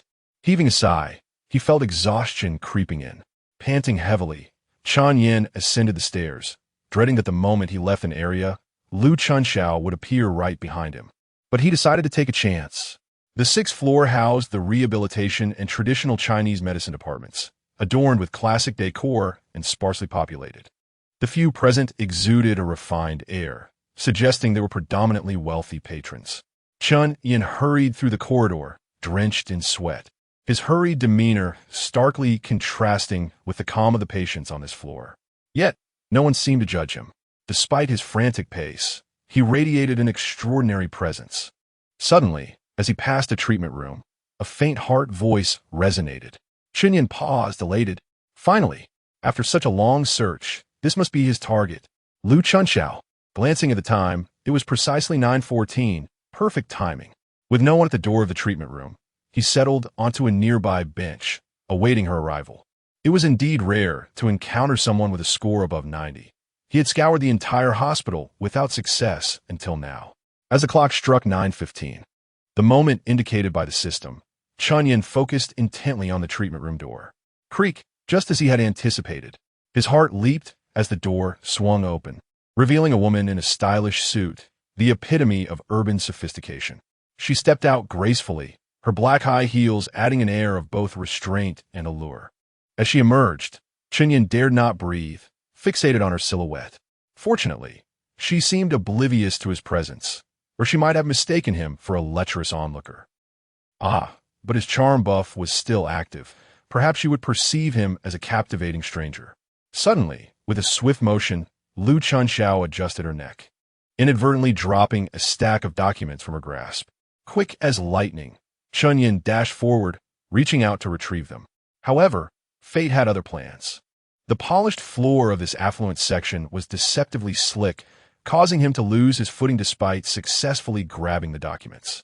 "Oh no, watch out," he shouted, careening towards Lu Chunxiao, who was several feet ahead. Caught in her thoughts, Lu Chunxiao turned just in time to see something barreling towards her. Before she could react, the impact sent her tumbling backward, landing squarely on top of Chen Yan, who was now sprawled against the wall, drawing the attention of onlookers. "Ouch! Ugh!" Chen Yan groaned, dazed and unable to rise. "Could you please get off me? It hurts." The bruise on his chest, still healing, was now exacerbated by her sudden weight. Fortunately, his bones remained intact. Who are you?" Lu Chunxiao stammered, trembling as she shifted to rise, her composure shaken. Despite being a seasoned lawyer accustomed to high-pressure situations, she had never faced such an unexpected encounter. I was just picking something up." Chen Yan managed to sit up against the wall, rubbing his aching chest, grimacing in pain. "You could have just picked it up without crashing into me," Lu Chunxiao retorted, her initial anger dissipating as she took in his expression. Chen Yan, realizing he had no intention of claiming the documents as his own, understood that in a public space like a hospital, where surveillance was omnipresent, he couldn't simply snatch and run. He had already come to terms with the fact that regardless of the system's grand design, he would ultimately reap the benefits. For instance, while he hadn't acquired the necklace worth millions from Li Jiqiu, the experience had yielded far more than mere monetary value. Similarly, the USB drive containing Bitcoin had returned to him in another form. Thus, the value of these documents was trivial. What truly mattered was the enchanting presence of a beautiful woman. Raising his hand, he displayed the stack of papers to the nervously fidgeting Lu Chunxiao. "I shall assist you in retrieving your belongings, Sister LV Chunxiao." Chapter 58. The awakening of spring feelings. L. Chunxiao was not initially focused on the documents in Chen Yan's hands. Instead, her mind was in disarray as she attempted to recall who he was. As an attorney, possessing a sharp memory was essential, allowing her to swiftly retrieve relevant memories. Yet now, she could not place Chen Yan's face at all. "I am Chen Yan." "No, Attorney L, do you still need this document?" Chen Yan retorted, his tone rather curt towards the older woman who had inadvertently sat down heavily beside him. "Document? Oh, right, the document." El Shangxiao exclaimed, startled into realization as Chen Yan interrupted her train of thought. She glanced at her file bag and gasped. "Thank you." She retrieved the misplaced document and felt a twinge of embarrassment as she bent down to assist Chen Yan. However, as she applied pressure to her feet, she let out a yelp and collapsed again, landing atop Chen Yan, who had barely lifted off the ground. Chen Yan instinctively braced himself with his hands, wincing in pain. This time, gone was the innocence of yesterday. The sensation of being overwhelmed by L. Chunxiao was palpable. "Ugh, this white shirt is truly thin and lacy. Quite delightful," L. Chunxiao thought, though the sharp pain in her ankle prevented her from dwelling on the more subtle sensations. "Are you all right?" Chen Yan initially suspected L. Chunxiao was merely feigning discomfort due to an attraction to him, but upon observing her pained expression, he realized she was genuinely suffering. "My ankle! I twisted my ankle," L. Chunxiao cried out, attempting to move her foot, but the piercing agony radiated throughout her body, rendering her unable to stand unaided. "What should we do now?" Chen Yan surveyed their surroundings. There were few people left, and those who had been watching their antics had wandered off, dismissing them as a playful couple. Finding assistance would be challenging, especially since Chen Yan's hands remained firmly pinned under L. Chunxiao. L. Chunxiao, oblivious to this predicament, persisted in her attempts to rise. "Shall I help you to the treatment room over there?" Chen Yan suggested, gesturing towards a nearby massage therapy area. "All right, I appreciate it." Chen Xiao felt a flicker of joy at Chen Yan's offer, her frustration over her misfortune dissipating momentarily. In fact, she mused, how fortuitous it would have been if they had both found themselves in a more compromising position. Ugh, what absurd thoughts. Chen Xiao, aside from legal matters, is this what's consuming your mind? She chastised herself, pushing aside her frivolous musings as Chen Yan struggled to rise, relieved that her weight was manageable. With wealth as a powerful ally, the elderly physician quickly attended to Chen Xiao upon recognizing her as a regular visitor. After a thorough examination, the doctor removed his glasses and began typing on the computer, stating, "Your ankle isn't severely injured. It hurts, but thankfully, there's no fracture. I'll prescribe a spray to ease the pain, and you should rest at home. A crutch would be advisable. But I have something important to attend to." And Xiangxiao's faspalet.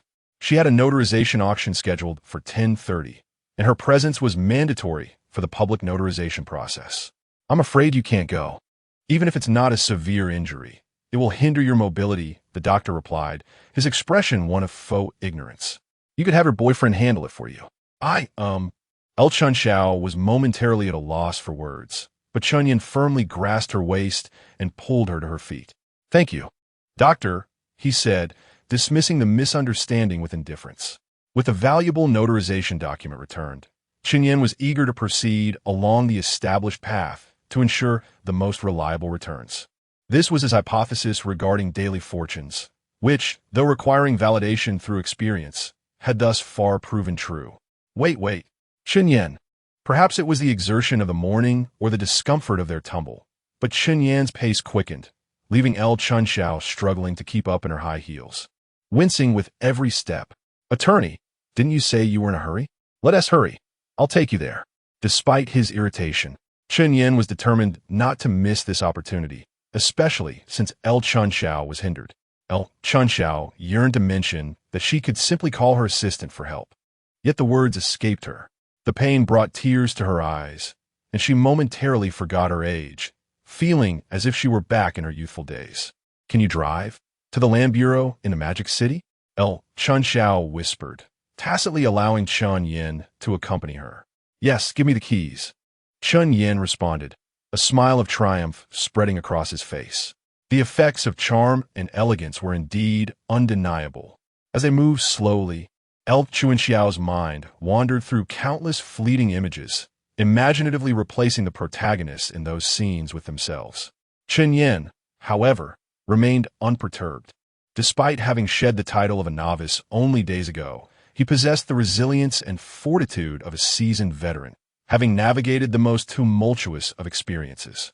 Now, even in the presence of the elegantly dressed Chen Xiao, he felt no stirrings of emotion. Chen Yan, was devoid of feelings unless. Chapter 59. Do I strike you as a wealthy individual? Fortunately, despite Chen Xiao's slow movements, they arrived at the Land Bureau within an hour. After locking the car, Chen Yan supported Chen Xiao, carrying her black high heels in his hand. Her ankle was in such a state that even if the ground was scorching or rough, walking barefoot was her only option. Meanwhile, as Chen Yan held the slightly warm heels, a question arose in his mind that many of his friends might ponder. Do beautiful women's feet emit an unpleasant odor? Whether or not they do, the responses from the ladies would undoubtedly be unanimous. Fragrant, undeniably fragrant. As the scene shifted, Chen Yan and his companion arrived late to a bustling conference room, filled with not only wealthy bidders, but also numerous reporters armed with cameras. After all, the collaboration between the wealthiest man in Jiangnan and the City of Magic to sell land and donate the proceeds for developmental purposes was indeed a significant event. However, only a select few were privy to the underlying motives behind this land sale.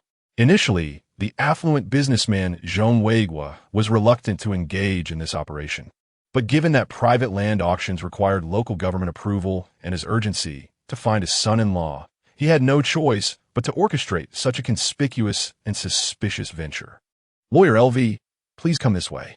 A staff member welcomed Chen Yan and LV Chun Xiao, gesturing for her to ascend the stage. As Chen Yan attempted to follow, he was halted. The individuals on stage are directly involved. You may wait below. The staff member's tone was neutral, showing no preferential treatment towards Chen Yan.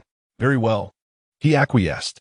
During their journey, LV Chun Xiao had briefly explained the day's events, and considering the grandiosity of the occasion, he was somewhat relieved not to be on stage. After casting a glance at LV Chun Xiao that conveyed, "You handle your business. I'll just observe," he descended to find a seat. On the other side, though LV Chun Xiao felt a twinge of reluctance to part from Chen Yan, as one of the main figures of the day, she could not afford to be frivolous. Supported by her assistant, she approached the two initiators of the land auction, the venerable Zhong Weigua and the second-in-command of Magic City. "Lawyer LV, we've been waiting for you." Zhao Bin, the deputy mayor in his 60s with graying hair, greeted her with a smile.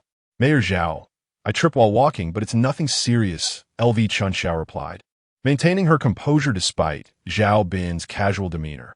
She then turned to Zhong Weigua, inquiring, "Mr. Zhong, may we commence?"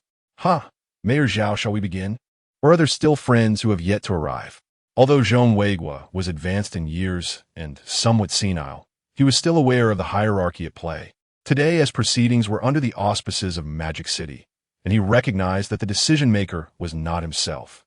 Despite Zhao Bin being merely a deputy mayor, they were in Magic City, a realm far beyond the reach of business people and lawyers like them. "Let us begin," Zhao Bin nodded with a smile, signaling his secretary to proceed. The previously stern middle-aged man stepped forward to address the microphone. "Ladies and gentlemen, please be quiet." As the secretary spoke on behalf of Zhao Bin, the room fell silent. Even the typically boisterous reporters quieted down. Everyone is likely aware of the details regarding this land auction, so we shall not dwell on them further. I must reiterate that this event is jointly initiated by the esteemed Zhong Weigua and the City of Magic, featuring the auction of Parcel B, 20115380, notarized by lawyer LV Chun Xiao from Chuanqiu Law Firm, with the Magic City Land Bureau overseeing the auction process. The proceeds will be entirely donated to the West, in response to the call for collective support, primarily for poverty alleviation and secondarily for infrastructure development. Now, I invite lawyer LV Chun Xiao to read the notarization, followed by the stamping of the document by Mr. Zhong and Deputy Mayor Zhao. After the secretary outlined the procedure, he stepped aside to allow LV Chun Xiao to take the stage. LV Chun Xiao, holding the notarization document that Chen Yan had salvaged that morning, approached calmly and read the contents aloud. Notary, LV Chun Xiao. Upon signing her name, she exhaled a sigh of relief.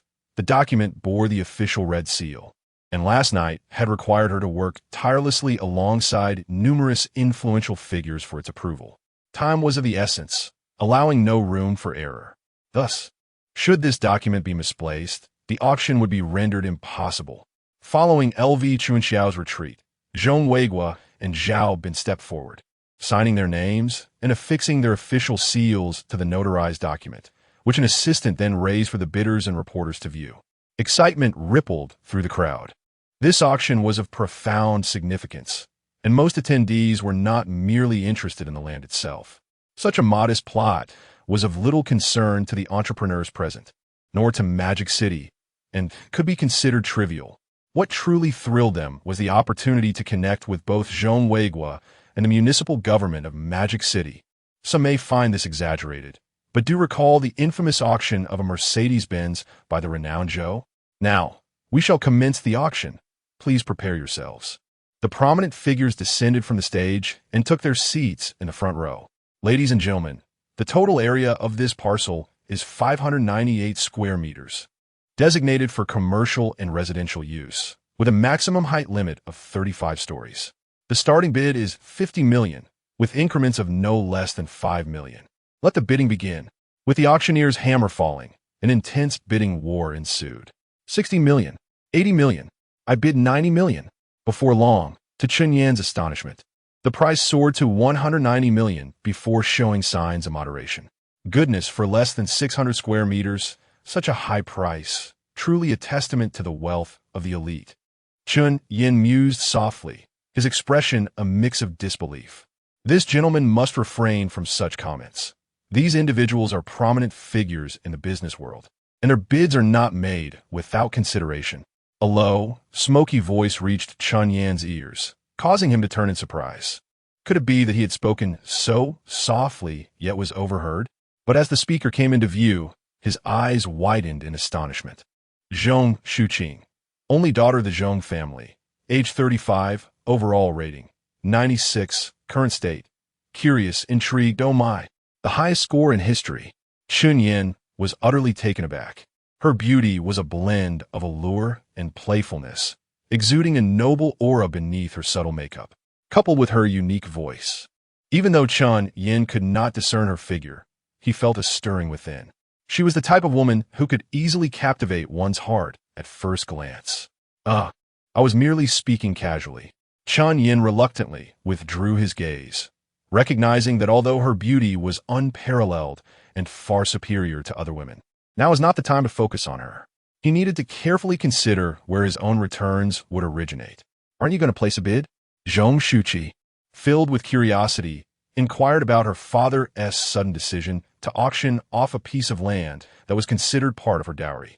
However, she held no objections. She had only sneaked over today to see who would purchase this parcel of land. Thus, she concealed herself at the back, where by chance she encountered Chen Yan, a man who captivated her at first sight. Me? Bid?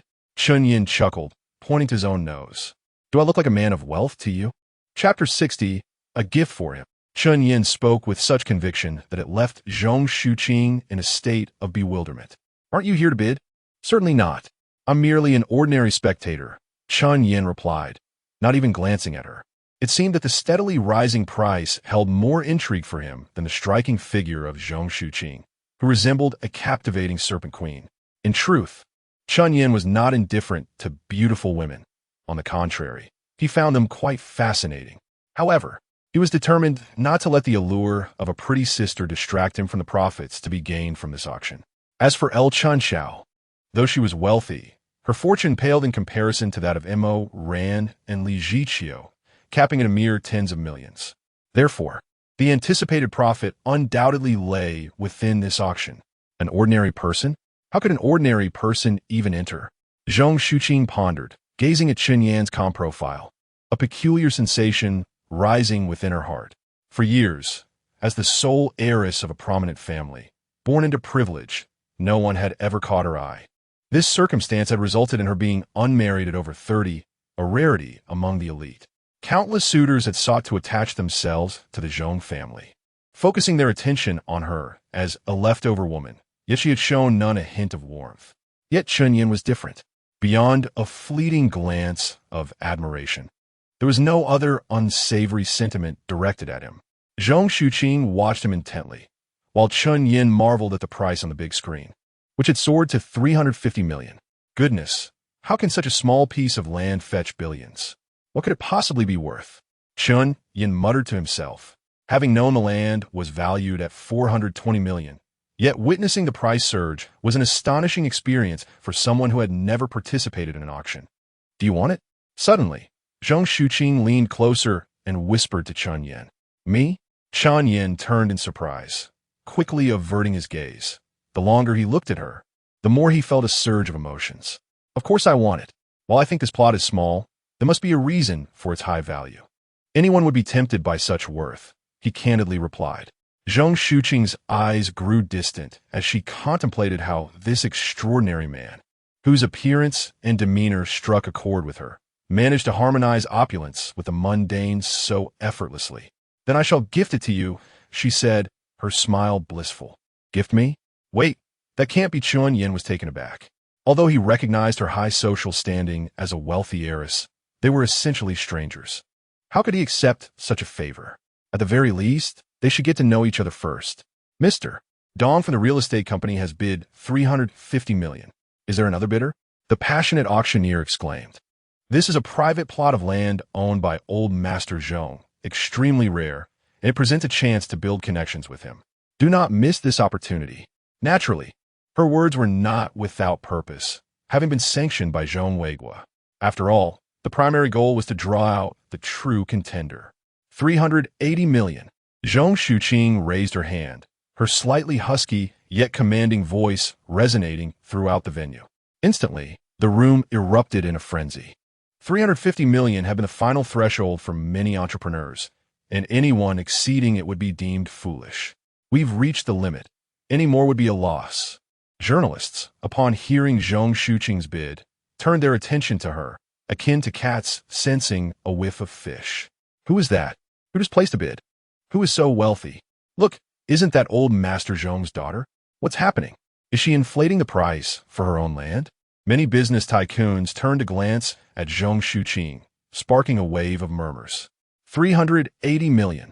Chen Yan was momentarily dazed. Wasn't that the value stated in the documents? Could it be he turned to the serene Zhong Shuqing beside him, her large earrings glinting against her fair neck, provoking his imagination? Oh, this must be the predetermined gain from this auction. I object. The individual who had bid 350 million stood up, shouting, Old Master Zhong, isn't this an act of collusion? Allowing your daughter to bid is rather inappropriate. His words echoed throughout the auction house, igniting a chorus of discussions among the attendees. Zhong Weiguo's aged face expressed surprise, followed by a hint of resignation as he turned to his daughter. Daughter, what are you doing? Please refrain from frivolous bidding. This is not a game. If you desire a plot of land, we could select one at home. His tone was filled with a fondness that lacked any reprimand. Initially, it seemed that Zhong Weiguo's intervention would nullify the bid and restart the auction. However, Zhong Shuqing's response astonished everyone. No, normally. Is it forbidden for family to bid? I intend to pay real money, which will not even go to the Zhong family. So what? Moreover, this land was once my dowry, and now I wish to gift it. As she concluded, her tone inexplicably softened, her voice lowering. Yet every word was heard clearly by all present. What? Zhong Weiguo was momentarily speechless, pointing at his daughter, trembling slightly. You daughter, did you say you want to gift it? To whom? His aged heart raced, a mix of anticipation and worry. Beside him, Deputy Mayor Zhao Bin chuckled, patting Zhong Weiguo on the shoulder. Ha ha ha. Old Zhong, your daughter must be in love. Talking of dowries and gifts. How can you not understand? Zhong Weiguo ignored him, his gaze fixed upon Zhong Shuqing, whose complexion appeared somewhat unnatural. Unbeknownst to her, she was oblivious to the hidden motives behind this land and the contents of that prophecy. I want to gift it to him, Zhong Shuqing hesitated, pointing towards Chen Yan, before leaning closer and whispering, Hey, little brother, what is your name? Me?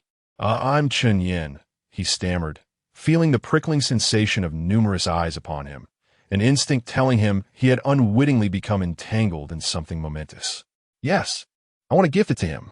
Chen Yan, Chapter 61, a call from little Azu, yesterday and today, brought forth an abundance of delightful gifts. Little Wings is utterly astonished, moi. I shall refrain from lengthy expressions of gratitude in the main text, wishing everyone a pleasant reading experience. Love you all dearly, 3. Chen Yan? Which young master is this? Quick, investigate his background. The surname Chen? Do we have an esteemed family with that name in Magic City? He exudes an extraordinary elegance and a distinctive demeanor, yet his actions seem rather furtive. The crowd below erupted in a cacophony of whispers, leaving Chen Yan feeling as if he were being scrutinized from every angle.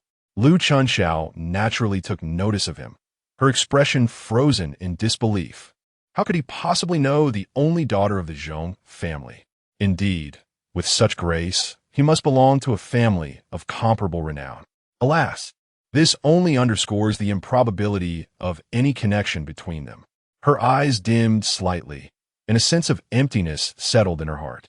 Even though she, Lu Chunxiao, was the owner of a top-tier law firm in Huagua, she found herself unable to bridge that insurmountable chasm of social class. Meanwhile, Zhong Weiguo's aged gaze was firmly fixed upon Chen Yan. His demeanor, his nobility, drawn to this piece of land, seated beside Shao Qi.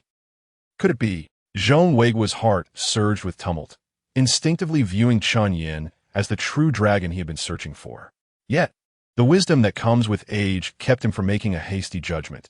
Instead, he instructed his subordinates to conduct an investigation. Daughter, Are you truly willing to purchase and gift this land to Mr. Chen? Zhong Shuqing lightly tilted her fair chin, remaining unfazed by the grand spectacle that unfolded around her. Her subtle pride and aloofness were further accentuated. Of course, if I say I shall gift it, then I shall. As she spoke, she produced her card, waving it at the auctioneer, urging, "Why aren't we proceeding?" The beautiful auctioneer appeared troubled, casting an awkward glance at Zhong Weigua. Without the elder's consent, she dared not continue. "May I inquire as to why?" Zhong Weigua's aged countenance twitched. The unexpected turn of events orchestrated by his daughter needed a reasonable explanation, lest it invite ridicule from those who held disdain for the Zhong family. "Because he is my boyfriend." In a sudden burst of inspiration, Zhong Shuqing declared, pulling the somewhat bewildered Chen Yan to his feet, as if announcing to all present, "Chen Yan is my partner. Thus, I wish to gift him this land, which was originally part of my dowry." A profound silence fell over the room, so palpable that one could hear a pin drop. Even the typically boisterous reporters dared not utter a sound. This was indeed significant news. However, upon hearing his daughter's proclamation, Zhong Weigua's face darkened, his expression a stormy cloud, with his chest heaving in agitation. Many anticipated an outburst from the elder, yet after a tense 10 seconds, Zhong Weigua suddenly broke into a smile, exhaling deeply as he waved his hand. "Oh, let it be, my daughter has finally found someone. Please forgive us," he declared. "The auction proceeds of 420 million will be fully provided by the Zhong family. Thank you, everyone, for your support." Leaning on his cane, he bowed gently to the crowd, seemingly apologizing while firmly announcing the outcome. Chen Yan was utterly bewildered. The events unfolded too quickly for him to intervene, leaving him to accept a piece of land worth 420 million in mere minutes. Many were dissatisfied, believing this to be a mere farce orchestrated by Zhong Weigua. However, out of respect for the elder and Vice Mayor Zhao Bin, they feigned congratulations with smiles.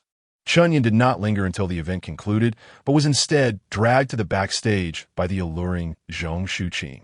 Here, the auctioneer, municipal financial officers, notary Liu Chunxiao, and Land Bureau staff awaited, merely needing Chen Yan's identification and the Zhong family's payment. "Mr. Chen, may I have your identification?" the staff member requested, beginning to organize contracts and materials.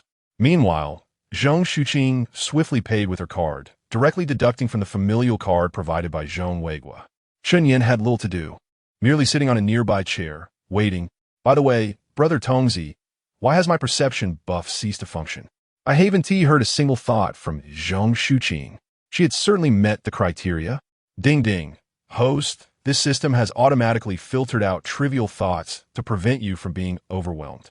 Are you sure you want to hear them? There's an automatic filtering feature. How considerate. Ding ding. Indeed. So host, would you like to listen? Chen Yan shrank his neck. Since even the system believed it might be drowned in Zhong Shuqing's thoughts, he certainly had no desire to listen. He resolutely opted out. Although auctions, particularly for land, typically appear excessively cumbersome to the layperson, they truly are quite intricate. However, with the endorsement and preparation of the Magic City government, such complexities were entirely avoided. In less than 20 minutes, after navigating through numerous procedures, a parcel of land officially became part of Chen Yan's assets. Just as Chen Yan prepared to rise and collect the land certificate, his phone suddenly rang, displaying an unfamiliar number. "Who is this?" Chen Yan hesitated to answer, but fearing he might miss something, he picked up. "Hello, is this Mr. Chen Yan?" A melodious, youthful voice greeted him, reminiscent of a gentle spring breeze, transporting him back to the summer of his 18th year. "It is. Who are you?" Chen Yan swiftly dismissed the nostalgic feelings, asking curtly. Such a delightful voice indicated the speaker was likely under 30. Without the charm buff or goodwill to back her, he harbored no illusions about her intentions.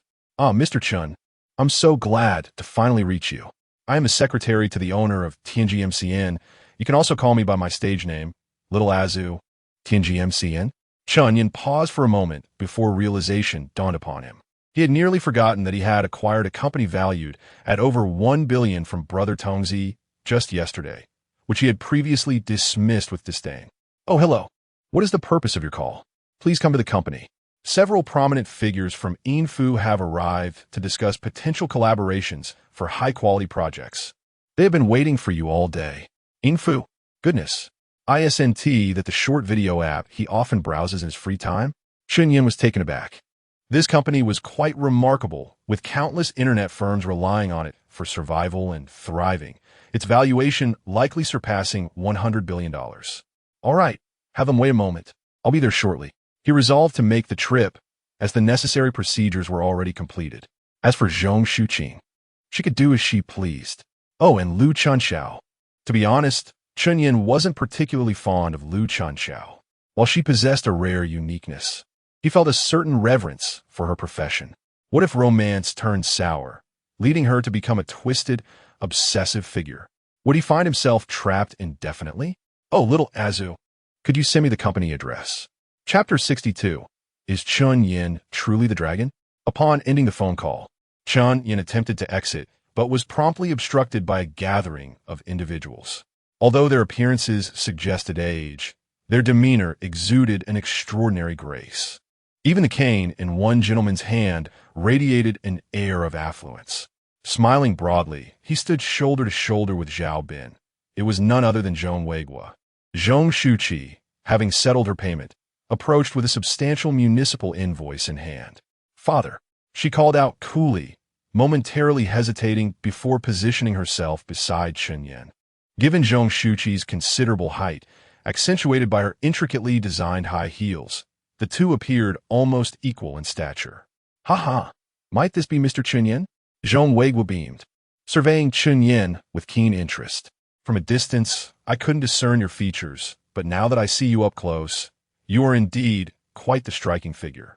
With a jovial demeanor, he continued, it is evident that you, Mr. Chen, possess an exceptional charisma, perfectly matched with my daughter. Additionally, I extend my gratitude for the contributions you and Miss Zhong have made to society. Congratulations, old chap, for finally securing such a fine son-in-law. Zhao Bin chimed in, praising the situation. As long as the funds reach the municipality, it matters not who acquires the land, for this is an achievement under the banner of our great city, and likewise a testament to my own political prowess. In this era, those in subordinate positions often sought to undermine their superiors. Greetings, Chen Yan. Having attentively observed the proceedings, was acutely aware of the significance of the individuals before him, causing him to feel somewhat anxious.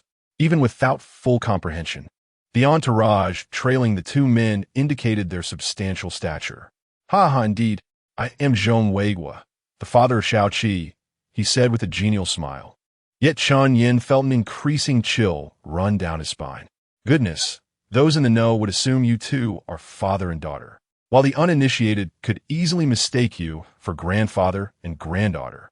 Hello, uncle, I am Chen Yan. He nearly addressed him as grandfather, but caught himself just in time. However, he refrained from engaging in pleasantries with Zhao Bin, as they were virtually strangers, rendering such interactions unnecessary. Enough, you all should enjoy your family gathering. I shall take my leave. Hey, you there, Xiao Wu. Have Mr. Chen's paperwork been processed? Zhao Bin, eager to usher them out, recognized that it was ill-advised to retain outsiders within the municipal confines. It's all set, a man assigned to handle the formalities replied. Thus, Zhong Weiguo, along with Zhong Shuqi and their retinue, made a graceful exit, shaking hands in farewell.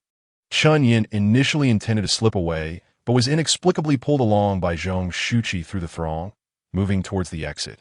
Zhong Weiguo remained silent, leading the way until they reached the entrance of the Land Bureau, where he finally halted.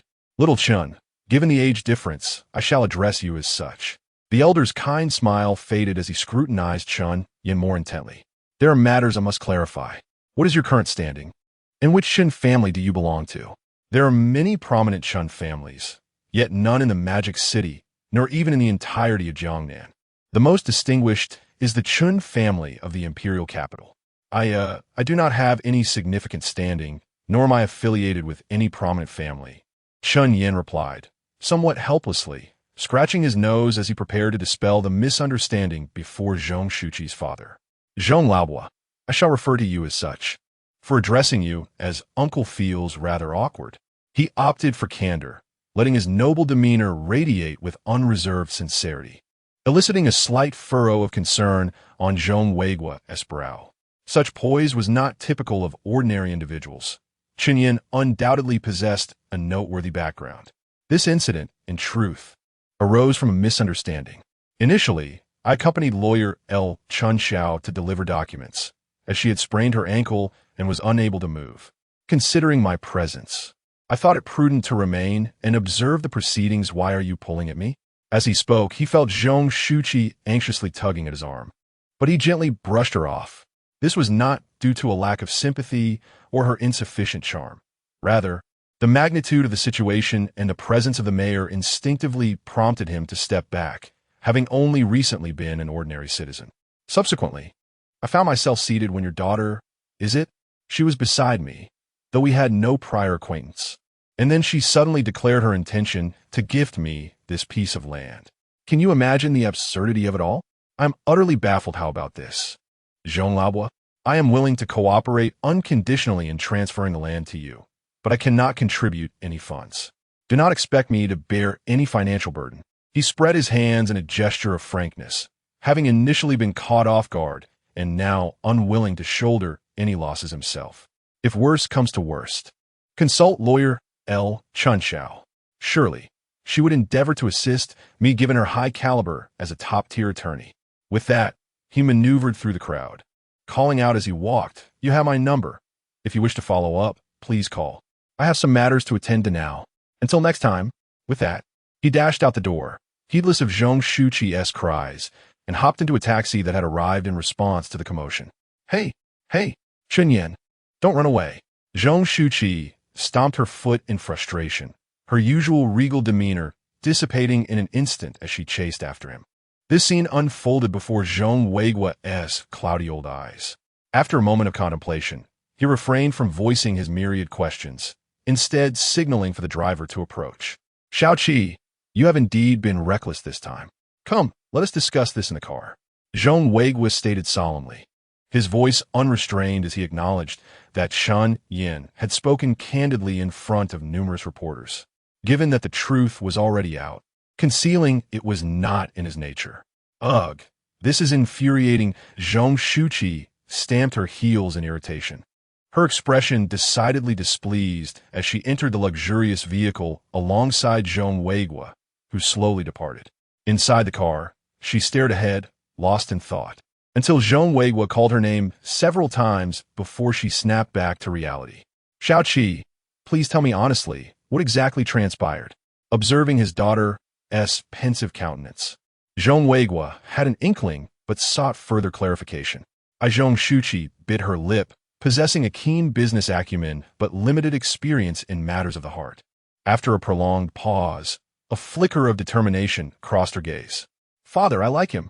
Although this was our first encounter, the moment I laid eyes on him, I felt as though my heart was being tugged. Akin to countless tickling sensations, it is a peculiar feeling, one I have never experienced before. Yet I recognize it as affection. Moreover, she continued, I find him to be extraordinary.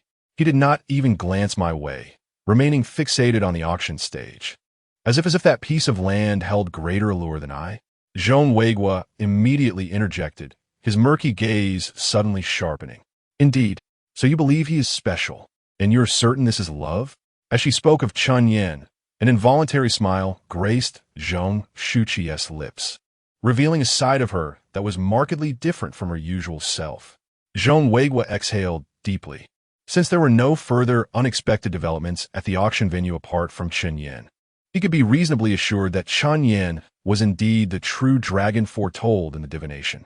However, regarding Chen Yan's background and family heritage, Zhong Weigua felt it was imperative to be well informed. To aspire to be my son-in-law and inherit the entirety of the Zhong family's fortune, one must possess certain exceptional qualities. Otherwise, I cannot entrust my treasures to you. Chapter 63. Is it comfortable to be with a rich woman? This evening, 2 guests will be arriving at home. Xiaoqi, please bring them over. Since you have a fondness for them, as your father, I cannot withhold my support. However, Zhou Weigua's voice grew increasingly frail. tinged with both worry and relief. Yet, I must take the time to thoroughly assess the situation. Do you understand? Zhou Shuqing's expression brightened, her head nodding enthusiastically like a chick pecking at grain, a stark contrast to her mature appearance. Only in front of this doting father would she reveal her youthful side. Really? Thank you, Dad, Zhou Shuqing exclaimed, excitedly planting a kiss on Zhou Weiguo's cheek, her joy palpable as she searched for Chen Yan's contact information on her phone and added him as a friend. Throughout her life, whatever she desired, her father always helped her achieve it, and she naturally believed this instance would be no different. Zhou Weiguo looked at his daughter, who was now bouncing with excitement while clutching her phone, a mixture of helplessness and affection in his gaze. He sighed inwardly. The divination had indicated clearly that the true dragon would be drawn to the earth, and due to his daughter's unique fate, she would similarly attract the presence of this true dragon. He could only hope that it was indeed a true dragon and not a malevolent one. Meanwhile, Chen Yan sat in a taxi heading towards the Zhongyuan building, the headquarters of his MCN company. Ding! A new notification pinged on his phone. Upon opening it, he discovered a friend request from a cartoon avatar named Sexy Mother Cockroach. Yes, that is my WeChat name. Whoa, could that name be any more abstract? Chen Yan chuckled, finding the peculiar title oddly pleasant. Adhering to the principle that such an abstract name must belong to an exceptionally cute girl, he decided to accept the request. Who are you? Chen Yan quickly messaged back, adding a playful questioning emoji. It's me, your girlfriend, replied the mother cockroach, who promptly identified herself as Zhou Shuqing. Chen Yan was taken aback. As expected, she was eager to reach out, wanting to reclaim her territory. His initial excitement dissipated. Although the system allowed him to choose not to return certain gains, it was best to avoid anything he had previously never encountered, like real estate. After a moment's contemplation, he slowly typed a response. All right, Miss Zhou, just let me know when you need me to assist with the transfer paperwork. However, just as he sent the message, a new notification appeared from her, specifically a photo, a selfie. The background revealed a car interior, her expression a delightful mix of charm and playfulness, her long, fair legs elegantly bent on the seat, adorned with black nail polish on her toes. Chen Yan inhaled sharply. The content of the photo was overwhelmingly revealing, suitable enough to grace the cover of a photo album without any edits. She was stunning. The overall composition, combined with her beauty, could easily lead one to mistakenly believe she was an AI-generated perfection if he hadn't witnessed her in person. She was reminiscent of a mythical serpent, alluring yet perilous. When did I say I wanted to reclaim the territory? My father invited you. Come to my house for dinner at 7:30. I'll pick you up, okay? Not reclaiming the territory? Inviting me over for dinner? Chen Yan frowned, instinctively wanting to decline, but great fortune moment. Great fortune moment. Warning, warning, warning, warning. Great fortune moment. Golden legend of great fortune. Great fortune moment. The serpent flicks its tongue, leaving no footprints. Sigh. System, you truly are relentless. With no other options, Chen Yan resigned himself to agreeing. All right, I'll send you my location later for you to pick me up. After responding, he set his phone aside, no longer concerning himself with her. He had quite a bit to accomplish today. Having not eaten since breakfast, he still needed to meet Li Zhiqiu in the afternoon. My days are busier than ever, juggling between wealthy women and official duties. Even the chief has me occupied. Ugh, it's exhausting. Half reclining in the back seat of the taxi, he couldn't help but murmur aloud, Driver, do you think it's comfortable to be with a rich woman? The driver, who had been focused on the road, instantly understood the odd question. Young man, you must be from out of town?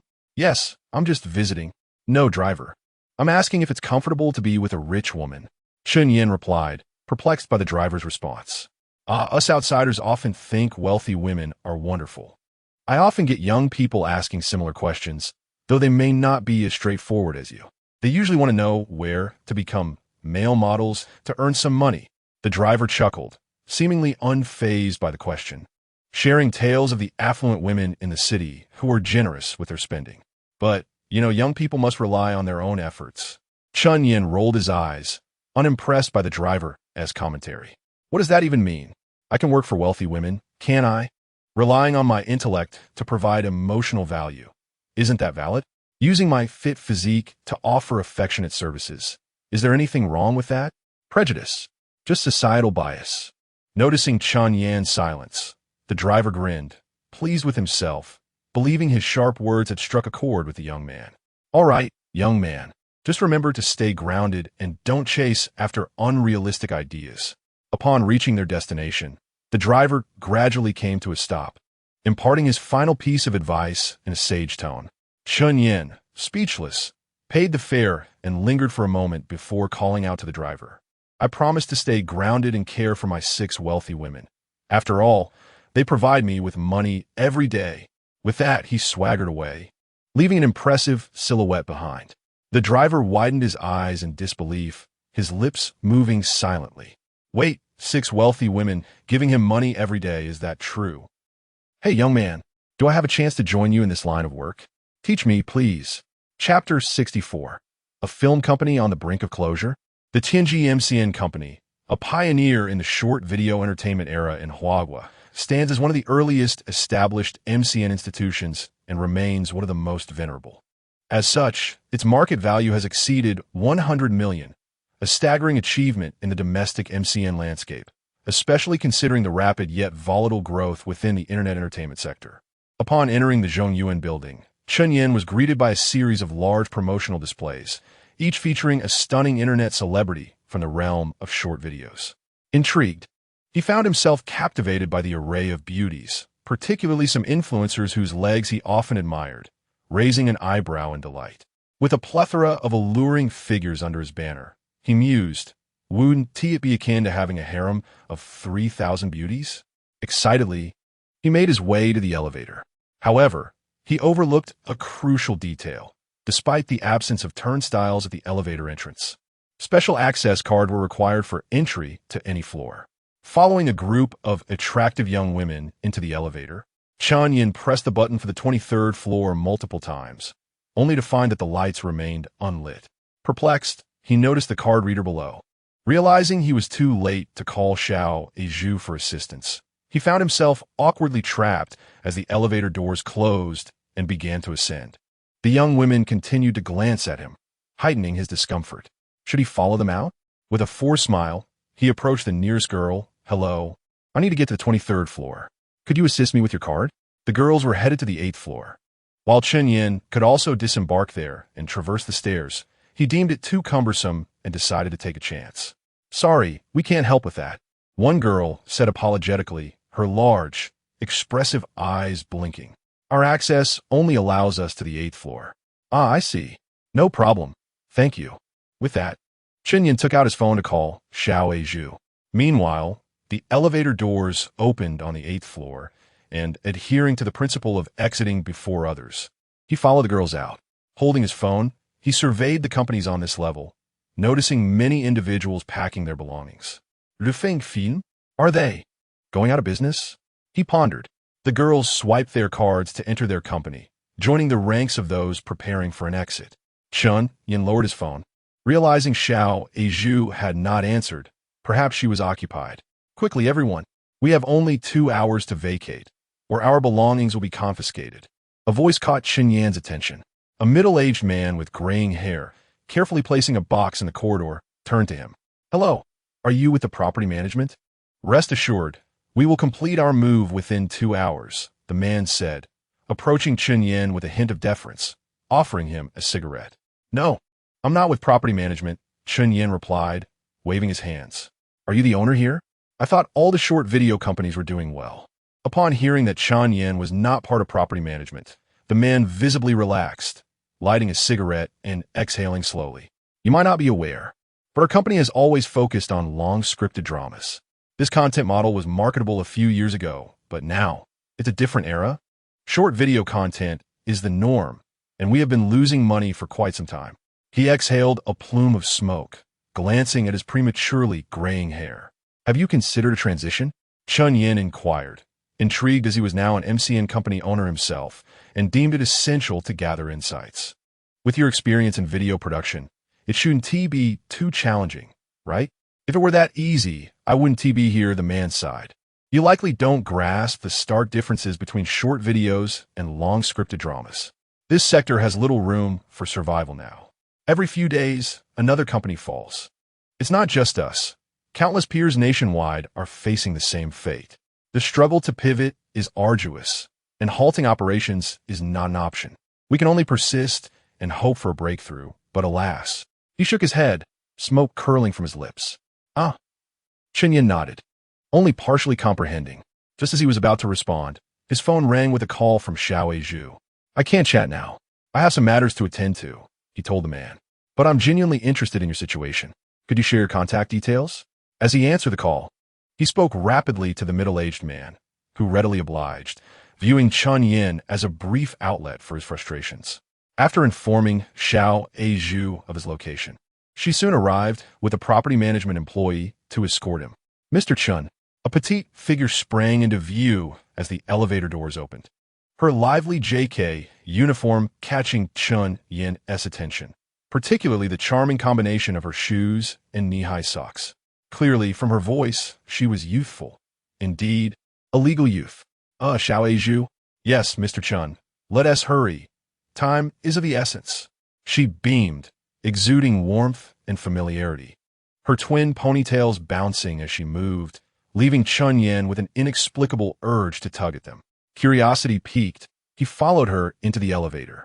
So, Xiao Zhu, do you all typically dress like this? I mean, without uniforms? Well, Mr. Chen, we are an MCN company. She chuckled lightly, though restrained, mindful of her new employer's presence. All right, that makes sense. There is no need for strict dress codes in an MCN company. Chen Yan realized. By the way, how did you recognize me? Xiao Zhu could no longer contain her laughter at the question. Mr. Chen, of course I've seen your photos. You're so handsome and easy to recognize. And you're quite young, aren't you? Have you not interacted much with girls? You seem a bit unsure of how to strike up a conversation. Chapter 65. So many influencer companies. I had a delightful day frolicking in Xiamen. Rest assured, dear ones, the character Xiao Dou will not be the protagonist. She is merely a supporting role. So there's no need to harbor disdain for her.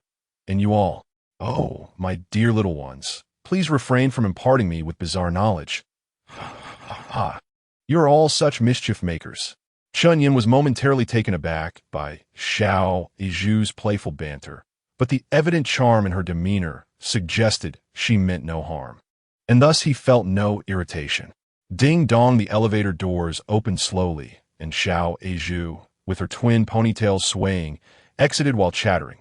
In a moment, I'll have the property management prepare an ID card for you, so you can access the elevator. Mr. Chen, hurry along. The executives from Yinfu are growing impatient. Chen Yan scratched his head, appearing anything but the typical boss, exuding a somewhat bewildered air as he followed closely behind Xiao Zhu. The entire building belonged to his company, partitioned into numerous areas veiled by semi-transparent glass, through which the hazy silhouettes of young women engaging in live streaming could be discerned. He even spotted several familiar, beautiful faces passing by, engrossed in discussions about makeup and fashion, to the point where neither Xiao Zhu nor Chen Yan noticed them. Isn't that Senior Nyo Nan? Oh, and Ma Yumeng. Hiss. Electric Mouse. So this is what she truly looks like. Chen Yan was left momentarily speechless, as he had assumed that most online influencers relied on filters and advanced technology. Who would have imagined that in reality, they looked like this? Well, height aside, it's understood that there is often some discrepancy. Amidst the vibrant clamor of the bustling environment, Xiao Zhu led Chen Yan into the reception room. Mr. Chen, over here. She swiftly pulled out a chair at the head of the table, signaling for Chen Yan to take a seat before formally introducing him. The three middle-aged men inside, upon seeing Chen Yan enter, quickly wiped away any traces of dissatisfaction from their faces and warmly rose to greet him. This is Mr. Li Wei-Tai, the manager of the marketing department at Yinfu. This is Mr. Lu Gaoda, the manager of the content department. And this is Mr. Yuan Zhou, the vice president of Yinfu. After their introductions, all three men nodded towards Chen Yan with smiles.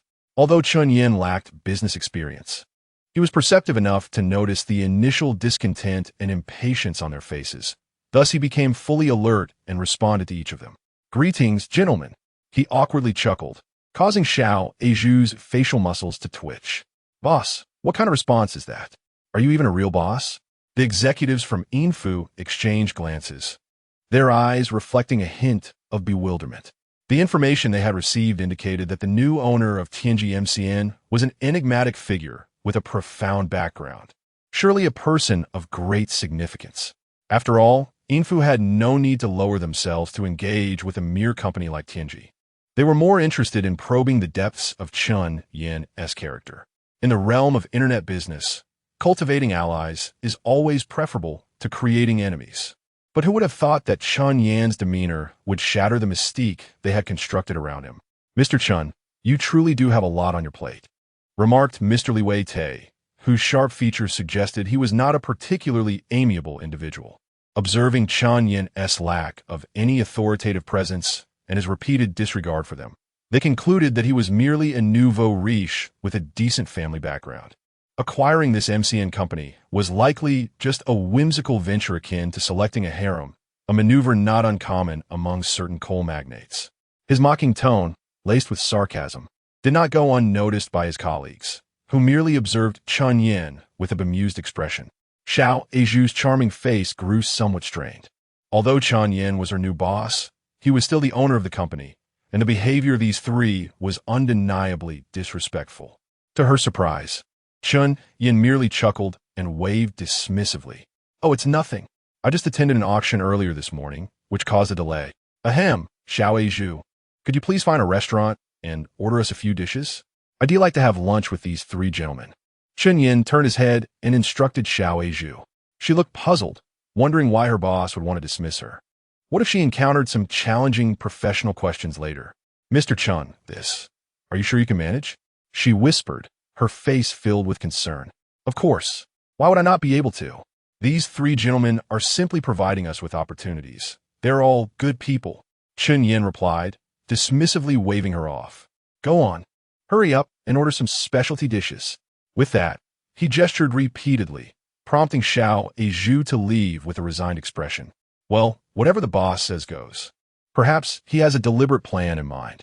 As Xiao Aizhu departed from the reception room, she couldn't help but feel anxious.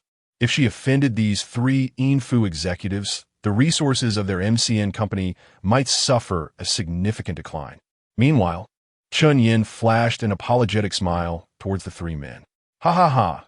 Please, gentlemen, let us not stand on ceremony. Let us enjoy a meal together." The three exchanged glances, each perceiving a measure of surprise in the other's eyes. Chen Yan's decision to send away his secretary was not only puzzling to her, but also to the three executives. Had he truly grasped everything upon taking over the company? "Mr. Chen, there is no need for formality. We are here purely for business. We represent Info to discuss matters with your company." Mr. Lu Gao adjusted his glasses, his expression serious. "All right, let us chat," Chen Yan replied nonchalantly, entirely oblivious to the underlying implications. In truth, he held little regard for the Tianji MCN company. He viewed it merely as a practice run in business, considering the abundance of resources at his disposal. After all, think about it. Mo Ran and Li Jiqiu, R&T, they both titans of the business world. Surely they would never decline his requests. And if all else fails, he had the formidable Mo Li. Not to mention, he had just encountered Zhong Shuqi earlier that morning and would be dining with her in the evening. The business realm? A trivial matter indeed. Cough, cough. Observing Chen Yan's self-satisfied demeanor, seemingly lost in thought, Vice President Yuan Zhou cleared his throat. "Mr. Chen, we would like to discuss the future direction and concrete development plans for short videos over the next 5 years. Do you have any unique insights on this matter?" His measured tone interrupted Chen Yan's daydreaming. The future direction for short videos over the next 5 years? Concrete development plans? Chen Yan scratched his head, finding the topic rather profound. Is the current influencer entertainment and live streaming no longer sufficient for growth? Chapter 66. The Precious Pearl meets the True Dragon. Please refrain from teaching me peculiar knowledge, as I am but a pure-hearted child akin to a delicate white flower. As the grand vehicle gradually approached the towering redwood estate, the residence of the Zhong family, Zhong Shuqi returned home, her demeanor markedly transformed. She radiated an unrestrained joy, tinged with a hint of youthful infatuation. "Little Qi, What has brought about such a change today? You look stunning. Zhong Shuqi's mother, Ji Lanfang, gracefully descended the staircase clad in a qipao. Her features bore a resemblance to Zhong Shuqi's, lacking the indifference of her daughter, yet possessing an innate allure. Her skin, meticulously cared for, remained smooth and youthful, defying her age of over 50, making her appear merely in her 30s. Though her youthful days had passed, she exuded a charm surpassing that of many women in their 30s and 40s. Mom, it's nothing much. Zhong Shuqi, absorbed in her phone, typed away furiously, her head bowed, a dreamy smile playing on her lips. Zvonk Vaiguo approached Yilanfang, who gently nudged his arm. Old Zhong, what is going on? Your daughter seems quite different today. Different? How so? She's just as infuriating as usual. Zhong Weiguo's face, marked by age, was illuminated with a smile as he affectionately regarded his much younger wife.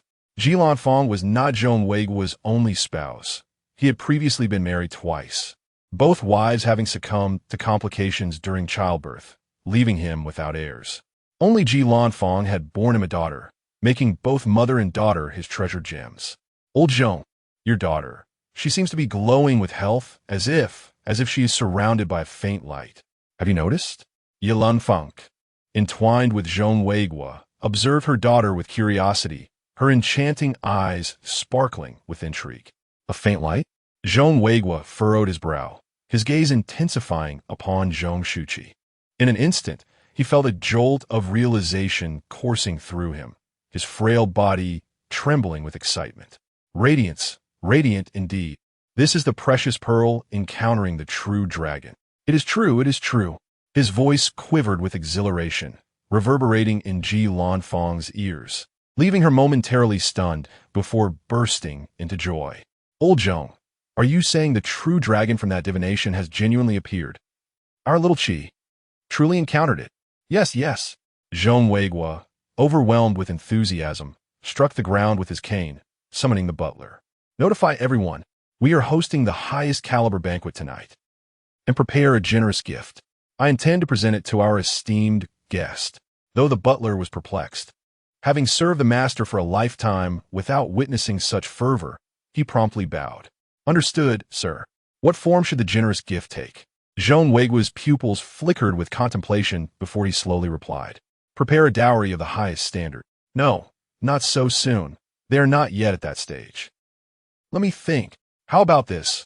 One asset in kind, one fixed asset, one in cash, and one in precious metals. Each portion must reflect the full value of the dowry. Off you go. Yes. The butler did not hesitate and turned decisively. Meanwhile, on the sofa, Zhong Shuqi, filled with excitement as she messaged Chen Yan, felt a twinge of frustration. She had sent him no less than 100 messages during the journey, yet none had received a reply. Is he ignoring me? No, I must find him. With a playful pout, she called back the butler, who had just stepped out. Uncle, could you find out where Chen Yan is? I've sent you his basic information and a photo. In her phone, she had fortuitously captured a candid profile shot of Chen Yan. Of course, Mississippi. The butler felt a mix of amusement and exasperation at the peculiar situation, with one searching for a person while the other prepared dowry. Although merely a butler, he wielded significant influence, having access to most of the Zhong family's resources, making the search for an individual a simple task. Before long, Chen Yan's location and movements were sent to Zhong Shuqi's phone. Prepare the car, prepare the car. I am heading to Zhong Yuan Tower. Zhong Shuqi sprang from the sofa, her high heels clicking rapidly as she dashed outside. Hey, little Qi, where are you going? Ji Lanfang called after her, but Zhong Shuqi, seemingly in a hurry, paid no heed to her mother, who was typically as close as a sister. Will she return for dinner? Ji Lanfang shook her head, bemused. It was the first time she had witnessed such behavior from her daughter. Zhong Weiguo, however, simply patted her waist, understanding that she was off to find Chen Yan. By the way, have your family thoroughly investigated Chen Yan's background? Old Zhong, do you think his family background is inadequate? Nonsense. Zhong Weiguo chuckled. Do I need to consider family lineage for those I choose? I merely wish to understand him better. If there's anything we can do, it's wise to prepare in advance. Come now, our daughter has dashed off. Let's have our meal. Growing old. Missing mealtime makes one quite famished. In the office, Chen Yan and the three executives of Info exchanged perplexed glances. Mr. Chen, why don't you share your company's future output direction? Seeing Chen Yan struggle to articulate a vision, Yuan Zhou, the vice president, sighed in resignation and shifted the topic. He had concluded that Mr. Chen was entirely unfamiliar with the internet entertainment economy. The future output direction. Perhaps expanding the number of internet celebrities? Chen Yan scratched his head, truly lacking expertise in that area. Mr. Chen, your company is already a leading MCN, far surpassing others in the quantity of internet celebrities. Shouldn't we focus on future growth? Yuan Zhou spoke earnestly, regretting not having joined another MCN company, but alas, he was bound by the CEO's wishes. Chen Yan nodded, still bewildered. It is essential to focus on the future. And then, silence ensued, as the four men resumed their strange, wordless stares. Wait, Chen Yan suddenly exclaimed. What if we produce some short dramas on Info? Mr. Chen, Yuan Zhou shook his head. In terms of films and dramas, we have already secured the rights to the bestsellers on the market. This avenue may not be feasible. Our model is centered around fragmented, lightweight, and leisure-oriented content. Lengthy dramas do not align with our style. No. I am not referring to traditional dramas. Chen Yan swiftly countered. I mean something that caters to the fragmented, lightweight format. Perhaps something you can watch anytime without needing to think. Let us call it short dramas? Chapter 67. What a predicament. Why are you not wearing a bra, my lady? In the midst of short play, the three executives of the Notes app exchanged astonished glances, each reflecting the other's surprise. Mr. Chen, could you elaborate? Lu Gaoda, the petite head of the content department, inquired cautiously. The term novel was foreign to them, and they had never encountered such a concept before. Being content-focused, he had keenly sensed a spark of inspiration within it. Elaborate, you say? Chen Yan stroked his chin. In truth, it was merely a fleeting thought that had not been thoroughly pondered. However, he was not lacking in intellect. Considering the overall compatibility of the Notes app and adopting a user-centric perspective, he swiftly conjured a rough outline. Our Notes app primarily outputs short video content, correct? The three executives nodded in unison, well aware that this was their most familiar domain. I, for one, am not particularly talented, but I do enjoy reading novels, the rather mindless and entertaining kind. I wonder if any of you have indulged? Chen Yan continued, referencing popular tropes such as the Dragon King with a crooked mouth or the God of War returns. I'm familiar with that. I'm currently following the Dragon King saga set in the Flower City. Lu Gaodao exclaimed, excitement evident in his applause, as Chen Yan had struck a chord with his leisure interests. Noticing the peculiar glances from the other two, Lu instinctively retracted his neck, his cheeks reddening. What? Can't a person have hobbies? Can you honestly claim you don't enjoy reading? I don't read novels. Yuan Zhou shook his head repeatedly. I study the spring and autumn annals. Li White asserted with conviction. Please, spare me the pretense. Lu Gaoda inwardly scoffed, then turned to Chen Yan. So, your suggestion is to adapt such works into films? That would be no small feat. They had previously attempted innovation, striving for excellence in every aspect from scriptwriting to acting. Yet it ended with acclaim, but no audience. Chen Yan chuckled at this. Lu, are you perhaps too earnest in your efforts? Have you meticulously optimized every detail? Not exactly to perfection, but we aim for the best. However, the greatest hindrance remains the script. Even when adapting best-selling novels, the core can only reach a certain height, failing to achieve a commendable standard. Lu Gaoda sighed, lamenting how the Notes app had ventured down that path only to falter, spending excessively with no returns. Who can afford to lose money like that? Even a company as sizable as Notes. But I have a fresh perspective. As an avid reader, Chen Yan seemed to possess an innate gift, or perhaps it was merely a spark of inspiration. Regardless, he conceived an entirely different approach. What is the essence of an engaging, entertaining novel? The three peers looked at one another, responding in unison. Entertainment? Precisely, Chen Yan exclaimed, slapping the table.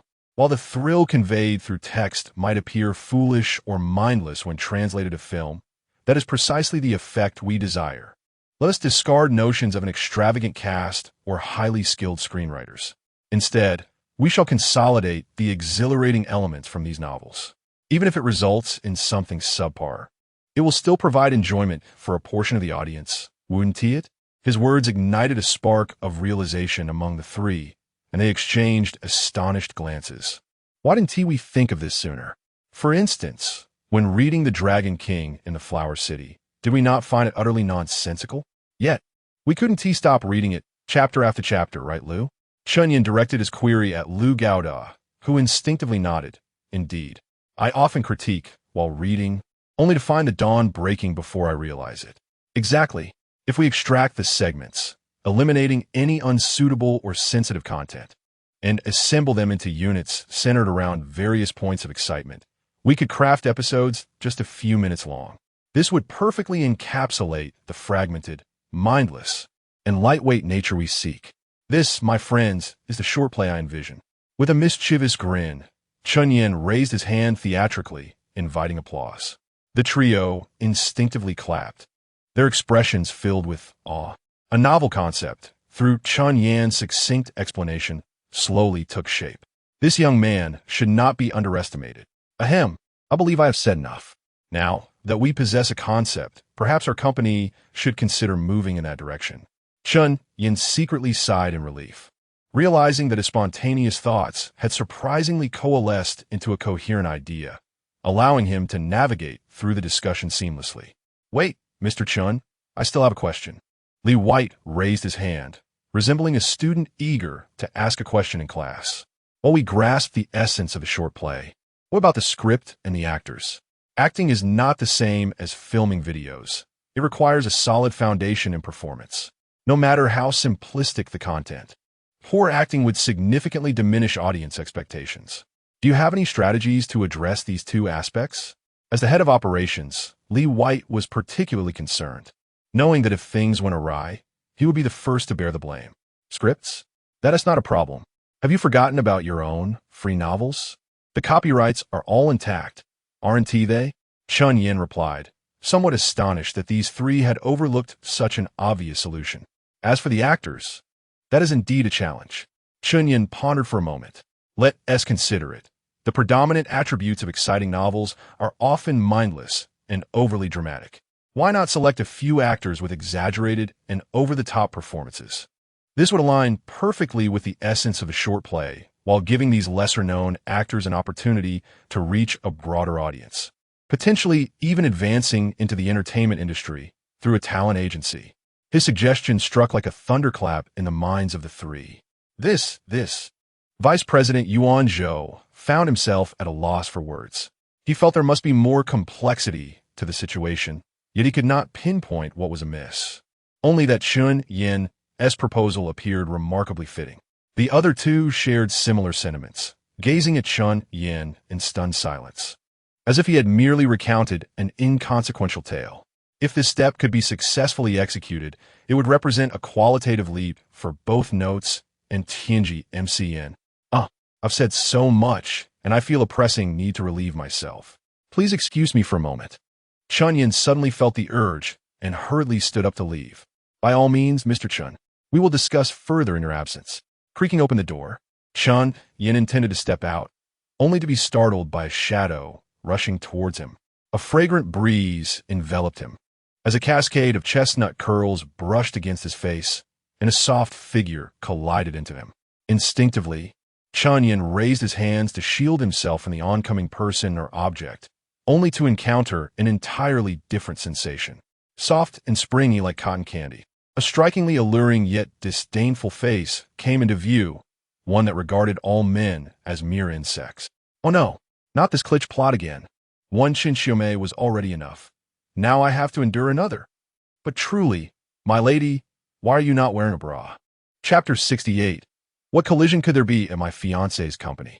In a swift motion, she retracted her hand, concealing it behind her back, the lingering sensation of fullness still palpable in her palm. Zhong Shuqin donned a petite dress, meticulously hand-stitched from the finest silk, renowned for its luxurious quality, smooth and exquisitely soft. The tactile experience surpassed that of 9,999% of the world's population. Chen Yan, I've come to find you. Initially apprehensive that her abrupt action might incite displeasure in Zhong Shuqin, perhaps even diminish her favor. Chen Yan was taken aback to find Zhong Shuqin unperturbed, a faint blush adorning her cheeks. "Ah, how'd you find me? Hey, who do you think I am? In the vibrant metropolis. Locating you is merely a trifling task." Zhong Shuqin replied with a faint smile, which led Chen Yan to perceive her demeanor as rather aloof, reminiscent of a character from a film, a socialite, exuding an even greater elegance. Little did he realize, Zhong Shuqin typically maintained a cool indifference towards most, and a mere smile was something that the second-generation elites of the metropolis could only dream of. "Oh, since you're here, wait for me a moment. I urgently need to relieve myself." Chen Yan thought it amusing that she had sought him out with such fervor, as if fearing he would evade the transfer of property. Any twinge of guilt he felt for his earlier flirtation with her dissipated instantly. He brushed past her, hurrying towards the restroom. Zhong Shuqin felt no offense. After all, nature calls. Unconsciously touching her chest, she recalled that fleeting sensation. Her cheeks merely flushed while her ears, hidden amidst her hair, had turned a deep crimson. No wonder she had chosen to wear this outfit unsuitable for undergarments today. It was all to await his arrival. She had foregone a bra, opting instead for two delicate, breathable stickers, certainly more comfortable in the sweltering summer heat. Clearing her tangled thoughts, Zhong Shuqin glanced towards the reception area, where her colleague, Xiao Azu, had just arrived. Xiao Azu, arms laden with takeout boxes, was unsurprised by Zhong Shuqin's presence. For the front desk had sought her approval to bring Zhong Shuqin to Chen Yan, given her familiarity with the boss, who was desperately in need of a savior. Xiao Azu began, puzzled, but was interrupted by Zhong Shuqin's gesture for silence. Inside, three individuals, including Yuan Zhou, were engaged in a heated debate, seemingly centered around Chen Yan's company. As her future husband, she felt compelled to listen. Meanwhile, Xiao Azu, under Zhong Shuqin's directive, inexplicably chose to comply, remaining silent and leaning against the door to eavesdrop. "I propose we establish a short drama group," as Chen suggested, dedicated to reviewing and creating an independent platform. "No, I believe we should apply to the board for a new independent app, incorporating promotional ads across all existing apps, and subsequently form all necessary departments ourselves." The board is unlikely to agree. The concept of short dramas is too vague and immature. Both proposals are somewhat impractical without clear projected outcomes. No one dares to ensure returns. In my opinion, it should be left to Chen to spearhead the initial trial. This way, we save all costs associated with the project and can entrap Chen under the guise of collaboration. Ultimately, our loss would merely amount to a slight reduction in traffic costs. Yuan Zhou articulated a well-reasoned perspective. While profits would undoubtedly shrink, if successful, it could pave a new avenue for the platform, enhancing the status of Tianji MCN in the online realm, a true win-win scenario. Naturally, if the project failed, it would be of no concern to them. "What project are you discussing?" As Zhong Shuqin observed the intensity of their discourse waning, she timely interjected, startling Xiao Azu, who was also eavesdropping. To put it bluntly, such matters were commercial secrets. While she was indeed a friend of Chen, her audacity was rather reckless. Despite her elegant demeanor, the three individuals were high-ranking executives at the company. The three were acutely aware of the significance of their discussion, and upon hearing the unexpected voice, Li White coldly inquired. Their gazes fell upon Zhong Shuqin, who approached with a graceful stride, and predictably, they were all momentarily taken aback. Upon their first sight of Zhong Shuqin, Li White and Lu Gaoda found themselves utterly captivated. Perfect, alluring. No, to describe her as alluring would be a disservice. She was enchanting, a figure of unparalleled beauty. Conversely, Yuan Zhou's expression revealed sheer astonishment, an overwhelming shock. "Miss Zhou, what brings you here?" Yuan Zhou rose swiftly, his face a portrait of respect, unable to meet her gaze, seemingly believing that even his sight would tarnish her purity. "Yuan Zhou, is it?" Zhong Shuqin delicately tapped her chin, struggling to recall his name. "Yes, indeed. It is an honor that you remember me," Yuan Zhou replied, sweat beading on his forehead as he averted his gaze, urgently signaling to his colleagues to maintain decorum. "Keep those lascivious expressions to yourselves. The two men, not lacking in intelligence, quickly grasped Yuan Zhou's demeanor and refrained from imitating his earlier foolishness. Recognizing the gravity of the situation based solely on her poise and Yuan Zhou's attitude. Heavens, 7 or 8 years ago, you spent half an hour at my home discussing the developmental plans for D Station, and my father took but 10 seconds to decide on an investment. To think after all this time, you still remember me. Yuan Zhou was drenched in sweat, his legs trembling in the face of Zhong Shuqin's seemingly casual remarks. He was well aware she was exerting pressure. Though the nature of that pressure eluded him, he sensed its undeniable weight. D Station? Yuan, you are still the proprietor of D Station? The other two were oblivious to the implications, merely expressing surprise. This is not a secret within the board. Do not dwell on it. Yuan Zhou thought to himself, wishing he could silence his colleagues, his teeth clenched in frustration. He then turned to Zhong Shuqin, bowing respectfully. Miss Zhong, I presume you have important matters to attend to. How may we assist you? Has this company offended you? Rest assured, it is but a trivial matter. I shall handle it on your behalf. Zhong Shuqin felt a swell of pride within, though her expression remained composed. Offend? Huh. What offense could there be when I'm visiting my fiancé's company? Ah, Chen Yan, my dear, your future wife is here to assist you. Am I not splendid? You must reward me with a kiss later. Oh dear, it seems I'm also rewarding myself. Chen Yan is truly delightful. Chapter 69.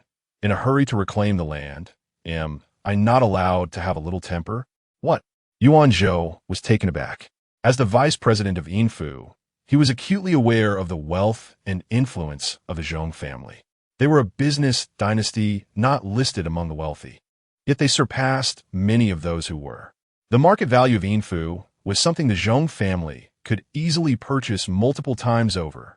The other two, although unaware of the underlying circumstances and not recognizing each other, could already glean much from Yuan Zhou's demeanor, reading the shock in his eyes. The fiancé's company. Could it be General Chen Yan? In an instant, Yuan Zhou grasped the situation. He understood why Chen Yan, seemingly oblivious to the intricacies of the internet entertainment industry, remained unfazed and could even articulate concepts regarding short dramas. With such a formidable figure backing him, even if he lacked understanding, assistance would surely be at hand. Is this company of yours acquired?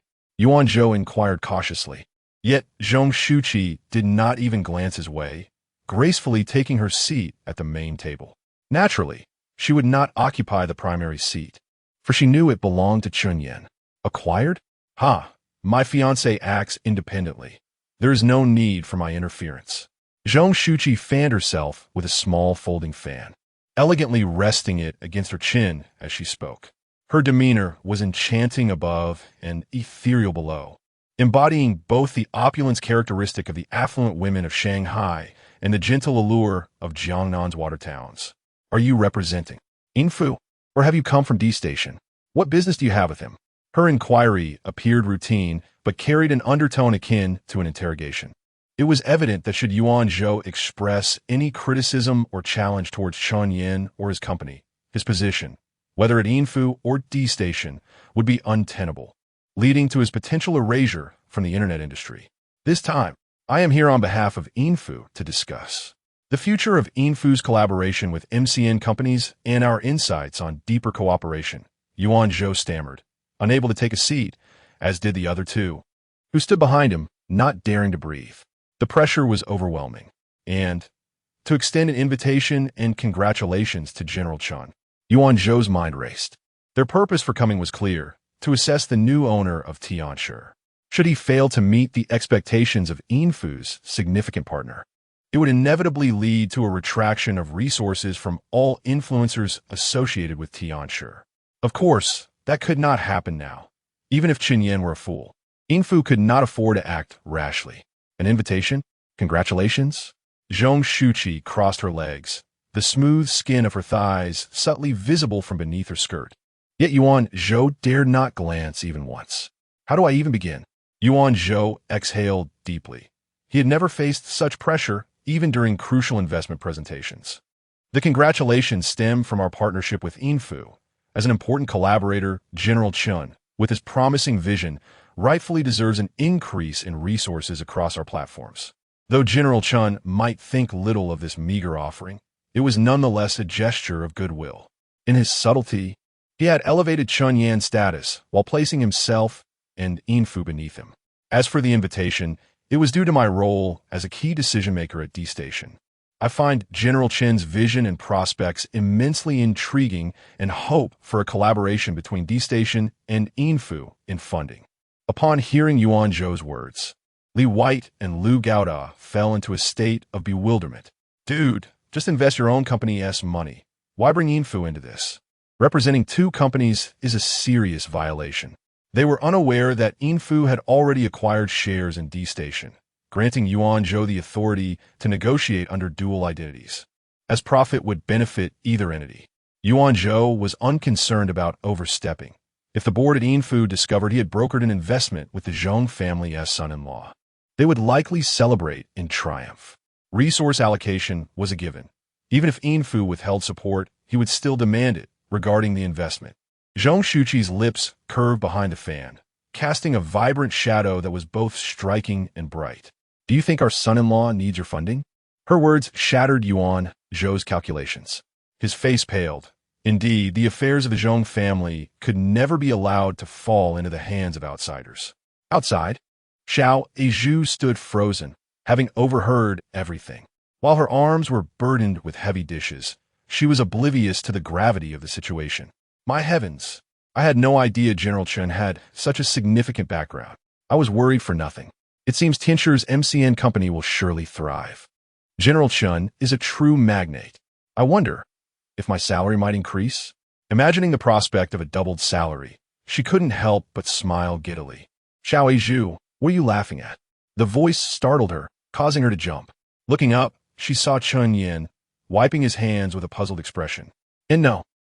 General Chen, your wife is inside. You should go in. Oh, do you need me to bring the dishes in?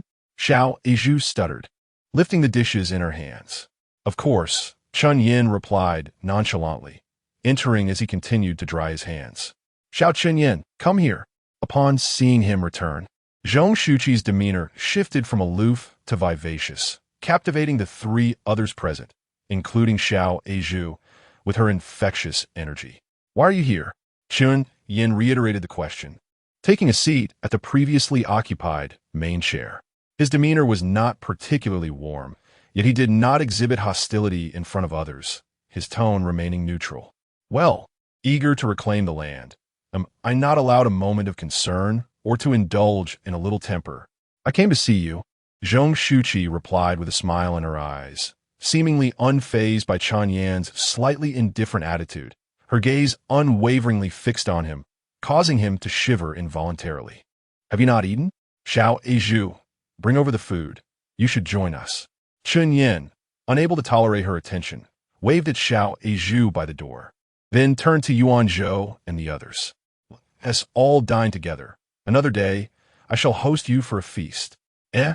Why are you all standing? Gulme, sit down. The three hesitated. Yuan Zhou was observing Zhong Shuqi's expression, while Li White and Lu Gaoda were watching him. Sit down, didn't you hear? Zhong Shuqi's voice turned icy. Chapter 70. Not even wanting shares? A pointed criticism towards Director Liao, who relishes pork belly hot pot, and the troublesome Yu Ji from Tianpeng Mountain. How dare you deliver gifts at 4 or 5 in the morning? You ought to be reprimanded. One must rest during the hours meant for slumber, do you understand?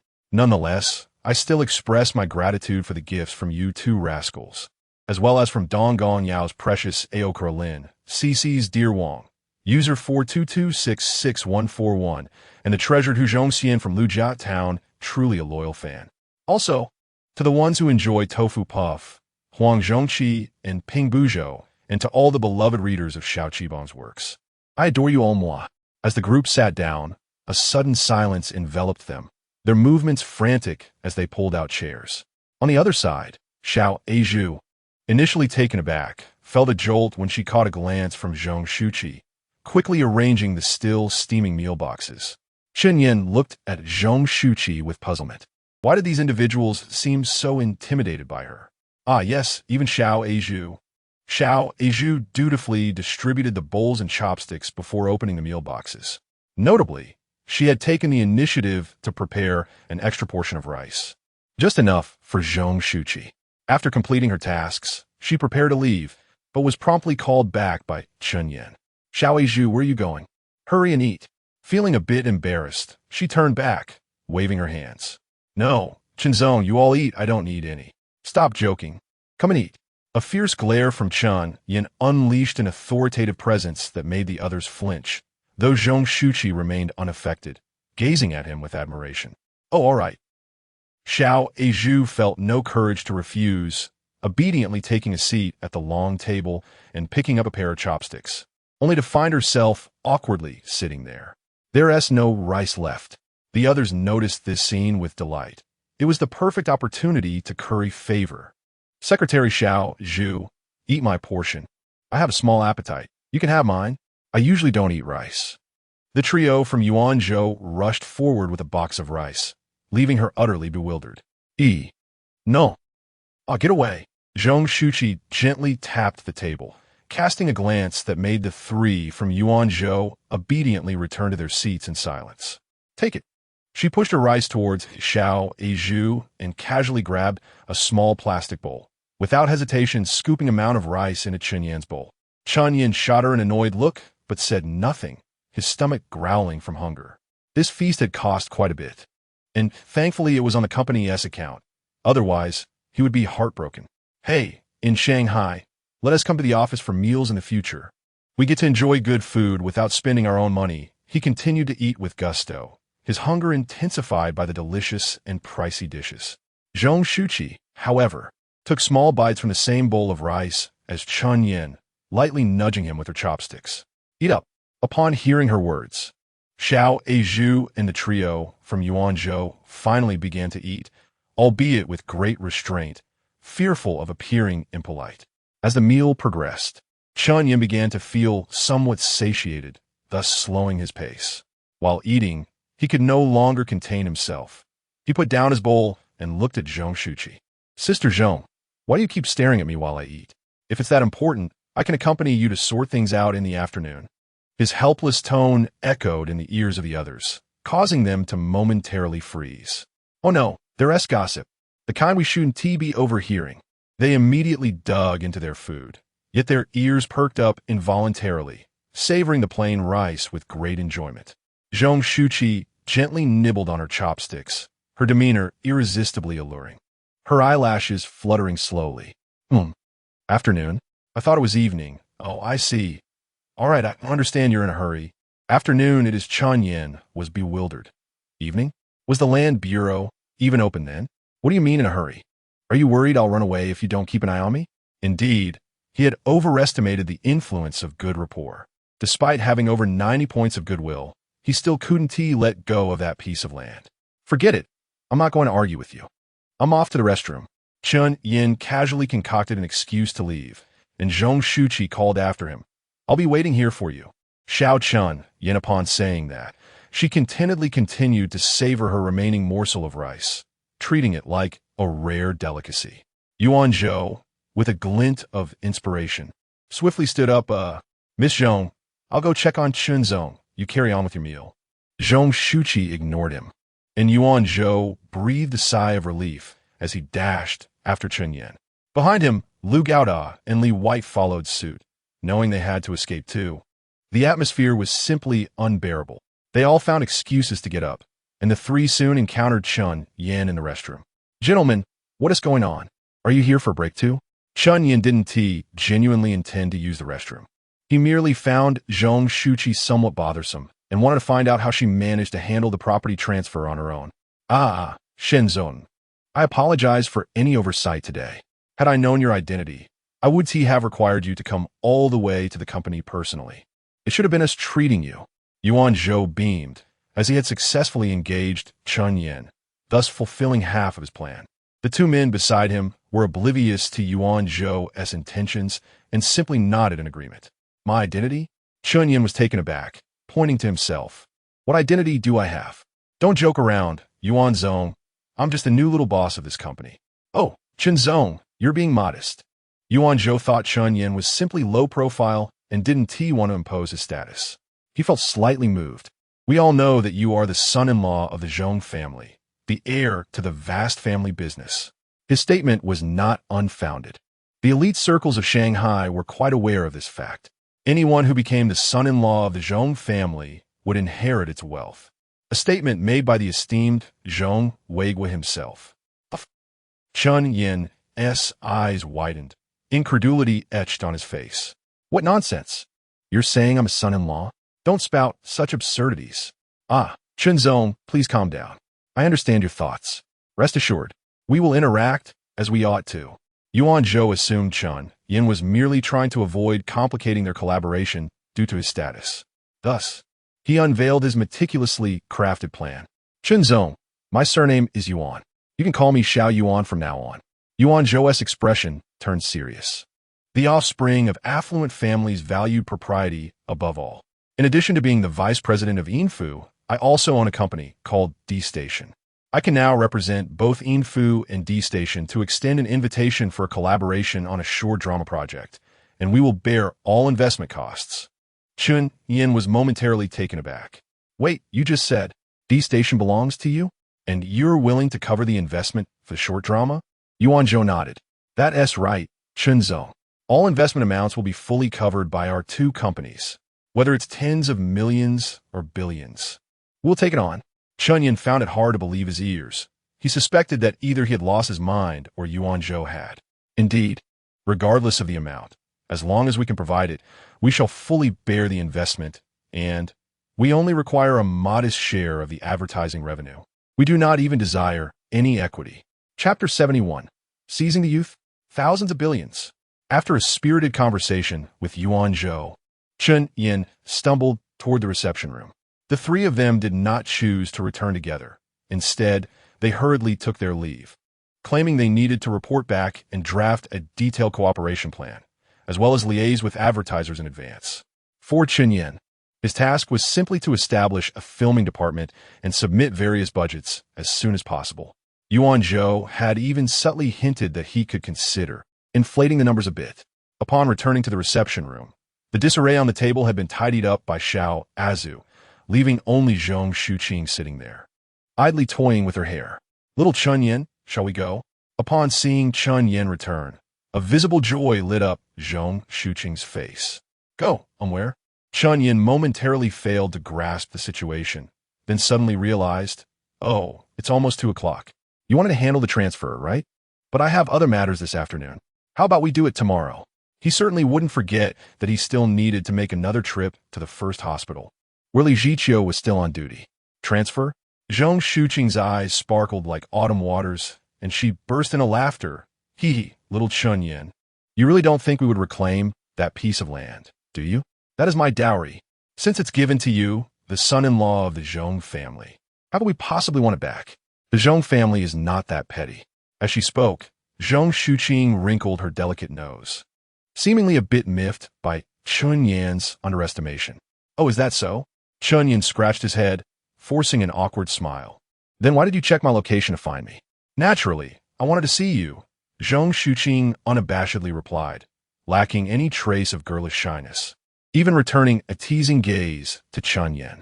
To see me, Chen Yan was not surprised by this sentiment, given the apparent mutual affection. However, he soon discovered a blind spot. Wait a moment, you just said, Zhong family's son-in-law. He pointed to himself, me? At his words, Zhong Shuqing chuckled lightly, her slender fingers playfully pinching Chen Yan's cheek. Otherwise, if you've taken my land, then you are mine now. Planning to flee? You can't escape. Chen Yan's lips twitched. No way, dear sister. Out of the blue, you want to marry me? Want to marry me?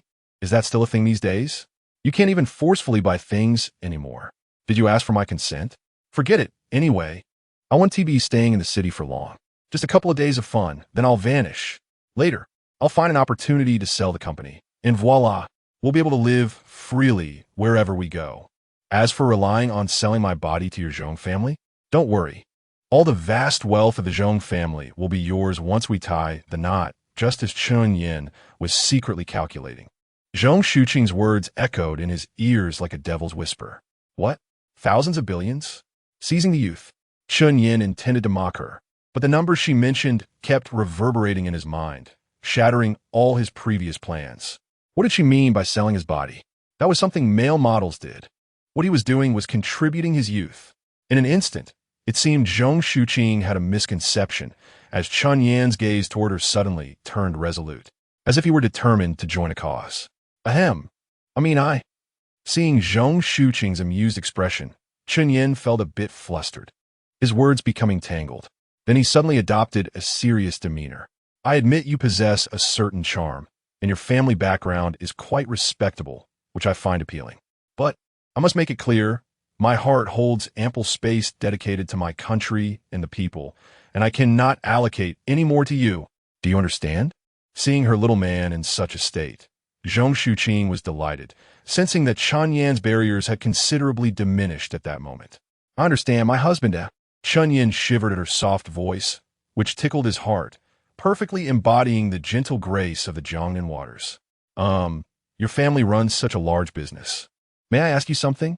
Quickly dismissing any useless thoughts, he decided to take the opportunity, since he had taken over the company, to seek a bit of personal benefit. Sure, go ahead, Zhong Shuqing replied nonchalantly, unaware that her father, Zhong Weiguo, would likely be torn between laughter and tears upon discovering that his daughter's immense family fortune was destined to bear the Chen surname. If I were to establish a low-budget film production team, including hiring actors and such, what would the budget roughly be? He certainly wouldn't let such a golden opportunity to earn some private funds slip away. You're referring to the project you just discussed, right? Zhong Shuqing was well aware, although Yuan Zhou hadn't specified the details, and she had little interest in them. Yes, it's a short drama project. My idea is to acquire the copyrights of some popular, mindless novels, adapt them into films, and then proceed accordingly. Chen Yan rambled on enthusiastically, despite lacking business experience, his imagination running wild. He even elaborated on the profit model. The more Zhong Shuqing listened, the more her eyes sparkled with admiration for Chen Yan's entrepreneurial flair. As Chen Yan spoke until his mouth was dry, he lifted the cup on the table and drained it entirely, only to notice a faint lip print on the rim. Ah, I didn't realize it was yours. Ha! He chuckled awkwardly, his action akin to picking up someone else's sock, epic in its awkwardness. Zhong Shuqing was unbothered, propping herself up with her delicate arms, and gently spoke, if we consider a situation where you have nothing. This level of production team configuration isn't very expensive. At most, it can be managed with 30 to 50 million. How about it? Shall I help you with it? In Zhong Shuqing's eyes, such a trivial matter hardly registered as significant, not even reaching the billion mark. No, I have it all figured out. I plan to handle it myself. Chen Yan was keen to pocket some extra cash. If Zhong Shuqing managed it, he wouldn't earn a single cent. Besides, since it was only 30 to 50 million, getting Zhong Shuqing involved would be like using a cannon to shoot a mosquito. 30 to 50 million? He could report it as 50 million and pocket an extra 10 to 20 million. Wait, hadn't he just met a small company that had gone bankrupt and was being kicked out? If he merged that little company and offered them a symbolic share of the profits, picking up the ready-made deal, earning an extra 500,000 shouldn't be an issue, right? Chapter 72. The pitiful John Arthur. Alas, I am aware that my writing leaves much to be desired. Yet there are some treasures among you who should direct your ire towards me rather than the protagonist. After all, I am the one who penned him. Heegt. I shall revise the plot elements that many find toxic, and I am even willing to delete them entirely if need be. Love you all. Moi. Given the subpar quality of my writing, there is no need for you to bestow upon me extravagant gifts. A token of your affection that costs nothing will suffice. With such thoughts, Chen Yan could no longer remain seated.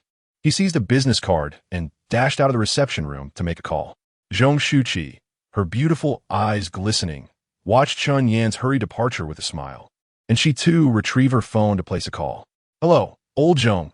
You are acquainted with the owner of Info, correct? Please inform him that any collaboration with Tianji MCN Company, regardless of its form, must prioritize Tianji. Whose company? Your son-in-law's. So stop dawdling and take care of it. Without allowing for a response, she hung up, leaving Zhong Weiguo utterly bewildered. What? Old Zhong, is that you? What company could possibly warrant her attention? The two had just finished their meal and were engaged in casual conversation about Chen Yan when Zhong Shuqi's call abruptly transformed the atmosphere with a flurry of commands. Zhong Weiguo's face lit up with excitement. He felt revitalized. A company named Tianji MCN? I must go directly to the owner of Info and issue a notification. Tianji MCN? I am aware of that company. It is merely a small internet firm in our city. Why would Xiaoqi be so concerned about this little company? Yilanfang remarked, puzzled. Although she seldom involved herself in the family's business dealings, she was fairly well versed in the local commercial landscape. You may not realize, but despite its size, this company possesses unique qualities. Zhong Weiguo laughed heartily, showing no signs of his advanced age of over 90. Oh, what makes it so special? Old Zhong, you are teasing me. Do tell. Ji Lanfang's intuition warned her that the matter was more complex than it appeared, and seeing her husband so animated, she could no longer hold back, playfully twisting his ear. Though Zhong Weiguo held a prestigious position in the business world, at home, he was under the thumb of his wife, often subject to her playful reprimands. With a yelp, he quickly raised his hands in surrender. All right, I will speak. Dear, please release me. Ji Lanfang finally relented, eager to hear what had stirred such urgency in both her husband and daughter. The company named Tianji was founded by your son-in-law. Zhong Weiguo placed a reassuring hand on Ji Lanfang's shoulder, his tone earnest. This young man is impressive. His ability to prompt Xiaoqi to hastily call indicates he must be facing a significant challenge. Then you must go help him, Yilanfang exclaimed, covering her mouth in surprise. She had yet to obtain Chen Yan's information, believing him to be an ordinary individual, only to discover he operated a company in the city, far beyond her expectations. Hurry, do not linger. Though she had never met Chen Yan as a future mother-in-law, she felt an instinctual fondness for her son-in-law and urged her husband onward. All right, I was actually looking for his number. There's been so much going on lately, and I need to assist in locating people. Zhong Weiguo grumbled. Where have I stored the contact for the owner of Info? At that moment, John Arthur, the representative of the Mob Trust Fund for the Huaguo region, was busily packing his belongings in a hotel room. Behind him lay a disheveled luxury bed, with 3 beautiful women sprawled across it, blissfully asleep. Shit. With no information other than knowing he is 23 this year. How am I to find this Mr. Chen within just a month? Mr. Chen is of utmost importance. I cannot afford to overlook this. I wonder if the Zhong family will be able to locate him in the remaining days. As he lamented, he secured his suitcase and cast one last glance around the room. Fortunately, the entertainment scene in Huaguo remained quite vibrant. In his final days there, he should pay a visit to the Chen family in the capital. But first, he needed to review the week's agenda. Seated at his desk, John Arthur opened his office notebook and adeptly accessed his email to check for work-related correspondence. As an expatriate of the Mob Trust Fund, his visit to Huaguo was not solely for one purpose. Beyond seeking the elusive Mr. Chen, he had various other matters to attend to, such as banks in the Port District and prominent families in the interior, all part of his itinerary. Who is this email from? He noted that few people had access to his email address, so it was unlikely he would receive junk mail. The only possible senders were internal leaders of the fund or significant clients. Chen Yuluoyan? What a peculiar name. My level 8 Chinese cannot decipher it. Hello? Is this some sort of prank? John Arthur furrowed his brow, irritated by what he deemed a waste of time. Just as he was about to delete the message, a sudden epiphany struck him, causing him to halt his hand. This Chen is indeed the Chen from Mr. Chen. How does he know my email? And why has he sent me a greeting? Could it be that he is the very individual I seek? Has he been aware of my search and reached out to me first? As a brilliant mind adept in finance, his thoughts raced, quickly piecing together various implications. Indeed, Mr. Chen was a person deserving of respect within the trust fund. His influence was immense, and it was reasonable to assume he could easily ascertain that he was being sought after. Perhaps he was concerned that John Arthur might not find him, and thus took the initiative to introduce himself. The more John Arthur contemplated, the more convinced he became of this theory, and his excitement surged, causing him to tremble. He swiftly opened the reply interface, his fingers shaking as he typed a message in Chinese. May I inquire if this is Mr. Chen? Please be sure to reply with your contact information. I am John Arthur, sent by Mog Trust to seek you. With a heart racing in anticipation, he clicked send, his face flushed with exhilaration. He had never felt so embarrassed. Not even when his mother finally succeeded in arranging a match for him. Oh, omnipotent Lord, I beseech you to grant the poor John his wish. If I fail to find Mr. Chen, I shall be utterly doomed. Meanwhile, Chen Yan had successfully reached out to the acquaintance he had contacted earlier that morning. Upon receiving Chen Yan's call, the individual could not contain his excitement and exclaimed for quite a while before calming down and agreeing to meet at the company. However, upon checking the time, Chen Yan realized it was already past 2 o'clock.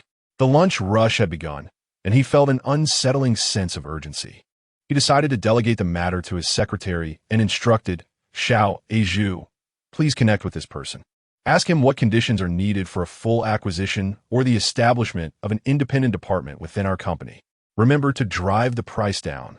Having hastily conveyed his instructions to Xiao Aizhu, he then called out loudly to the reception area. Miss Zhong, are you driving?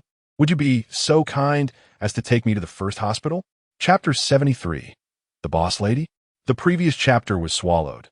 It hasn't been approved yet. Alas, Zhong Shuqi, of course, knew how to drive. The moment she heard Chen Yan mention going to the hospital, she sprang up from her chair and threw herself onto him. What's wrong? Are you unwell? Have you been injured? Let us go. I have a private doctor at home. Chen Yan, caught completely off guard, felt her warm touch envelop him. Hey, we're at the office. Mind the impression. Sister. He quickly pushed her away, his face warming from the unavoidable contact. I'm neither ill nor injured. I just need to check on my sister at the hospital. All right then, if you can drive, hurry and take me there, or let me drive myself. Don't worry, I'll 1T run away. Clearly, her last statement was unnecessary. Even if he requested a helicopter, Zhong Shuqi would comply without hesitation. Let us go.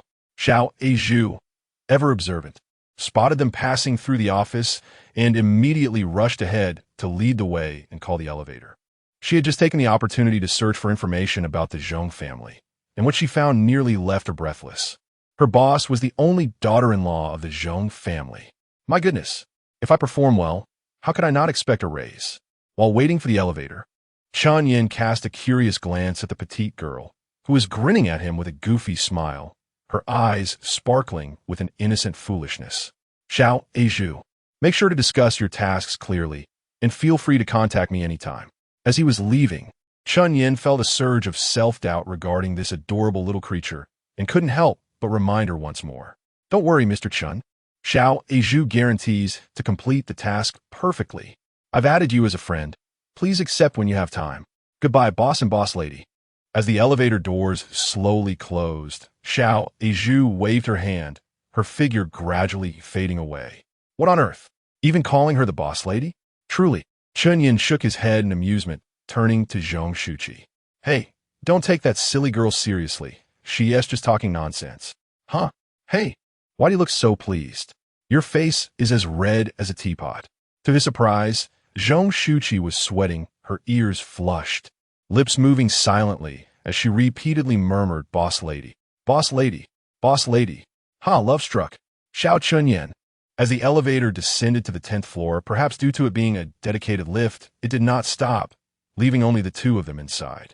Suddenly, Zhong Shuqi grasped Chen Yan's arm, her voice small yet firm. I want to give your secretary a raise. A raise? Chen Yan stared at her in disbelief, shock evident in his eyes. Is it really necessary?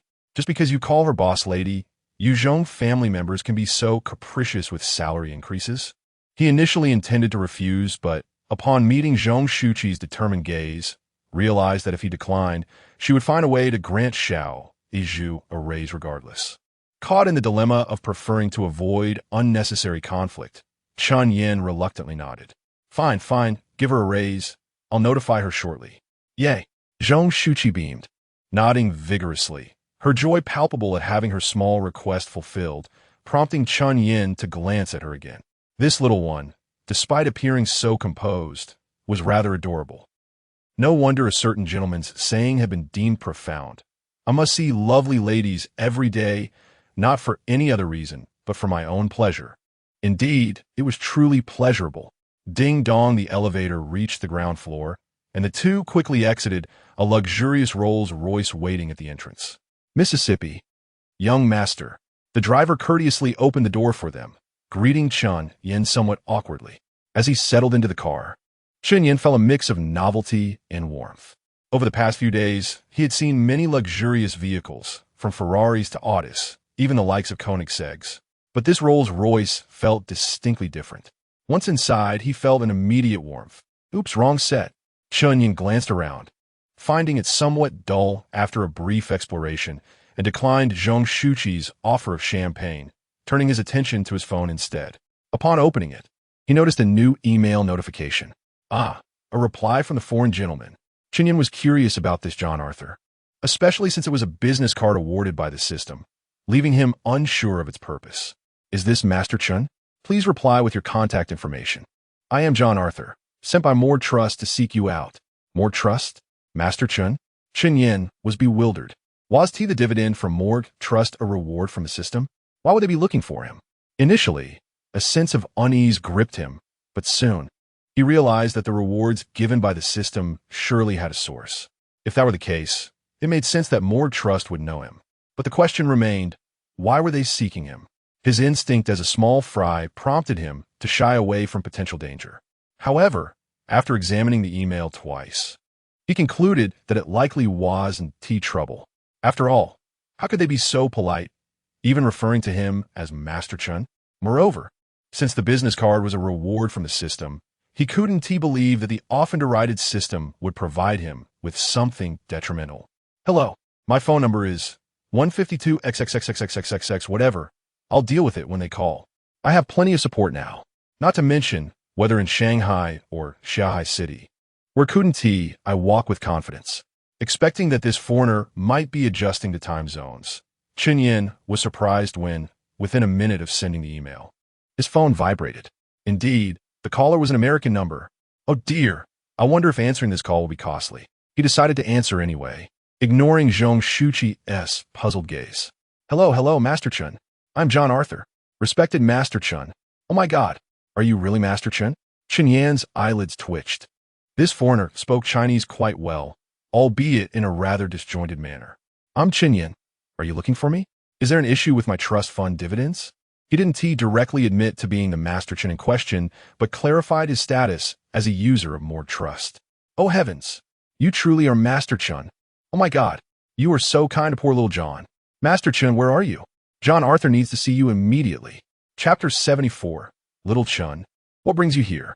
Oh dear, the contract signing from earlier has already been altered. Please stop scolding me. QEQ. Frogs are truly seeking their own kind. Chen Yan hesitated, realizing that his free time today seemed rather limited. So, what is it that you require from me? Is it urgent? The business card was a gift from a system. Related to Li Ziqiu, if it were a meeting request, we might as well meet at the hospital together. However, it was essential to first ascertain what this foreign gentleman truly sought. It is urgent, exceedingly urgent, Master Chen. The poor little John has come to China solely to find you. You are the most esteemed member of our Mog Trust Fund, but we have unfortunately misplaced your information. Thus, we are eager to reconnect with you. Oh, for the love of God, could you spare a tiny bit of your precious time to meet with the unfortunate John? John Arthur spoke with such humility that Chen Yan felt he might shatter. The boyish, almost tearful tone made him want to chuckle. Well, very well, I suppose. I am en route to the first hospital of Magic City. If you wish to meet me, then come along. Chen Yan mused that the other party did not seem to harbor any malice. So why not just meet at the hospital? The hospital? Oh my heavens, Master Chen. What has happened to you? Do you require the services of the world's top hospitals, in which our Mod Trust Fund has invested? John Arthur assumed that Chen Yan was unwell and immediately began to shower him with concern. No, I'm fine. I'm merely visiting a friend. Let us discuss this further when you arrive. By the way, you must have a Chinese chat app. Add me as a friend, and I will send you my location when you arrive.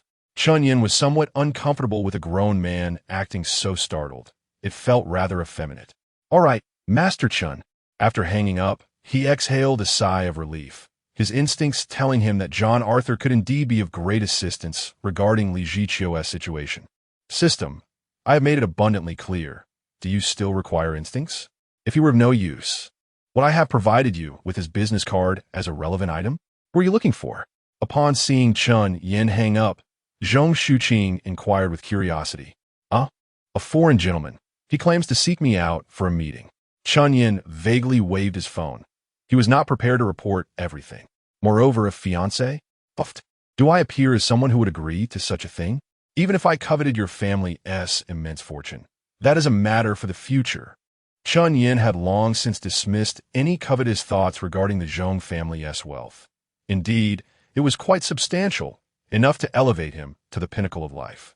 However, this Zhong family was merely a small reward bestowed by Brother Tongzi, indicating the high value of Brother Tongzi's offerings. Furthermore, certain physical attributes could only be provided by Brother Tongzi, which the Zhong family could never compare to. Oh, Zhong Shuqing pondered Chen Yan's response.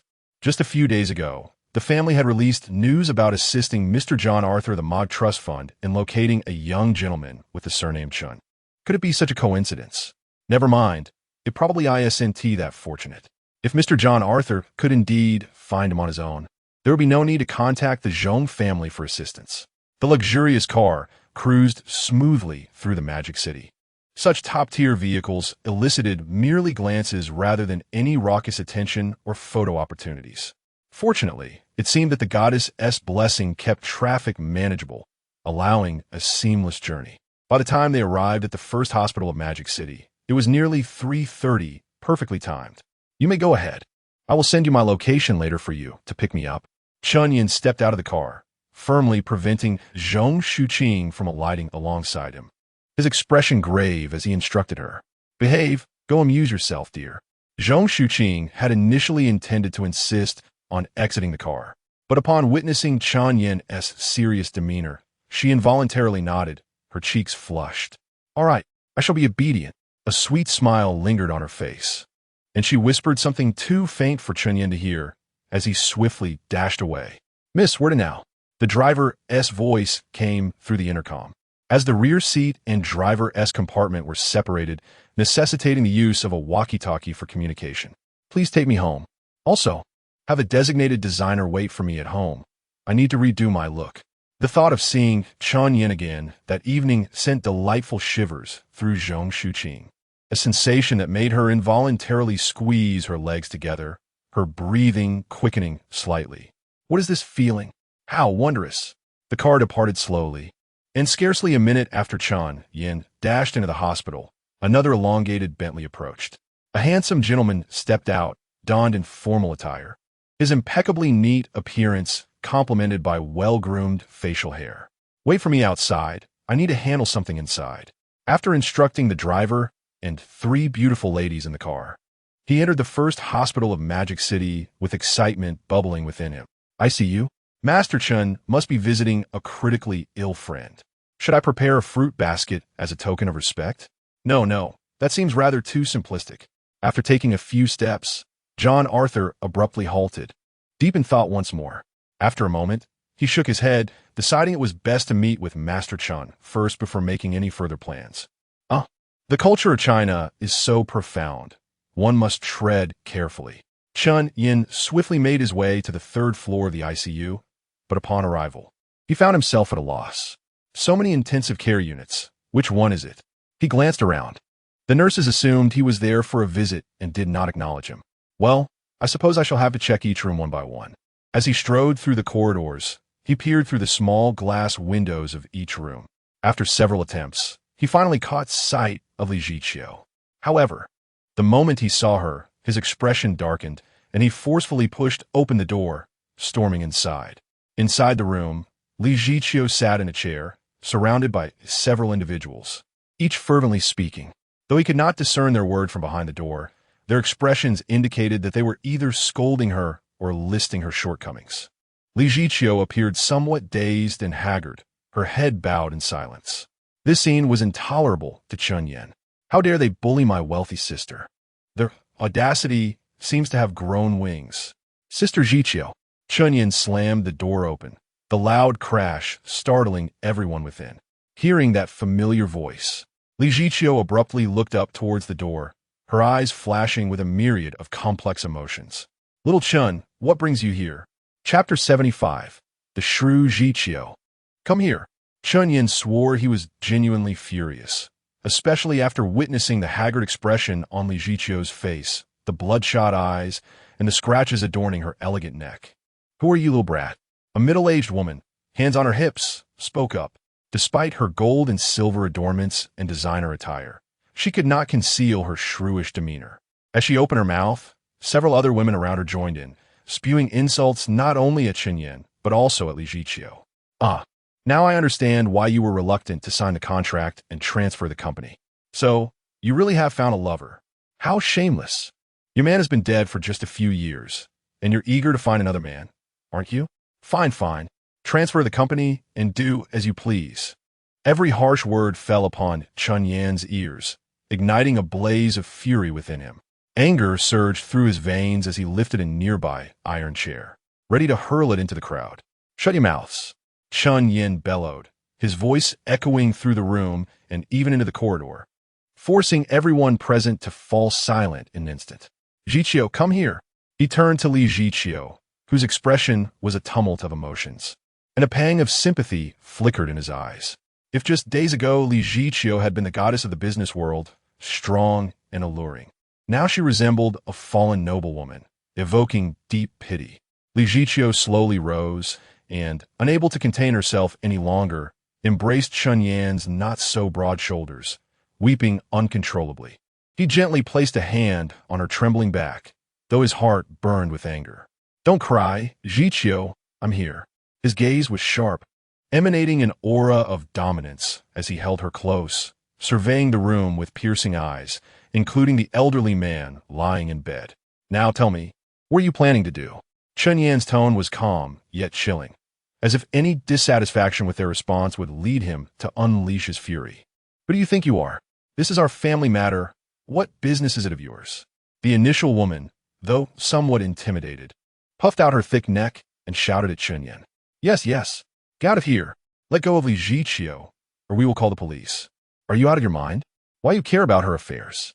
The barrage of insults left Chen Yan incredulous, his arm taut, ready to swing the chair. But unexpectedly, Li Ziqiu's soft, icy hand gently rested on his arm, stopping him. "Little Chen, let it go." Li Ziqiu wiped her tears and managed a bittersweet smile. "They're not entirely wrong. Shui Group doesn't belong to me. It is their Liu family's. My late husband's family." Chen Yan was taken aback. "Ziqiu, are they trying to snatch your company? You are the chairperson. On what grounds do they have to take it from you? Even if it's a joint asset with your late husband, it's still not theirs." His inquiry held merit, yet it seemed to strike a nerve with the Liu women, who began to shout once again. "What nonsense! You know nothing. Li Ziqiu has already signed a contract, transferring the company to Xinda Group, which is now in partnership with Mod Trust Fund. That's our Liu family's family fund. Billions in profits every year. Why should she, Li Ziqiu, have it all to herself?" Though Chen Yan didn't grasp the full implications, he was acutely aware that Li Ziqiu had successfully transformed a small company into the vast Shui Group over the years. There was no way she would make such a foolish decision. He glanced at Li Ziqiu, who bit her lip, her eyes flashing with resentment. "Yes, my secretary signed the contract on my behalf without my knowledge, but it's too late now." Li Ziqiu slowly explained, recounting that everything stemmed from that fateful night, and her secretary, her sister-in-law Liu Xiaoli, had acted without her consent.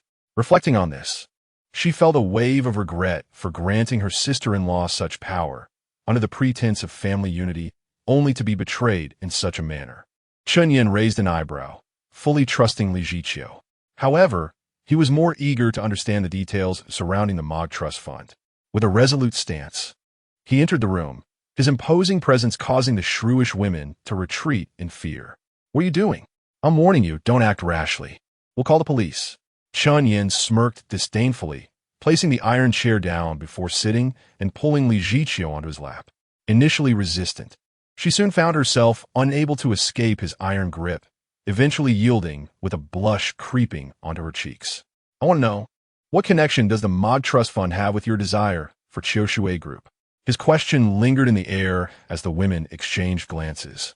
Reluctant to engage with this young man, their anger flaring at the sight of him holding Li Ziqiu so possessively.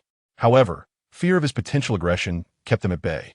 We reached an agreement with Shinda Group. As long as the two parties merge, we can directly entrust both companies to the MOG Trust Fund. This way, we stand to gain a substantial evaluation amount, reaping enormous dividends every year. The voice belonged to a younger woman, likely another of Li Jiqiu's sister-in-laws. Chen Yan, he said, so that's the mechanism for the dividends. Then you already possess a signed contract. Why continue to torment Jiqiu? Chen Yan grinned menacingly. Speak, and if your explanation displeases me, I won't hesitate to make you equally dissatisfied. Because the woman, likely the sister-in-law, stood at the forefront, perhaps fearing to be the first to face his wrath, quickly began to explain. Because Sister Xiaoli only signed the merger contract on her behalf. She didn't sign the transfer contract. The rules for the MOG Trust Fund dictate that the company's legal entity must be transferred there for it to work. Understanding dawned on Chen Yan. It appeared their underhanded tactics had led to an oversight, and now they were pressing Li Jiqiu directly. They should have demanded Li Jiqiu transfer the company. If she had complied, everything would have been fine, and she could still have received 5 million for her living expenses. Why shouldn't she agree? As Chen Yan paused, the elder shrew began to regain her momentum, launching into another tirade. Chen Yan frowned, preparing to unleash his fury, when suddenly, a system notification chimed. Ding! You have successfully reached Li Jiqiu and entered the task program. Final task. Assist Li Jiqiu in overcoming her predicament. Current affection level of Li Jiqiu. 95, Chapter 76. The Blunder of John Arthur. The preceding section involving Li Jiqiu signing the contract has undergone significant revisions, as many readers expressed their discontent with its portrayal. Hence, it has been amended. Last night and today, an abundance of gifts has been received. Much love to you all. But kindly refrain from sending monetary gifts. Simple, free tokens of affection will suffice. I feel quite undeserving of such generosity. To extricate oneself from a predicament, does it imply physical escape from this place? Or is it about completely ridding oneself of the Liu family? Chen Yan found himself ensnared in contemplation, yet fortunately, the system offered no riddles this time. Ding! The host may exercise discretion. Each outcome is regarded as successful completion of the task, with rewards based on the conclusion achieved by the host. Understood. A definitive resolution yields the highest reward. Ding! Affirmative. A smirk crept across Chen Yan's face. He was unfamiliar with the significance of a Shinda Group. Yet if it were to be hastily bundled off to the MOG Trust Fund under the influence of Li Jiqiu's sister-in-law's secretary, it was evident that the organization was entangled in dire straits, perhaps even on the brink of bankruptcy. Such circumstances could only be characterized as classic commercial fraud, could they not? Who could that be? An outline of a plan began to formulate within Chen Yan's mind as he regarded the timid woman, thrust forward by a throng of elderly ladies to serve as a human shield. Please provide me with the information regarding the Shinda Group. Me? The sister-in-law appeared momentarily taken aback, her confusion palpable. Yet upon witnessing the fierce glint in Chen Yan's eyes, she instinctively recoiled. The Shinda Group is a downstream manufacturing entity in Shanghai City, specializing in the production of electronic components and other ancillary operations. Fearful of the impending wrath from Chen Yan, she hurriedly divulged all pertinent details, disregarding the protests from the women behind her. Goodness, you lot seem utterly consumed by greed. Chen Yan recorded her account of the Shinda Group, then motioned for Li Jiqiu to rise. Gradually approaching the cluster of women, he crossed his arms, commanding, continue. Elaborate on your methods. Identify the principal orchestrators and disclose their actions and affiliations. The recording device remained active, unabashedly capturing the entire exchange, as everyone realized that Chen Yan was diligently amassing evidence. Do not speak, shouted one of the women. Shouting, control your tongue. You little wretch, scram. Call the police, hurry. The women erupted into chaos, their initial fear of Chen Yan's imposing demeanor dissipating under the allure of monetary gain. They were unperturbed by Li Jiqiu's potential disapproval or Chen Yan's temporary protection. As long as Li Jiqiu retained her status as a Liu family daughter-in-law, they could employ countless tactics to compel her compliance. Chen Yan grinned, amused by the audacity of these women. Their demeanor indicated they were gearing up for confrontation. Although unafraid, he recognized the physicality of these stout women. If they were to gang up on him, he might find himself at a disadvantage. Do not fret. I possess ample means to deal with you. He took a couple of steps back, subtly positioning Li Zhiqiu behind him. You are aware of the Zhong family, correct? The illustrious Zhong family from the Magic City? Of course. The Zhong family is among the most esteemed aristocratic families in all of Huagua. What little wretch? Do you claim to be a member of the Zhong family? Huh. Don't think you can deceive us. Leave. The women clamored, effectively silencing Chen Yan. Suddenly, they fell silent. As Lu Xiaoli, Li Zhiqiu's sister-in-law's secretary, called in. Second aunt, good news. For some inexplicable reason, the Mod Trust Fund has suddenly agreed to proceed with our request. The elder matron, who is somewhat hard of hearing, had her phone on speaker, allowing everyone present to hear Lu Xiaoli's exuberant voice. What? Splendid, splendid, splendid. The room erupted into jubilant laughter, a cacophony of triumph echoing through the intensive care unit. Huh, Li Zhiqiu, you little wretch. You should have complied with the transfer process sooner. Look now, you won't even secure 5 million. Indeed, you coveted others' wealth, and now look where you are. The laughter was raucous, even stirring the elderly man recovering from surgery, who coughed in irritation, yet no one paid him any heed. Chen Yan, taken aback, pondered the sudden turn of events. Was the Mod Trust Fund lowering its standards? Never mind. He would address it once John Arthur arrived. Zhiqiu let us step outside. With his arm around the lovely woman, Chen Yan guided her out of the intensive care unit. Though she showed no resistance, the sadness in her expression was unmistakable. The unfolding drama did not deter the women from mocking the pair, resembling spectators reveling in the misfortune of a stray dog.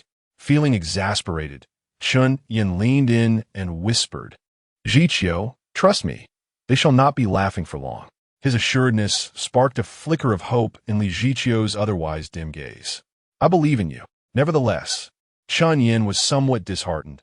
He had originally intended for Zhong Shuqi to resolve this troublesome matter, yet the Mod Trust Fund had unexpectedly thrown a wrench into the works. Unbeknownst to him, this complication had originated from John Arthur at the first hospital. Not long after he had disembarked from his vehicle, he received a call from his secretary, intending to report on the trust management of a certain company in Xiaohai City. However, in his eagerness to locate Chen Yan, he carelessly remarked, You handle it as you see fit. A relaxed approach is acceptable. I have no time to address each issue individually. This statement was misinterpreted by his secretary as a directive to grant leniency, leading to an expedited approval.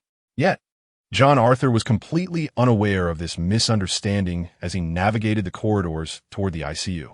A few minutes later, after having consoled Li Zhiqiu and elicited a smile from her, Chen Yan spotted a foreign man briskly approaching from the end of the hallway. His phone pressed to his ear. Simultaneously, Chen Yan's phone rang. Mr. Chen. Ha ha ha. Dear God, the poor little John has finally found you. Upon locking eyes with Chen Yan, John Arthur, still on the call, instantly recognized him and hurried over with outstretched arms. Greetings, greetings. Chen Yan, however, was not inclined to embrace the boisterous foreigner, particularly given the man's strong odor. Ah, Mr. Chen, I have searched high and low for you. My dear God, the poor little John is utterly exhausted.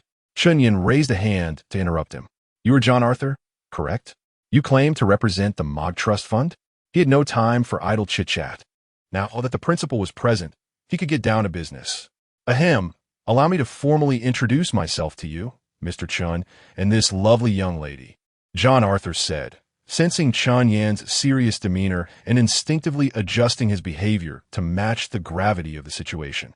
I am John Arthur, the designated representative of the Mod Trust Fund for the Huagua region, and your direct liaison, Mr. Chen. Your authority appears quite substantial, Chen Yan remarked with a sardonic smile. Within the confines of Huagua, one could say that, John Arthur replied, a sheen of cold sweat breaking out on his brow. Yet his straightforward nature prevented him from being evasive. No, you are not the issue. Chen Yan gestured toward the intensive care unit behind him. Sister Zhiqiu, perhaps you could elucidate the specific circumstances to him, Chen Yan suggested, glancing at Li Zhiqiu. Fear not, If he cannot manage it, I possess alternative means. Although John Arthur was perplexed by the situation, the tone of Chen Yan's voice indicated that the matter was of considerable significance. He promptly nodded in agreement, confidently assuring, I will certainly resolve it. Without a doubt. Chapter 77. Still want to take advantage? Dream on. Li Jiqiu was no fool. After years in business, she had seen all. When she heard John Arthur introduce himself, she instinctively covered her mouth in surprise. Though she remained silent, her gaze flitted back and forth between Chen Yan and John Arthur, unable to fathom that her supposed little brother was acquainted with the representative of the Moj Trust Fund for the Chinese region. Moreover, the latter showed exceptional respect towards her brother, whom she had always regarded as a mere poor boy. Upon receiving Chen Yan's warning, John Arthur wasted no time. He made a phone call, berating his secretary before announcing the cancellation of the trust management. A second call was made, this time to the Chinese Economic Investigation Department, where he reported the situation truthfully, triggering immediate concern due to the gravity of the matter. After all, this was a report from the representative of a world-class financial institution, and the implications were both significant and severe. Meanwhile, everyone in the intensive care unit remained blissfully unaware of this development, still reveling in their excitement. However, Chen Yan had no intention of allowing them to bask in their joy for long. Sister Jiqiu, please wait for me outside, he murmured, to which she nodded gently. With a subtle glance, he signaled John Arthur to follow him inside. With a decisive push, the door swung open once more, causing everyone in the room to stiffen. The residual shock of Chen Yan's previous entrance had yet to fade, and upon seeing him return, they instinctively huddled together. Yet, it didn't take long for them to regain their composure, angrily confronting Chen Yan. What are you doing back here? Don't you realize we are important partners of the Moj Trust Fund? Get lost, or we'll call the police and ensure you face severe consequences.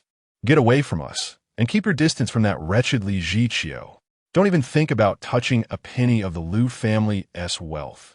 Amused, Chen Yan chose silence, casting a teasing glance at John Arthur. In contrast, John Arthur's demeanor darkened. The polite facade he had maintained moments ago vanished, replaced by a brooding expression. You claim to be important partners of the Moj Trust Fund? He said, his fluent Mandarin laced with disdain. Do you realize you have trespassed upon the very limits of the Moj Trust Fund? What limits? And who are you? Sneered one of the women dismissively. We have followed all the proper procedures. What's wrong with using a few tactics? We're not afraid to tell you, kid. Do you even know what the Moj Trust Fund is? Scram. The women's arrogance was palpable, but while Chen Yan remained unfazed, John Arthur could not tolerate such insolence. His esteemed position meant he was accustomed to respect wherever he went, and the audacity of these women to demand he leave was intolerable. Fine, he said, his anger morphing into a sardonic smile as he pointed a trembling finger at the group. Do you truly believe I can't make you understand the consequences of your actions? Huh, spare us your threats. Just leave, they shouted, their voices rising. Keep it up, and you might just disturb our patriarch's heart condition. You want to escape unscathed. As the women continued their tirade, pushing Chen Yan and John Arthur, the latter stumbled slightly, but quickly regained his balance. Stay back. I can handle this, he assured Chen Yan, stepping back toward the door, while the women felt triumphant, believing that Chen Yan and his foreign companion had surrendered. Just wait. I hope you can still smile after this. John Arthur replied coldly, pulling out his phone once more. This time, he was not contacting some investigative group or internal members of the trust. He was reaching out to a key figure in the local government of Modu. Mayor Zhao, I demand to know why unlawful activities are permitted within your jurisdiction. Is your law enforcement so impotent? John Arthur's voice was firm, and the recipient on the other end was none other than Zhao Bin, the vice mayor of Modu, a man whose influence often surpassed that of the provincial governor. Zhao Bin, initially in high spirits after reclaiming a piece of private land and donating a substantial sum to impoverished areas, was caught off guard by John Arthur's abrupt and accusatory call. Mr. John, where is this coming from? He stammered, bewildered. Despite his high status, he was accustomed to deference and respect, and he couldn't fathom why John Arthur was so irate. I'll be waiting for you on the third floor of the ICU at Modu First Hospital. Come and discuss it in person. John Arthur snapped, ending the call abruptly. leaving Zhao Bin bewildered. This visit from John Arthur was no trivial matter. Having promised significant investments in Modu if his visit went well, the stakes were exceedingly high. Therefore, Zhao Bin could not afford to overlook the situation. "Prepare the vehicles. We are heading to Modu First Hospital," he ordered, his expression grim as he gathered a contingent of officials to accompany him. Inside the ICU, the group of women continued to plot their extravagant spending while mockingly commenting on the vice mayor. "Oh, a mayor? TSK, TSK. How much did that foreigner pay you to put on this act? You think we believe you? Vice Mayor Zhao is not someone you lowly creatures can sway. You probably haven't even seen him." Chen Yan's gaze was profound, his phone in hand, which John Arthur keenly noticed. "Rest assured, Mr. Chen, if I, Little John, fail to handle this matter, I will withdraw from the financial sector for good," he declared with unwavering confidence. He was convinced that the glaring flaws in their scheme would not allow these women to escape unscathed. Moreover, news had already reached him that all documentation from the Xinda Group and Xiushui Group had been sealed and investigations commenced. This incident was relatively straightforward, involving forgery and illegal appropriation of assets. The challenge lay in making the Moj Trust Fund aware of it. With the representative present, John Arthur was confident that within an hour, the local law enforcement would apprehend these women and transport them for concentrated interrogation in Shanghai City. Still wishing to reap substantial financial dividends? Dream on. Chapter 78. Utilizing connections. Though John Arthur was a foreigner, his unique status commanded Zhao Bin's utmost attention, prompting him to swiftly make his way to the first hospital of Magic City. When the senior leadership of the hospital learned of Mayor Zhao's unexpected visit, they were utterly astonished, hastily converging to greet him. No one had anticipated a municipal leader's inspection today. This sudden check, could it be aimed at our hospital? The hurried reception from these officials did not sit well with Zhao Bin, who instinctively suspected that John Arthur had faced exclusion and difficulties within the hospital. Consequently, he offered no warmth to these leaders, causing their anxiety to escalate. "Mayor Zhao, are you here for an inspection or?" the hospital director inquired, albeit with a palpable tremor in his voice as he trailed behind Zhao Bin. Zhao Bin remained silent, merely casting him a stern glance. "ICU, third floor. Lead the way." "Yes, this way, please." The director rushed ahead, his mind racing with thoughts. Had a leader's family encountered an issue in the ICU? That shouldn't be the case. As the director, he would certainly be aware of such matters. Before he could ponder further, the elevator to the third floor of the ICU opened slowly. Zhao Bin strode out with an air of seriousness, only to spot John Arthur and the young man named Chen, who had acquired a plot of land that morning at the other end of the corridor. How were they acquainted? Did they know each other? Zhao Bin furrowed his brow, realizing he had underestimated this young man. Initially, he believed Chen was merely a familiar face from the Zhong family, but it appeared he had forged a connection with John Arthur as well. "Mr. Arthur," he approached quickly, a practiced smile gracing his features as he extended his hand from a distance. "Mayor Zhao, we meet again," John Arthur responded, his expression far from cheerful as they exchanged a perfunctory handshake. It was not that he was overly arrogant. He was, after all, an international acquaintance with a position at the embassy, given that he was here with investments amounting to hundreds of billions. Zhao Bin could not afford to treat him with anything less than the utmost respect. "Ah, Mr. Chen, you are here too. What a delightful coincidence." Zhao Bin's face lit up with a smile as he greeted Chen. "Mayor Zhao, perhaps you should first ascertain what is transpiring inside. John Arthur will clarify the specifics for you. We must take our leave now."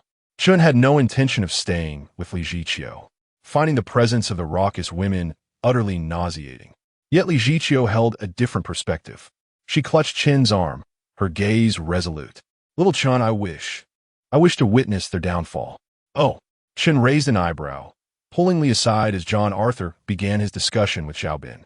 "Sister Zhiqiu, is that truly necessary? They will certainly face a poor fate without our interference." Li Zhiqiu shook her head firmly. "I must see it with my own eyes. My kindness toward them has never wavered, and even due to my late husband, I have been exceedingly attentive to these relatives by marriage. They have wronged me so. I cannot endure it. This will serve as my final farewell to them. After this, I will sever all ties with the Liu family." Li Jiqiu's intentions were straightforward: to witness the moment of her vengeance. Chen paused momentarily before breaking into a smile. Very well, if Sister Jiqiu wishes to see it, we shall remain. A brief exchange concluded. While Zhao Bin and John Arthur continued their discourse, Zhao Bin's visible anger began to swell, causing beads of sweat to form on the brows of those accompanying him. In contrast, the hospital leaders breathed a sigh of relief, feeling a weight lift from their shoulders. Bang! This time, the door was forcefully kicked open by none other than the now furious Zhao Bin. You fools! Why stir up trouble with the Mog Trust Fund? Are you out of your minds? If you choose to act recklessly, do it elsewhere, not in my magic city. This was no trivial matter. It had escalated beyond simple issues, entangling two conglomerates and implicating leaders from two municipalities. Who dares to continue this farce? Call security immediately. If you don't escort that little vixen out now, we will have no choice but to involve the police. The women, their expressions contorted, lost patience after being repeatedly interrupted during their discussions. Some began to shout wildly, while others hastily dialed the police and called for security. Calling the police? Huh, how amusing.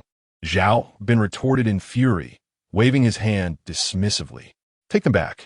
Deliver them directly to the Magic City Public Security Bureau for detention. Lin Lai, coordinate with Shanghai City to determine whether this case will be handled here or in Shanghai.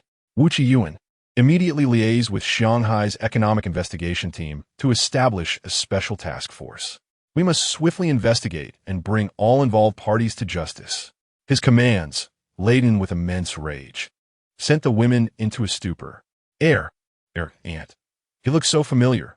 One of the women stammered. That's Mayor Zhao, the mayor of Magic City. Good heavens.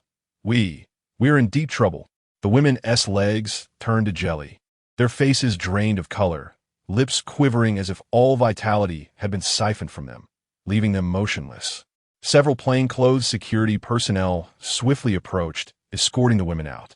As they passed the entrance, all eyes fell upon Li Jiqiu, whose gaze gleamed with satisfaction. Li Jiqiu, you wretched woman, how dare you conspire with outsiders against your in-laws? You traitor, save us. We'll offer you 10 million, even 20 million. You scoundrel, may you meet a dreadful end. The women shrieked in desperation, their outcries echoing as they were forcibly led away by security.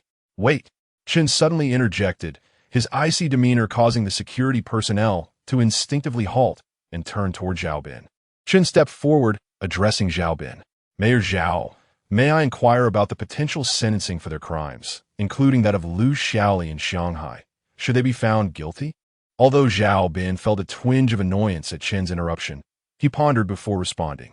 Approximately 10 to 15 years. Why, Chen Xiaoyu, do you have additional evidence to present?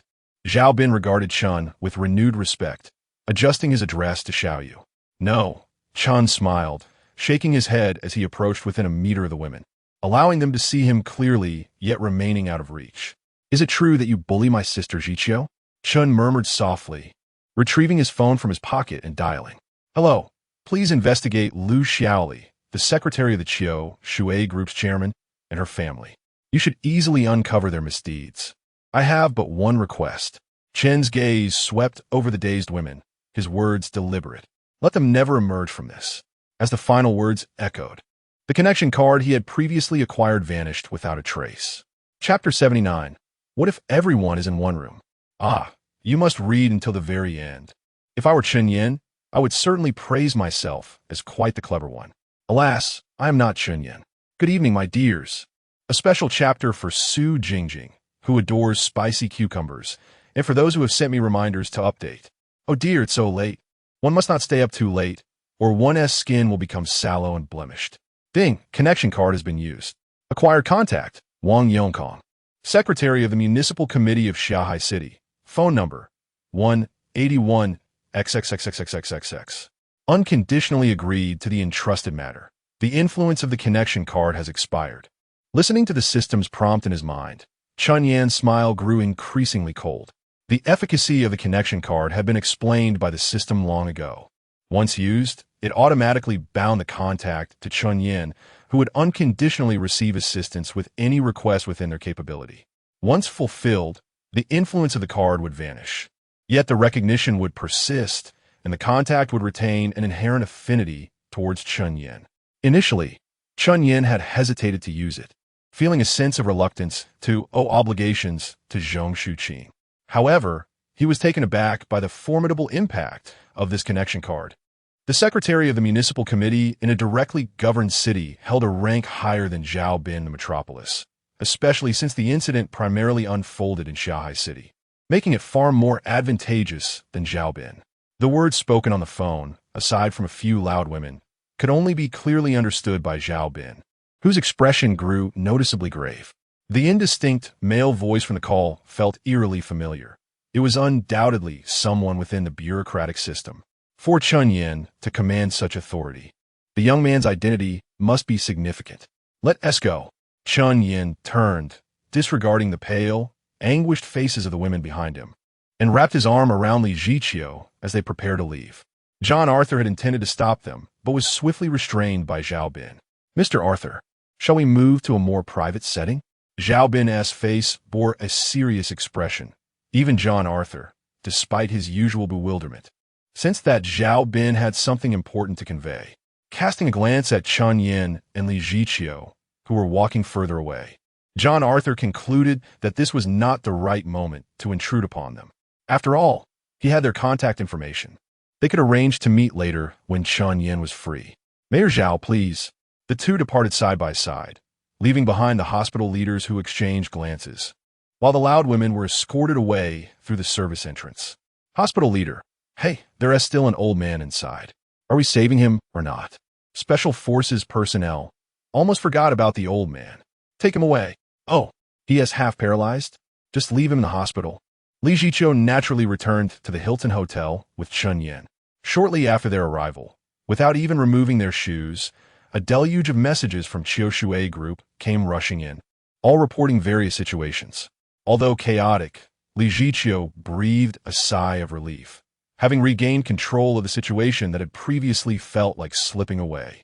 Ziqiu.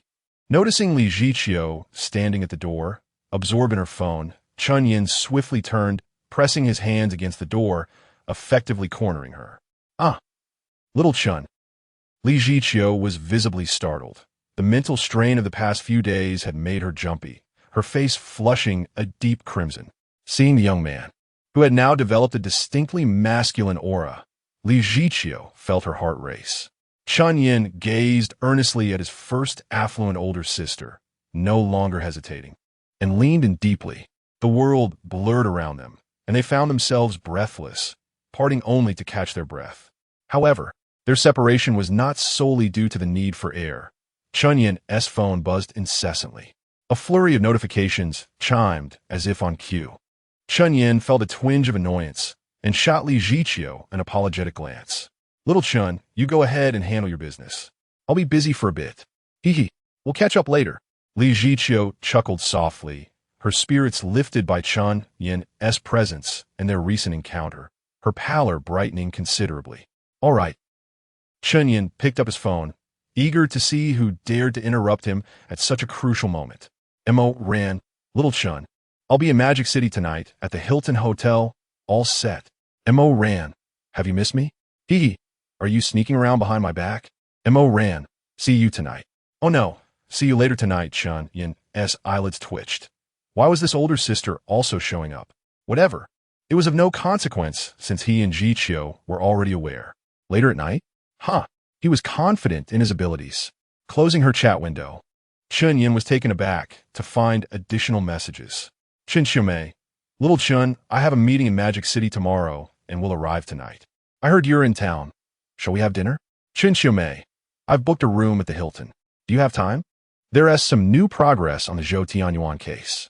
Chen Yan nearly choked. What was happening? Mo Ran and Chen Xiumei, one a prominent entrepreneur, the other a police chief, both had previous connections with him.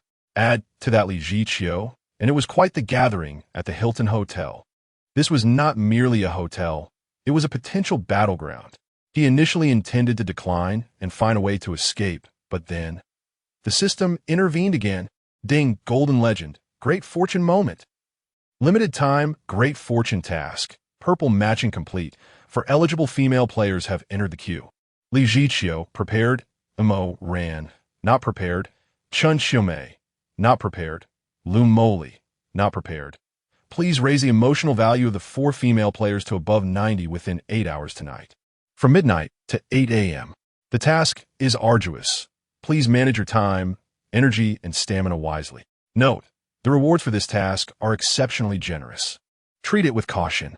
If fewer than 2 female players meet the emotional threshold, 1 physical trait will be randomly selected for punishment. What? 4? Lu Moli? Am I dreaming? Chen Yan felt a sense of bewilderment. He had some understanding of the emotional value, but chose to set that aside for the moment.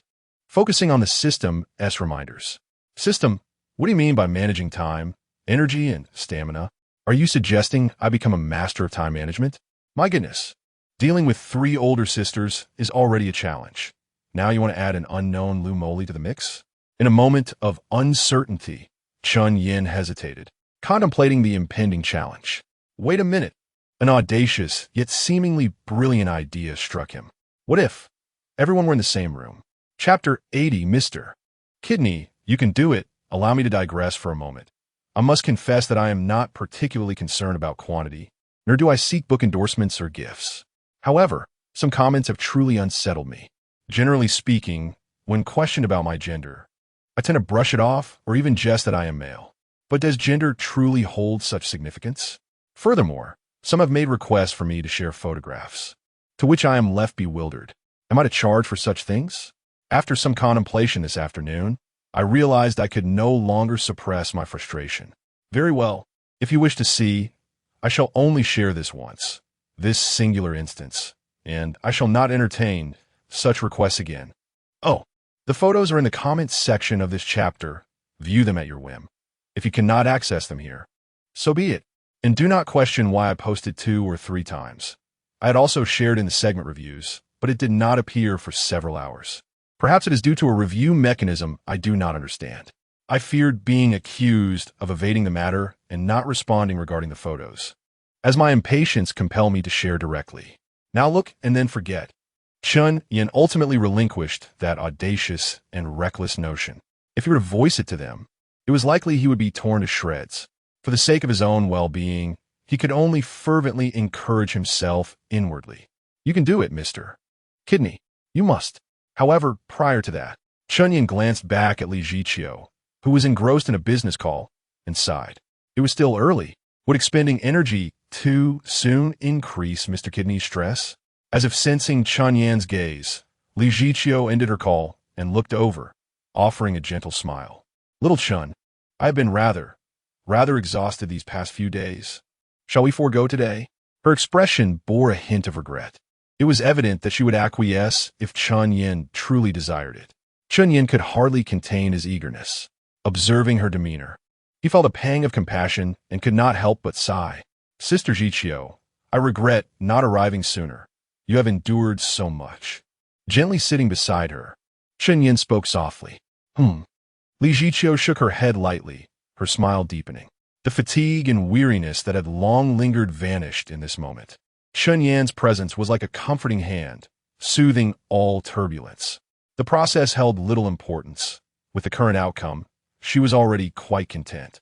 Li Jiqiu seemed to imply something, though it was unclear what she meant. Regardless, seeing her like this brought Chen Yan a measure of relief. It was certainly better than a scene of tears and chaos. In this atmosphere, neither felt inclined to engage in other activities. After chatting for a while, Chen Yan's phone rang. Casting an apologetic glance at Li Jiqiu, she gently nudged his arm. Little Chen, go ahead and tend to your matters. I still have plenty to handle. All right. Chen Yan answered the call, curious about the caller's identity. Hello, is this Mr. Chen Yan? Yes, who is this? Chen Yan inquired, puzzled by the call from Shanghai. Hello, Mr. Chen Yan. This is the property management office of Jingshui Huating. We have a client interested in renting your apartment for $8,500 a month with a 3-month security deposit. Would you like us to handle the lease on your behalf? Rent my apartment? Jingshui Huating. Chen Yan furrowed his brow, trying to recall. After a moment, he remembered. It was the entire building rewarded to him by the system. A luxury apartment. Oh dear, I almost forgot about it. Sure, wait a moment, can I sign it myself?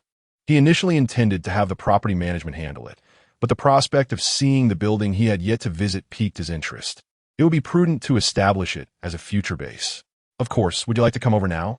The voice on the line was clearly taken aback, then spoke with barely contained excitement. Chen Yan's reputation had already circulated within Jing Shui Huating.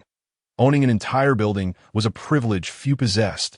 His age and appearance, as per his ID photo, had also become well known, with many young women eagerly anticipating a glimpse of this enigmatic young tycoon, hoping to seize some ethereal opportunity. The caller was undoubtedly one of them.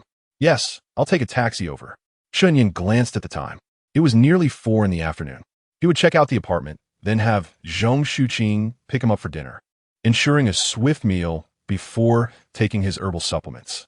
He had no intention of bringing Li Zhiqiu along, even for the evening gathering at the Zhong family's. After hanging up, he approached Li Zhiqiu, who was diligently reviewing documents on her phone. Sister Zhiqiu, I have some matters to attend to. I may be delayed. Please rest well in this room, and we shall meet again later. Chen Yan felt a twinge of anxiety. Concealing matters and fabricating lies was always fraught with unease, as it was challenging to deceive his own subconscious. Yet, to his relief, Li Zhiqiu paid little mind, not even lifting her gaze, merely waving him off. Go on, go on. Later, I will book a room myself. Mo Ran told me she will also be arriving in Shanghai later. I will go out with her for a bit. You focus on your tasks. Li Zhiqiu's words struck Chen Yan like a hammer, causing cold sweat to bead on his back. What? Mo Ran has contacted Li Zhiqiu. This was madness. Was she deliberately raising the stakes for the evening? What if they ended up together? How could he manage that?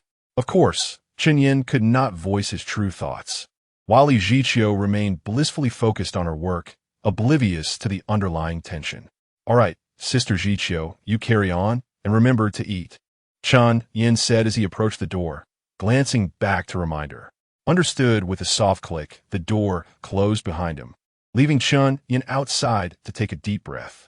His heart felt heavy, and at this juncture, he could only resign himself to contingencies. If things proved unmanageable, he would abandon thoughts of Li Zhiqiu and Mo Ran altogether. He would then turn his attention to Lu Meili and Chen Xiumei. Yet it was troubling. He had no insight into Lu Meili's thoughts, having never grasped her intentions. Would she resist? If all else failed, he would have to plead with the almighty kidney, willing to sacrifice anything but his vitality. The property management office of Jing Shui Huating was more akin to a boutique club than a typical office. It boasted KTV, baths, a gym, and more, all furnished to an extraordinary standard. Naturally, such opulence came with a steep management fee, but that posed no issue. Residents, even tenants, were rarely ordinary individuals. At present, the property management office bustled with activity. Several welcome banners had been hastily erected, and a red carpet was rolled out at the entrance. Confident in their appearance, the women in the office shed their usual work attire and donned their most splendid ensembles. Why splendid? Some donned sophisticated attire, high heels, fishnet stockings, and short dresses, while others embraced a cute and charming look, sporting Lolita costumes, wigs, and ponytails. In conclusion, the scene was as lively as a festival, naturally sparking considerable curiosity among the residents and property owners. Almost everyone approached the staff with puzzled inquiries, yet without exception, they departed with expressions of astonishment. Indeed, a prominent owner who had purchased an entire building was about to make their inaugural visit to the community. Chapter 81. Arrival at the Tranquil Waters residence, a blue taxi screeched to a halt before the festively adorned entrance of the Tranquil Waters residence. Young man, we have arrived, announced the driver. Chen Yan paid the fare and stepped out, momentarily taken aback by the bustling atmosphere surrounding the grand entrance. The imposing doorway, resplendent in its European style, gleamed with opulence, complemented by a large cherubic fountain. The marble steps exuded an air of extravagance, hinting at their substantial cost. Truly, this was a high-end apartment. One could only speculate the price per square meter. Chen Yan mused to himself that, despite currently possessing nothing, the ownership of this single property would suffice to ensure a lifetime of comfort for him and his descendants. As he moved forward, Chen Yan instinctively stepped onto the newly laid Arabian wool carpet. He had to admit that this Middle Eastern luxury was undeniably comfortable, akin to walking on a firm yet fluffy cloud. "Hey, sir, please don't step on that." A few property staff members rushed over, alarmed at the sight of a young man trampling the pristine carpet. Confused, Chen Yan wondered, wasn't this laid out to welcome me? Why then? Was he being asked not to step on it? Observing the group of elegantly dressed, made-up young women before him, he inquired, "Who are you?" In his mind, property staff typically wore standardized uniforms. These girls seemed more like enthusiastic fans awaiting a celebrity. "We are the property management of Tranquil Waters residence. Sir, would you kindly step off the carpet?" One of the more mature-looking girls said apologetically, her demeanor far from aggressive. "Oh, all right," Chen Yan scratched his chin, realizing he might have misinterpreted the situation, assuming the carpet was laid out for him. "Thank you very much, sir." The young women bowed in unison, demonstrating their professionalism as high-end property staff. "Sir, you seem unfamiliar. Are you visiting friends or merely touring?" Unlike the exclusive Thompson one, which barred visits and required financial verification even for viewings, they allowed free and limited tours. Different positioning necessitated varied service approaches. "Impressive that you remember so many owners," Chen Yan remarked, genuinely surprised, and regarded the girls with newfound respect. "This is my first visit, but I am neither here for a tour nor to visit friends. I am, in fact, an owner here. Do you believe me?"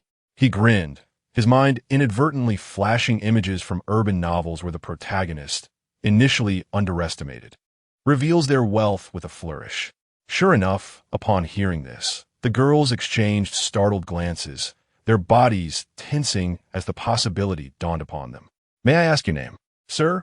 the lead girl stammered, her voice trembling slightly as the weight of her realization settled in. If he were indeed the mysterious major owner, then she had just asked him to step off the carpet. "You should already know my name." Chen Yan chuckled. "I am Chen Yan. If all goes as expected, I am indeed the person you are here to welcome." This was yet another moment ripe for dramatic flair. First, revealing his identity, only for them to scoff in disbelief, perhaps even suspecting him of impersonation, before ultimately being recognized by someone in the crowd, leading to an embarrassing yet triumphant reveal. "Mr. Chen," the girls gasped, their faces paling as they realized the gravity of their earlier actions. If he chose to lodge a complaint, their jobs would be in jeopardy. Could we verify your identification?" the mature girl asked, her voice quaking. Of course. Chen Yan produced his ID with a flourish. As a prominent owner, his identity was likely well known among these young women. Upon receiving it, they hurriedly compared the ID number with their mental records. "It matches. It's really Mr. Chen Yan." They gasped, panic-stricken. "What have we done? Who knew this major owner would take a taxi?" Despite their distress, Chen Yan had no intention of holding a grudge, especially given their polite demeanor. "Ah, ladies, my ID," he pointed out, prompting them to return it. "Oh, my apologies, Mr. Chen. Here you go," they exclaimed, handing it back. With hands in pockets, Chen Yan maintained a casual demeanor. "I heard someone was interested in renting my property. I thought I might come by today to take a look. It has been quite a while since I last visited." Although the girls were younger and not quite at the standard, their post-makeup looks were certainly above average, comparable to social media influencers. Having beautiful companions to guide him through the property was indeed a pleasant prospect. What he needed to do now was to relax, utterly unwind, all in preparation for the evening ahead. "Oh, by the way, please take me to sign the rental agreement first. It's my first time renting, and I should handle it personally to avoid keeping the tenant waiting." "Certainly, Mr. Chen. Please follow us and watch your step. You can walk on the carpet freely now." The girls, now wary, refrained from asking Chen Yan to step off the carpet again. Following the flustered figures, Chen Yan couldn't help but chuckle softly. It seemed the world was not as novelistic as he had imagined, devoid of bizarre emotions or ostentatious displays of wealth. He had to admit, the welcoming ceremony at Tranquil Waters residence was executed splendidly. No garish inflatable arches or raucous cheers, just a tasteful yet luxurious reception. Thanks to the heads-up from the reception girls, Chen Yan encountered no hindrances along the way. After a brief tour of the community, he arrived at the owner's club, the hub of the property management. Mr. Chun, your tenant is inside. Please follow me, announced a middle-aged man in a suit, introducing himself as the manager. After a brief introduction, they proceeded directly to the matter at hand. As the heavy glass door swung open, Chen Yan couldn't help but mentally scoff. Indeed, the doors of the wealthy are always automated, requiring no effort to open. Please, Mr. Chun, this way, the manager gestured.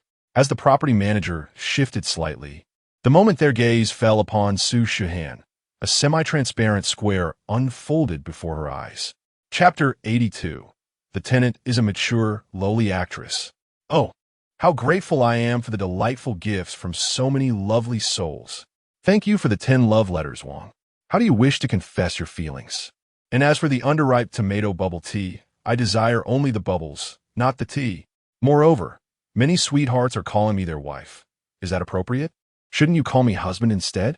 Su Shahan, young actress, age 30, unmarried, overall rating, 94, current affection level, 090. Oh dear, why hasn't the landlord arrived yet? I have an engagement tomorrow. If he doesn't come soon, I will truly miss my flight. Wait, who is that handsome young man? So striking. How charming. I am utterly smitten. Heavens, he is precisely my ideal type. No, Su Shahan, you must remain composed. You cannot let rumors circulate. Oh, how I adore him. Could he be the landlord? Surely not. Does he recognize me? If I were to ask for his contact information, would he refuse?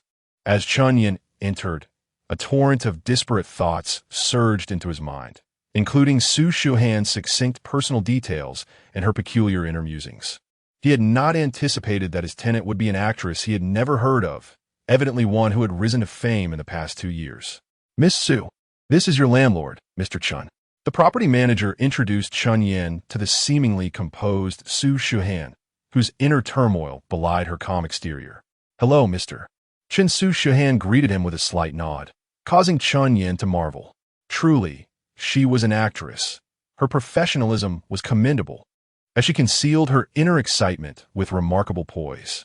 Impressive. Greetings, Miss Su. Oh my, it is indeed the landlord. Su Shuhan, how fortunate you are. A paragon of elegance. I am so enamored, I can reasonably obtain his contact information. Now, what should I name our child? Let us name the boy Chindabayo and the girl Chun Mimi. Observing Su Shuhan, who sat upright yet was preoccupied with thoughts of potential children's names, Chen Yan felt a twitch at the corner of his eye. Another striking older sister? However, this one appeared rather distinctive. She bore no semblance of maturity, resembling an 18 or 19-year-old lowly, quite reminiscent of Xiao Eizhu. Do all actresses possess some secret to eternal youth? Mr. Chun, Miss Su is quite pleased with your apartment, but she has a condition she wishes to discuss. Noticing the atmosphere grow oddly silent, the property manager, though puzzled, dutifully facilitated the conversation between both parties. Please, go ahead, Chen Yan replied nonchalantly, assuming it was a minor request. Mr. Chun, I would like to inquire if it is possible to reduce the property fee for this apartment. The property manager looked to Su Shuhan, who directly stated her request. Of course, if you do not agree, I understand. It is a rather presumptuous demand. Su Shuhan's voice was melodious, likely a result of her previous studies in broadcasting. This statement left the property manager utterly flustered. Miss, didn't you previously insist on a 50% reduction in the property fee? How have you come to accept that it may not be possible? This is rather awkward.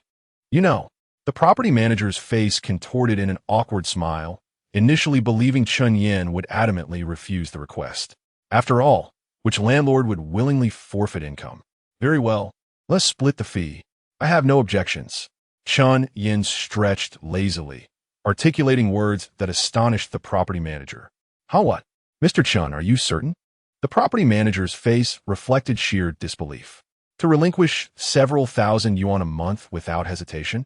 That amounts to tens of thousands annually. Yes, indeed. Chen Yan was indifferent. After all, it was a fixed asset, and the revenue generated was already substantial. Most importantly, the charming actress before him was the true treasure, a potential source of fortunate encounters. At that moment, as if on cue, Su Shuhan's affection level surged from 90 to 91. Thank you, Mr. Chen. Oh no, thank you. Landlord. Su Shuhan's smile was enchanting, radiating a healing energy that uplifted Chen Yan's spirits, dispelling the clouds of his earlier troubles. All right, let us proceed to sign a contract. Chen Yan waved his hand, swiftly finalizing the agreement, exchanging contact information with Su Shuhan and processing her payment. Miss Su, since that is settled, I shall not delay your move any longer. After signing multiple documents and witnessing the handover of keys, Chen Yan's face lit up with joy. Very well, Mr. Chen. I look forward to our next meeting. Su Shuhan departed the office, her excitement palpable. Once she was gone, Chen Yan turned to the property manager. I would appreciate it if you could provide me with the rental status of my building. The property manager nodded, handing over a prepared document. Here are the rental details for building number 1, Mr. Chen. There are a total of 36 units, with 33 currently occupied, including Miss Su's unit. That makes 34 occupied this month, with no upcoming lease expirations. Flipping through the report, Chen Yan was pleasantly surprised. The rental situation exceeded his expectations, yielding a monthly net income of over 300,000 yuan. As for the previous rental payments, he had assumed there were none until the property manager contacted the finance department for the transfer. Wow, over 1 million yuan in rent collected this year. Chen Yan marveled at the incoming notification on his phone, realizing that the previous rent had been retained by the property management. Your service is commendable, he remarked. Indeed, Mr. Chen, as you are quite busy, we took the liberty of collecting the rent on your behalf. Should you wish to manage it personally, we can assist in changing your account for rent collection, the property manager replied respectfully, aware that Chen Yan contributed 15% of the total property fees for the entire complex. No need for that. Please continue managing it for me. Just transfer the funds to me periodically. Chen Yan had no intention of becoming a landlord who had to run around collecting rents daily. However, he did recognize a new need emerging. It was time to find a financial advisor. Otherwise, with such substantial income, he would struggle to keep track of the accounts. By the way, could you send someone to show me the 2 unoccupied penthouses? If they're suitable, I would prefer to keep them off the market, as I have a use for them. Chapter 83. System Malfunction. Chen Yan indeed requires 2 sets of accommodations. It is often said that men are like cunning hares with multiple burrows. He does not need as many as 3. 2 will suffice. He harbors a strong intuition that the system will reward him with some real estate in the metropolis, so he is unperturbed about having enough. Ultimately, it is the mature beauty who initially took the lead that guides Chen Yan to view the properties. Her name is Xiao Qing, the property manager responsible for his building. Mr. Chen, currently, there are 2 vacant units on the top floor. Your building is divided into 2 sections, with 1 unit per elevator. Which one would you like to view first? Xiao Qing inquired as they arrived at the base of Building 1. Since he had to view both, Chen Yan suggested starting with the first unit. He was indifferent, as there was still ample time. He could message Zhong Shuqi to come and pick him up after viewing the second unit. Very well, please follow me, Xiao Qing responded, maintaining her composure while explaining various details about the community, as this was Chen Yan's first visit. The upscale apartments in Metropolis indeed possess unique qualities. Even the simplest elevator revealed its distinctiveness to Chen Yan. The elevator ascended at an impressive speed, yet inside, one felt no discomfort of rapid ascent or descent. It took less than 10 seconds to travel from the first floor to the 19th. Welcome home, Mr. Chen, Xiao Qing smiled, holding the elevator door open. As the elevator doors opened, they were greeted by an expansive sky garden of approximately 100 square meters, and the actual entrance lay beyond this verdant space. Wow, this is truly magnificent, Chen Yan exclaimed genuinely. The affluent live well, not just in terms of their consumption, but also in their living environments, which surpass the majority of the world. This place differs from the villas in Hongshu Bay, where opulence reigns. Here, life is elevated to an art form. If given a choice, Chen Yan would likely lean towards the latter. Moreover, in terms of value, this spacious flat might very well equate to the most luxurious villa in the area. Living in such an environment, it is hard to imagine any reason for unhappiness. Beep detected that the host has arrived at the private residence, triggering a temporary task. In this modern metropolis, as someone blessed with fortune, the host must possess self-discipline beyond mere vitality. Please remain in the metropolis for the next 30 days and complete a daily 2-hour exercise regimen. Each completion will enhance physical fitness, and after 30 days of consistent attendance, a random buff will be awarded. What? Exercise? Chen Yan was taken aback. Why must I stay in the metropolis for that? What's so great about it? He had no desire to linger in the metropolis, primarily due to the pressure he felt from the Zhong family. He had originally intended to resolve matters with them and return to his familiar city of Shanghai, but now they wanted him to stay for at least a month? Beep detected that the host has not grasped the system's good intentions, adding a new task. As a person endowed with a charisma buff, how can one not engage in entertainment befitting their status? In addition to daily exercise, please ensure that your vitality is maintained. Each fulfilling experience will yield random rewards. Note that the value of such rewards will be modest, but it is advisable to accumulate them, as small gains can lead to significant outcomes. Furthermore, the individuals with whom the host engages must be those who can be captivated by the charm buff. It is better to be selective than indiscriminate, as violations may lead to unforeseen consequences. Goodness, I was merely expressing my thoughts, and now you've turned this into a task. It seems I must forego any days of rest. Chen Yan was utterly flustered until Xiao Qing called him several times, bringing him back to reality. Xiao Qing, does the Homeowners Association have a gym? Yes, Mr. Chen. Do you have a need for exercise? The gym and trainers at the Homeowners Association are available to all residents free of charge. Xiao Qing paused, momentarily taken aback, as she had just mentioned this. By the way, I wanted to ask if you have any. Chen Yan hesitated to articulate his thoughts, as they were somewhat difficult to voice. Do you have any exceptionally beautiful women with great figures? Over 30 years old?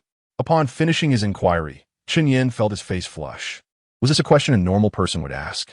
Unexpectedly, Xiao Qing's face turned crimson as she subtly adjusted her posture, her chest rising slightly.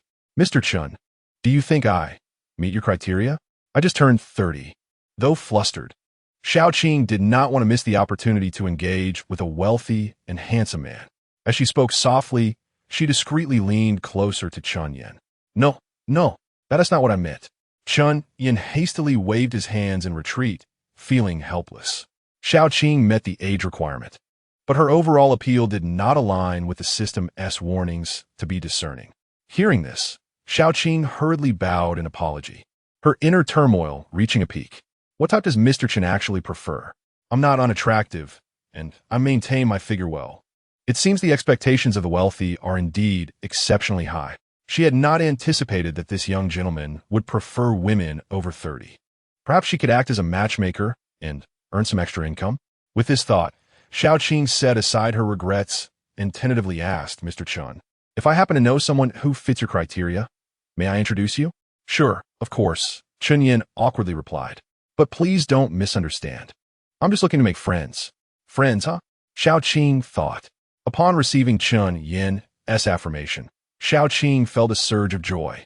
She had a friend whose looks and figure far surpassed her own and was of the same age.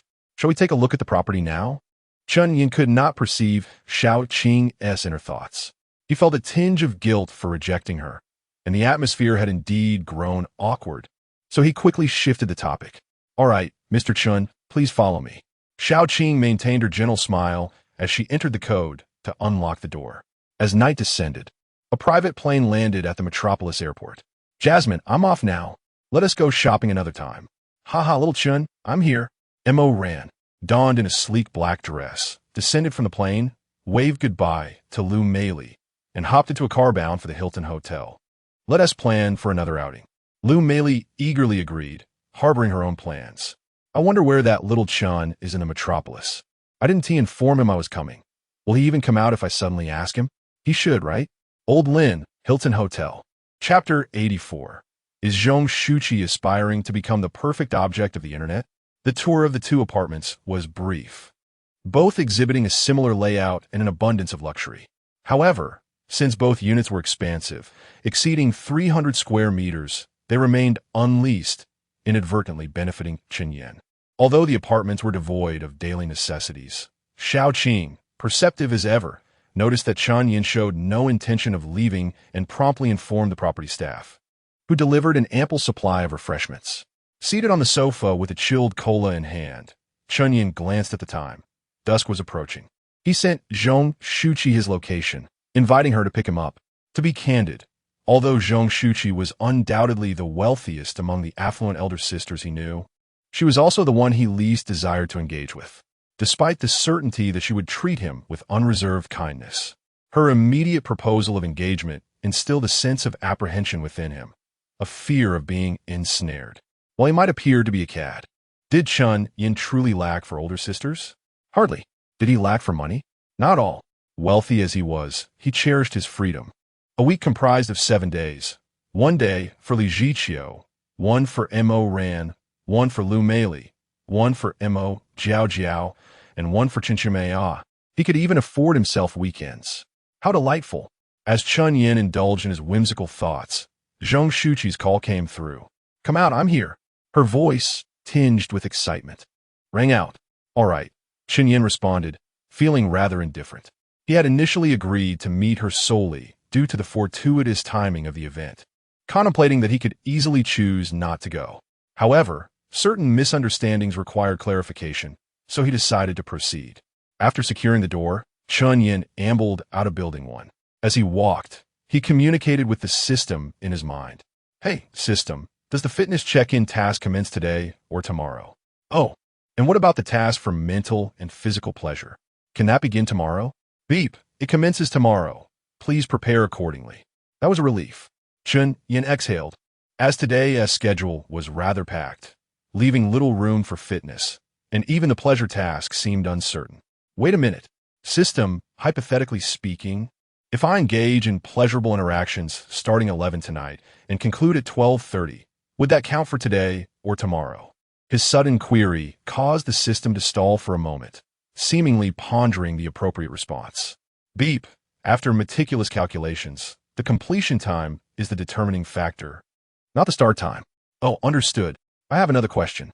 If, during my pleasurable interaction with the elder sister, I suddenly experience stomach discomfort and need to rush to the restroom, and then return to continue, does that count as 1 or 2 sessions? This time, the system did not falter, as this inquiry was rather straightforward. Beep, please refrain from asking such trivial questions.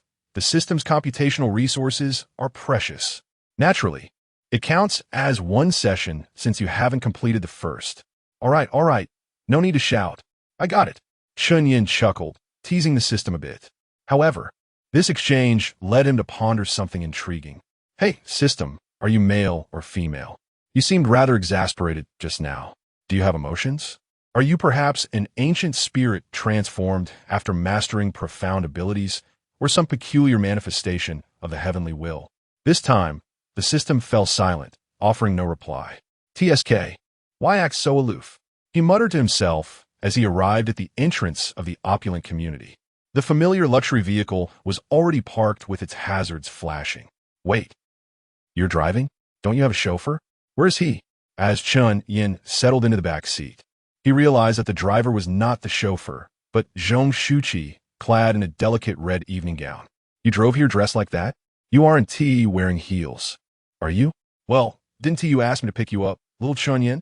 Zhong Shuqi beamed, clearly delighted to have caught him off guard. Ah, you have a point, Chen Yan admitted, scratching his head and refrained from further comments, quietly fastening his seatbelt. As she shifted into drive, her somewhat awkward handling of the vehicle made him quite nervous. Thankfully, the luxury brand of the car provided an extra layer of assurance. Little Chen Yan, you reside in Jingshui Huating, right? It's quite expensive there. I had considered purchasing a property, but my father disapproved, questioning the need since we already have ample housing. Zhong Shuqi's eyes remained fixed ahead, yet her lips were incessantly animated. For reasons unknown, being with Chen Yan ignited an irresistible urge within her to converse continuously. Ah, yes, it is rather costly, Chen Yan murmured, with your family's substantial wealth. You aren't just lacking a few properties. You could easily acquire the whole community. Indeed, she replied, contemplating his jest seriously. We have quite a few such communities, some even pricier than Jingshui Huating. Dear sister, please refrain from flaunting your wealth, he implored, as if she had heard his silent plea. Zhong Shuqi laughed heartily, coming to a halt at a traffic light. Hey, once we're engaged, All those communities and riches will belong to you. Old Zhong Weigua has substantial assets. I recall he possesses a wine cellar filled with exquisite vintages. Oh, little Chen Yan, do you smoke? That old fellow even has a temperature-controlled room brimming with top-shelf tobacco. I'll procure all for you. Zhong Shuqi enthusiastically detailed her family's wealth. From corporate holdings to investments, from antique collections to rare treasures, all revolving around a singular theme. If you desire it, I shall provide it. Chen Yan felt a mix of disbelief and admiration, his perspective on Zhong Shuqi shifting. Hey, little Chen Yan, do you enjoy watching dance? I know most boys love it. It's that indulgent pleasure, right? I get it. So, this afternoon, I invited several classical dance instructors. Once I've mastered it, I can dance for you while you relax your feet. I'll ensure you experience the essence of Jiangnan Misty Rain, the beauty of the summer lotus by Daming Lake, and the auspiciousness of it all. She exclaimed, her excitement palpable. Chen Yan interjected, Sister, please stop. If you keep this up, you'll become the epitome of the perfect internet persona. Indeed, that is precisely who I am. She replied with a wink. If I were to break your heart, I fear the internet would have me shredded to pieces.